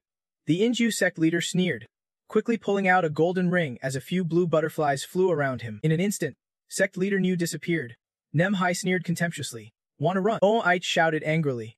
He is holding my illusionary butterfly bracelet. Meanwhile, Tivan was strolling and chatting with Deepy Foom, surprised at how busy the true sect leader was, but she was really generous, spending 20 million high-grade spirit stones in one go. Precious disciple, from now on you will go out more often. Maybe you will make some generous friends too. Suddenly, a shout stopped them, drawing their attention. It was the chase scene of the 3 against the fish sect leader. Nemhai yelled, Don't run. Just as he flew past them, Tiven pointed up, puzzled. Hey, is not that someone who looks exactly like the precious disciple? He squinted, refusing to believe it. Where's the resemblance? Clearly, there is none at all. The shouting echoed through the fake space. At that moment, new sect leader, disguised as Deep Theme, reached out calling, No escape. Master, save me. She looked at the 2 in front, wondering, Precious disciple, but he is dressed like you, even his face is carved identical. Standing beside her, he sighed, Master, looks like your eyes are hurting. Suddenly, he pushed Tiven aside and grabbed Depepfum's shoulder. New sect leader unleashed a technique, shifting images, instantly creating white circles around the 2, spinning their bodies. Minutes later, Daipfum was dizzy and dazed, while she could only stare at her disciple, being thoroughly messed up. Emboldened, he played the same trick on him again. Painful cries echoed in the air. Ouch. Nemhai shouted, damn. So he is really playing with the little buddy. Seconds later, Fish Sect leader pointed at Daipfum, falsely accusing, who exactly are you? Why are you impersonating me? Sitting on the ground clueless. He said, the Great Black and Owen's are just as surprised. Phi Deep muttered beside, this is troublesome. Should I release that dog again?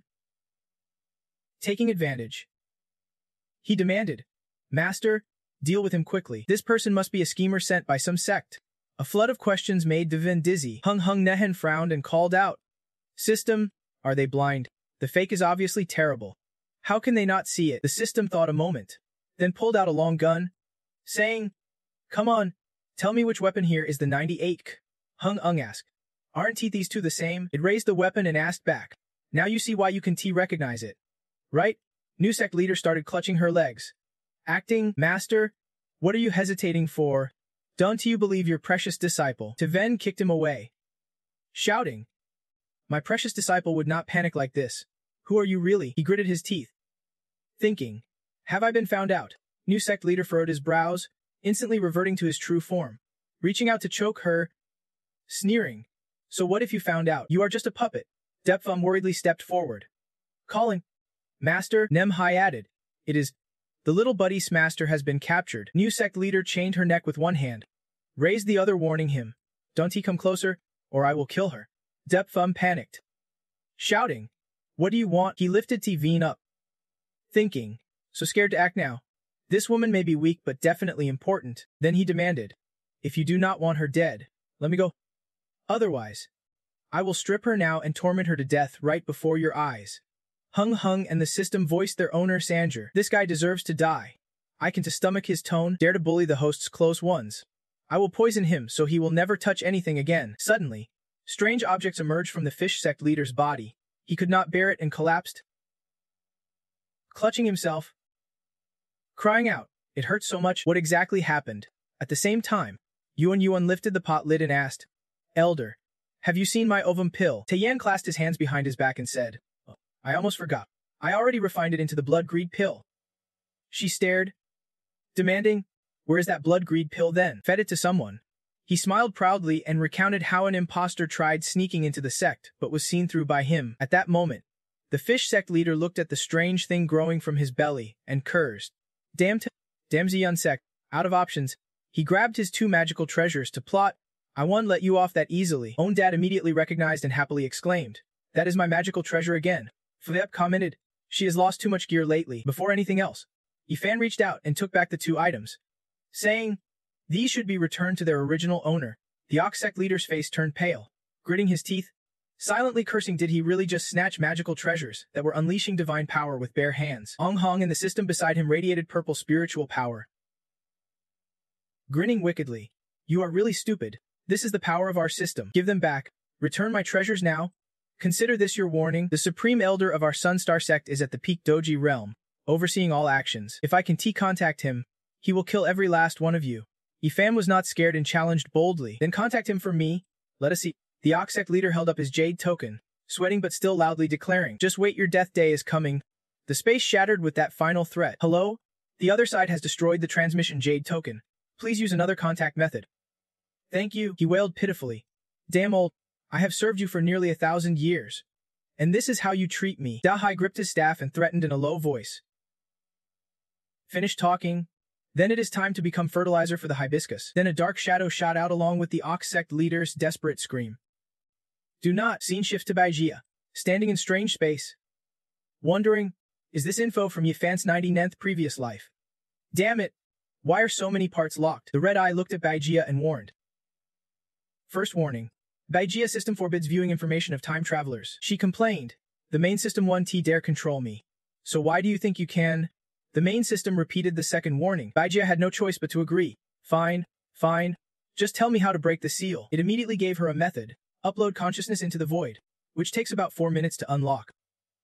Hearing this, her eyes went pale as she groaned, such a hassle. Seconds later, consciousness started uploading. After a while, the loser muttered while looking at the reports around him. Finally entering so many documents. Wait, what is this key? The lock is only 20%. Let me try changing it. Suddenly, a strange creature with sharp teeth appeared behind her. The system immediately ordered to kill her. That red demon quickly engulfed the loser's entire body. Cut to Dipefam, who was lying on the bed, stretching to greet the morning sunlight entering the room. The system appeared happily. Tin, the contract was successfully signed today. It handed over a pill with a smile. Host, today I helped you seal it. The reward is the Dragon Origin pill, which can boost you from mortal to Tribulation Realm, with a 5% chance to trigger a critical breakthrough to Celestial Realm. Ong Hong frowned and questioned. System, why are you giving these useless things? The host will use them when the time comes. The system forced a laugh. It is customary to carry items to let the host know the rewards. Maybe one day the host will see the bigger picture. Suddenly, Depfam spoke up. System, give me the Dragon Origin pill. Ong Hong's eyes widened as she shouted. I thought you refused. So the system sighed and rejected it.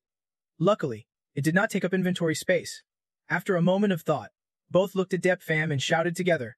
Wait, what did the host just say? Fem smiled and continued. I agree to cultivate. During this time, opposing you really has been unfair to you all. The system handed it over. Puzzled, host? Did you hit your head last night? Ong Hong doubted. System, did we get the host wrong yesterday? It dejectedly denied. How could that be? Aren't all fakes supposed to revert to the original? Hong Hong raised a question.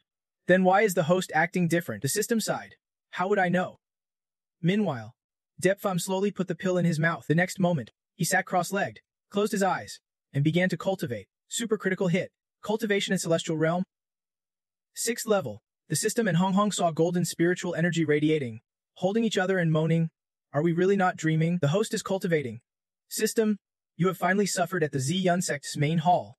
Inside, Xian sat in his chair. Scrutinizing. Elders, how should we take revenge on the Solar Star sect's actions? Someone objected. Revenge like that seems wrong. After all, the opponent has peak Tribulation Realm strength. Xian Gaiet suggested revenge is necessary but unsure of Deepfem's power. Maybe let the Solar Star sect make some compensation. Vian disagreed. Our sect has already dealt with the opposing sect leaders. Why still care about this? I want it all. Suddenly, Dipfem entered and spoke. Master, do not worry about this. I have arranged everything properly. She turned, surprised and asked. Done? The disciple treasure asked. What have you done? He confidently replied. I sent Then Land to wipe out all the Solar Star sect cultivators and spirit beasts. Should be back within an hour. Deepfem reached out to touch Dahak's cheek, asking, Friend, grant me a favor. Zayundi shot himself up, stood, and shouted, Huh? Disciple treasure. Do you know how many people a great sect like Solar Star has? Zgayet, a top-tier sect, the population is like that of a nation. She shouted loudly. That number is terrifying. He provoked. Master, is that all your ambition? Depfem crossed his arms. Master, I have a principle. When facing obstacles, your heart must be ruthless. Hesitating like this means you can take control. Zayun thought to himself, I am not a good sect leader. Then she denied it. Zayun approached him and warned. Disciple treasure. If you do this, your path will be bitten back by the heart demon. Depfem rubbed his chin, brushing it off. So what? After all, I am not the one taking action myself. She advised. Disciple treasure. I do not agree. Call Then Land back now. He grew serious.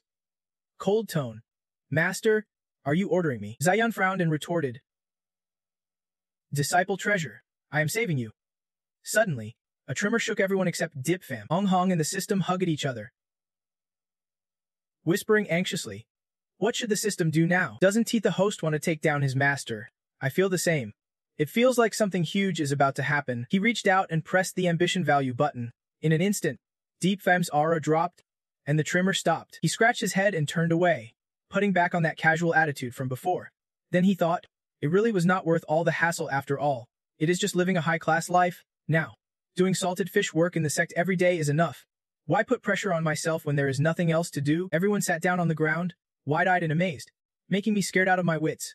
I almost thought Dipfam was turning against the sect leader. Just now, I nearly figured everything out, so I should inform Then Land to cancel this massacre. What cultivation level is Dipfam at now? Why can't I see through him at all? Meanwhile, those two systems cling to each other, crying tears of joy. Great, the host gave up. We almost became accomplices. Tuvan thought back to Deepfam's cold expression earlier and silently praised him. So that was the rebellious phase of the precious disciple. Clearly a bit stronger. Min backed down. But he still agreed with me. The precious disciple really is adorable. Scene switches to the defeated one. Yet she is unharmed.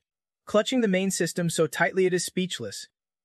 Running, losing power to kill. I glanced at the bloody mess lying next to me and cursed. Did you order to bite my head? Bite my body, all filthy and vicious. Dead already. She threatened me, yet dared to lay a hand on me. You must be tired of living. Who gave you that order? If you do not confess, you will die by my hand. The main system, though damaged, stubbornly refused to reveal anything. The defeated one said nothing, just showed a dangerous face with a murderous smile. Moments later, the space here shattered into pieces, flying everywhere. Her whole body radiated a faint purple energy.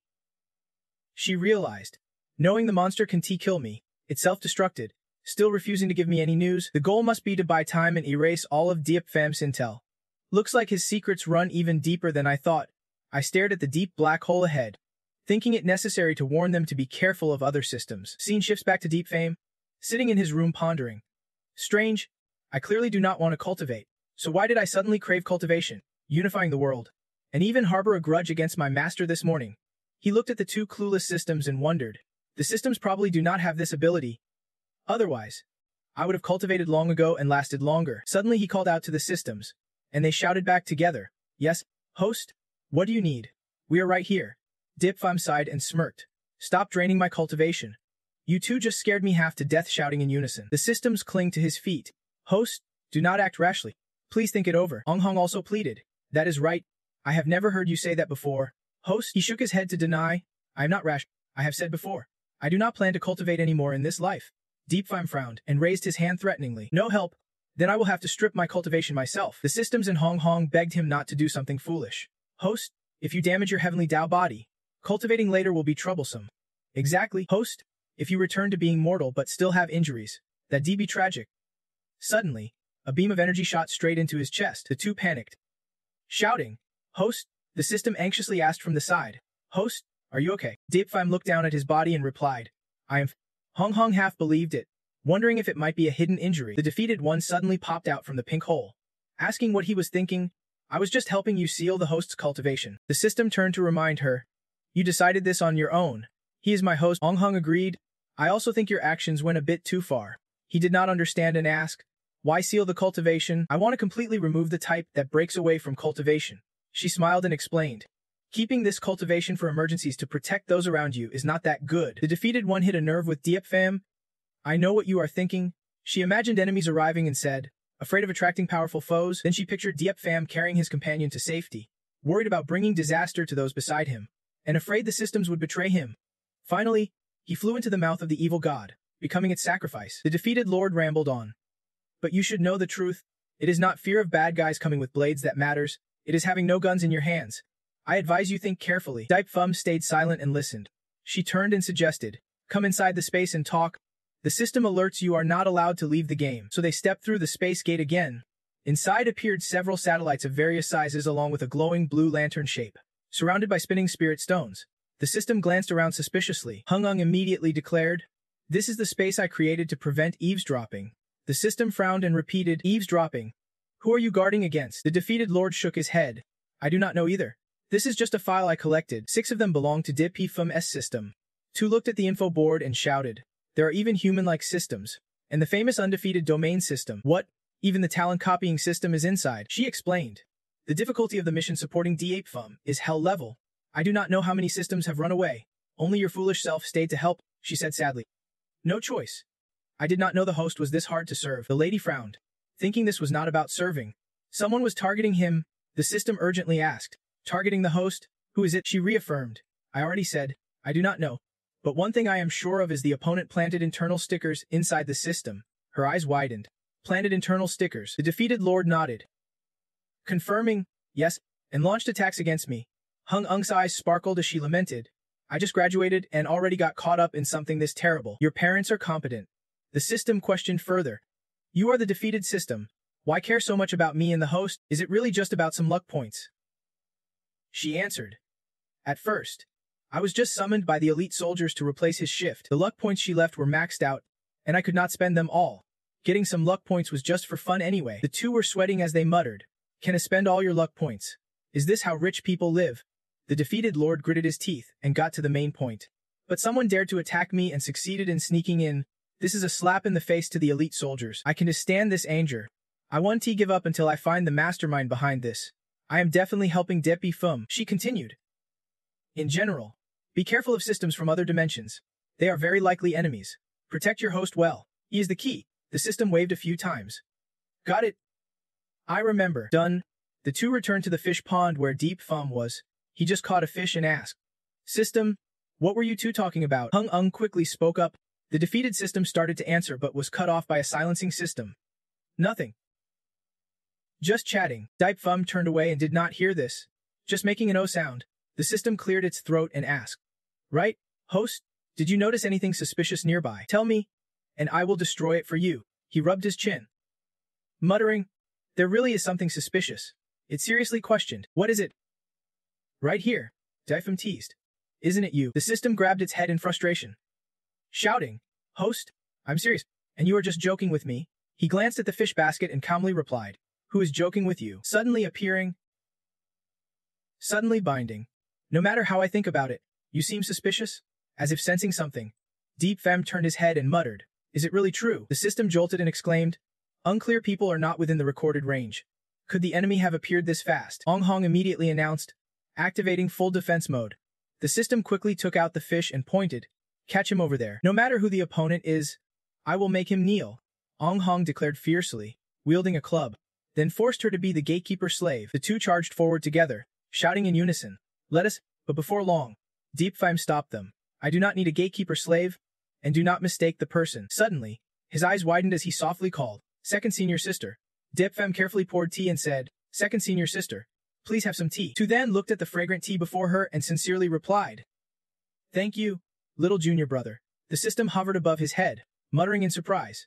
So she really is the second senior sister of the host? Strange. Why do I have no impression at all?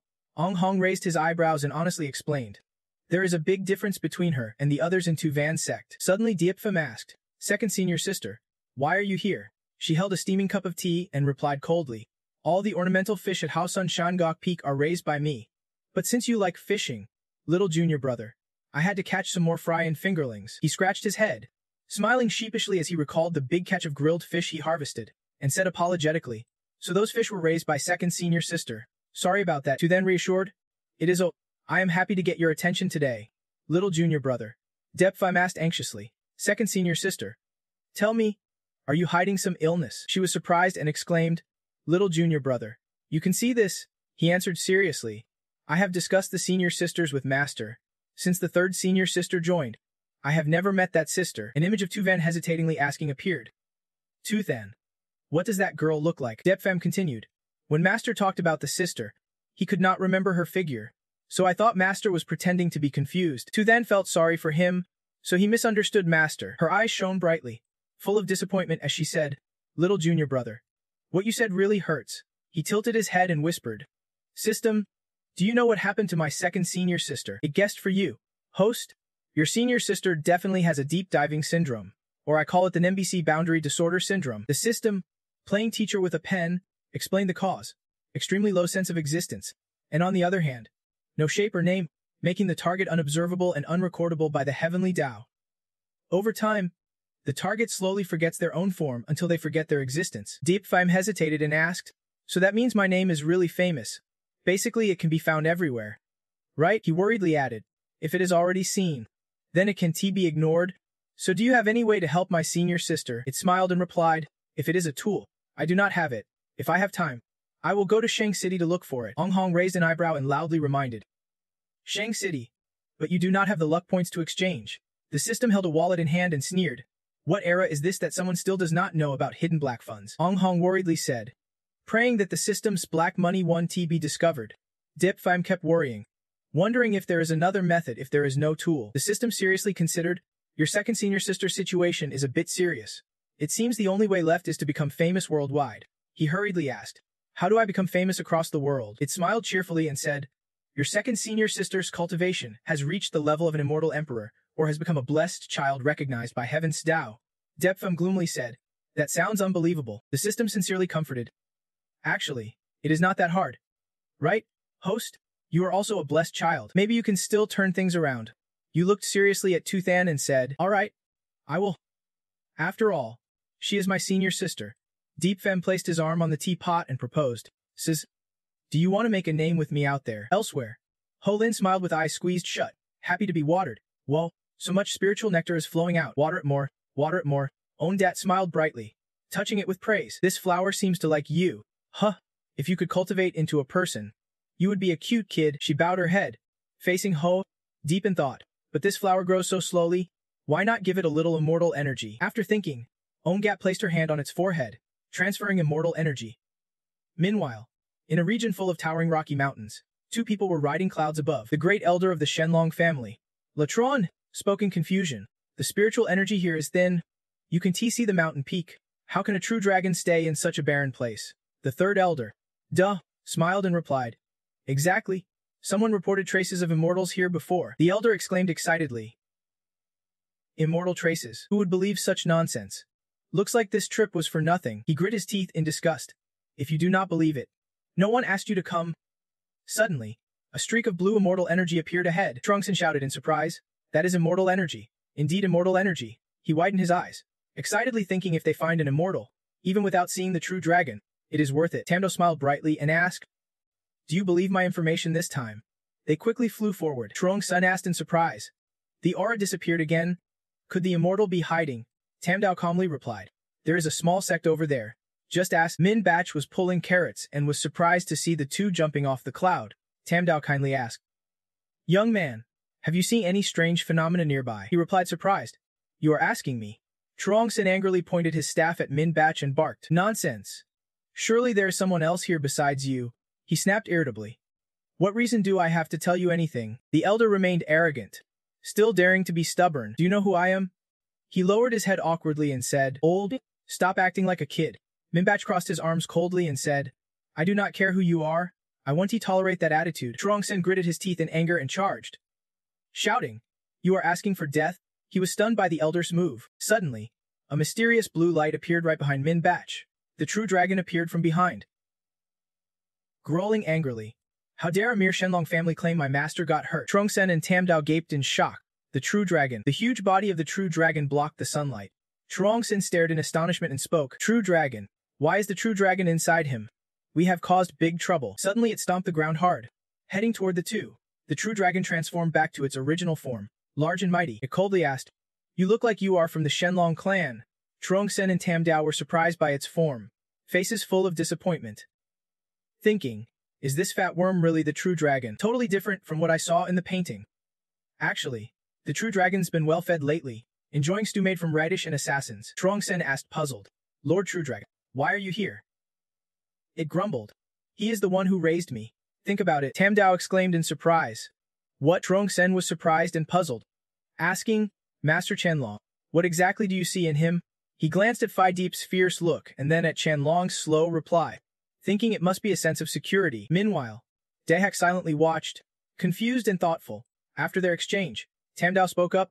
According to clan rules, those chosen by Qianlong will take the clan leader trial. For now, we have to invite your master to the Shenlong clan. Trungsun grumbled in displeasure. No other choice then.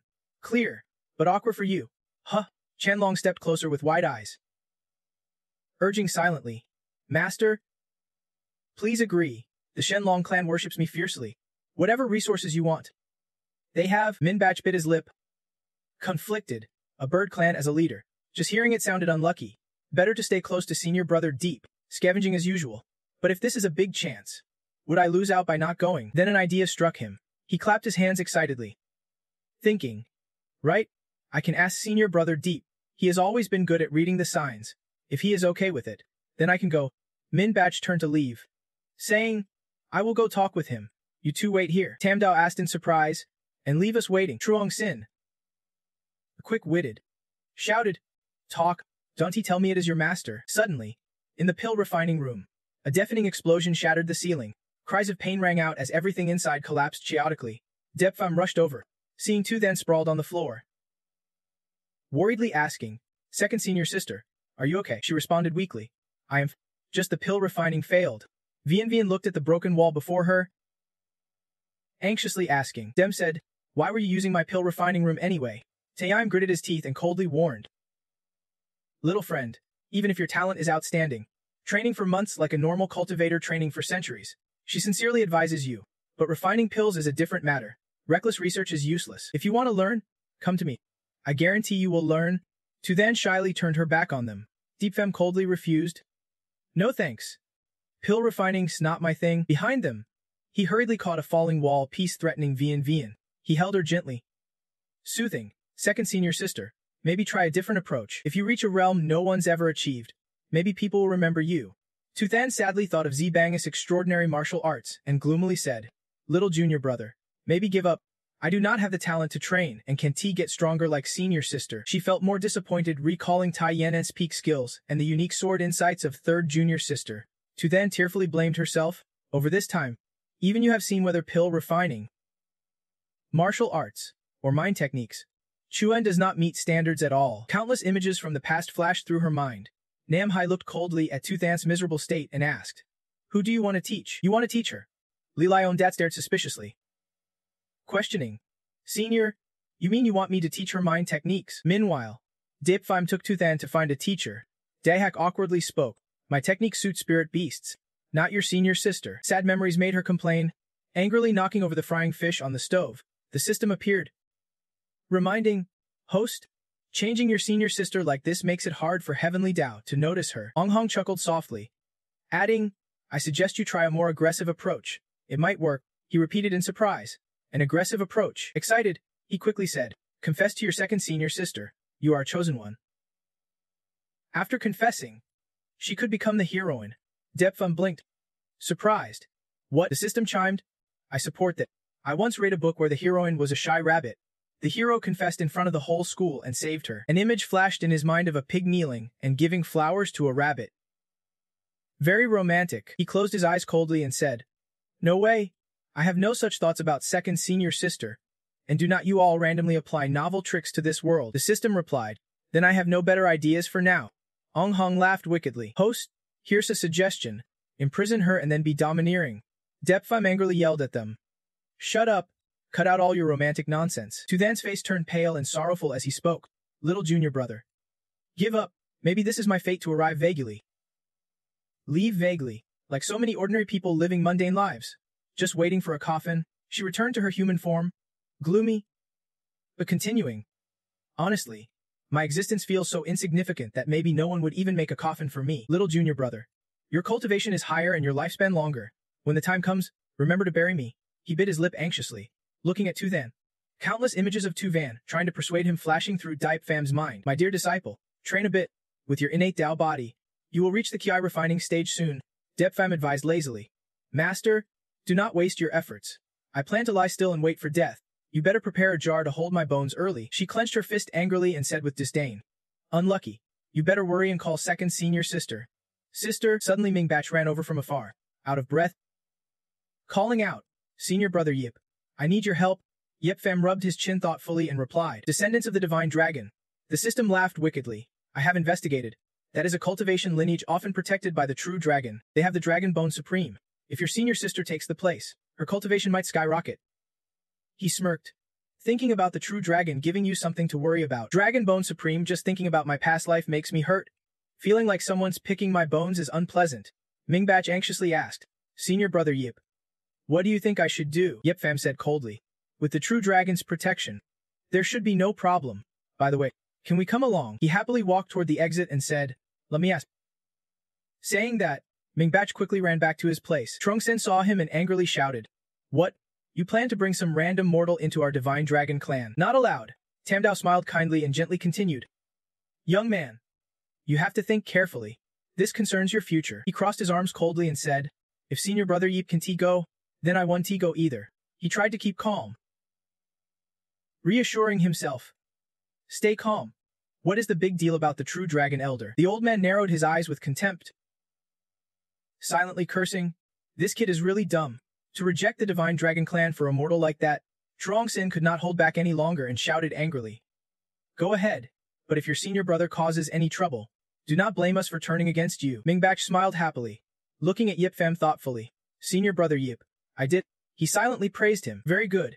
The old man frowned angrily, looking at both of them while scheming, taking advantage of the true dragon's autonomy, daring to stir trouble with me. If I can't deal with you, I will deal with your senior brother. The sun was setting, the fiery sunset light flooding the forest. They reached a large boat, Tam Dao respectfully said, "Please board the boat."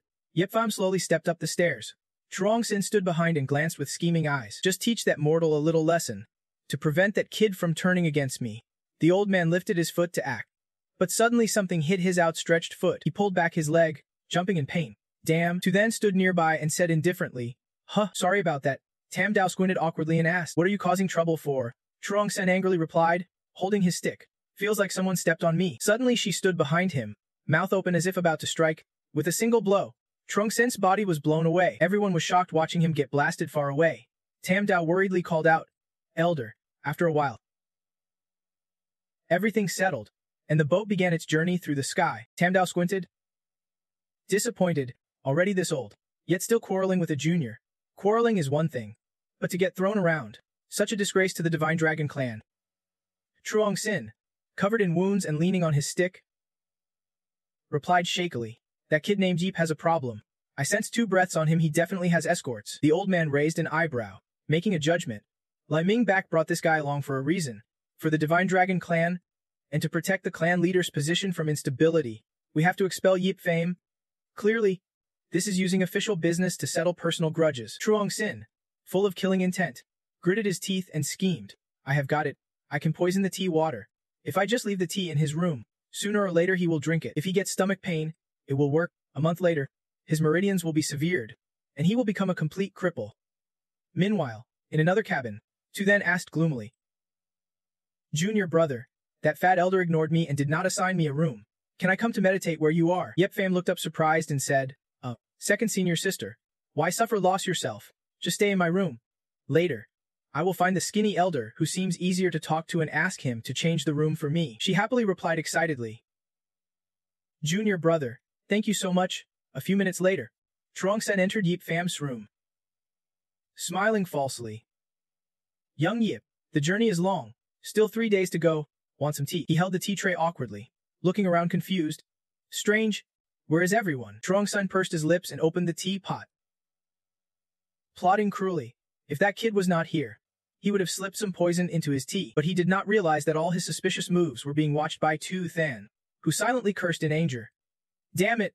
Deliberately dirtying the tea. Doesn't he think the trampling was done by the junior disciple? Quarreling with the junior disciple over something so trivial is a waste of cultivation. After successfully poisoning the tea, Truong Sin left satisfied. "Enjoy it," she thought silently from behind, planning to swap the tea later and let him drink it himself. After he left, Tu then picked up the tea tray. At the same time, outside Truong Sin's room, Minbak stood and spoke up, "Fat elder, can you help my senior brother change rooms? He complains the lighting in his room is bad." Holding a teacup, Truong Sin growled angrily, "What fat elder? I am like Truong Sin?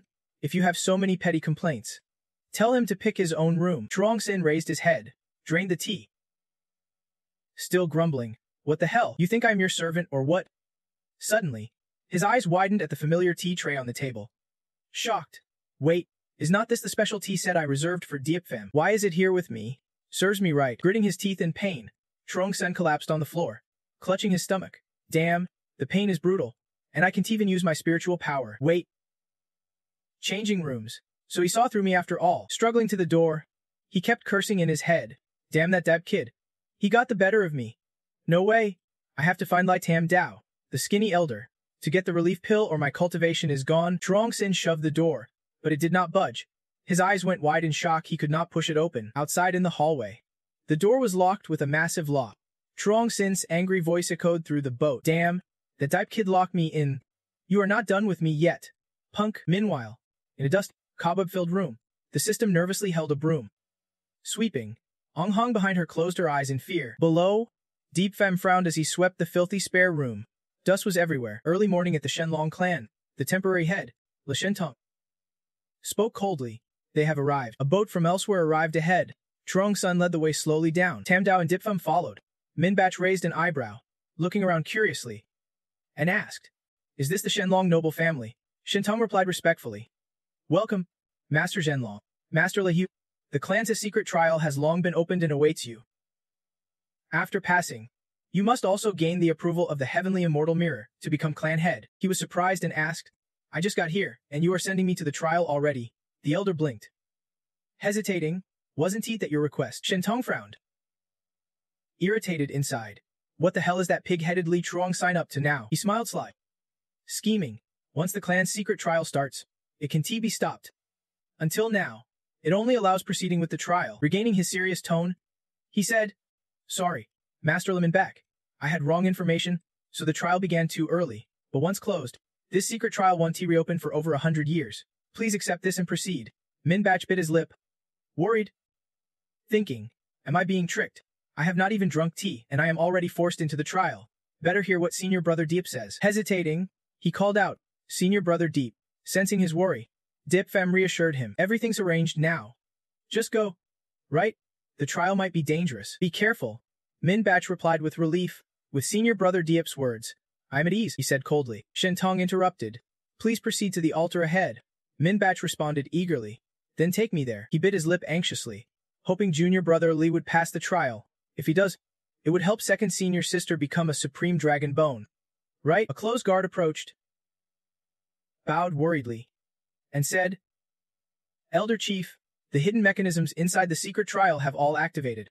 I guarantee the temporary clan head won't find any loopholes. If you say so, can it still anger Master Zhenlong? Truong-sin snapped coldly. So what if he is angry?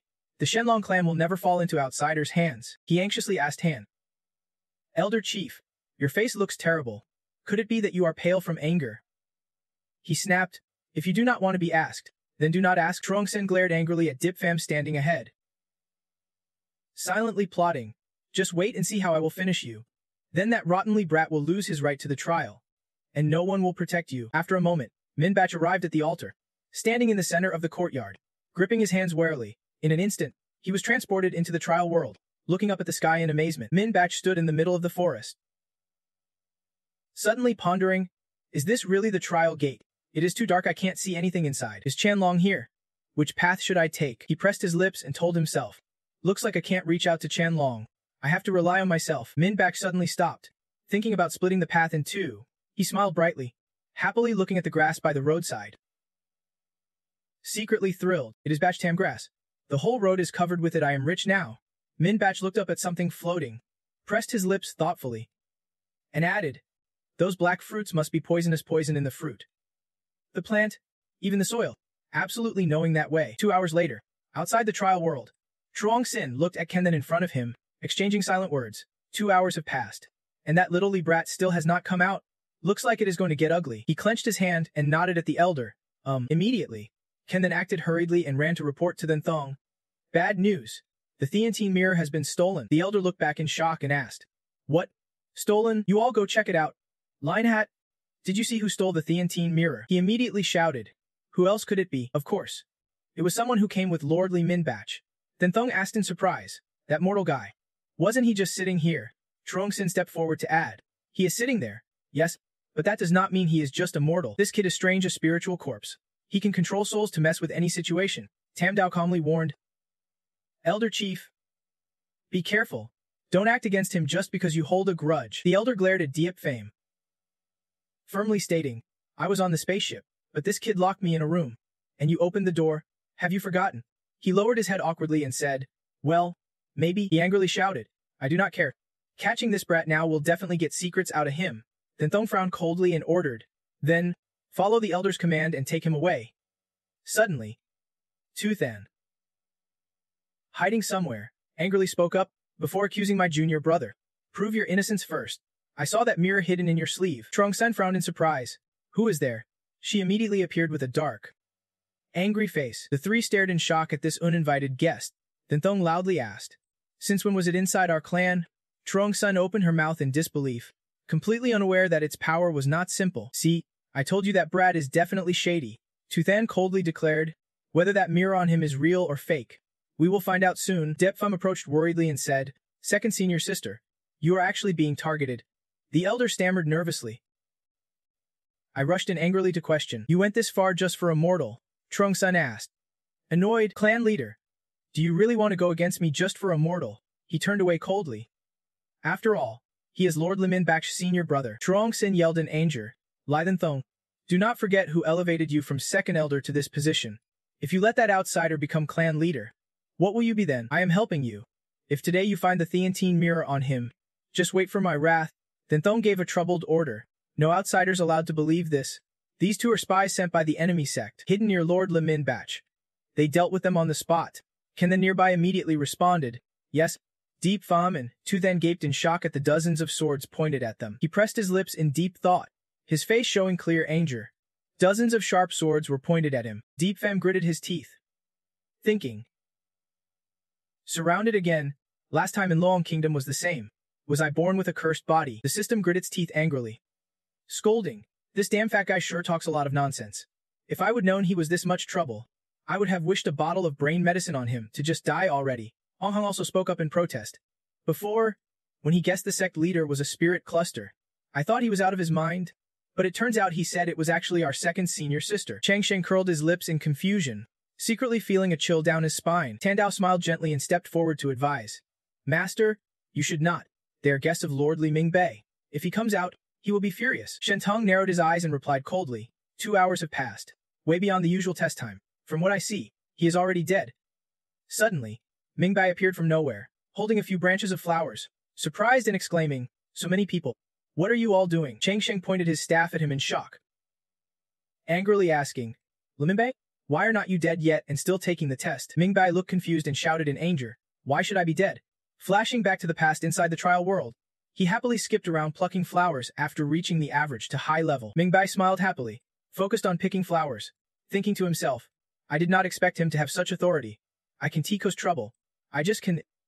This time, he effortlessly passed the path marked with signs of beast trials, high difficulty and risk, and mechanism difficulty. Chang Sheng felt anger rise inside, thinking, it really should not be like this, right? Suddenly, the system threw a syringe at the hated old man who spoke up. Honestly, after the drug took effect, Chang Sheng seemed to have just started his jaw engine, his mouth non-stop babbling, even though his face did not look very friendly. Because I told Li to activate the mechanism in the secret realm, I want you to die. Not just you alone, but that kitty also has to die.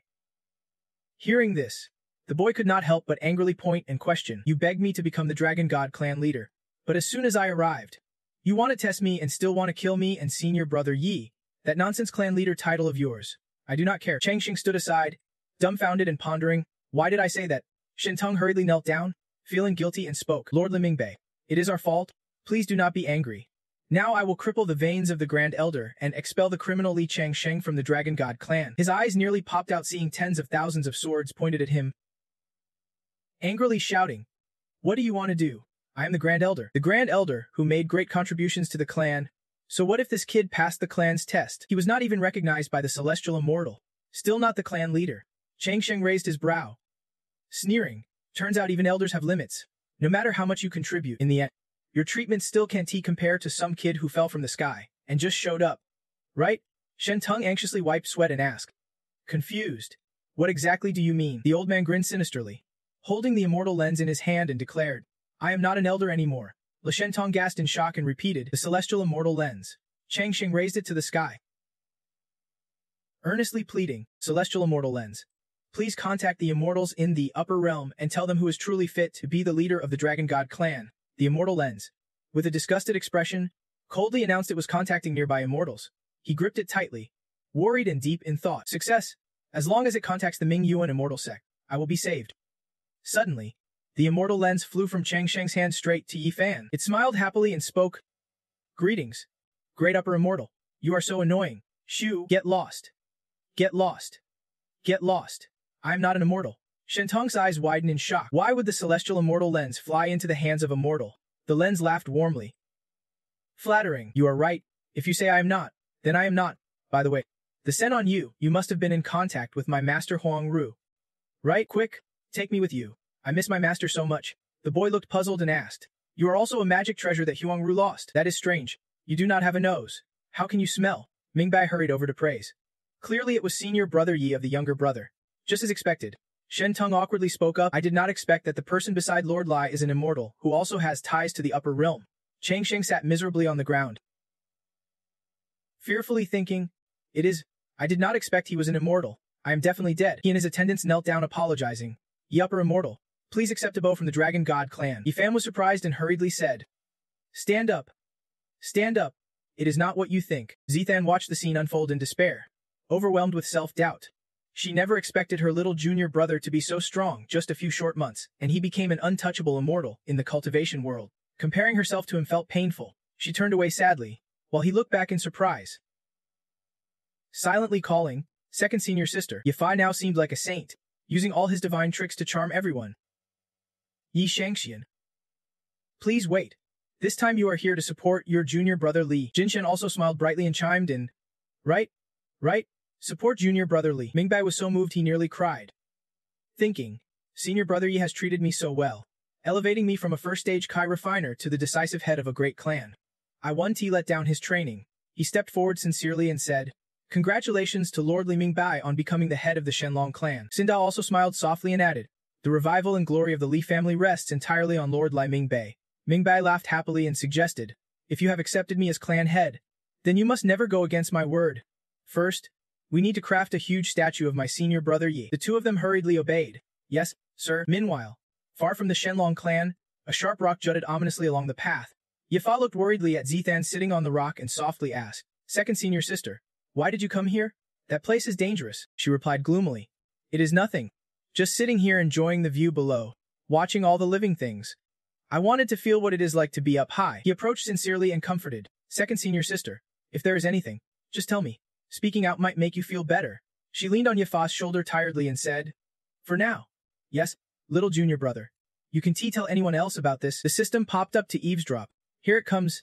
Here it comes, a classic boy-girl cliffside showdown. Either a death by love or a confession. What a ridiculous scene. But wait, why is there a cliff here? Ong Hong arrogantly replied.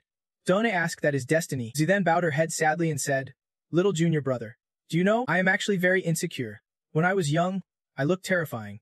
No one wanted to adopt me except Master, who said my eyes were beautiful. She forced a smile and confessed, I have a secret that even Master does not know. I tried to suppress it, but after seeing you's true identity revealed by the celestial immortal in front of fans, you look so radiant, little junior brother. You are like a prince or a general in a story. Well, I seem like a simple farmer's daughter with no connection to you. Zithan suddenly hesitated, struggling to say, Little junior brother. I want to. Hong Hong laughed delightedly and said, Got it right. Definitely a confession. The system grumbled angrily. What kind of Cinderella story is this? Give me some coconut candy. Suddenly she said to you fearsomely, I want to be someone others fear, just like you. Zithan spoke sincerely. All along, I have wanted to see the look of fear in others' eyes when they see me, that mix of fear and helplessness. Like a lamb tied to an iron post, sliced from feet to head, then made into frog sauce and stuffed into its brain. The system frowned but praised. Second senior sister's metaphor is truly unique. Ong Hong foolishly added, Second senior sister is terrifying. No wonder she feels like she does not exist sometimes. That is probably for the best. The sky cleared suddenly from gray to bright as dark clouds scattered, letting sunlight pour down on her like a ray of hope, signaling a fresh start. The system's eyes widened in realization. The heavenly Tao divine might. Ong Hong also counted and asked, Has her belief been recognized by the heavenly Tao? At this moment, Zithan raised both hands, and fierce streams of demonic energy began swirling around her, making the system even more terrified. Such overwhelming spiritual power, and Will, your second senior sister, is definitely no ordinary person. Ong Hong agreed with that feeling. No doubt about it. As a sister, I am genuinely scared of her deep down. Truly someone recognized by the heavenly Tao. At this moment, brilliant circles of light erupted fiercely from Zithan, blazing against the clear sky. Scene shifted elsewhere. 3 red dots appeared gradually with the question, the bloodline of the King Star. Suddenly, a frog's leg popped out from the ground. She is still alive. A second later, a bunch of frogs of all sizes burst out from the earth. Everyone thought the same thing. The bloodline of our queen is back. Scene shifted inside the Great Lion Kingdom. In Zenixu's chamber, she was giving instructions to a disciple. Next, you will assist the new emperor. Remember, do not let other enemies exploit any weaknesses in the sect. Suddenly, a junior brother rushed in shouting, Sect leader. Something's wrong, she asked anxiously. What is the emergency? The junior brother, clearly panicked, reported that the townspeople and the entire Donghong sect were swarmed by writhing black beasts. They moved like an army, all rushing northwest. Hearing this shocking news, she could not help but scream in fear. What? At the same time, in the system's space, it asked Hong Hong, Why does she seem so different from what I imagined? And her vibe is just so strange. Hong Hong replied awkwardly. Clearly a disciple of Master Tuvan but with no purple hair. Outside, after a moment of silence, Tuvan finally spoke slowly. Yufime anxiously called out, Second senior sister. Tuthan turned her stunning face to him and said, Little junior brother. Little junior brother. Look, I have finally restored my original appearance. Seeing her, Yufame asked in disbelief, Second senior sister. Why do you want to disguise yourself as a cockroach? Tuzan looked at her body and curiously asked back. A cockroach? What is that? This is my natural form. Her words only confused Yufeng more. Natural form. Just then, a sharp claw approached them. Greeting excitedly. Your Majesty. The Queen. Finally, we have found you. She asked them, who are you? Yufeng's face froze. Thinking, Queen of Cockroaches. At that moment, 3 cockroach-clad figures appeared before Tuzan. The one in the middle began to introduce themselves. Your Majesty the Queen. We are subjects of the Great Liam Empire in the Western region, and your servants. You went missing back then. That day, a fire rode into the sky, the heat devastating everything. The cockroach leader clearly instructed something. The princess is the last surviving bloodline of the former emperor. The former emperor sealed all the marks onto the princess's body. We must protect her at all costs. The cockroaches behind responded sharply. Hearing this, both systems immediately thought of the superhuman named Clell at that time. The cockroach leader ordered one to watch over the princess, promising to return after defeating the enemy army. Then that person passed the order to another cockroach to guard the princess, saying they would come back after killing the enemies. Then that cockroach repeated the same action with the familiar phrase, guard the princess for me. I am calling the others back. The chain of commands went on, leaving Yufeng and both systems dumbfounded. Ongheng angrily said, you call that going missing? Clearly, no one was watching. That day, when Tuzan was wandering in the forest, she found Tuzan wrapped in a cockroach shell. She could not help but take notice who would abandon a child like that. Truly heartless. Then she lifted the girl, happily promising her, this child's purple eyes show she is destined for the Tuzan sect. She will be my disciple one day. Learning all this, Tuzan was moved, saying, Master, you treated me very well. Yufeng was too bored to respond. Master is really careless. Just then, a cockroach knelt before Tuzan and made a request. Your Majesty the Queen, please avenge the former emperor and make those old fools of the Holy Medicine sect pay. Yufeng asked in confusion, isn't this a fantasy world? Why is there still a connection to the West? The system explained disappointedly that the true dimension was like this, just usually not involved with the Western continents. Ongheng pondered her own theory. Finally, I understand why I can see through second senior sister of the sect leader. It must be hidden or omitted by heaven's sway. At that moment, Tuzan turned to Yufeng with slight regret, realizing, so now we have to part ways. We want to see anyone from the Tuzan sect again. The cockroach spoke reassuringly. My queen, do not be so sentimental. With your current power, returning would be like handing over your life. She felt a bit uneasy and replied, you are too blunt. Then the cockroach approached Tuzan, pleading desperately, Your Majesty the Queen, may we stay and serve you? She hesitated, saying, probably yes. It just means the sect will have a few more mouths to feed. At that moment, Tuzan's gaze fixed on a hill. She was surprised to realize something. Before her eyes, a large army of cockroaches had appeared since when Tuzan, feeling flustered, said, you should not follow me all the way to my sect. The pasted man asked curiously why. At the same time, Daipfum's face showed clear confusion. He wondered, why would third senior sister send a message now? On the comm link, Tian urgently relayed shocking news. Junior brother, Master has fainted. Daipfum could not help but worry and asked, Master, what happened to you? The system and Hung nearby were also in a state of panic. Scene shifts to Tiven's room, where she tries to stay calm to explain to everyone. I am telling the truth, it was a 2-meter-tall black insect. Suddenly it dashed out from my private room at lightning speed, with them small insects trailing behind it. Of course, no one believed me. T-Guide asked a question that made her furious. Sect leader, how often do you clean this room? Tiven's loud reply was, it is not like that. Coincidentally, Daipfum and second senior sister had just arrived. He hurried inside to announce, big senior sister, second senior sister and I are back. Tithan anxiously asked, senior sister, how is Master? At Tithan's words, everyone was stunned. Tabung asked confused, you called me senior sister. Could you be Tithan? Tian wondered why her hair was not purple. At that moment, Tiven stared intently at her purple pupils, certain this was truly her Tithan. Shortly after, Tithan knelt before her, pleading miserably, Master, your unfilial disciple Tithan dares to reveal her true self today. She gently replied, Tithan, stand up quickly. Stand up. Tiven's eyes welled with tears as she worriedly inquired, Master, your memory seems a bit foggy. Why do you look thinner than I remember? Master then pulled out a green talisman from her chest, happily announcing something. That is right. Look quickly. I fainted but I am fine. It is all thanks to my precious disciple S protective talisman. Seeing the talisman, Then was slightly surprised and asked, Master, have you accepted junior brother's gift? Her action made everyone sigh heavily. Guide immediately warned. Sect leader, please hold back. Your disciple is still standing right here, outside the door. Daipfum stood with arms crossed, eyes fixed on everything happening inside. Suddenly, Chun Echi appeared behind him, saying, Brother Dipi, your master fainted. I was the first from Ziyiling to rush over for treatment. Then Deven anxiously asked Dipi Fum nonstop. Precious disciple, did you encounter any black demon beasts on the way? That demon beast has been causing a lot of trouble lately, appearing both in the cultivation world and the mortal realm. He replied simply, Yeah, we ran into it. As soon as he finished, Tathan called someone over and asked, Is this the one? The pasted man bowed his head and said, Greetings, sir. His brief appearance stunned Ven. Manuka screamed, her mouth twisted in fear. Then Ven foamed at the mouth and collapsed flat on the floor. Guide called out worriedly, It is... Master fainted. Brother Chun, please help quickly. The pasted man looked uneasy and turned to ask Daipi Fum, Did I cause trouble? He replied warily, Let us say you did. Scene shift to somewhere else, where someone's foot kicks away a blocking stone. The girl sucking on a candy is the direct disciple of the Vinantha sect. Logan spoke up. So slow. I wonder what Master is doing. A few minutes earlier at the Lulan Kingdom Palace, Chun Egg grabbed Logan's hand and said, This kid's talent is not bad. Definitely good material for cultivation. Why not let her be my disciple? The other person immediately agreed. Then let the immortal leader arrange it. Then the man came over to remind Logan. Daughter, we are a branch of the Inji family.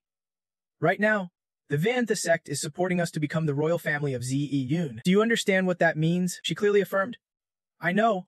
Daughter will definitely perform well in the Vinantha sect. At this moment, she secretly resented her father damn him for power, yet he handed her over to the Vinantha sect as a hostage. Master said he wanted to bring me to the Vinantha sect, but now I am dumped in some strange sect. Suddenly, she gave a sly smile and hatched a plan. I refuse to be a pawn controlled by you. If I do not stir up some trouble, do you really think I am an easy little demon girl to manipulate? Scene shifts to the place of the nine-tailed fox and the scavenger dog.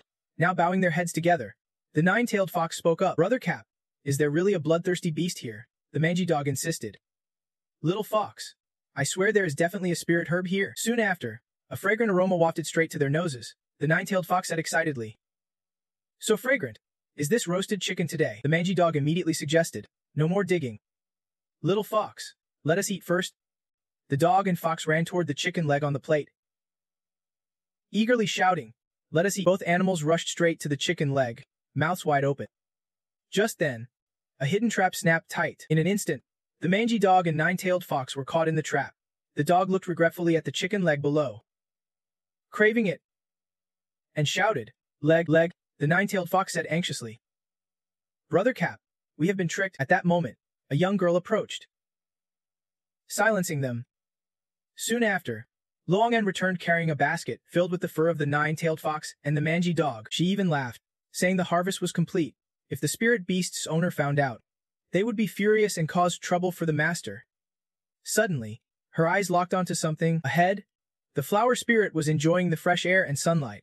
Long happily exclaimed, Today's sunshine is perfect. Suddenly, a large figure appeared behind the flower spirit, blocking the sun. It was Longan, plucking leaves one by one, gleefully saying, Run home. Do not run home. Run home. Meanwhile, the flower spirit quietly panicked. Help, I am due. Suddenly, the annoyed fairy-owned dad appeared, angrily asking, What are you doing? She hurriedly defended herself. I saw some petals were wilting, so I cut a few off.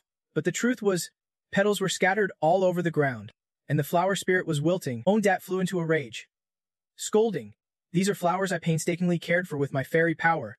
I must teach you a lesson. Longan ran desperately, thinking, This is bad. Gotta run. While fleeing, she suddenly collided chest first with someone. Longan fell flat on the ground, and the person she bumped into was Diep Pham. Standing cold and still, he stared open-mouthed at the girl, stammering. The sparkling jade pendant on her chest caught his eye. Diep Pham kept looking at it, puzzled. She explained, This is my jade pendant. Why? Diep Pham envisioned the yellow jade in his mind and replied, Nothing. Internally, he thought, It is pretty similar. Then Ondat angrily looked at Luongan, saying, Senior, do not spare her. He asked curiously. What happened? Miss Hen explained. She plucked all the petals off the flowers. At that moment, Longan was shocked and suddenly realized, It is, the flower master is here. Dipfum calmly said, "It is just some flowers, not that precious. But I remember you have been taking care of them for me lately, so it is hard to say." Ondat firmly replied, "Senior, helping care for the flowers is my duty." Just then, Bachdao appeared behind him with news. "Senior Deep. Not good. The tail fur of the 2 spirit pets you raised has been taken." Those words startled Luongan again. Bachdao pointed at the basket of fur and said painfully, "They have been plucked. Everyone is furious about this." Without hesitation, Philippe looked at Luongan and said firmly, "Senior Deep. Step back. Don't let blood splatter on you later." She hid behind Deep Fame, trying to explain. "Senior, this is just a misunderstanding. I saw they were shedding soon, so I was just collecting the fur." Phi Dipe was furious and immediately yelled at her, "Are you kidding me? Do you think spirit pets can talk?"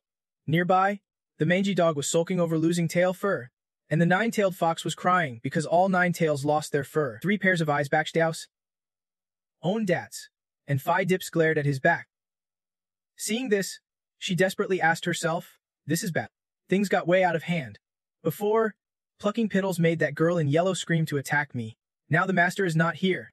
Will these two tear me apart later?" Feeling the situation was dire, she turned to beg Diep Pham, "Senior, I was wrong. Please forgive me." You can reason with Luongan, thinking to himself, "This girl sure knows how to stir trouble. Wait, why do I feel this is familiar?" Then he pulled out something and said to Own Dat. Hong knew. Wait a moment.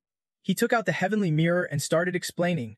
"I once visited the divine dragon family as a guest and heard this mirror say you are its owner." She was a bit surprised when she suddenly realized that item was the heavenly fairy mirror. Grasping it tightly, I'd said happily, "Great, every time I see Senior, I get lucky and reclaim my magic treasure." "Thank you, Senior." Daipum smiled brightly and replied, "If there is nothing else, you should go back and refine your magic treasure first." She hurried away excitedly, responding with a loud okay. Hoyu reached out from behind and asked, "What about me?" After dealing with one person, Dipe Pham turned to explain to the 2 little sisters. "That thing, do not be too angry. I let her pluck the spirit beast's fur." But Shio naturally did not believe it and immediately greeted him. "Senior brother Dippy, what did you ask for?" "Why?" He looked seriously into the spirit beast's basket and began to make up a story solemnly. "Because the spirit beast's fur is very soft and perfect for clothes or scarves. You take such good care of the spirit beast. But letting it pay a little price for you is not right. Is it?" The 2 little sisters were immediately swayed by these words. But Shio said happily, "Senior brother Dippy, you are so kind to us." Phidip smiled brightly and added, "We misunderstood this young lady. After they took the basket of beast fur and left, Lovin was still suspicious. Just a few words convinced them to go. They trust this senior way too much." The system appeared proudly, saying, as expected of the host, "Master Thi's skill is really strong." Huh. In note, it had cheered up these 3 women. Hung was a bit puzzled. "System, why does our host have to cover for her?" The system explained gleefully. "The reason is probably that jade pendant. Did you forget our host also has one?" Hung suddenly realized something was going on. The system continued. "From what the host family says, the one holding the other half is the person destined by the heavenly way."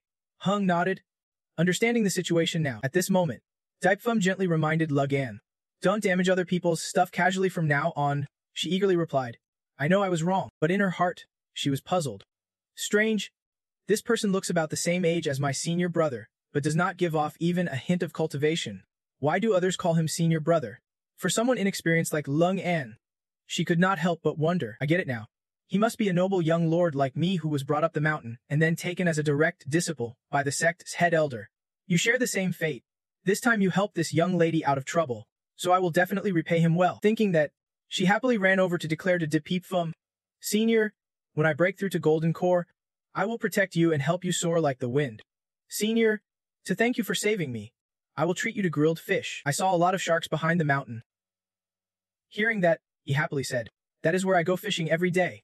And she immediately asked, "Huh, surely you do not own the whole mountain, right?" He answered hesitantly, "That is not wrong." Actually, Daipfum's pupils dilated strangely after that answer. Laodang's tilted posture reminded him of a little sister from the modern world. Only then did he suddenly understand why she was so unusual. "I finally figured out who she reminds me of. Doesn't this family fire have the same traits as my sister? After so many reincarnations, I still can remember." Then I remembered she really is not my reincarnated sister. Before, my sister would jump on Dipeep Phum every morning calling him to get up. He lazily said it was the weekend now. One time, she rummaged through the bookshelf asking where he hid the Du book. Dep Phum annoyedly replied he did not have that. Another time, his sister cried because he dropped her pacifier on the ground. Remembering her mischievousness back then, Daipfum just shook his head in exasperation.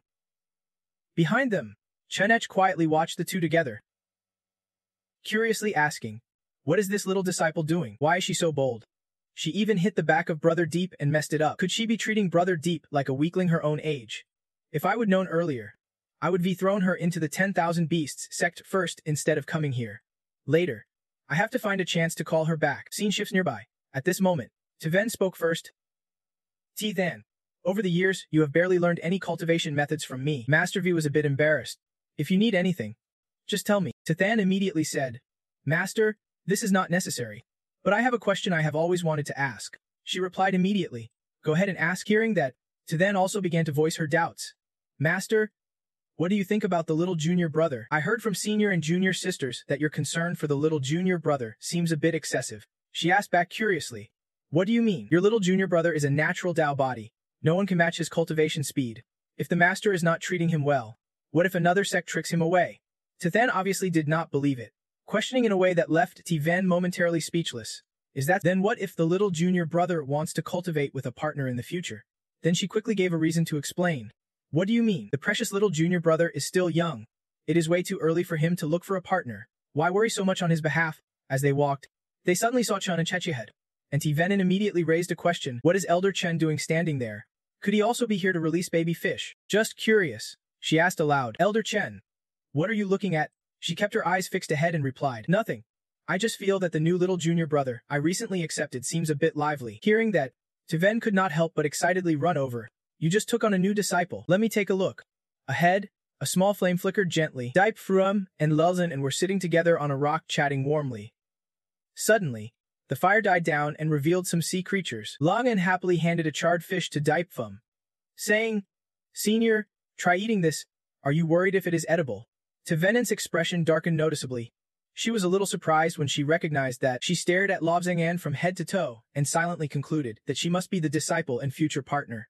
Her train of thought was suddenly interrupted. Tiven tried to reassure herself. That can be. Seeing her unusual attitude, Tithan could not help but guess. No way, what senior sister said is true.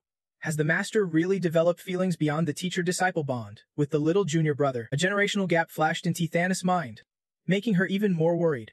Although the cultivation community does not oppose teacher-disciple relationships, the little junior brother is still too young, barely a fraction of the master's age. Honestly, it feels a bit strange. Suddenly, Tiven tightly grabbed her frying pan and said, "Tithan, can you help me check that jade pendant? See if it is fake or not?" That made Tithan very curious. How could a jade pendant be fake? Chun Ed then explained to her, "That jade pendant has belonged to my disciple since birth. I heard it was in his mouth right when he was born." Tivan's whole body trembled violently at those words. She muttered in panic about being born with it. Then she turned away and said, "Nothing. I am going to close the door now." Shortly after, Tiven returned to her residence. Her heart twisted painfully with the question, "My precious disciple, this is a fate granted by heaven. I should be happy for him, so why does my heart feel so tangled?" She slowly sat down before the incense burner for alchemy, her hands trembling as she placed them down, though lacking resolve. She said, "I still have to focus on cultivation. Right now, all my disciples are stronger than me. If I am the sect leader and do not work hard, how can I lead the Tivine sect? Maybe when I break through to the Etriothan stage, I will understand everything." Just then, a deep voice echoed, "You want to gain power?" Startled, she quickly turned around and asked, "Who is in my room?" Suddenly, a sparkling blue circle appeared in the void, making her even more curious. "Who are you?" In a flash, sharp, twisting details appeared around the circle. It was a dark system with the girl Eng Venixing in the center. She spoke, "Who I am does not matter. You just need to know that I can help you." At DP Fum's place, he hurriedly turned and said, "It is melted. I should cook for master now." Logan asked curiously, "Senior, you still have to cook for master?" He replied, "Yes, at first I only cooked for myself. Later, after they tried it, they started eating more often." That surprised her a bit. She did not expect a celestial cultivator who had mastered secret techniques to still have a desire for food. Then Logan brought out some charred sea creatures she roasted, excitedly saying, "Here, some extra food for everyone." But everyone was worried, as if it was a disaster about to strike the sect. Suddenly, the system popped up with an urgent notification. "Host, I need to tell you something very important." "What is it?" It hurriedly reported that your master has entered seclusion, but my system can't update her data. Dipe Fum calmly responded, "Is this really that serious?" The system, thinking about TVN's state, anxiously explained, "This is serious. It means your master has broken free from the control of the heavenly Tao." No sooner had the system finished speaking than Ven appeared before everyone, her eyes bloodshot and radiating fierce power and rage. Seeing her, Logan could not help but ask suspiciously, "Senior, is she really your master? Because she does not seem to have your same aura." At that moment, Ven glared with her bright red eyes and charged at Dipe Fum. Accompanied by the intensified demonic energy she wielded, the system immediately sprang into action, automatically activating the reinforced protective layer around the host. The violent bursts of energy struck him directly, but a circle of dazzling light flared up in response. In an instant, a beam of light from Dipe Fum pierced the gloomy sky, releasing an intense burst of energy. 5 people TVM. Namamahai. Oan et. Ziwayak. And Phi Dip all shared the same feeling. The oppressive force was overwhelming. Suddenly, the ground beneath them shattered into pieces, surrounded by suffocating bursts of energy. Everyone looked at Evan in alarm, while the system nervously said, "The firepower is too strong. My hands are starting to go numb from the shaking." Hung Hung pressed her lips tightly and asked, "Host, your master has not gone dark, right?" Meanwhile, Chang was angrily shouting at Tvn, "What are you doing? Did my junior disciple provoke you?" After saying this, she considered a possibility. Could it be the jade pendant? She immediately turned to Logan and demanded, "Disciple, hand over the jade pendant to Master Devan at once." Logan promptly replied, "Huh, yes," but Dipe Fum quickly objected. "Don't he give it to her. If my master sees it, she will only get angrier." Suddenly, a surge of black-red dark energy burst forth forcefully. Tivan wrapped several coils of dark energy around her arm and charged forward, leaving everyone puzzled. Still not done. Huh. The energy flew and grabbed tightly onto Chen Epsis' pen. She shouted in shock, "My pen!" She immediately turned to ask Dipe Fum, "Dipe, is your master really An? With my level of insight, I can see through her true strength at all right now." He answered confusedly, "I do not know." At that moment, Hung Hung's voice reported shocking news. "Host system. It seems your master also has a system." Both the system and Dipe Fum said this in unison. "What? A few minutes ago, Ven Ung told Ven something. Who I am does not matter. Just know that I can help you whether it is supreme cultivation or impossible love. If you want it, I can make it happen." Hearing this, she fell into a brief silence, her heart filled with hesitation. Yet she resolutely declared, "I am the head of the Ven sect. All my thoughts and actions affect its future. Even if improper feelings arise toward my beloved disciple, I must restrain the teacher-student bond. I am not weak enough to let a corrupt heart disrupt my life." I am a bit surprised to hear that. Good. A mere Gainen stage cultivator having such awareness. I have underestimated you. But I am not here to ask for your opinion. As she spoke, the demonic energy from Ven clung tightly to the system mirror surface, radiating dark, sinister energy. The scene stunned Ven. The demonic energy began wrapping around her fingers, and in moments, her entire body was suspended in the air, held firm by the cords of demonic energy. At that moment, she firmly said, "You are not the heart. Are you?" Her eyes slowly closed, leaving only faint images of Venedeng and her words. "You are too weak, even if you realize it. What good does it do? Return to reality." Dipe Fum panicked, asking the system, "Master has a system too. What is going on?" It quickly explained, "This is just my guess. I am not sure, because hosts can usually see each other's systems. But it seems your master can see ours." Hung Hung agreed, "That is right. Right now she only receives power from her system." The system gritted its teeth and angrily suggested a solution. "Host, the only way to fix this is to find who is behind it. The one influencing your master." Dipe Fum immediately asked, "How do we find them?" It replied, "Give me some time. Host, you hold your master back first." At that moment, Laodingen stared at the two vague system silhouettes above. Puzzled, what are those blurry things in the sky?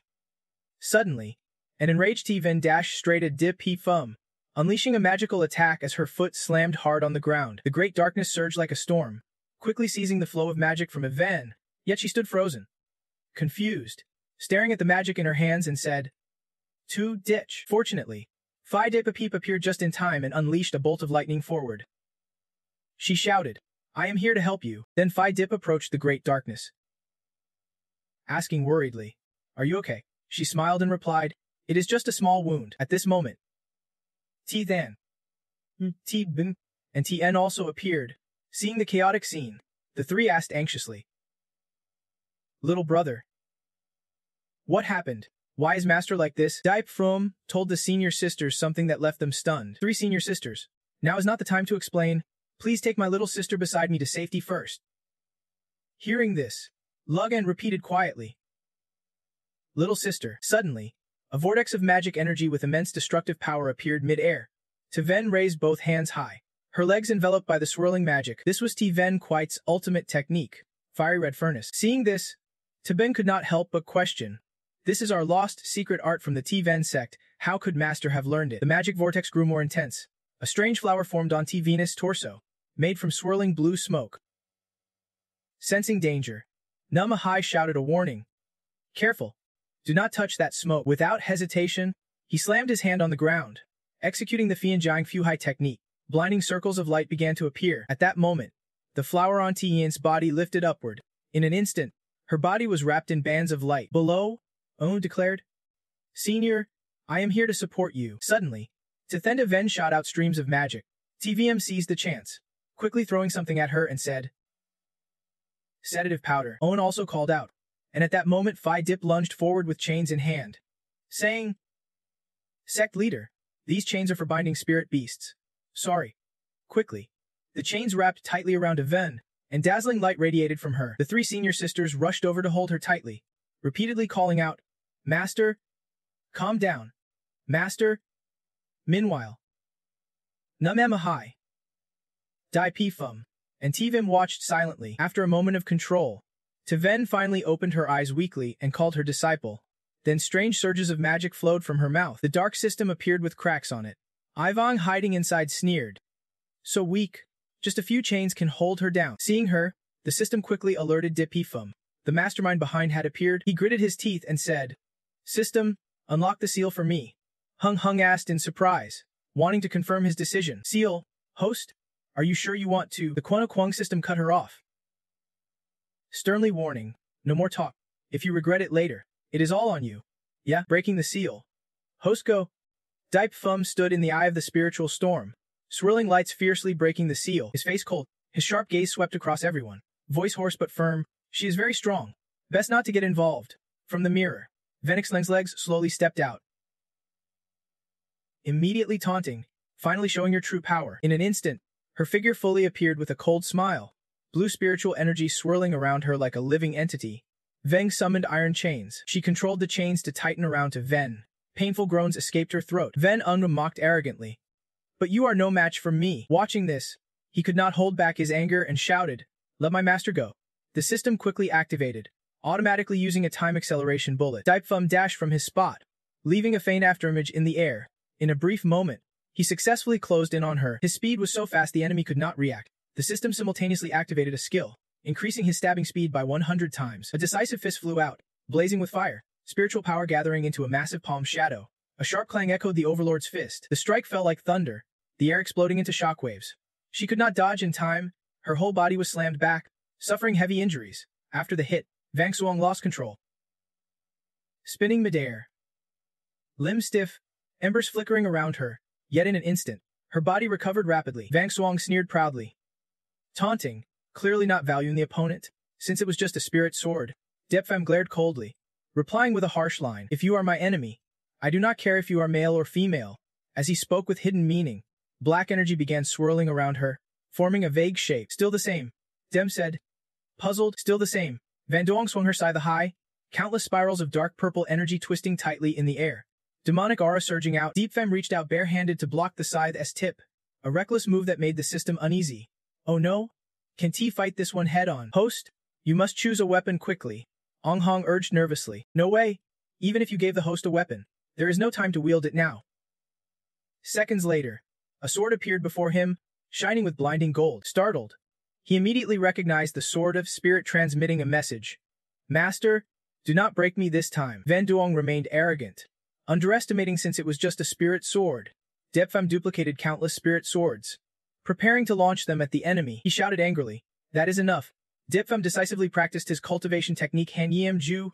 Shenglong emerges then raised his hand high, shouted the command. Sword slash.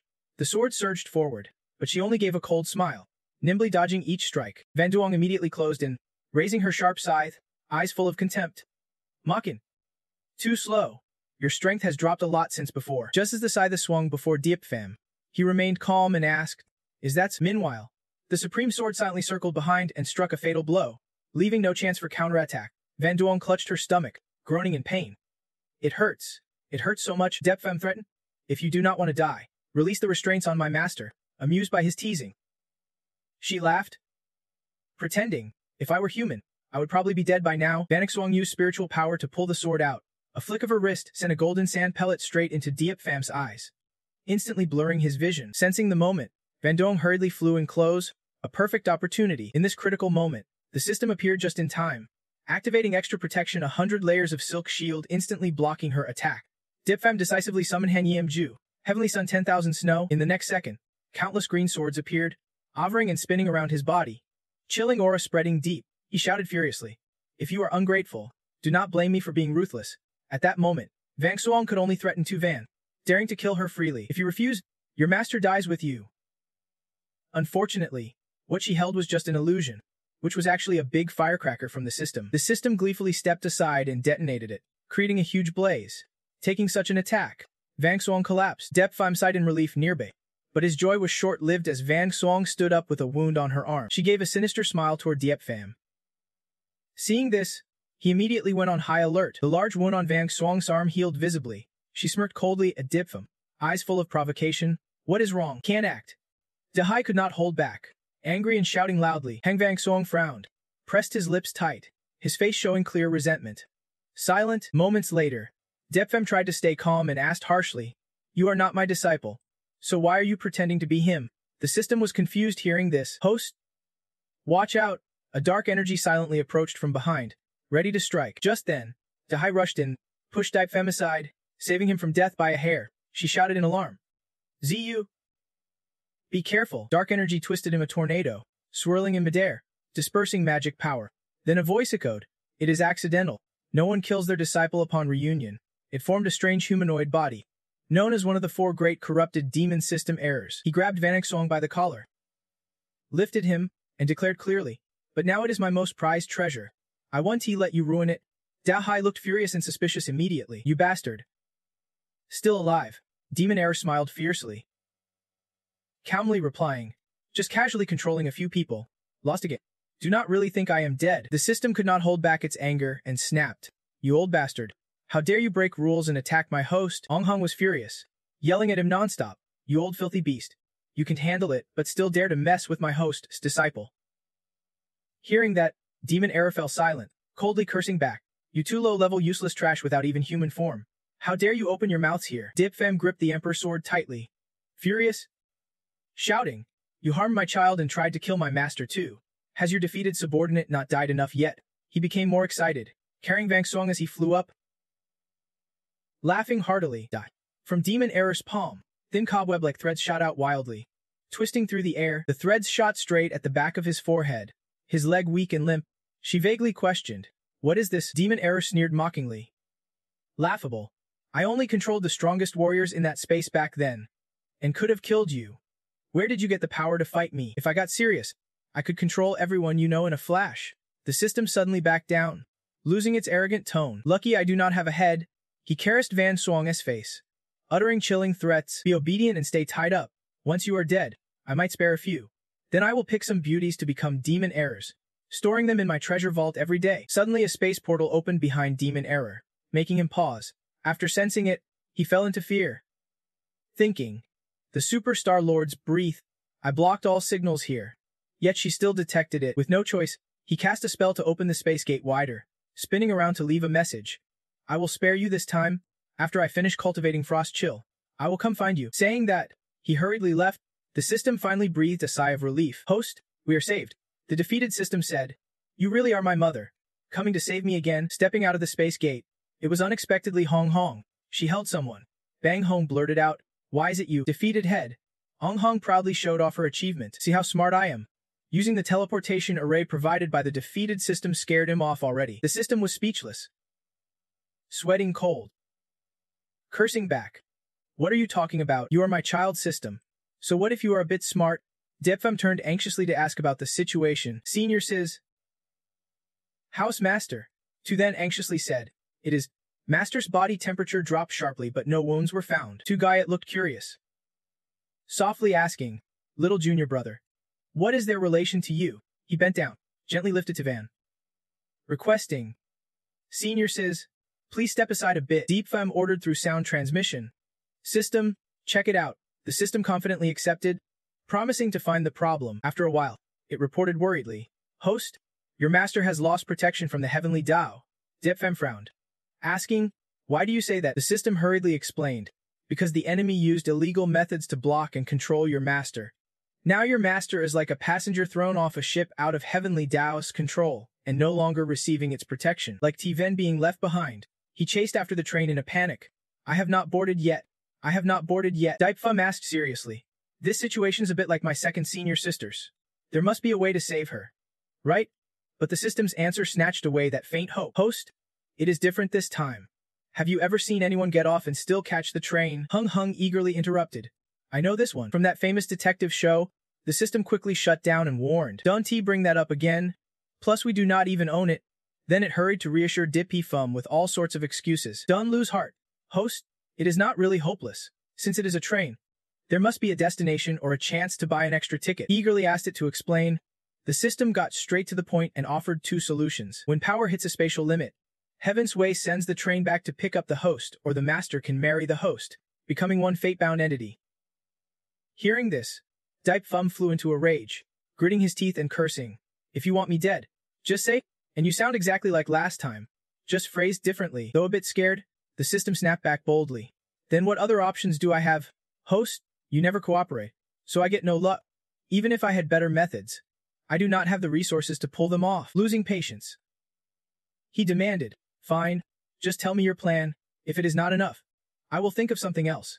At that moment, Laud again stared at Deep Fem, puzzled, and blurted out unconsciously, hey, do not hesitate. Ask right away. Senior, what are those two things by your side? They all broke into a cold sweat, shouting scared. Oh no, she can see us. Deep Fem tilted his head curiously. You can see them, Logan replied. Not clearly, just vaguely two semi-transparent things. The system breathed a sigh of relief. So the system is waiting for someone to awaken. System, Hung asked confused. But this world already has a system owner. Why is someone still waiting to awaken? The system hesitated, stayed silent for a moment. After learning the truth, Hung angrily shouted at it. You forgot to help me submit the system appointment letter. Meaning I work for you. Am I just some illegal worker? The system awkwardly defended. I only forgot to submit it to the main system. I actually wrote it. Hung got even angrier, grabbing and yelling at it. System, you bastard. The system soldier admits guilt, my bad. Do not squeeze me. Deep Fem tiredly intervened. Stop fighting. You too. Master is still waiting for rescue. Suddenly, the system had an idea and quickly said, Host, I have a solution. It pointed at Lian and proposed, just turn my subsystem official, make it hers. Then you become Key Luck Offspring. With the power of 2 Kai Luck Offspring, you can get Heaven's Way to notice Master. Ge asked. I have a system too. What benefit does this system bring? Deep Fem crossed his arms seriously. No real benefits, actually many drawbacks. At worst, it could cost you your life, but it will give you abilities and cultivation, so you can avoid detours in your training. La'an was delighted. Cheerfully said, that sounds great. I want it then. Hung asked quietly with a sly tone. So you are just using me and then planning to ditch me.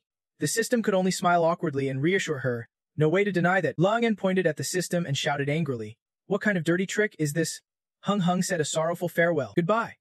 I want to go official and become her system. The system turned to Deep Fem, asking, Host, if they agree, should I make the subsystem official? Hun, still angry, warned carefully. Be careful for a while. Do not let that person exploit your weaknesses. He immediately agreed. Yeah? Got it. You go ahead. In a flash, all three vanished into thin air, leaving a pure white cloth fluttering in the wind. Deep Fem bowed his head in thought, surprised he could still meet her in this life. Flashback to the previous life. Deep Fem was sternly training a young disciple in swordsmanship. Frowning, he noticed a mistake and sternly corrected. That move is too weak. How do you expect to avenge the Heng family today by training 2 more groups? The girl's eyes welled up with tears, but she obediently complied. I understand. Master, elsewhere, a massive fire was raging. Thick black smoke swirling and devouring everything, fresh blood spilling everywhere. Vanexuang, utterly exhausted, collapsed amid the fierce blaze. The people there cursed harshly. How many of my family have you killed? And you still want to retreat safely? With such weak martial skills, You want revenge for the Hang family? Dream on. This time, we will wipe you out completely so no one dares to disrespect us again. She lay gasping on the ground, silently blaming herself for her reckless actions. If I would known, I would have listened to Master. Studied harder before coming down the mountain to avenge my parents. Sorry. Master, at that moment, Dip Phim appeared gracefully and spoke with anger. You think you can kill my disciple? He acted decisively, each enemy falling one by one. Vanxuang struggled up, using her last strength to call out, Master, Dip Phim, please be gentle. You are the first disciple I accepted. If you die like this, who will dare call me Master? Her voice barely a whisper. Master, I was wrong. Vanxuang flinched, eyes wide in shock. Dip Phim lifted her into his arms, his eyes softening as he spoke calmly to Vanxuang. I will take you back to the sect to heal. Dahak grumbled irritably. Brother, I said if you want to carry her yourself. I am not giving you a ride. Then he scolded. Brother, what are you doing now? Vanxuang watched silently, her lips curling into a faint smile, cheeks flushing without her realizing.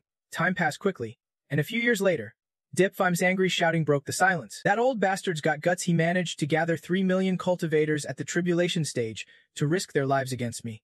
And me gave orders. Disciple, lead the juniors away. This sect can't protect us anymore. Van Dong smiled softly and replied. I understand. Master, upon hearing this, Dam snapped back suspiciously. Why? Before Van Dong could understand, she boldly stepped forward and placed a shy kiss on his lips, tilting her head with innocent eyes.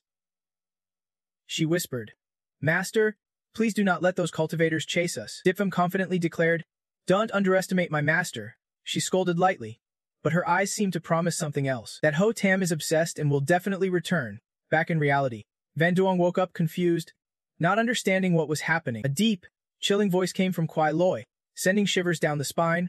You are awake. My masterpiece is now locked inside a chamber filled with murky liquid. He caused the liquid to gush out. Kuai Loi looked at Van Xuong and slithered out, coldly asking, Well, did you find your best weapon inside the memory yet?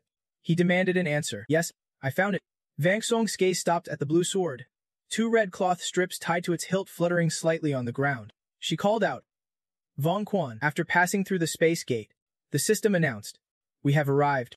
The defeated family's sect is nearby. Ong Hong was still upset, saying coldly, I must report to the defeated family S system that you are a ruthless boss exploiting your staff.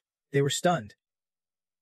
Sweating coldly, eyes full of terror. 2 blue swords clashed, light flashing, and a ghostly figure rose behind them.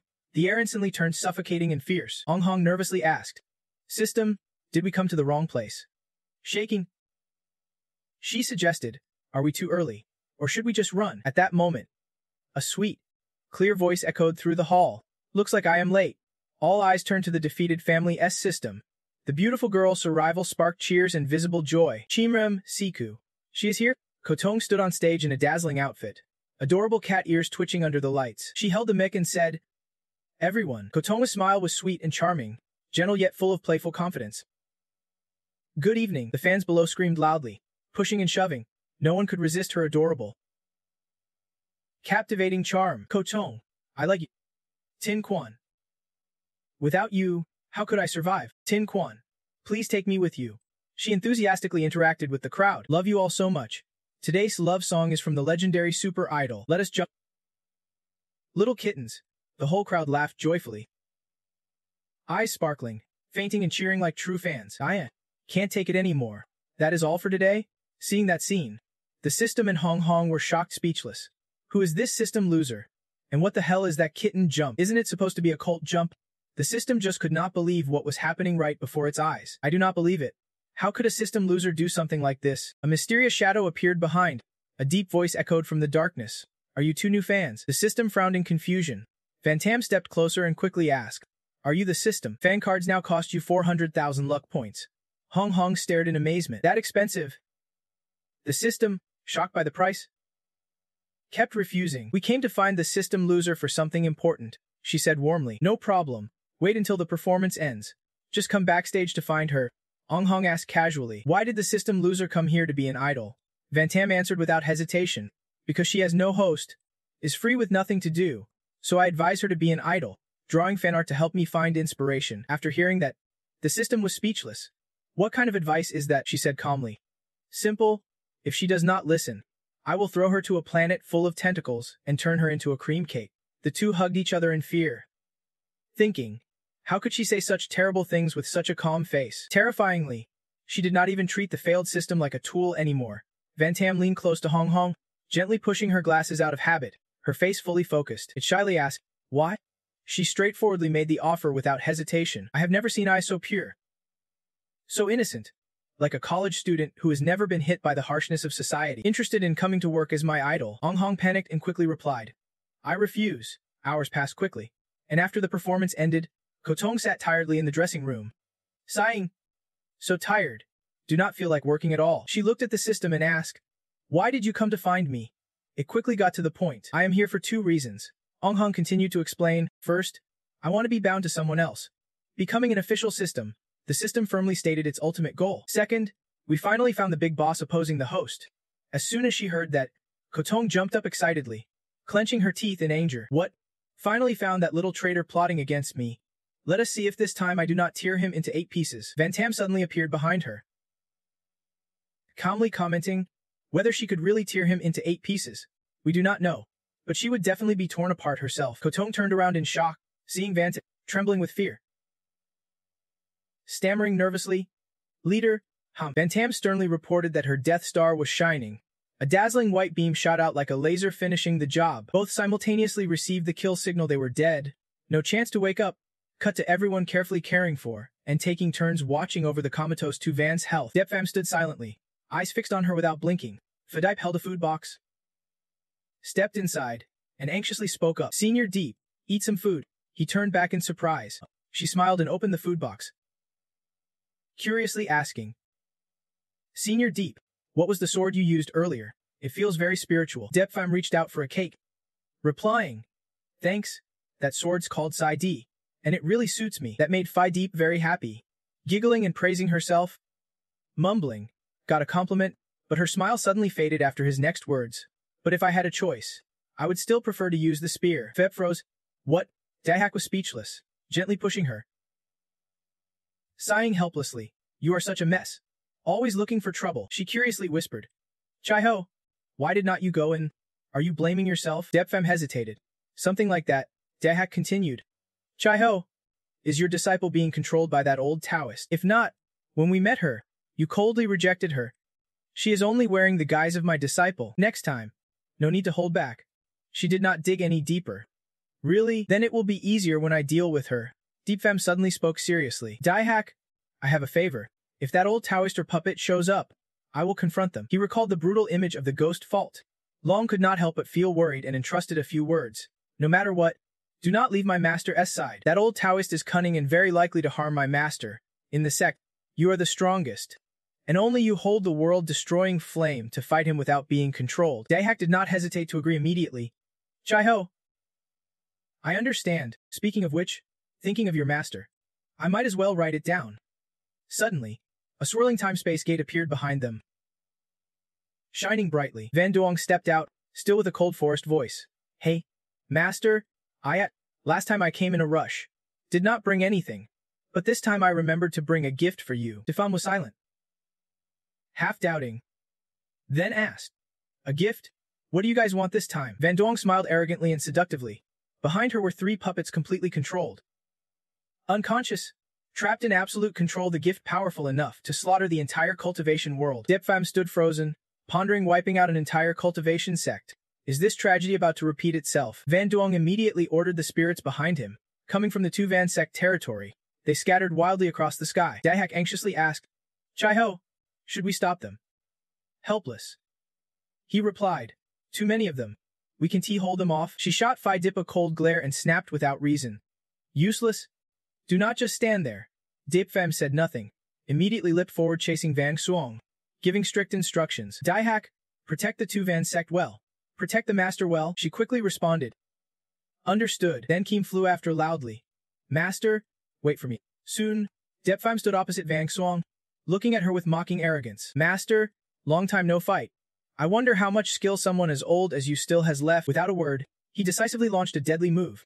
Hanvium quiet. Thong Long. Unleash. Van Xuong soared up, swinging her sword to execute Hanvium quiet and Tun Diam's icy flame wave, crashing down like it would swallow heaven and earth, chilling to the bone. The two attacks collided. Van Duong and Dip Fem clashed swords fiercely. Sword energy tore through space in icy blue and silver, creating a breathtakingly intense battle.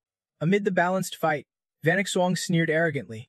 Master, are you holding back? Why are not you as fierce as the first time? Dip Fem calmly replied, I do not remember teaching my disciple to say things that cause misunderstandings like that. She sheathed her sword, laughing with increasingly unpleasant words. Master, I like you so much. After I kill you, I will surely forge you into the Vong Quan sword and carry you with me always. He frowned, glaring at Van Song. Let us see if you have got what it takes. Without hesitation, he launched the next move, and VM Quiet Sichq spread wings behind Van Song. A pair of phantom wings appeared. He quickly raised a defense line of sharp ice blocks, charging into her wild assault. The two terrifying forces collided again, shockwaves rippling through the air. Dep Pham slowly approached her and said in a low voice, It is still too soon. A cold, calculating smirk appeared at Van Duong's lips, full of cunning. Master, you have fallen into my trap. A sudden surge of power caught him off guard. Alert, he decisively slashed at Dip Pham's side. Catching him unprepared, Van Duong instantly summoned a dark scythe. Blood dripped from Dip Pham's mouth, clutching his wound. His gaze remained firm. Meanwhile, Van Duong hovered midair, wielding two weapons, her whole body radiating an overwhelming cold aura. Master, you are not as invincible as I thought. Huh. Cut to behind Daihak, where a dark aura quietly gathered. With sharp senses, she fully realized its presence. It is here. Daihak did not hesitate, rushing over to everyone.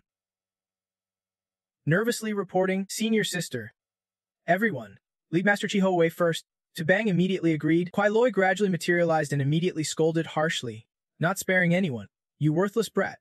Why are not you helping your master? Why are you guarding this useless one? Daihak showed no fear, instead standing firm and resolute. Chai Ho can handle himself. I won't let you threaten anyone near him anymore. Kuai Loi flexed, raising his arm with a dark, sinister power erupting from his palm. You want to stop me? Then come be my plaything. She clenched her fist. Flames gathering, the world-destroying fire roaring out fiercely. But when it struck, the flames did no damage. The fire dissipated in midair. Kuai Loi cleverly used a shield to block without worry. Holding the upper hand, he arrogantly mocked, as expected from world-destroying fire. Tough indeed. Even my shield could not hold long. But in the end, it is just a tool I have worn down before. I still have ways to deal with it. She tried to stay calm amid the raging wrath flames, waiting for the right moment to strike. Keep showing off then. Kuai Loi suddenly held up a two-headed puppet, a spirit pet. Daihak frowned, sensing something off. This is not good. Taking advantage of her momentary distraction, the spirit pet's ring had long since tightened around the great black's neck. Controlling her, she scrambled to free herself, confused. Meanwhile, he looked on, utterly satisfied with his setup. This is just a modified pet collar. But unfortunately, it only works on pets. I had already stored it away, but today it unexpectedly came in handy. The great black showed no respect, cursing the demon coldly to her face with a hateful glare and venomous contempt. If you want to blame someone, blame yourself. You are just a filthy beast. At this moment in the wild mountains, Dip Pham gasped for breath, clutching his side, his whole body suspended midair as if chasing someone. The woman stopped, her arm shattered and fell apart.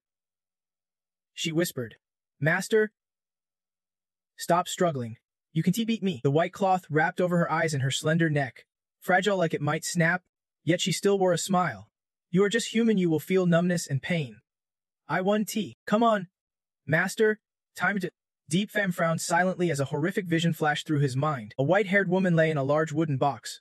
Blood smeared over her mouth. Her head was twisted to one side, and her severed hands dangled above, suspended by silver strings. Before Deep Pham appeared a beast glowing bright red. It glanced toward Van Suong and said, Chai Ho, stop looking. She is already dead. What we should do now is kill that rotten toast to avenge your disciple. Hearing this, Dep Pham closed his eyes, sensing a persistent thought swirling in his mind. Revenge? Revenge? Retaliation? Revenge? Then Dep Pham's eyes snapped open, his pupils dilated with only the image of that girl before him. He silently vowed, That is right. Why did not I listen to the advice? My true disciple is dead. I have to kill that bastard. How can I have mercy on the puppet he created? As the thought ended, a circle of light appeared around Dip Pham, and something blue began to emerge from him.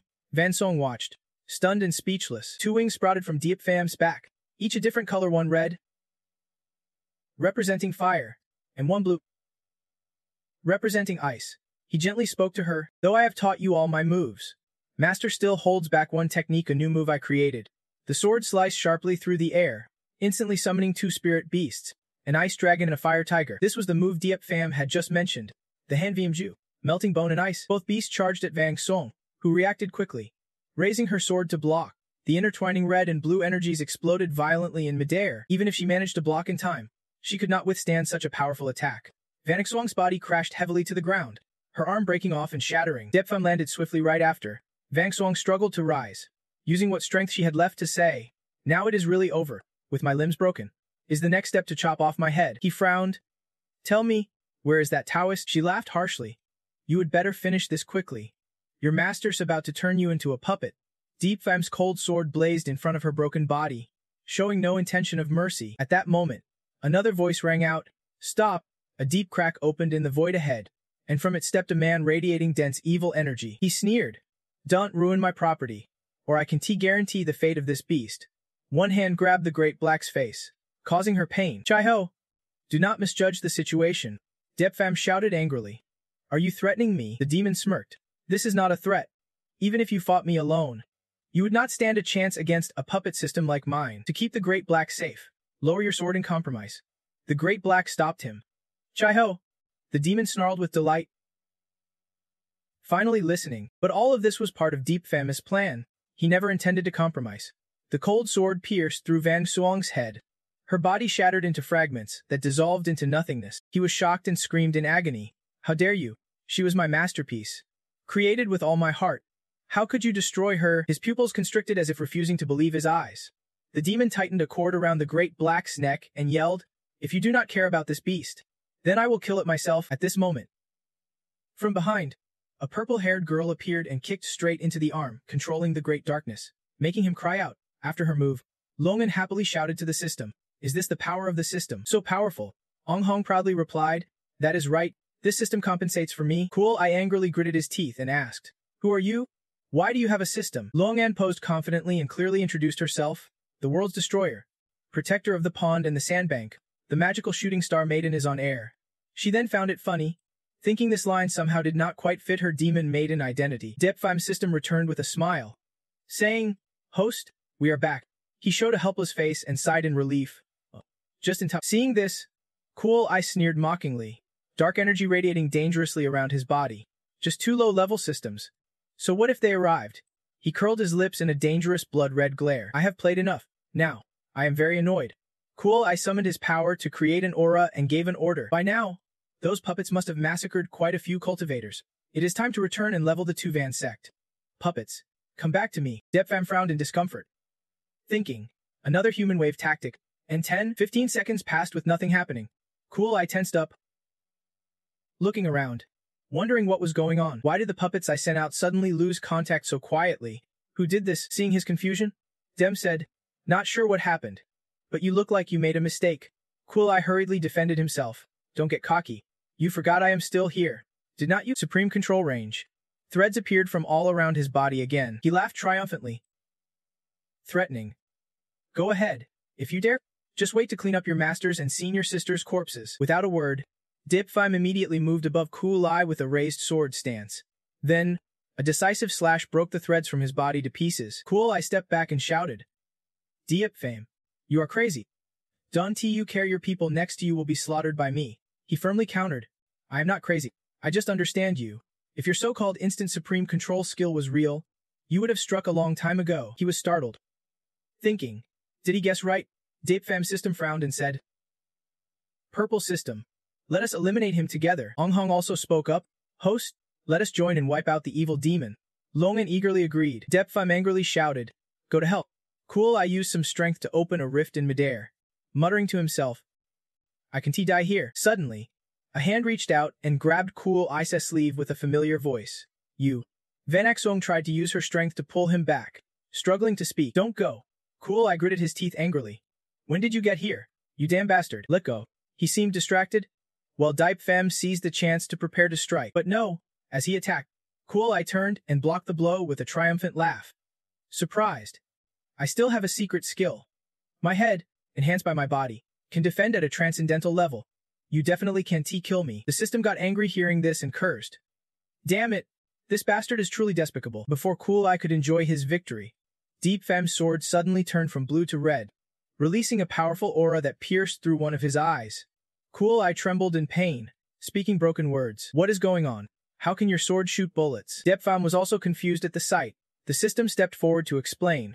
This power seems to be from Xi Ice Annihilation Gun. With infinite ammo that never jams, Phi Dep then laughed proudly. Surprised, I successfully forged this weapon. Meanwhile, Cool Li was still stunned, eyes wide as he cursed silently. Damn it! My chip is damaged. Now I can T-control the puppets. And even the system's basic functions are affected. Vang Song smiled mockingly as she saw him defeated. The rotten old man got his karma. Cool Eye's eyes showed clear surprise at what was happening. Dipfam's sword still radiated that fairy red glow. He lowered his voice and ordered, "It is time to end this." The SE sword responded silently, ready to finish him off. They did not notice the purple orb speeding toward them. 3 orbs struck the rocky ground one after another, hitting so hard they cracked the earth in 3 places. Depfam flinched and stepped back. He spun around and froze when he saw 3 people standing on a nearby rooftop. Those 3 were the villain system, the wild stage system, and the demon repair system. Seeing their own systems arrive late, they gritted their teeth in anger. Why are you only here now? We almost died. As soon as they appeared, the villain grabbed a corner of demon repair's robe. Growling, "Quiet. Aren't we the ones here to clean up your mess? Keep making noise and I will smash your chip," he whispered. "Let me kill them." Demon repair chuckled softly. "Better to retreat. The superstar lord has locked our directions. If we do not leave now, we won't escape." Villain carried demon repair and wild stage deeper into the dark circle. Ong Hong chased after them angrily, shouting, "Don't think you can run." The systems tried to hold her back, cautioning, "Don't be foolish. Over there are 4 high-level humanoid systems." Demon repair glanced at Dipifum and smirked. "We will meet again." They disappeared, but Hong Hong watched them leave and said regretfully, "They got away." The system sighed in relief. "Good they left. If a fight broke out, we would be the first to die." Dipe Feem set the sword aside and slowly approached Venixing lying on the ground. He gently stroked her hair and softly asked, "When did you come back?" The system quickly stopped him when it saw him near Venixing. "Master, what are you doing? Be careful. She might attack you from behind." He lifted her gently and replied, "She would not do that." Remembering when he shattered under the dark system's control, Ven Ung felt deeply guilty. "Master, if I had died for real, he would not have used me." Depfum held her close, soothing softly. "This is not your fault." Ven Ung whispered, "Goodbye, Master." Then her body began to shatter again. Seeing this, Ong Hong's eyes welled with tears. "System, is there any item that can save her?" "Although I want to save her," it just shook its head helplessly. T Bung saw DP Fum sitting there trying to use some strength to heal Van Exting, and feeling sorry, she quietly called out, "Little junior brother." He spoke quietly, "Have me bury her at Hatu Sin. Her name is Eng Venix Zung." She replied, "Understood. We know." Though it was over, Lun still felt uneasy inside. "Senior, do you think those others might suddenly attack again?" Dipe Fum answered, "Who knows? By the way, how are the casualties at Van Thu sect? Isn't he that old man said to have sent many top experts, claiming he wants to massacre the cultivators, holding a small talisman?" Lung An frowned in agreement. "That is right. I must quickly ask my master who fell from the sky." Suddenly, she widened her eyes hearing a faint voice say, "Casualties." "What casualties?" I did not hear any other sects asking for help. Nearby, Dipe Fi was using all her strength to pull on the rope demon repair left on Haye Echi's collar. She tugged and grunted. "This collar won't break." Zax sat helplessly.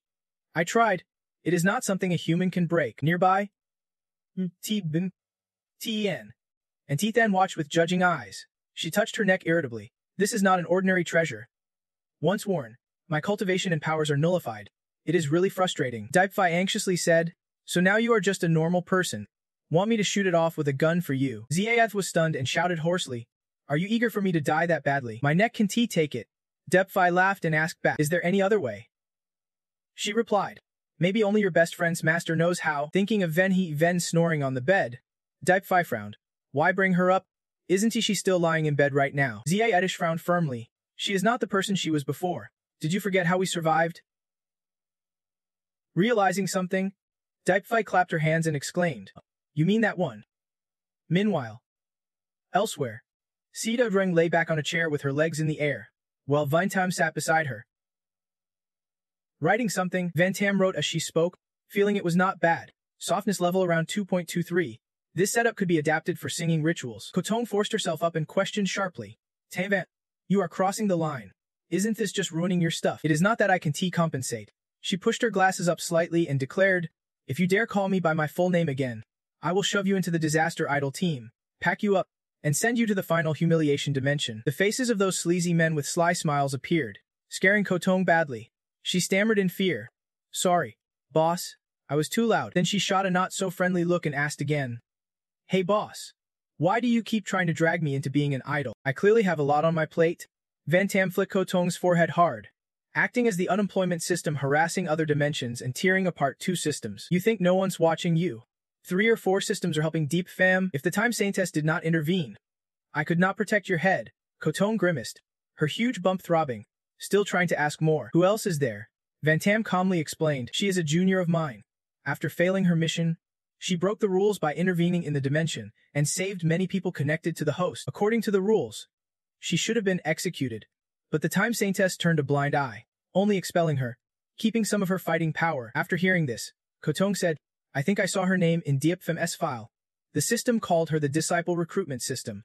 The image of a girl with a bow, surrounded by attacked people, flashed in her mind. The scene shifted to what looked like a research room filled with machines. Glass cages contained incomplete body parts inside. Daihong shined a flashlight on the big hole in the demon fault's face and muttered, severe damage. Makai stood beside her, smiling. How's it looking? She answered bluntly. No chance of recovery. Demon Fault clenched his teeth angrily, mumbling curses at Diep Fame. Damn it! If my subordinates had not lost contact, I would not have lost. The villain crossed his arms, looking down at the trembling Demon Fault. You are the weakest in our group. Even the priest beats you. You rely on puppets and props. Even the Daihong system is stronger than you. Once I step it, I guarantee Depfam 1T have a grave. Daihong tilted her head helplessly as the villain cursed. Can you cut me some slack? Makai stroked his chin, still smiling like nothing happened. This Diepfem has some guts. Villain system. Do not mess up. Daihong system. Assist the villain system. Don't let any mistakes happen. Daihong whispered. Boss, can I ask you a favor? Makai nodded. Her face darkened dangerously. I see the Demon Fault system is already wrecked. Better let me dismantle and absorb it. Demon Fault, swollen and beaten, could only utter. Makai looked thrilled. He smirked dangerously and nodded in agreement. All right, just wait for this. Daihong rushed at Demon Fault, ready to tear him apart. She said smugly. Great, now he can T-move. Just struggling to muster strength to beg? Boss, I am still useful. Violent woman, do not overdo it. Makai seemed unfazed by Demon Fault's words. The villain, now excited, asked, Daihong system, can you crack this steel brain of his? Pieces of Demon Fault's body were torn apart as Daihong spoke simply. The system rolled up its sleeves, face full of passion, shouting, Host, are you ready? Depfam nodded and started moving. Longan grinned excitedly, eyes squeezed shut. I am good to. On the bed lay Tuvan, surrounded by black smoke. Systems and red lights floated near her. He said, please offer your little essence blood to the jade butterfly of creation. I will use the essence blood of the luck child to connect to the heavenly path and summon the host, master back. Deep Fam and Longan cut a small piece from their fingertips and let the blood drip onto the so-called jade butterfly. The system watched anxiously, praying this time it must succeed. As the blood dripped down, a black hole appeared in the sky above the house, and golden light shone down on the room where they stood. But then the light quickly faded out. The system frowned and cried out. Dipfam sulked. Looks like it failed again. Longan rubbed his face in frustration. This was the 29th attempt this month. The system yelled angrily. Impossible. I have tried everything. Even bought items from the shopping center. How can it still fail? Ong Hong was just as sad. Telling the system maybe your direction was wrong from the start. Like my master, she died long ago.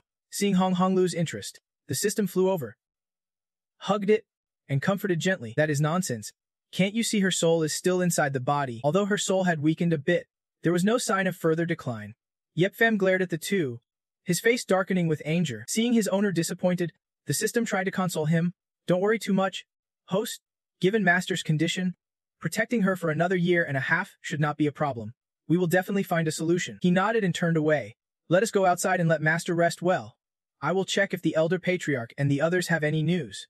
Longan quickly spun around and asked, Senior, should I come with you? Yepfam shook his head. No need, focus on your work. He went to the elder patriarch's residence. Seeing the person he was looking for, Yepfam spoke up. Elder patriarch, have you gathered any clues? Like alchemists, healers, or anyone with special methods? The extraordinary expert Tu Gayat replied. None. I have already sent the two great powers, Hon Nuhuanu Namhe, out to search. She recalled seeing the two, one big and one small, working on some alchemical ingredients and shared the story. The second elder was tirelessly refining pills day and night to heal the patriarch, with Grandmaster Devium testing the medicine. She remembered Tu Bang and Tu Yen traveling together to the North Pole. Tu Bang tends to get lost. I let her lead Tu Yen to the North Pole. Maybe they will find something there. Tu Gaiet spoke anxiously, glancing at Yip Fam. His face showed equal disappointment. And what about Tu Than? Doesn't she command a swarm of insect demons? The top demon insect said they sneak into factions to spy, because of their stealthy nature. They have got extensive cooperation with the Lang Teen Pavilion Intelligence Guild. Thinking of how an insect, actually a snake, appeared in the room, Yip Fam shuddered. Tu Gaiet calmly said, if Lang Teen Pavilion helps, I think the chances of success are highest. Just then, someone called from outside. Elder Patriarch, Junior Apprentice Brother, we are back. Seeing a strange man with Tu Than, Yip Fam asked, second senior sister. Who is this? She pointed to the man and introduced. This is Duong Dich, a healer we have observed and approved after a long time working with Lang Teen Pavilion. He is only at the Golden Core stage now, but last week he had not even reached the Ki refining stage. Duong Dich smirked politely and greeted. I am Duong Dich. You must be Yip Fam, right? It is a pleasure. May I ask where the patient is? Yip Fam felt uneasy, and the system seemed to share his suspicion. It glanced at Duong Dich doubtfully and said, reaching Golden Core in just a week. That can only be compared to someone with a natural Taoist body. No way. How could someone with such a reverse fortune energy exist in this world? Tu Than somewhat understood Yip Fam's thoughts and pulled him aside. Junior Apprentice Brother, do you really not trust this Duong Dich? He replied softly. Not exactly, but after all, second senior sister brought him back. She looked him straight in the eyes and persuaded. Junior Apprentice Brother, in Tu Van Sec, the only people I truly trust are you and Master. If you are really uneasy, just tell me. I will listen and find other healers if needed. The system agreed. That is right, host. Second senior sister is right. No worries. We can try others. This guy is too suspicious. Yip Fam glanced at Duong Dich, agreeing on the surface but still wary inside. Even if we reject Duong Dich, we can guarantee the next healer 1T be sent by the enemy. No matter what we choose, the initiative is with them. Only by accepting can we find a weakness. Turning to him, Yip Fam gently extended his hand. Duong Dich, please follow me. Duong Dich smiled and replied, lead the way. The incense burner emitted a pleasant scent, drifting around the still body of Tu Van, whose face was contorted in apparent discomfort. Duong Dich looked at the person lying on the bed and smirked, thinking, oh, so this is Master Tu Van. He still carries his old aura. Speaking of which, all her female disciples were stunning beauties. Seeing him silent for a while, Yip Fam grew impatient. Dao Du, is there any way to cure this? Dao Du held up the jade bowl with confidence and explained, it is simple. This is just a symptom from the imbalance of heavenly fate. All I need is a drop of blood essence from someone with great creation power, and the problem will be solved instantly. The system crossed its arms and raised an eyebrow. Isn't this what I tried this morning? It is basically useless. Yip Fam frowned. Then use my blood essence. He waved his hand. No need. I have got it. He took a sharp knife, cut his index finger, and let a drop of blood fall into the jade bowl. Immediately, a strong aura appeared there. Dao Du smirked triumphantly. While the system was stunned, how could this be? The power affecting Tu Van's body worked in just a few seconds. Then she slowly opened her eyes. The system could not believe it and exclaimed, oh mut, she is really awake. Dao Du calmly clasped his hands behind his back. See, this is my ability as a healer. As long as it is illness, there is nothing I can cure. Deep Fem quickly stepped forward to help Tu Van sit up, anxiously asking, Master, are you okay? But suddenly, Tu Van pulled her hand back, startling him, and he did not understand why. Her face turned pale, and she stammered, who are you? Deep Fem's eyes widened in shock. He asked quietly, Master, have you lost your memory? The system flew over to Deep Fame, scanned Tu Van's condition, then softly said, Host, I do not think Master is pretending, but I feel she is very fragile. Before it could finish, Tu Van interrupted, sorry. I do not know who you are. I do not even know what happened. She spoke while avoiding his gaze, making him wonder if she was deliberately avoiding him. Well, he did not know what to do next. Dao Du stepped toward Tu Van. He lowered his head to examine her, then said, Diep Fame, your master soul seems damaged, causing memory loss. Looks like as a healer, I am still inexperienced. Mind if I stay at Tu Van Sec to observe for a few days and help nurse your master's health? Deep Fime frowned in dissatisfaction but had no choice but to agree. Well, sorry to trouble you then. Tu Van still did not understand what was happening, but a vague turmoil stirred inside her, causing some fear. You call me master, so you must be my disciples, right? Can you please leave? I want to be alone to process all this information. Deep Fime glanced at Tu Van, then wondered aloud. Process information, isn't she the one who lost her memory? He opened the door and stepped out, where Tu Gayet and Tu Than were waiting. Tu Than sighed as he saw him come out, asking without much hope, "Little junior brother, why did you two go out so quickly?" "Housemaster." "Still the same as before." Debfem pointed at Dao Du and said, "Master is awake now." Dao Du brother cured her. She happily exclaimed, "That is great." Finally, Master regained consciousness. Dao Du shook his head. "Not completely cured yet. Your master's memory is damaged. I still need to observe her for a few more days." Tu Than's face showed clear worry. "Master lost her memory." Debfem quietly said, "Second senior sister, Master is a woman, so it is not proper for us to go inside. Please take care of Master. If Dao Du brother wants to help treat Master, please keep an eye on her to assist." She firmly agreed. Tu Gayet then spoke, "Dao Du friend, the rooms are ready for you all. Please stay at Tu Van's sect for a few more days." He immediately agreed. Suddenly remembering something, Deep Fem turned to Tu Gayet. "By the way, Elder, arrange some servants for Dao Du brother. If he needs anything, we can keep track easily." Dao Du rolled his eyes, frowning as he cursed silently. "Damn it! I just glanced at his master a few times, and they are already this suspicious. If I did not have urgent business and had to stay at Tu Van's sect, I would definitely make them regret what they did today." When did the system appear behind him? It shone a light on his body and frowned. Probing. Strange, he really does not have a system, but his luck is unusually dense. Could it be that the heavenly Dao is starting to train a new lucky child? After a few hours, Dao Du sat lounging on a wooden chair. He smirked wickedly, thinking, "Now that I have successfully infiltrated Tu Van's sect, what is next to control the sect? Those elders in Deep Fame are cautious." Just then, 2 disciples were sent over. A man stepped forward with a smile and said, "Hello, Senior E. We are low-level disciples sent to take care of you." The other one cheerfully added, "If you need anything, just tell us." Asang Dech looked at the 2 disciples and smiled softly. "Good timing. You came right when I needed." The 2 disciples asked in unison with puzzled voices. Senior Ida. He produced a few pills. "These are marrow-cleansing pills I improved. They enhance a cultivator's physical potential. I was worried no one would try them, so you guys arrived." The chubbier disciple took the pills, but could not believe his ears. Marrow-cleansing pills, these are rare 4th-grade pills. The thinner one was just as surprised. They never expected to get a chance to try them. Without much thought, both swallowed the marrow-cleansing pills at the same time. Afterward, their bodies felt energized, each feeling like their strength had increased by dozens of %. The 2 disciples shouted, "This feels amazing. I can feel my whole body being purified.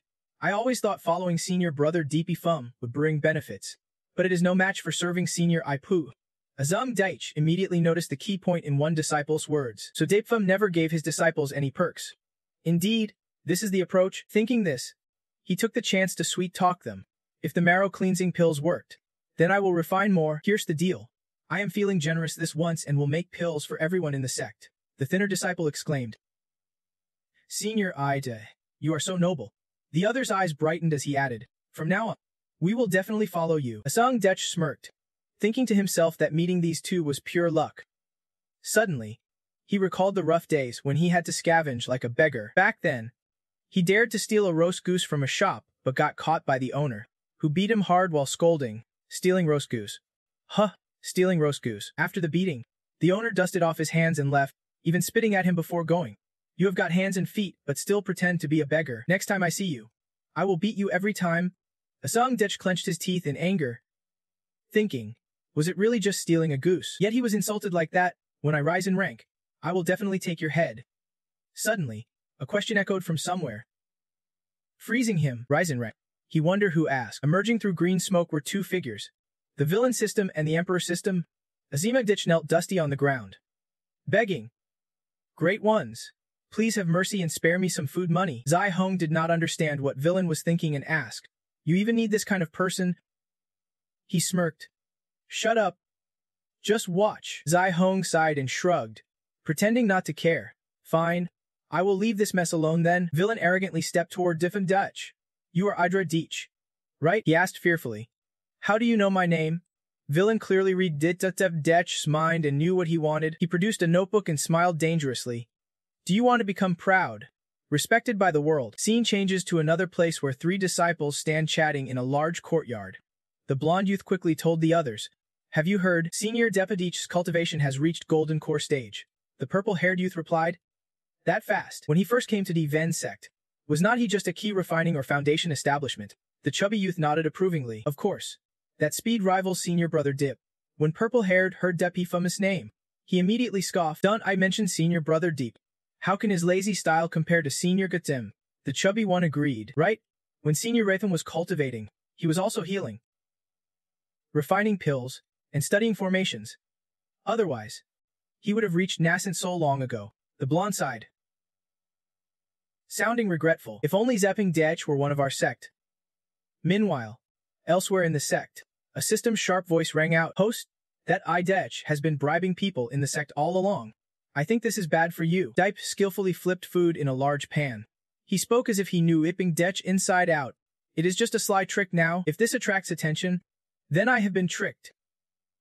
He continued. Host, you mean the key still lies with Master? Yip Fam's pupils flashed sharply. That is right. Master definitely hides a secret. A wooden food bowl was placed on the table.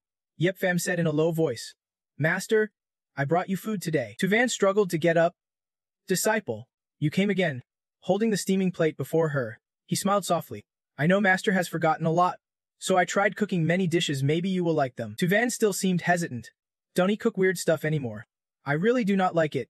Yip Fam set the food on the table. A stir-fried meat dish and a delicious pudding, he confidently said. Don't worry. These are all cooked by Dejas recipe. She looked at it and immediately cheered up. Even drooling with appetite, turns out it was a big plate of young chicken and pudding. He fed her a bite, and Tuvan happily exclaimed, so delicious. Seeing her happy, Yip Fem breathed a sigh of relief. Master, I am glad you like it. I will leave the food here and come back to clean up later. Before leaving the room, he cast a complex, unreadable glance at her. The door opened and closed, and outside waited Tuthan. She spoke when she saw him. Little junior brother. Yip Fam took the chance to ask Tuthan, second senior sister, how's the investigation on Doang Ditch going? Her eyes hardened as she replied, it seems Doang Ditch really has issues. I told the elders to send people to investigate Doang Ditch's hometown. They found that over a month ago. The town where Doang Ditch lived burned down in a massive fire, engulfing everything. Doang Ditch was caught in the flames and suffered many injuries. Her tone grew serious. If that is true, it is uncertain. But I found that all cultivators over there were killed without exception, from charred corpses. The cause of death was being drained alive. Yep Fam frowned thoughtfully. Drained alive.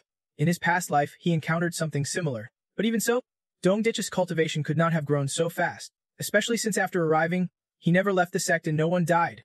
So what exactly did he drain? Tuthan suddenly remembered something unsaid. Right, little junior brother. Long and senior sister of the 10,000 Beasts sect told me. Recently, their sect also had a prodigy with extremely high beast affinity named Tu then. Yep Fam was stunned immediately. A prodigy who seems to have realized something. The child of fate is like that. He quickly said to Tuthan, second senior sister, help me investigate prodigies like Doang Ditch and Tu. Then how many have appeared recently? She transformed into a giant cockroach, her eyes gleaming dangerously. All right, I will ask the elders in Langshan Pavilion for help. Doang Ditch was now in his room, sitting in the center, starting to cultivate, with streams of energy radiating from his body. Looking at his hand, he smirked. Swanthean creation skill really does not lie. Finally broke through to Yuan Ying. Seems my old method of killing chickens to get eggs was a big mistake. Better to raise a bunch of loyal fools and absorb their fate energy. He schemed. Now that I have reached Yuan Ying, my power surpasses ordinary cultivators at this level. It is time to meet her alone.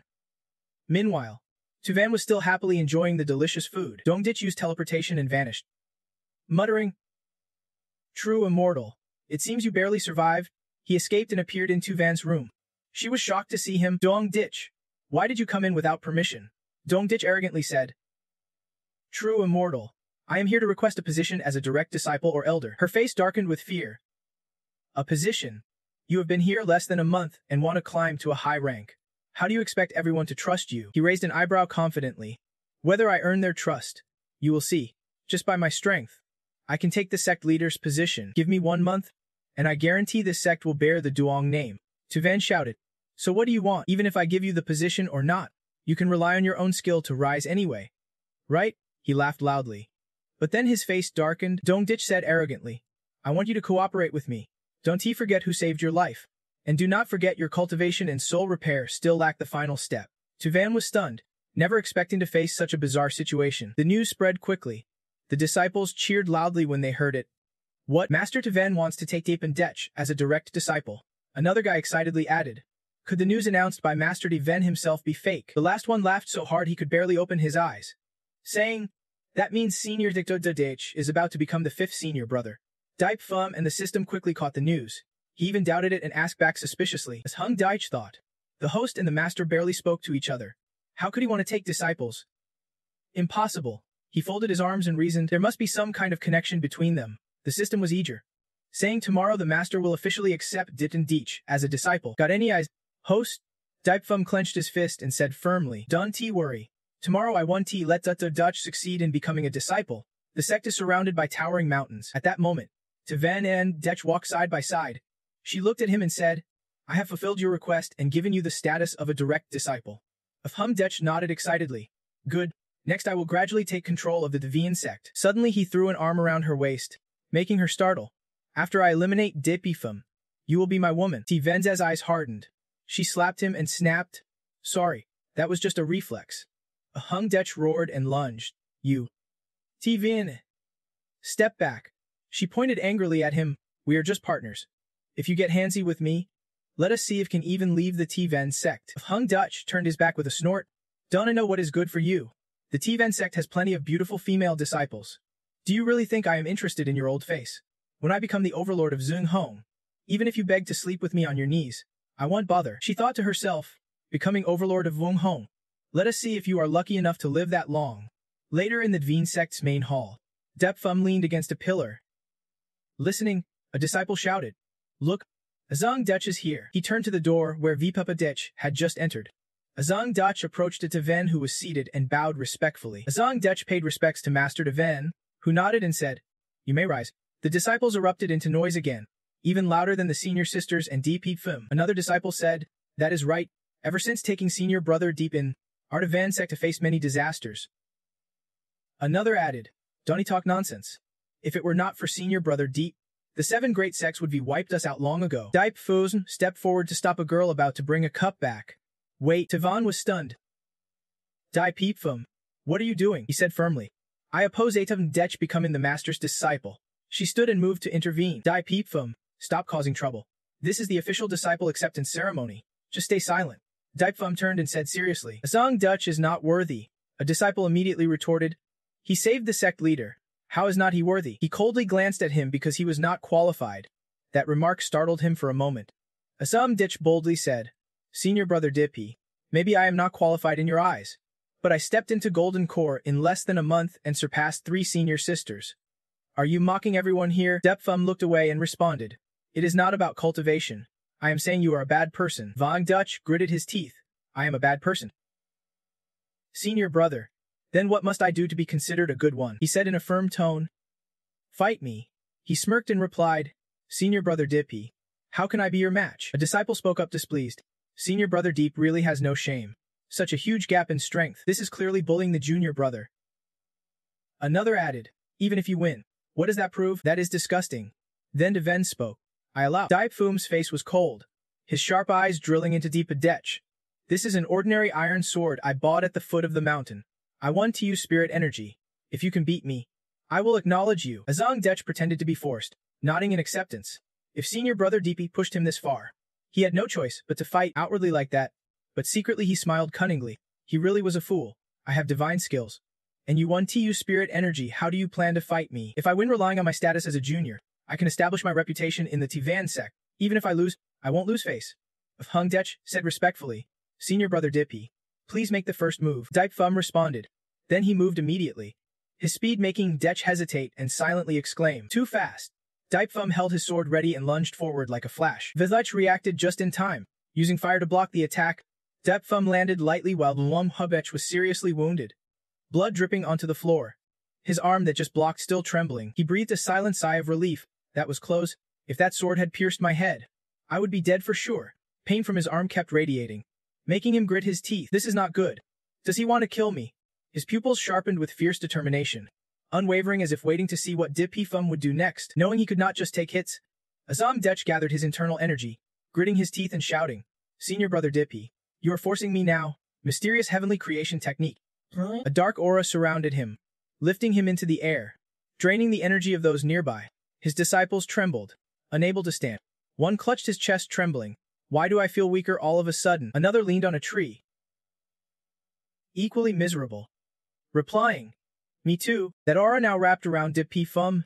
Hung Dutch arrogantly said, Senior Brother Dippy, you do have a lot of energy, but I will show you what a true energy master is. He swung his sword impatiently. Enough talk. The sword came down as two strong beams of light shot towards Zifindij. The system warned immediately upon seeing the fast attack. Host? Be careful. Don't let him drain your energy completely. Even when facing certain death, he could still turn the tide right there. When your energy is too low, even crushing an ant could break your bones and kill you. Depfum frowned firmly and shouted, Then let us see if my attack power is stronger or if he drains energy faster. Suddenly, Depfum appeared above the Dempa Dutch. He lunged with his sword like a razor, deadly strikes slicing through Gong Dutch's hands. Drawing blood. Asong Dutch trembled, thinking, Lung Fong, shout now and fight back. He was attacked relentlessly and could not fight back, gritting his teeth in frustration. Damn it!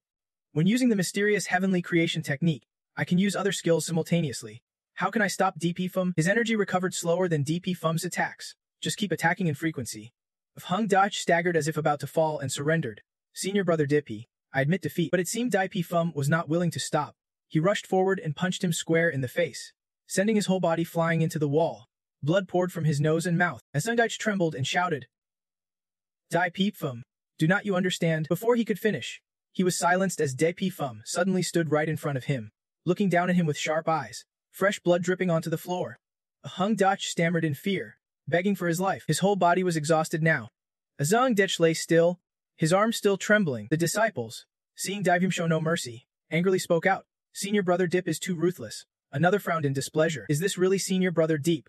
T. Nguite quietly intervened. DP Fum. Enough, this is a match.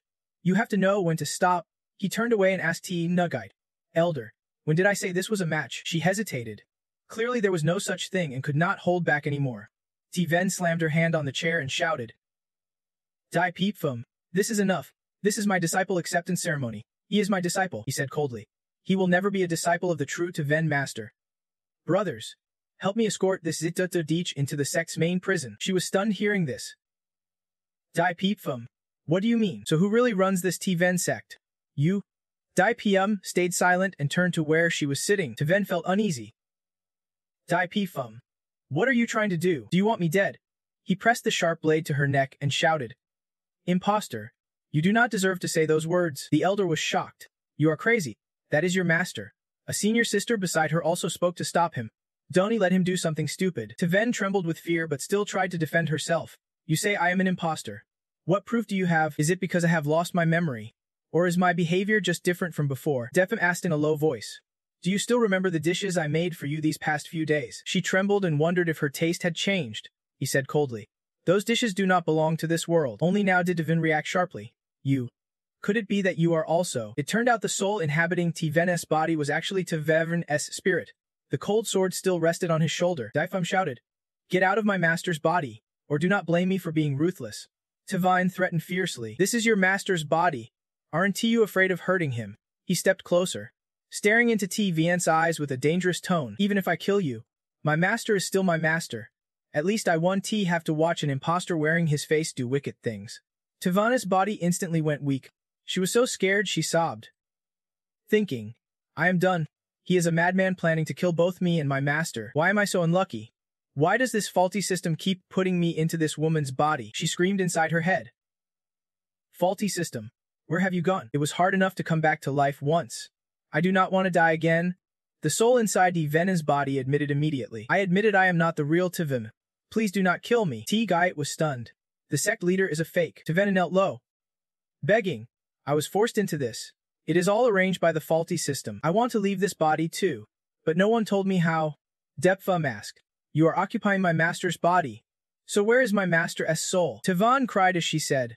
When I entered this body, her soul was almost gone. It seems she disappeared from this world. The word struck Dipifem like lightning. His face turned cold and terrifying. In the underworld, a cold and dense place full of spirits boarding a boat to reincarnation.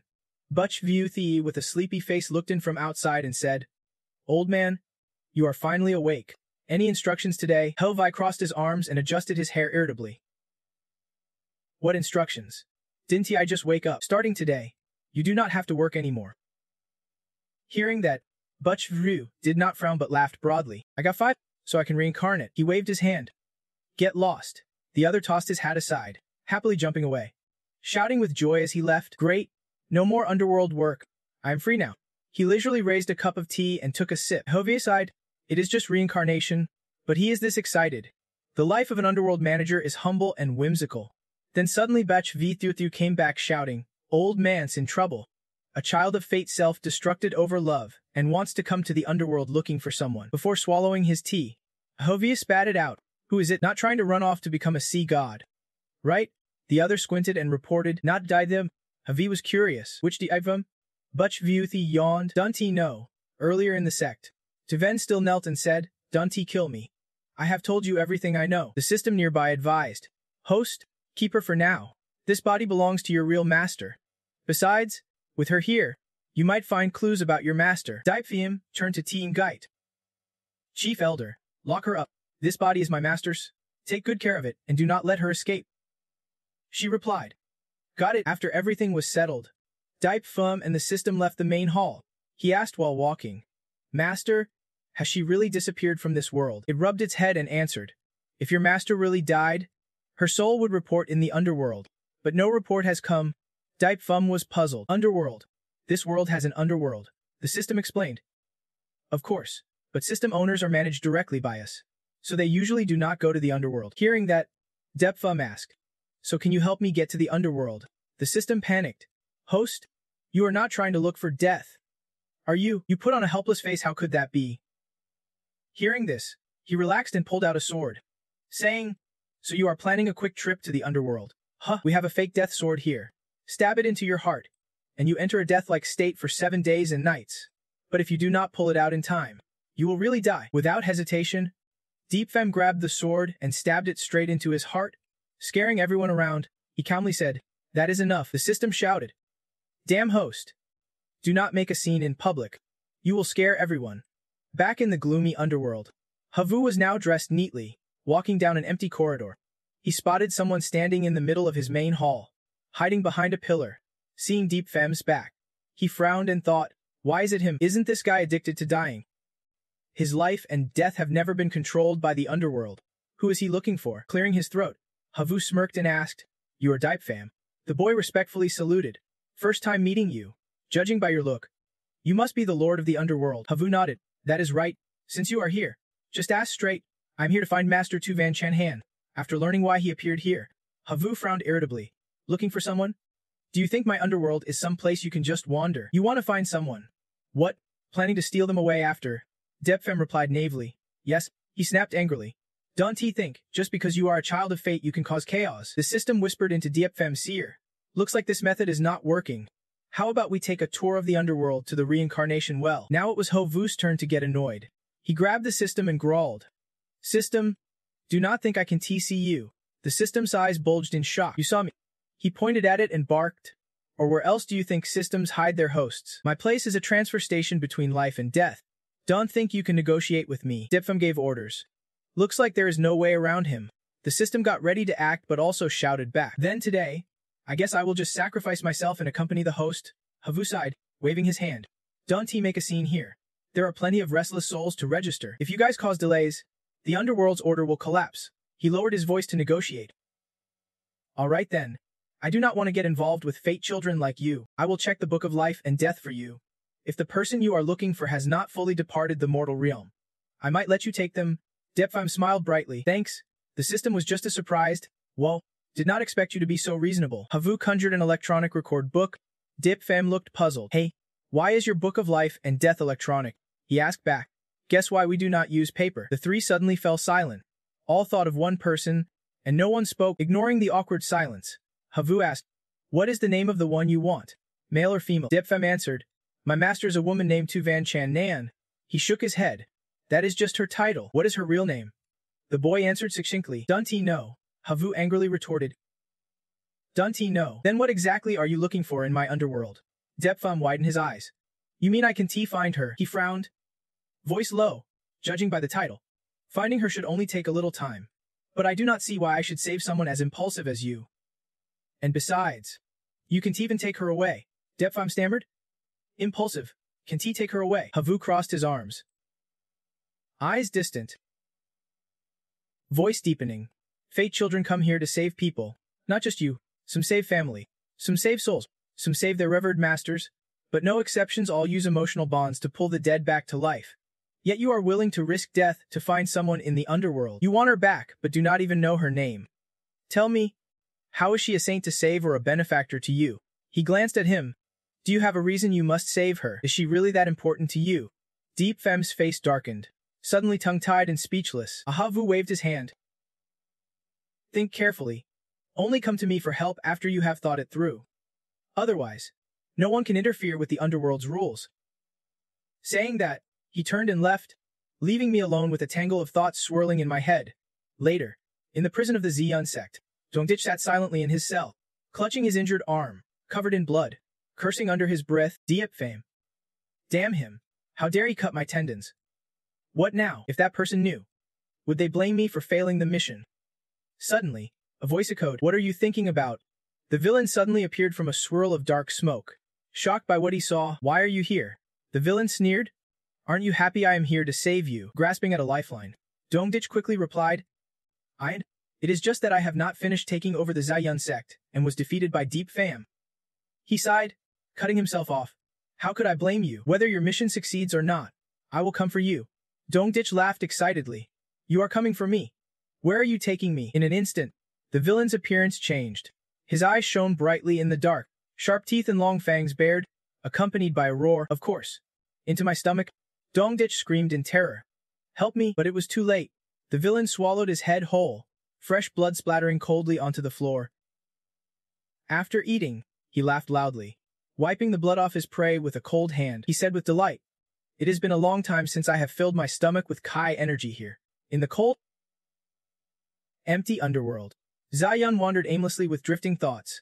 Lost in a daze for a long time, unexpectedly, this place was the end. No sleepiness, no fatigue, no spiritual energy, and no sign of anyone else. Her eyes slowly filled with worry. Then, as if realizing something, she widened her eyes in shock. The Ziyun sect lies in the northern Donghong, far from Jianghe. The last time I saw the sea was when the masters and I went on a mission. Zaiyun closed her eyes and recalled a scene from her youth. The young woman with high purple hair was none other than Master Ziyun herself. Her real name was Ziaihan, and sitting beside her was Zikua, the chief elder at that time. Ziaihan held a book and whispered, "Whoa, the disciple in this story is amazing, rising to immortality, dominating 3 great sects, and finally throwing money around like rain to marry her master." Zikua asked excitedly, "What happened next?" "What happened after that?" Her face turned mischievous as she said, "Then the disciple took the master into a room. The girl next to me heard that and pulled a seriously twisted face, then slapped Zihoin's head. The one who snatched the book from the 2 girls was the previous master." She frowned and scolded, "Ziaihan, you bring these leisure novels along as the future sect leader. What nonsense is that?" Ziaihan rubbed her head and whispered, "Master, are not you off joining forces with other sects to suppress the sea demons?" The master gazed into the distance and said, "With the top sects of Donghong acting, we are not needed. Once they succeed, we just stand aside and congratulate them." Suddenly, the water surface trembled violently as the dragon general and his master emerged. Zeke cheered. "The elders have returned victorious." The master sternly reminded, "Zikua, I said enough." No shouting. Ziaihan looked at the newcomer and asked, "Master, who is that sect leader? Why does he look so young?" She quietly replied, "A young lord. A favored disciple of the Heavenly Spring sect leader." Watching the touching scene before her, Ziaihan whispered resolve, "Having a good disciple is great. As long as the disciple is strong, they can lead the sect far ahead. In the future, I must find a disciple stronger than him." Back to reality. Zion bowed her head and blushed, shaking it shyly.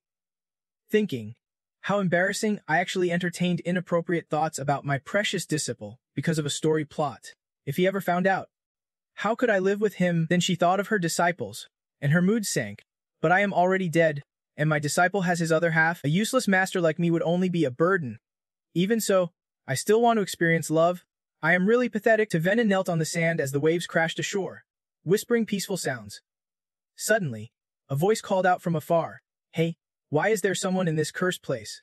Tavan looked up and saw a figure with a covered face approaching in a small boat, then softly asked, "Who are you?" Ho Feng revealed half his face beneath a worn hat, his voice blending with the ocean waves. "I am meeting a friend for a drink. Passing through this void land, I saw you sitting here crying alone, could not help but be curious. Need any help?" Venin's eyes widened. "Aren't I already dead?" he gently explained. "Almost. But since you made it here, your body is still barely holding on. There is still a chance to save you."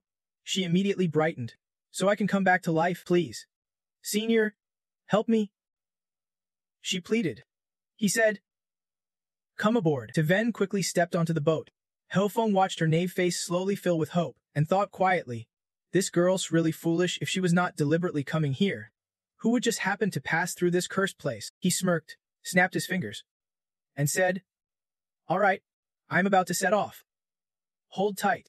The boat began moving with the choppy current. Suddenly, the water surface stirred violently as a monster with 5 blazing red eyes and razor-sharp teeth emerged. Taven was terrified, on the verge of tears. She shouted at Hofeng, who smiled softly and replied, the water demon just wants to take over your soul. His eyes gleamed as he muttered a destructive spell. As he finished speaking, a spell shot out like a bullet straight at the demon. Hit by the blast, it vanished instantly, restoring peace to the quiet sea. Taven asked in surprise, killed it just like that? Hofeng crossed his arms and chuckled. Yep, that spell's pretty powerful. Meanwhile, beneath the waves, the demon's glowing eyes still flickered. But that no longer mattered. Now she began to wonder. By the way, Senior, where exactly are we headed? He simply answered, the underworld. Hearing this, Taven gasped loudly. What? Meanwhile, in the underworld, Fum stared off into the distance silently. This made the system beside him worry. Host, it has been 6 days now. If you can find a reason to ask for his help, we should head back. There has to be another way to find Master. Heho appeared behind him, smirking. Looks like you are confused about your feelings, or maybe you are just too cold to lie. He looked at Heho and whispered, worry clear in his eyes. Both felt it. I do have romantic feelings for Master, but mostly it is guilt. Heho's grin widened as he raised a hand crackling with electricity. Looks like you still do not get it. Let me help you out. Instantly, the powerful current surged around Fum, making the system alarm. Host, that electricity is engulfing your body and now you are disappearing. When he regained form, Fum found himself standing on a rocky cliff near the sea. Looking around, he thought silently, where am I? Then a familiar voice sounded behind him. My precious disciple. The boat carrying Taven slowly approached the rocky cliff where he stood. That call was unmistakably Taven's voice. After their time apart, Master and disciple reunited. Dibe exclaimed in surprise. Master Taven. She was equally shocked. Disciple, why are you here? Meanwhile, 2 senior brothers nearby were happily eating watermelon and watching this dramatic reunion unfold. The Underworld Lord excitedly said, it is starting. The classic tale of male grudges and female revenge begins. Hofeng beside him asked, you really enjoy scenes like this? Huh.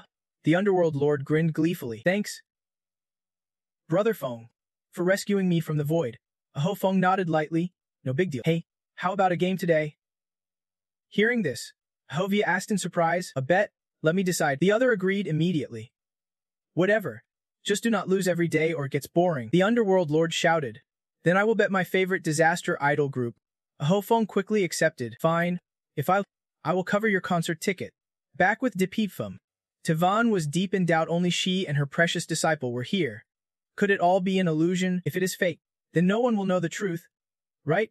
Even Fum could not help but worry the one who left him here, and the system were nowhere to be found. Is that person my master or just a hallucination? Standing below the boat, Taven asked, my precious disciple, would you be willing to cook for me and call me master for life? Fum knelt on one knee and replied, you are my master. Of course I am willing to cook for you. This line greatly amused Hago. Perfect. He promised for life right away, and it worked. The advantage is in my hands. How could I lose? Taven continued probing. This time she seemed a bit shy. Disciple, will you leave Taven's sect? Leave me. Without hesitation, he said, Taven's sect is great. I have no plans to leave for now. Hofeng munched on watermelon. Puzzled, what kind of mature woman says things like this? Is this something a normal person would ask? Taven asked again, my precious disciple, what kind of woman do you like? Have you ever thought about a partner for the future? Fum tensed, thinking, here comes the trap. Her answer must be master. No way to be fooled. After thinking, he answered, if I consider a partner, maybe I like someone lively, playful, mature, smart, cute, lovable, grown up, and a bit beautiful. Both thought of Lug An. Suddenly, disappointment flashed across Taven's face. My precious disciple, do you also feel that kid is your future partner? Fum hurried to explain. Ooh. Lug An. To me she is just like a little sister. These words delighted Feng. He kept teasing, singing mockingly. She is just my little sister. Little sis wearing purple is so interesting. She is just my little sister. I am worried if you are misunderstanding. She is just my little sister. Are you okay with this explanation? Hefo Ave could not take it anymore and shouted, Big bro? Stop singing. Now Ven did not stay still. She flew toward Deepfum. Voice soft. My precious disciple. Do not get married yet. Just wait until I ascend. Then you can marry. Okay? Yet he coldly asked, Master, when exactly do you plan to ascend? This line made Hego Feng outside doubt life itself. Do these two really have hope? Why does this girl feel like such a failure? But Hevo I said, low self-esteem. It is just clarify this, and everything will be fine. Ven hugged Deepfum tightly, her tone slightly unsettled. My precious disciple. I beg, wait until after I pass before you marry her. I can do anything. But you are so indifferent. Master, why do you always think about yourself?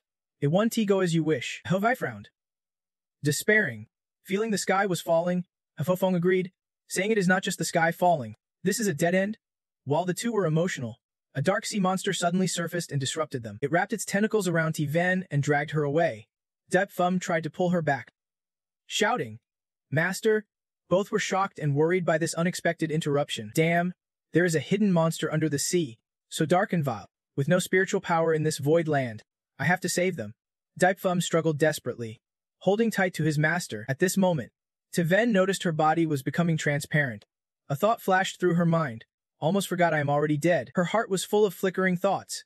Partner or beauty, fate or blessing, all things she can't control. Love is a desire she craves and hopes for freely. If I vanish completely, taking all my wishes into nothingness, I want to accept it. Thinking this, Ven took a piece of jade from her chest and confessed, Deepfum, I love you. If there is a next life, I want to be your wife too. This scene changed Heiko Feng's attitude. Turns out this little girl carries a protective jade. Suddenly, I do not want to save them anymore. Even Heiko V sneered. That is Deepfum's birth jade. Right? Stupid. Who hides jade in a groove like that? Back to the main couple. Deepfum now shared his feelings. Master, my life is full of trouble. The more I want to escape, the more those around me get hurt. If I could live a normal life, I would want to be with you and be a sworn couple. These heartfelt words made Ego V happy and praised the sea monster. This is not an ordinary monster but a helpful one. Ho Feng nodded in agreement. If that monster has rules, I could introduce it as a matchmaker. Then he shouted loudly, You too, quickly throw the life jade into the sea. That thing can send you back to the mortal world. Hearing this, Ven looked confused and asked, Isn't this the soulmate jade of the disciple treasure? Hovai replied angrily, What fool told you that was the soulmate jade? It is a life-preserving jade to eliminate disasters. Ven smiled. But it was a bitter smile. The disciple does not have a soulmate yet. Deepfum was equally amused. Master, hurry and throw the jade away. Let us go back to the mortal world together. So the jade was dropped into the cold seawater, returning to the main hall of Vien's sect. Everywhere here was draped in white cloth, and from morning till night, mournful cries echoed, Chi tit. Why did you suddenly think of the mortal world? Everyone gathered around the coffin, weeping. Seeing this, T. Gaiet comforted. You are dead now. Do not let everyone grieve too much. Deepfum's body lay still in the coffin with the knife still lodged in his chest. Everyone, young and old in Vien's sect, mourned his sudden passing. Suddenly, he sat up, and the knife on his chest fell off. This startled everyone terribly. Did Deepfum's corpse just come back to life? At this moment, seeing everyone gathered around while he sat in the wooden box, he was very surprised. Why did you put me in the coffin? Everyone happily called Deepfum by their usual affectionate nicknames. Then they all jumped in to hug him, making Deepfum shout out loud, Don't get so worked up.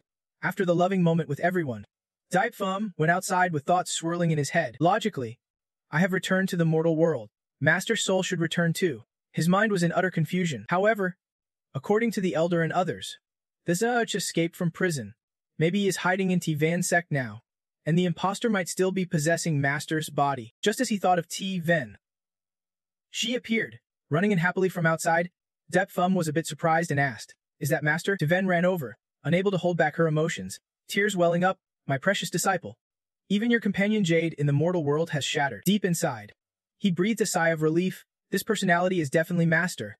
Deepfum replied kindly. No choice. The Jade's purpose is to prevent disasters. But Ivan still felt a bit reluctant. I wanted to keep it as a memento. Later, I will find a craftsman under the mountain to fix it. While they were happily talking, suddenly a voice rang out right behind them. You two young ones really have no sense of time or place for showing affection. Ven startled and turned to see tiny Heiko Feng. She instinctively asked, Little friend, Deepfum recognizes you immediately. Wait, are you the one from the underworld? He grumbled and replied nonsense. If not, then who? And you have already forgotten your system. Then he took out the small system, which wailed pitifully. Host, I have finally returned. Then it flew around DIP film, wrapping tightly. Curious? He asked.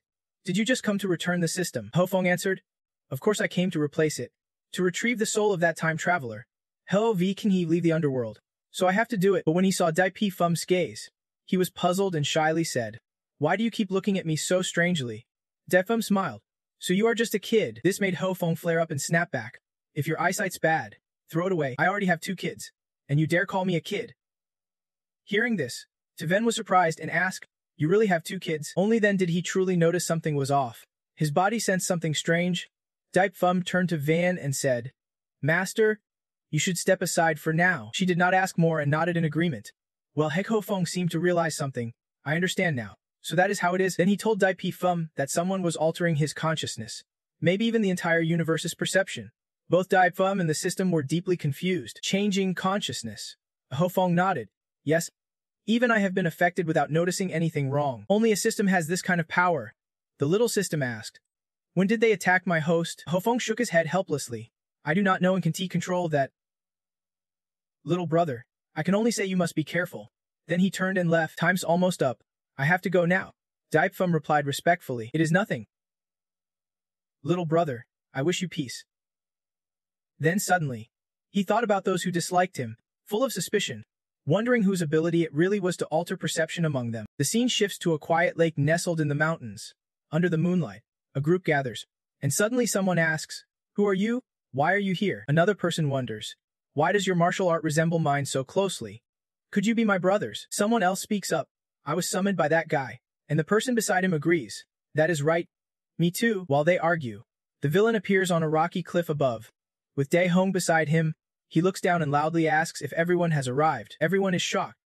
One asks, Sir, may I ask why you gathered us? He jumps down and shouts. The white feather rooster has been unleashed. Those below are stunned hearing those words. The white feather rooster. He bares his sharp metallic teeth and explains. It is a breed of chicken that grows fast. No need to wait for full maturity, just over 40 days, and it can be cooked. I have been waiting for this day, patiently for too long. Only now do they start to feel fear. This is bad. He wants to kill us. But before they can react, the villain lands and grabs one of them by the neck. You are pretty smart. The others quickly shout to each other. They can let him succeed, and they must fight back together. We may be weak, but there is only one of you. Brothers. Attack. Yet he seems unimpressed, growing more confident. Go ahead. Panic-stricken meat is tougher and tastes better. Saying that, he bites into the person's flesh with a crunch. In an instant, half the person's head is gone. The rest are terrified. At this moment, they can only scream, Monster! Without thinking, they turn and run. But the villain is not letting his meal escape that easily. He moves like a whirlwind. Chasing right behind them, you can get away. Terrified. One screams and begs for mercy. Please. Spare me. Still. He is caught by the villain. Good. Caught another one. Suddenly, a spirit-infused arrow streaks forward. It strikes straight into the head of the villain's captive. He grits his teeth in anger, turns around, and shouts, Who dares to ruin my fun? Kill my food. A petite foot softly presses down on the calm lake, creating ripples. A stunning beauty in a black thigh-slit dress holding a bow steps forward and says, It is. The villain looks surprised. You recruit disciples through the system. I did not expect you to really be in this universe. Dae Hong beside him says, Need my help? He glares at the beauty and shouts, No need. Without the system's power, you are just trash. Dealing with you is easy. Feeling useless, Dae Hong ignores him and turns away. Fine.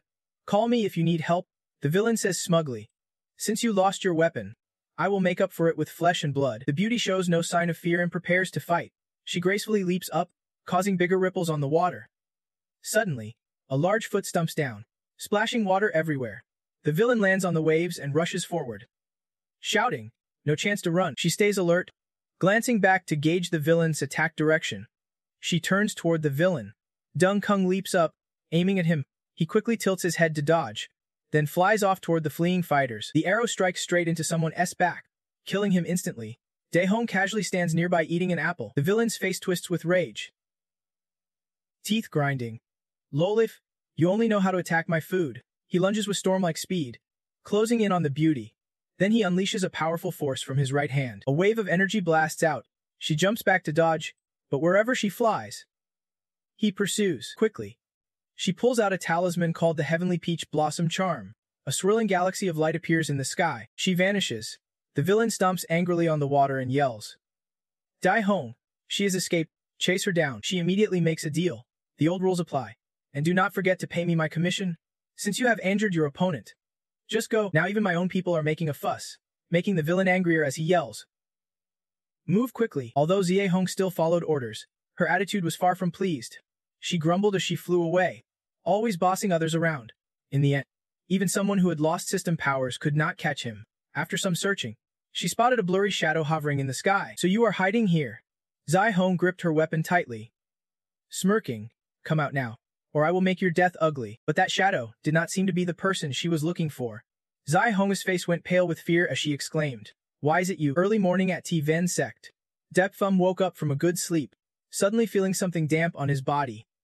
Startled, he sat up and discovered something under his blanket, causing a wave of suspicion and worry in his heart. What is going on?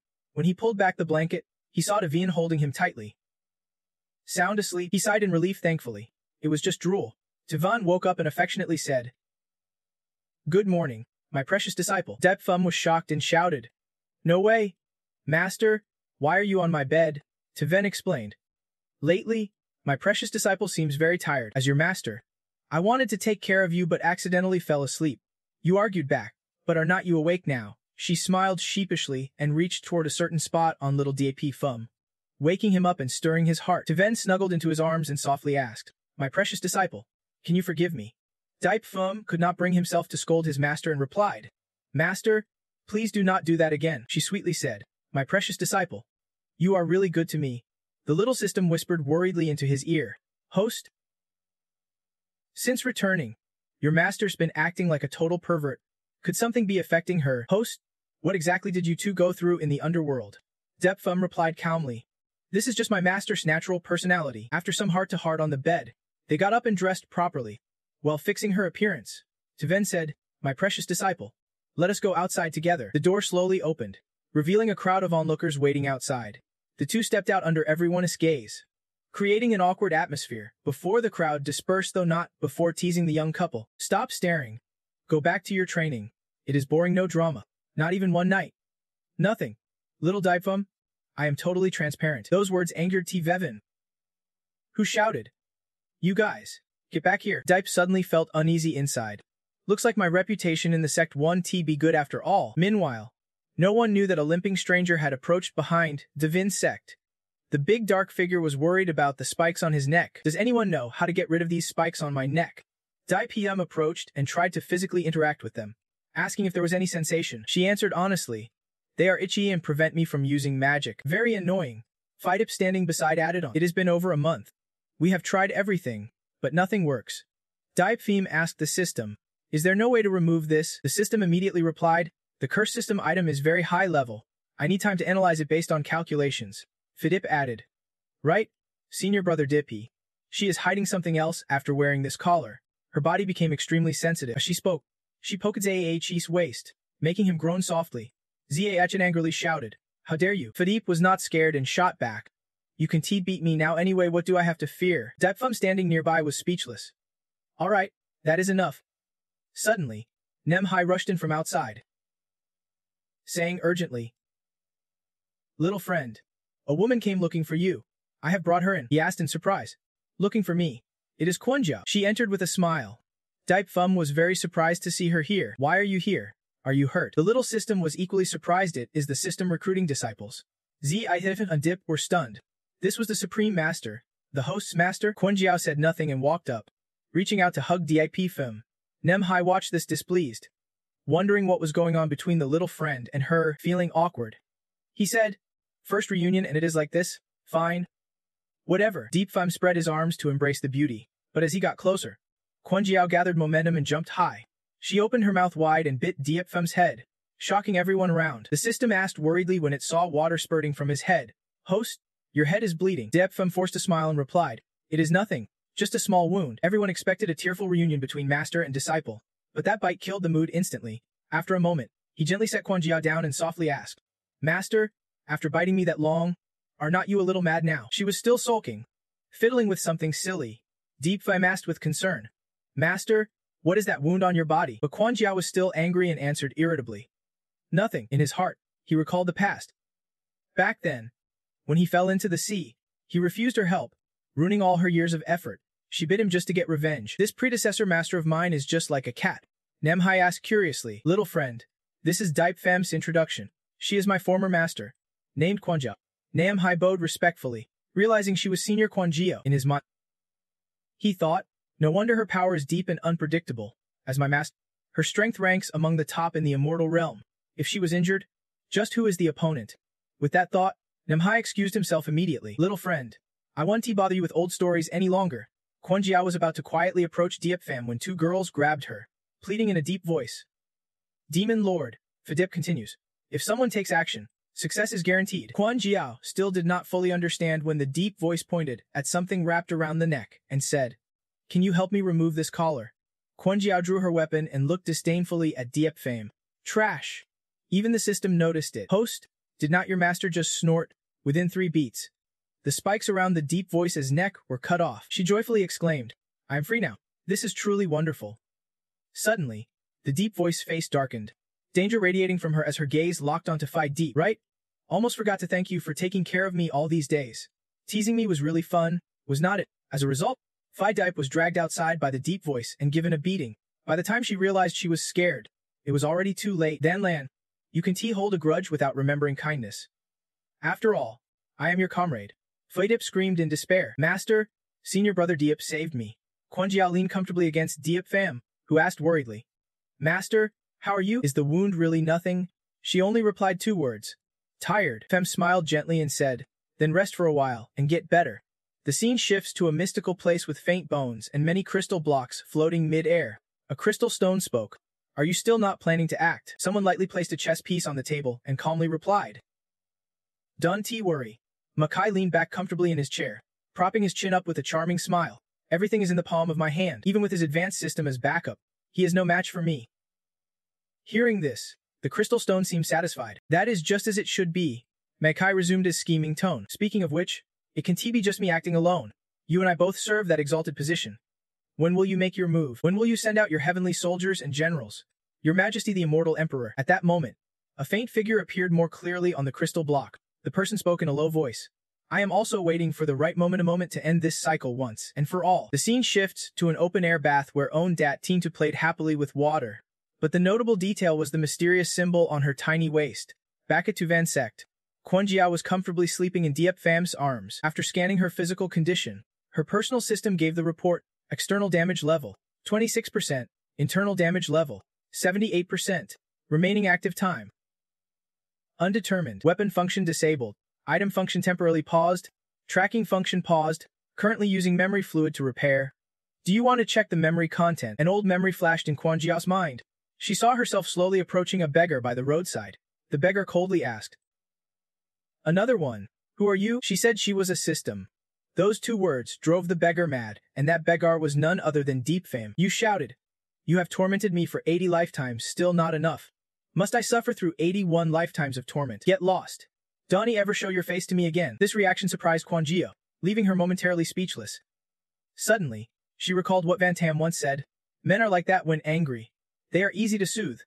Just give them what they want, and they will be overjoyed. Besides, the tougher the situation, the better the effect.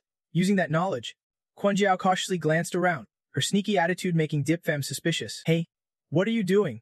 She replied briefly to comfort him, then slipped her hand under her skirt to pull something out, a small bow slip, and mischievously offered it to him. Diep Fam froze at the scene but still took it, asking suspiciously, Are you some kind of flirt? Not getting the reaction she wanted, Quan Jiao immediately jumped up and kicked Diep Fam's crotch, making him scream in pain. That hurts. Let go. Hearing the loud noise, 2 nosy young men stopped to watch. What are they doing? One said, Acting smart. I saw this at my parents' place. This is them mating. From that day on, wherever Diep Fam went, Quan Jiao followed. From spring to summer, then summer to fall. She trailed right behind him. However, they never got close, until one cold snowy day. Diep Fam saw Quan Jiao trembling, eyes fixed on a steaming pot of water. Quickly, he called out, Boss, 2 bowls of hot soup. Then he scolded her. Come here. While Quan Jiao slurped the soup, Dem said, According to the system rules, if the host does not cooperate for over a year, you can request a host change. But you have stuck with me for 8 years.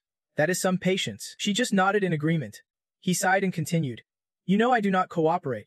Yet you protect me all these years just because I am your first host. You are being too stubborn. Then she showed Fem a memory of her fighting a group of men. This left him stunned for a moment. Finally, Fem softened and accepted. All right, I give up. This will be the last time I cooperate with your system. If I fail again, do not ever bother my life again. Kwon Jiao instantly brightened. Thank you. Then he pulled a stuffed bear from his jacket, with the pink bow from that time pinned on its pants. Blushing, right? There is something I have always wanted to return to you. Seeing the grumpy look on Kwon Jia's face, her eyes flashed with anger. Without another word, she lunged and kicked Fem's crotch again, blood splattering everywhere. He screamed in fear. Stop biting. My brain's about to leak out. I saw the shop owner join in too. Don't worry. I can prepare the ingredients for you. Time quickly passed. 6 more years went by. On a high mountain behind, Kwon Jiao silently watched the martial artists practicing swordsmanship.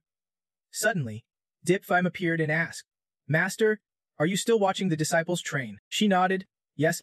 He took out a comb and said, Master, this is a gift from me to you. Kwon Jiao took it and held it carefully. Inspired, she recited 2 poetic lines. The humble family flourishes. Dreams of white hair bloom. The gifted scholar leads the way. Fate and destiny converge. She handed the comb back to Fem, then shyly turned away, making him misunderstand. Master, you do not like it. If not, do not bite me. At worst, I will give this comb to the junior disciples. Hearing this, Kwon Jiao shouted loudly. No way. Fem chuckled awkwardly and softly asked. Then what do you want me to do? She returned to that shy expression and gently said. Help me. Fem quickly understood. So you do not like combing your own hair. Let me help you. This tender moment made them both share the same thought. Can a system and its host, master and disciple, truly be that close? The system host executed a command but failed, then reported back, erasing the failed memory trace.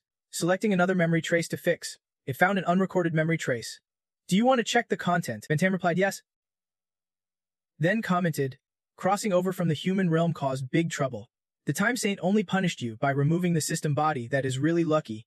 Kwon Jiao is here too. Seeing her silent, Van Tam comforted her. Try your best. In a few days, you can retake the system entrance exam. At this time, Kwon Jiao noticed a girl glowing from head to toe, writhing on the ground, and became curious. She is Van Tam's answer. She is the successor I found. Watching her dance so joyfully. Suddenly, Van Tam turned and asked, Are you worried about your host? Kwon Jiao nodded slightly. Venom continued. Given the current situation, it is pretty bleak. Constant failures and deaths over 80 lifetimes, starting from scratch each time. If it were an ordinary host, they would have collapsed long ago. Here, Kwon Jiao's voice grew sad. She said this lifetime under her care was the closest to success, but the disciple tragically died. The sect was destroyed. Even the realm perished. He probably does not want to live on anymore. Right? Hearing this, Van Tem fell silent, glanced at her without words, then pulled out a black card. This is a power card of some kind, she said vaguely. I lost. What if someone tries to use it for something? I do not know, and I can control it. Kwon Jiao took the card, lost in thought. With the card in hand, Kwon Jiao still doubted could it change a disciple's emotions. Suddenly, something appeared before her. Startling her, it was the system immediately reading that thing.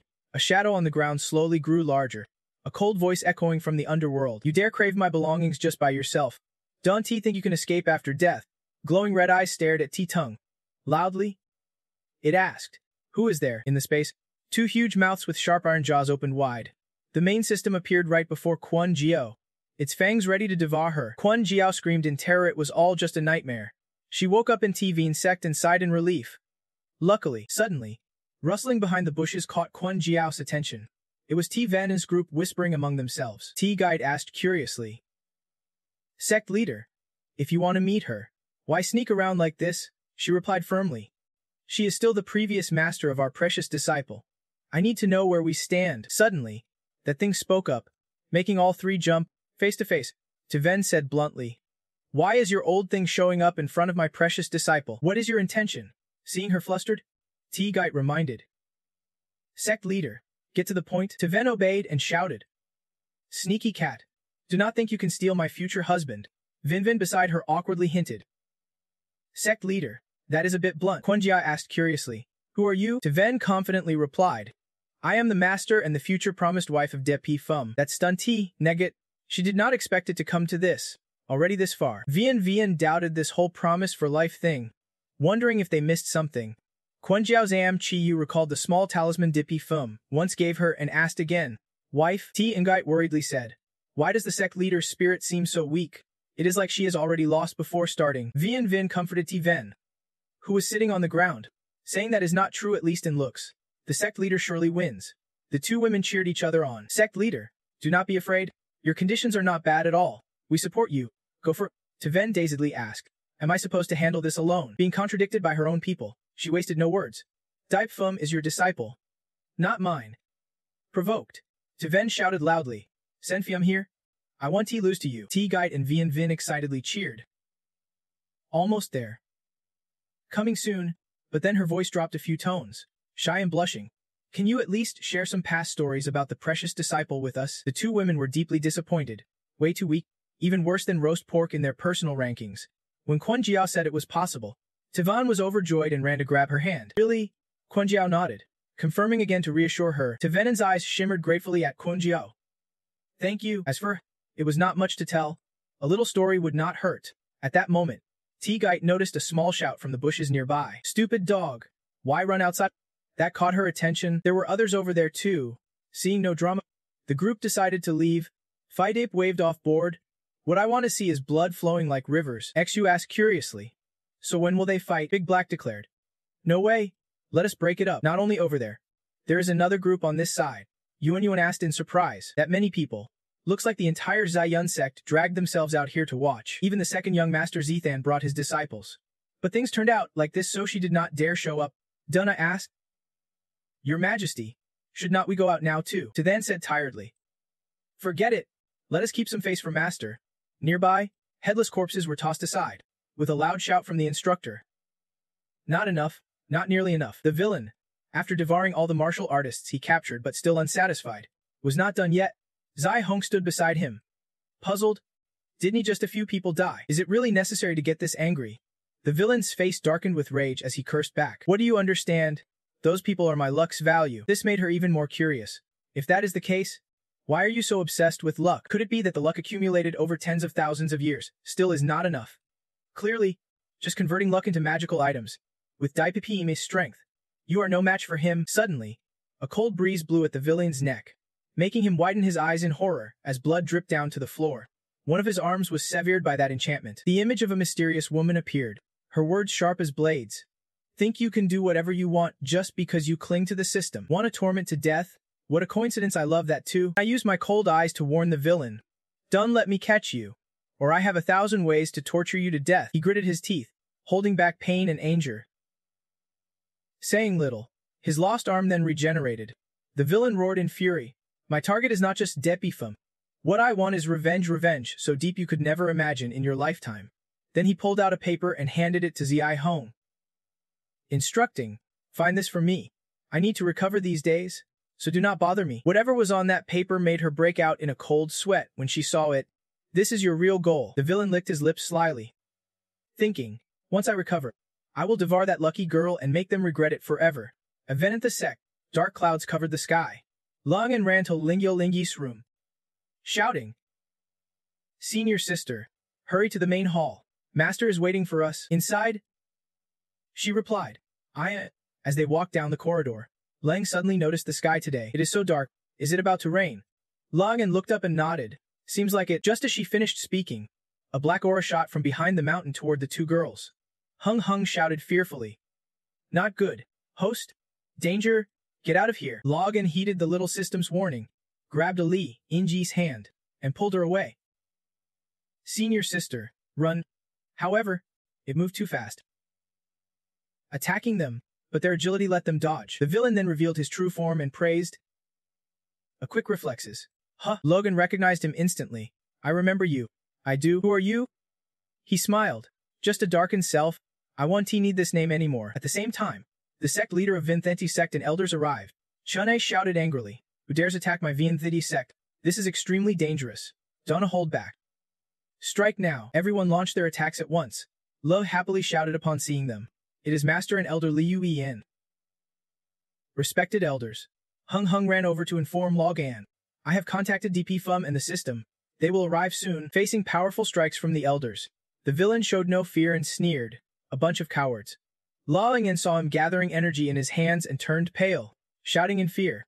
Elders, run! That dark power shot out, intercepting the two elders' attacks. Then boom, the two elders exploded, leaving only fresh blood splattered around. Everyone who witnessed this was terrified. Although Chenichi could not accept the elders' deaths, he still shouted desperately, "Our disciples!" The villain gathered energy once more and sneered. "You think you can escape?" Sensing danger, Luoyang yelled, "System! Protect Master! Hun! Shine your energy light around all three of us." "Okay, I will do my best." The two energies collided, creating a massive explosion. Chanhu seemed badly affected, her clothes torn to shreds, barely able to stand. Luoyang rushed over worriedly to support her. "Master, are you okay?" Luoyang also ran up to check. "Junior sister, you should take care of yourself too." Like lightning, the villain suddenly grabbed the small Luoyang. He lifted her off the ground and squeezed tightly, causing her pain. Luoyang could not just stand and watch. Her fighting spirit flared. She charged forward with Hong. "Let go of my senior sister now." Hong instantly boosted her energy, unleashing immense power that amplified her strength. Yet, she still could not land a single hit on him. Luoyang was frustrated, unable to strike. How could this be? Suddenly, the villain's clean blood flared. "Don't he dirty my clothes?" Saying that, he threw Luoyang straight at Luoyang with such force the two girls crashed hard onto the ground, kicking up a cloud of dust. Lying on the cracked ground, their bodies trembled violently. He was just too strong. The villain sneered contemptuously. Such a touching display of sect loyalty. "Too bad, I am not interested." Just as he launched his attack, a flash of light appeared. A blue sword cut through his strike the highest pact, saving the cultivator. Depfum arrived just in time to save them. Luoyang sat up, hoarse, calling out to the seniors. The villain smiled. That was quick. The system angrily lunged at him. "I have been watching all major cultivation world events to protect the host from your tricks." The villain laughed scornfully. "What tricks? I do not need tricks to deal with you." He bluntly revealed his true intent. "I want to devour everyone you protect right in front of you." Dipfem growled back. "Devour? You have already been devoured plenty of times. You ruined my life, disturbed my peace. And on top of that, you keep hurting those around me again and again." Yelling, he declared, "I won't let this tragedy repeat. This ends now with you." The system warned urgently. "Host? Trouble. He is about to attack again." Quickly, Dipfem told Luoyang, "Says, get your master and Luoyang out of here first. Don't he distract me?" She nodded and left immediately. "Got it." The villain's attack power now radiated intensely, even stronger than his last two strikes combined. In this crisis, the system pulled out everything.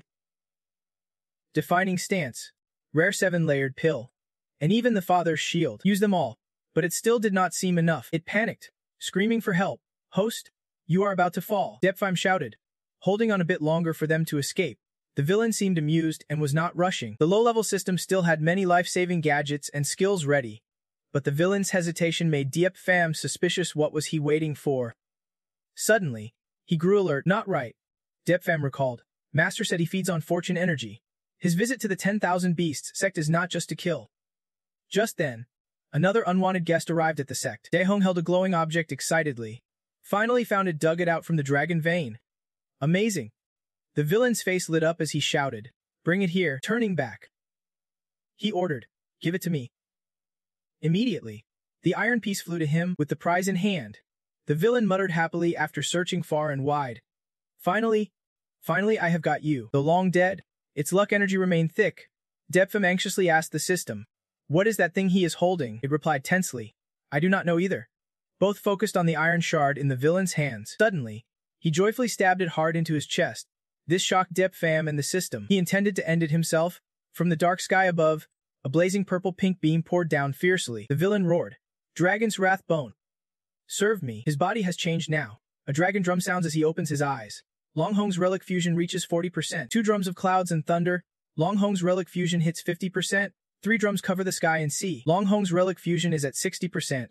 Depfam gasped in shock. Power at stellar lord level. Is not this on par with the heavenly path? The system can evolve too. The system girl is just puzzled. His power is still rising. What exactly is he using? Even Daihong can't believe her eyes. She shouts, "Villain system, did not you say you would retreat after completing the 3rd dragon relic?" He laughs loudly. "Let me remind you, you are here to support me. I am Long Ho now. No longer the limited 3rd dragon clone. I need you to give your all for me. Open all your tools." Daihong does not argue and pulls out a large bag, saying, "Fine." The Hong Hong armory is open. A flood of tools flies out from the bag. Depfam is amazed. There is the ancient altar, the universe cauldron, the killing god spear, creation jade butterfly, and even the Chuksan sword formation, 24 grade creation blue lotus, 5 directions banner, and the 3 writings of heaven, earth, and man. The system adds, any single item from that pile is enough to slaughter a group of great La Golden Immortals. He quietly affirms, looks like he is seriously prepared. The villain glares at Depfam's spot and shouts, open it. A huge ancient altar falls from the sky. The system immediately prepares and reports, host, all subsystems have been transferred. You respond quickly. All right. Support me. However, the system girl is very worried and warns, host, do you want to go head-to-head with him? Don't be reckless. If this divine weapon hits you, it is a guaranteed death. We should still run. Depfam agrees. All right, we should run. The system sighs behind him. No choice. Super speed. One-time phantom entity technique. The villain excitedly says, keep running. Then we will play it slow. The Thong Kong Emperor sword. With that, a giant sword blocks the sky, cutting off their escape. The system starts to panic. The divine treasure's power is overwhelming. How to block this? There is no way. Host, we should just retreat. Depfam bluntly replies, retreat? Where could we possibly run to? He starts thinking, their master is still here. If they run, no one will protect them. We have no other choice. Fem shouts, even if he can T-block, he has to try. Then uses the 4 directions sword technique to counterattack. A beam of light flashes to meet the giant sword, but the sword's power is so strong that the technique shatters on contact. Depfam is badly injured, coughing up blood in the rain. The villain mocks with delight, kid, do not die too soon. I have not even tried all my treasures yet. Suddenly, a brilliant golden light shoots from somewhere, smashing straight into the giant sword. In an instant, his divine treasure collapses before the villain's eyes. It is Quan Jiao. She appears surrounded by dazzling radiance. The villain sneers at her. I thought after I beat you up, you would not dare show up again, and now you are already drained from that. Aren't you scared of dying? The system acknowledges the disciple. Quan Jiao says little, only muttering 2 profound words. He is confident he is a divine dragon now and fears no one. His tone is mocking and disdainful. A lowly system, a host, plus a demon commander. And then the villain upgrades even further. Long Hong Relic Fusion reaches 70%. 5 drums beat as the Moon Dragon King Relic Fusion hits 80%. He grows stronger, his arrogance swelling. You should be glad. I want to play a little more, so I am not activating all my treasures at once. I will let you live until you see me become the true Long Hong. The system warns fearfully. This is bad. His power is rising, now almost a Hantriu Stellar Lord level. Depfam anxiously asks, is there a way to interrupt him? The system douses him with cold water. We do not even have the power to get close to him. How could we interrupt? Suddenly Quan Jia shouts, leave it to me. Deb thinks, Master's bow is truly formidable, but the enemy must be cautious. However, this move, he said, will consume his life. Seeing him stunned, she turns to him with a tender look. Quan Jia flew closer and said, don't worry about the ship. Just try it. This might be the last time we fight together. Depfam was not happy but still responded, I know. A special move was unleashed. Hun VM quite. Then Xing, Ven Tai, Depfam charged forward, shouting, breaking enhanced armor, piercing through with deadly precision. Critical hits boosted 100-fold. Sharp ice shards shot back, making the villain uneasy. What? So he planned a decisive strike. Sneering. You think you can hurt me? First, see if you can break my mind shield. He said, then summoned the heavenly earth mysterious radiant spirit dragon tower. The system jolted, saying this is the strongest defensive magic weapon in heaven and earth. Depfam warned anxiously, Master, do not rush to act. But it seemed she had already made up her mind. That is right, just blocking is enough. Suddenly, a cold, deep voice echoed in Quan Jia's system space. If you want to help your disciple, do I say? Once he gets the deed, death won't be far behind? She asked in shock. Why? The strange woman replied slowly, because of heavenly punishment. Then a sharp warning sounded. Warning, Mecha Reaction Core collapsing. Estimated operation time left, 2.32 system units. Quan Jiao pulled the bow tight and activated the divine weapon. Mid-level 6 stage injection of the No-Light Extreme Bow Serum. Combat mode activated, releasing full power. Mid-level piercing enhancement destroyed the system's 4th agreement. Depfam leaped forward with his sword, shouting, System, give me more enhancement. No fear, I am going all out today. Alright, risking it all with my host. Host, prepare yourself. You won't be leaving your bed for another year and a half. Overload enhancement mode activated. The villain had already reached 6th level ancient comprehension.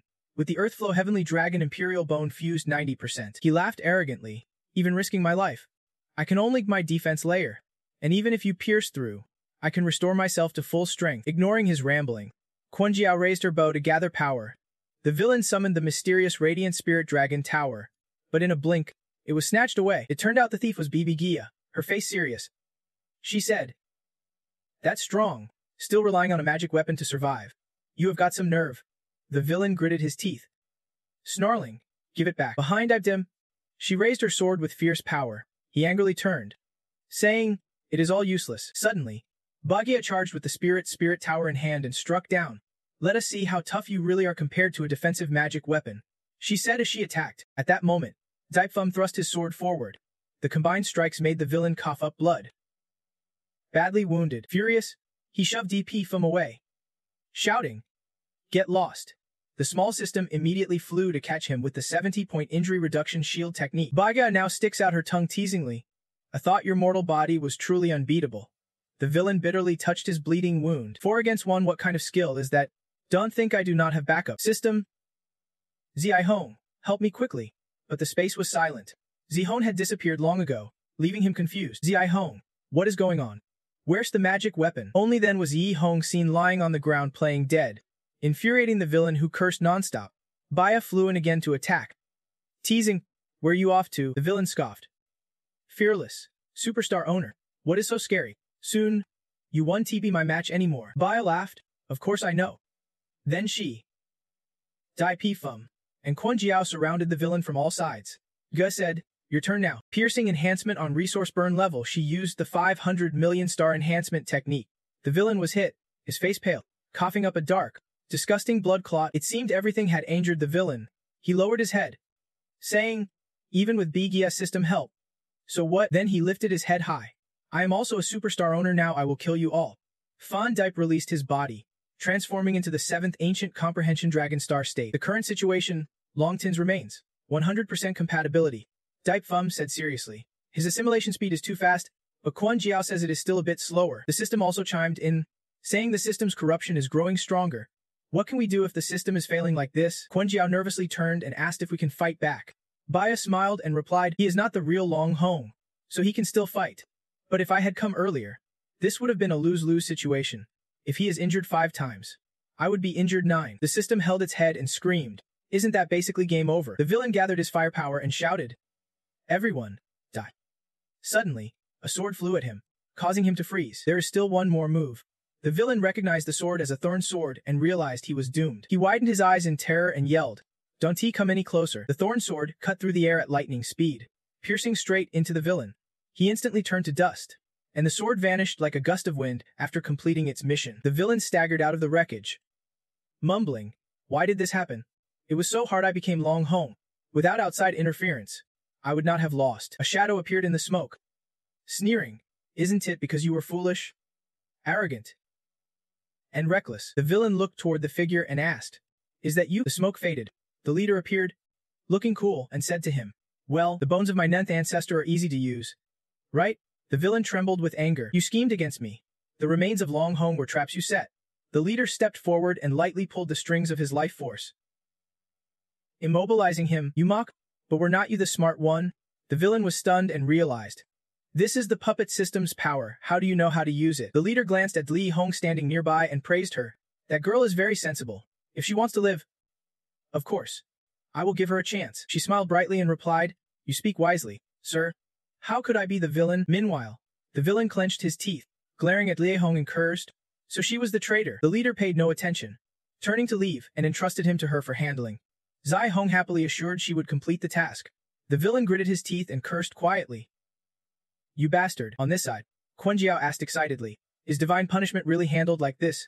Bagia replied calmly, "The job's done. That is it." The leader confirmed, with the threat from the Time Saintess.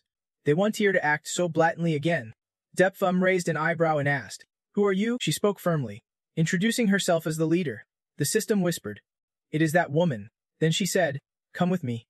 I will reveal the whole truth." The leader explained, "Outside this dimension, there is a crystal monster called Tron Hunang. Their strength can be measured by usual standards, and few dare to provoke them, but they have a weakness. They can collapse over time. To survive, they stop at nothing, even eternal life. However, there is a cultivator who trained for tens of thousands of years, broke free from this dimension's shackles, and touched something called eternal life. The consequences, You can guess, the cultivator died, but took a part of eternal life with him. The incomplete eternal life has little effect on them. Depfum asked. Besides, since the cultivator took eternal life, is he really dead? Am I the one who holds eternal life? Now I finally understand why they opposed me. The enemy the host must face is terrifying. The leader sighed. To torment for hundreds of generations without losing sanity. I am quite impressed with you. Do you want to escape the torment of the 100-cycle reincarnation? Dipfum asked suspiciously. Why are you helping me? We have probably never met before. Right? The leader tilted her head and answered. My reasons are simple. First, for the system's achievements. After all, you have taken too many of our resources. And secondly, innocent people got caught up because of you, just as the sun rose. A loud scream echoed across the mountain. Chen Hu was bandaged head to toe, looking like he was about to be taken for embalming. Longan whispered beside him, Master, I am setting your bones. Do not move or they will get dislocated. The painful screams continued steadily. Occasionally Longan shouted, Master, I am adjusting your bones now. Outside, Quan Jiao leaned against a tree, whispering, Looks like a 1T of time to say goodbye to my disciple. The loser suddenly appeared beside him and said, Don't he just wait here to die? Quan Jiao startled and asked, Who is this? The loser replied, The old leader told me to use this to extend your life. She is waiting for you to return to your post beneath the underworld palace. The female ghost was sweeping and asked King Hu Vu, Why do all my masters always win the first rebirth battle? Hu Vu laughed loudly and reminded her to perform well and seize the reincarnation. The female ghost immediately objected. I am not going. I want to wait here for my master. Meanwhile, Deep Fem asked the leader, If you know the cause and consequence of this, is there any way to help me out of this mess? She calmly answered, It is not that there is not a way. First, I take your eternal life and give it to them, and of course, they will leave you alone, but you will lose eternal life, and aside from the body in your first life, there will be no trace you ever existed. Second, you become my follower. If they want to act, they will have to consider the price. Leaving this dimension, you can never return unless you guarantee your strength. The young man thought silently. Leaving this dimension, elsewhere, Tuvan was waving his arms, saying, This is really dangerous. The giant dragon is bigger than the sky, and in the direction of the 10,000 Beast sect. Do you think the disciples' treasures will be okay? Tuangayat. Vian shook her head and said, I do not know. It is hard to say. No trace on Mhai's side either. We can contact little friend. Hong Nu is worried and guessing on her own. Maybe Kulong disappeared, so they have resolved the danger. Meanwhile, Tubang angrily shouted to drop the tablet. Tuthan frowned and said, How could little junior brother be dead? Tuyen gripped the sword tightly and said, Now I will cut him open. If there is proof, just cling to the tablet and cry. Senior brother, Big Black said worriedly. That plain sword left the operation according to the bone spirit. Why is there no news? Could it be? The nine-tailed fox hesitated and asked, Big Black senior sister, will the master be okay? The mutt quickly reassured. Foxes, says, What are you saying? The master will be fine for sure. From the jade block, Phi de Peace voice came through. Hello? Are you there? Zia as if cheered happily. We got a reply? Tavan ran over from afar. Quick, give it to me. Overjoyed. Safe and sound is all that matters. On the other side, the leader asked again, Well, have you made your decision? The steadfast system said, I obey the host. Depfem replied. After careful consideration, the leader continued. There is really nothing to think about. After all, no one wants to die. Unexpectedly, your answer was that you want to stay here. She turned around in surprise and asked, What did you say? Depfem remained unmoved and spoke clearly. Immortality my choice in a past life. Back then, I lived through 99 lives without surrendering. I believe my past self had reasons for doing so. My current self won't submit to immortality, no matter if my past self ignored it. In this life, I have true friends who care for me and someone I love. If I leave, can I truly protect them from harm? But I had to leave for years, making them wait endlessly for hundreds, thousands, even 10,000 years. When I returned, everything was the same as if people had changed. Whether they are alive or not is another matter. What meaning does a world hold if everyone has left it? I have said it before, I want to live a simple life, but I refuse to live hiding secrets. I do not just want to stay here, I want to wipe out every enemy standing in my way. If my strength is not enough, I will train until it is. The leader closed his eyes slightly and sighed. You really are different from the others. No wonder they all say you are a tough nut to crack. He asked in surprise. You have met her already. She suddenly raised her hand to cast a spell, opening the space portal. But attitude alone is not enough. Let us see what you are really capable of. De Hong took action. Deep Pham was sucked into the space portal, which slowly closed behind him. He returned to reality, instantly startled and sat up, confused, asking, Is this real? Dai Hong, in her role as the hot nurse sister, held a watch and approached, asking, You are back. Since when did you start hallucinating about entering a different world? She pressed close to Dep Pham with eyes glowing with spiritual energy. Welcome back. Although it is sudden, I will now be your primary medical doctor. Deep fame.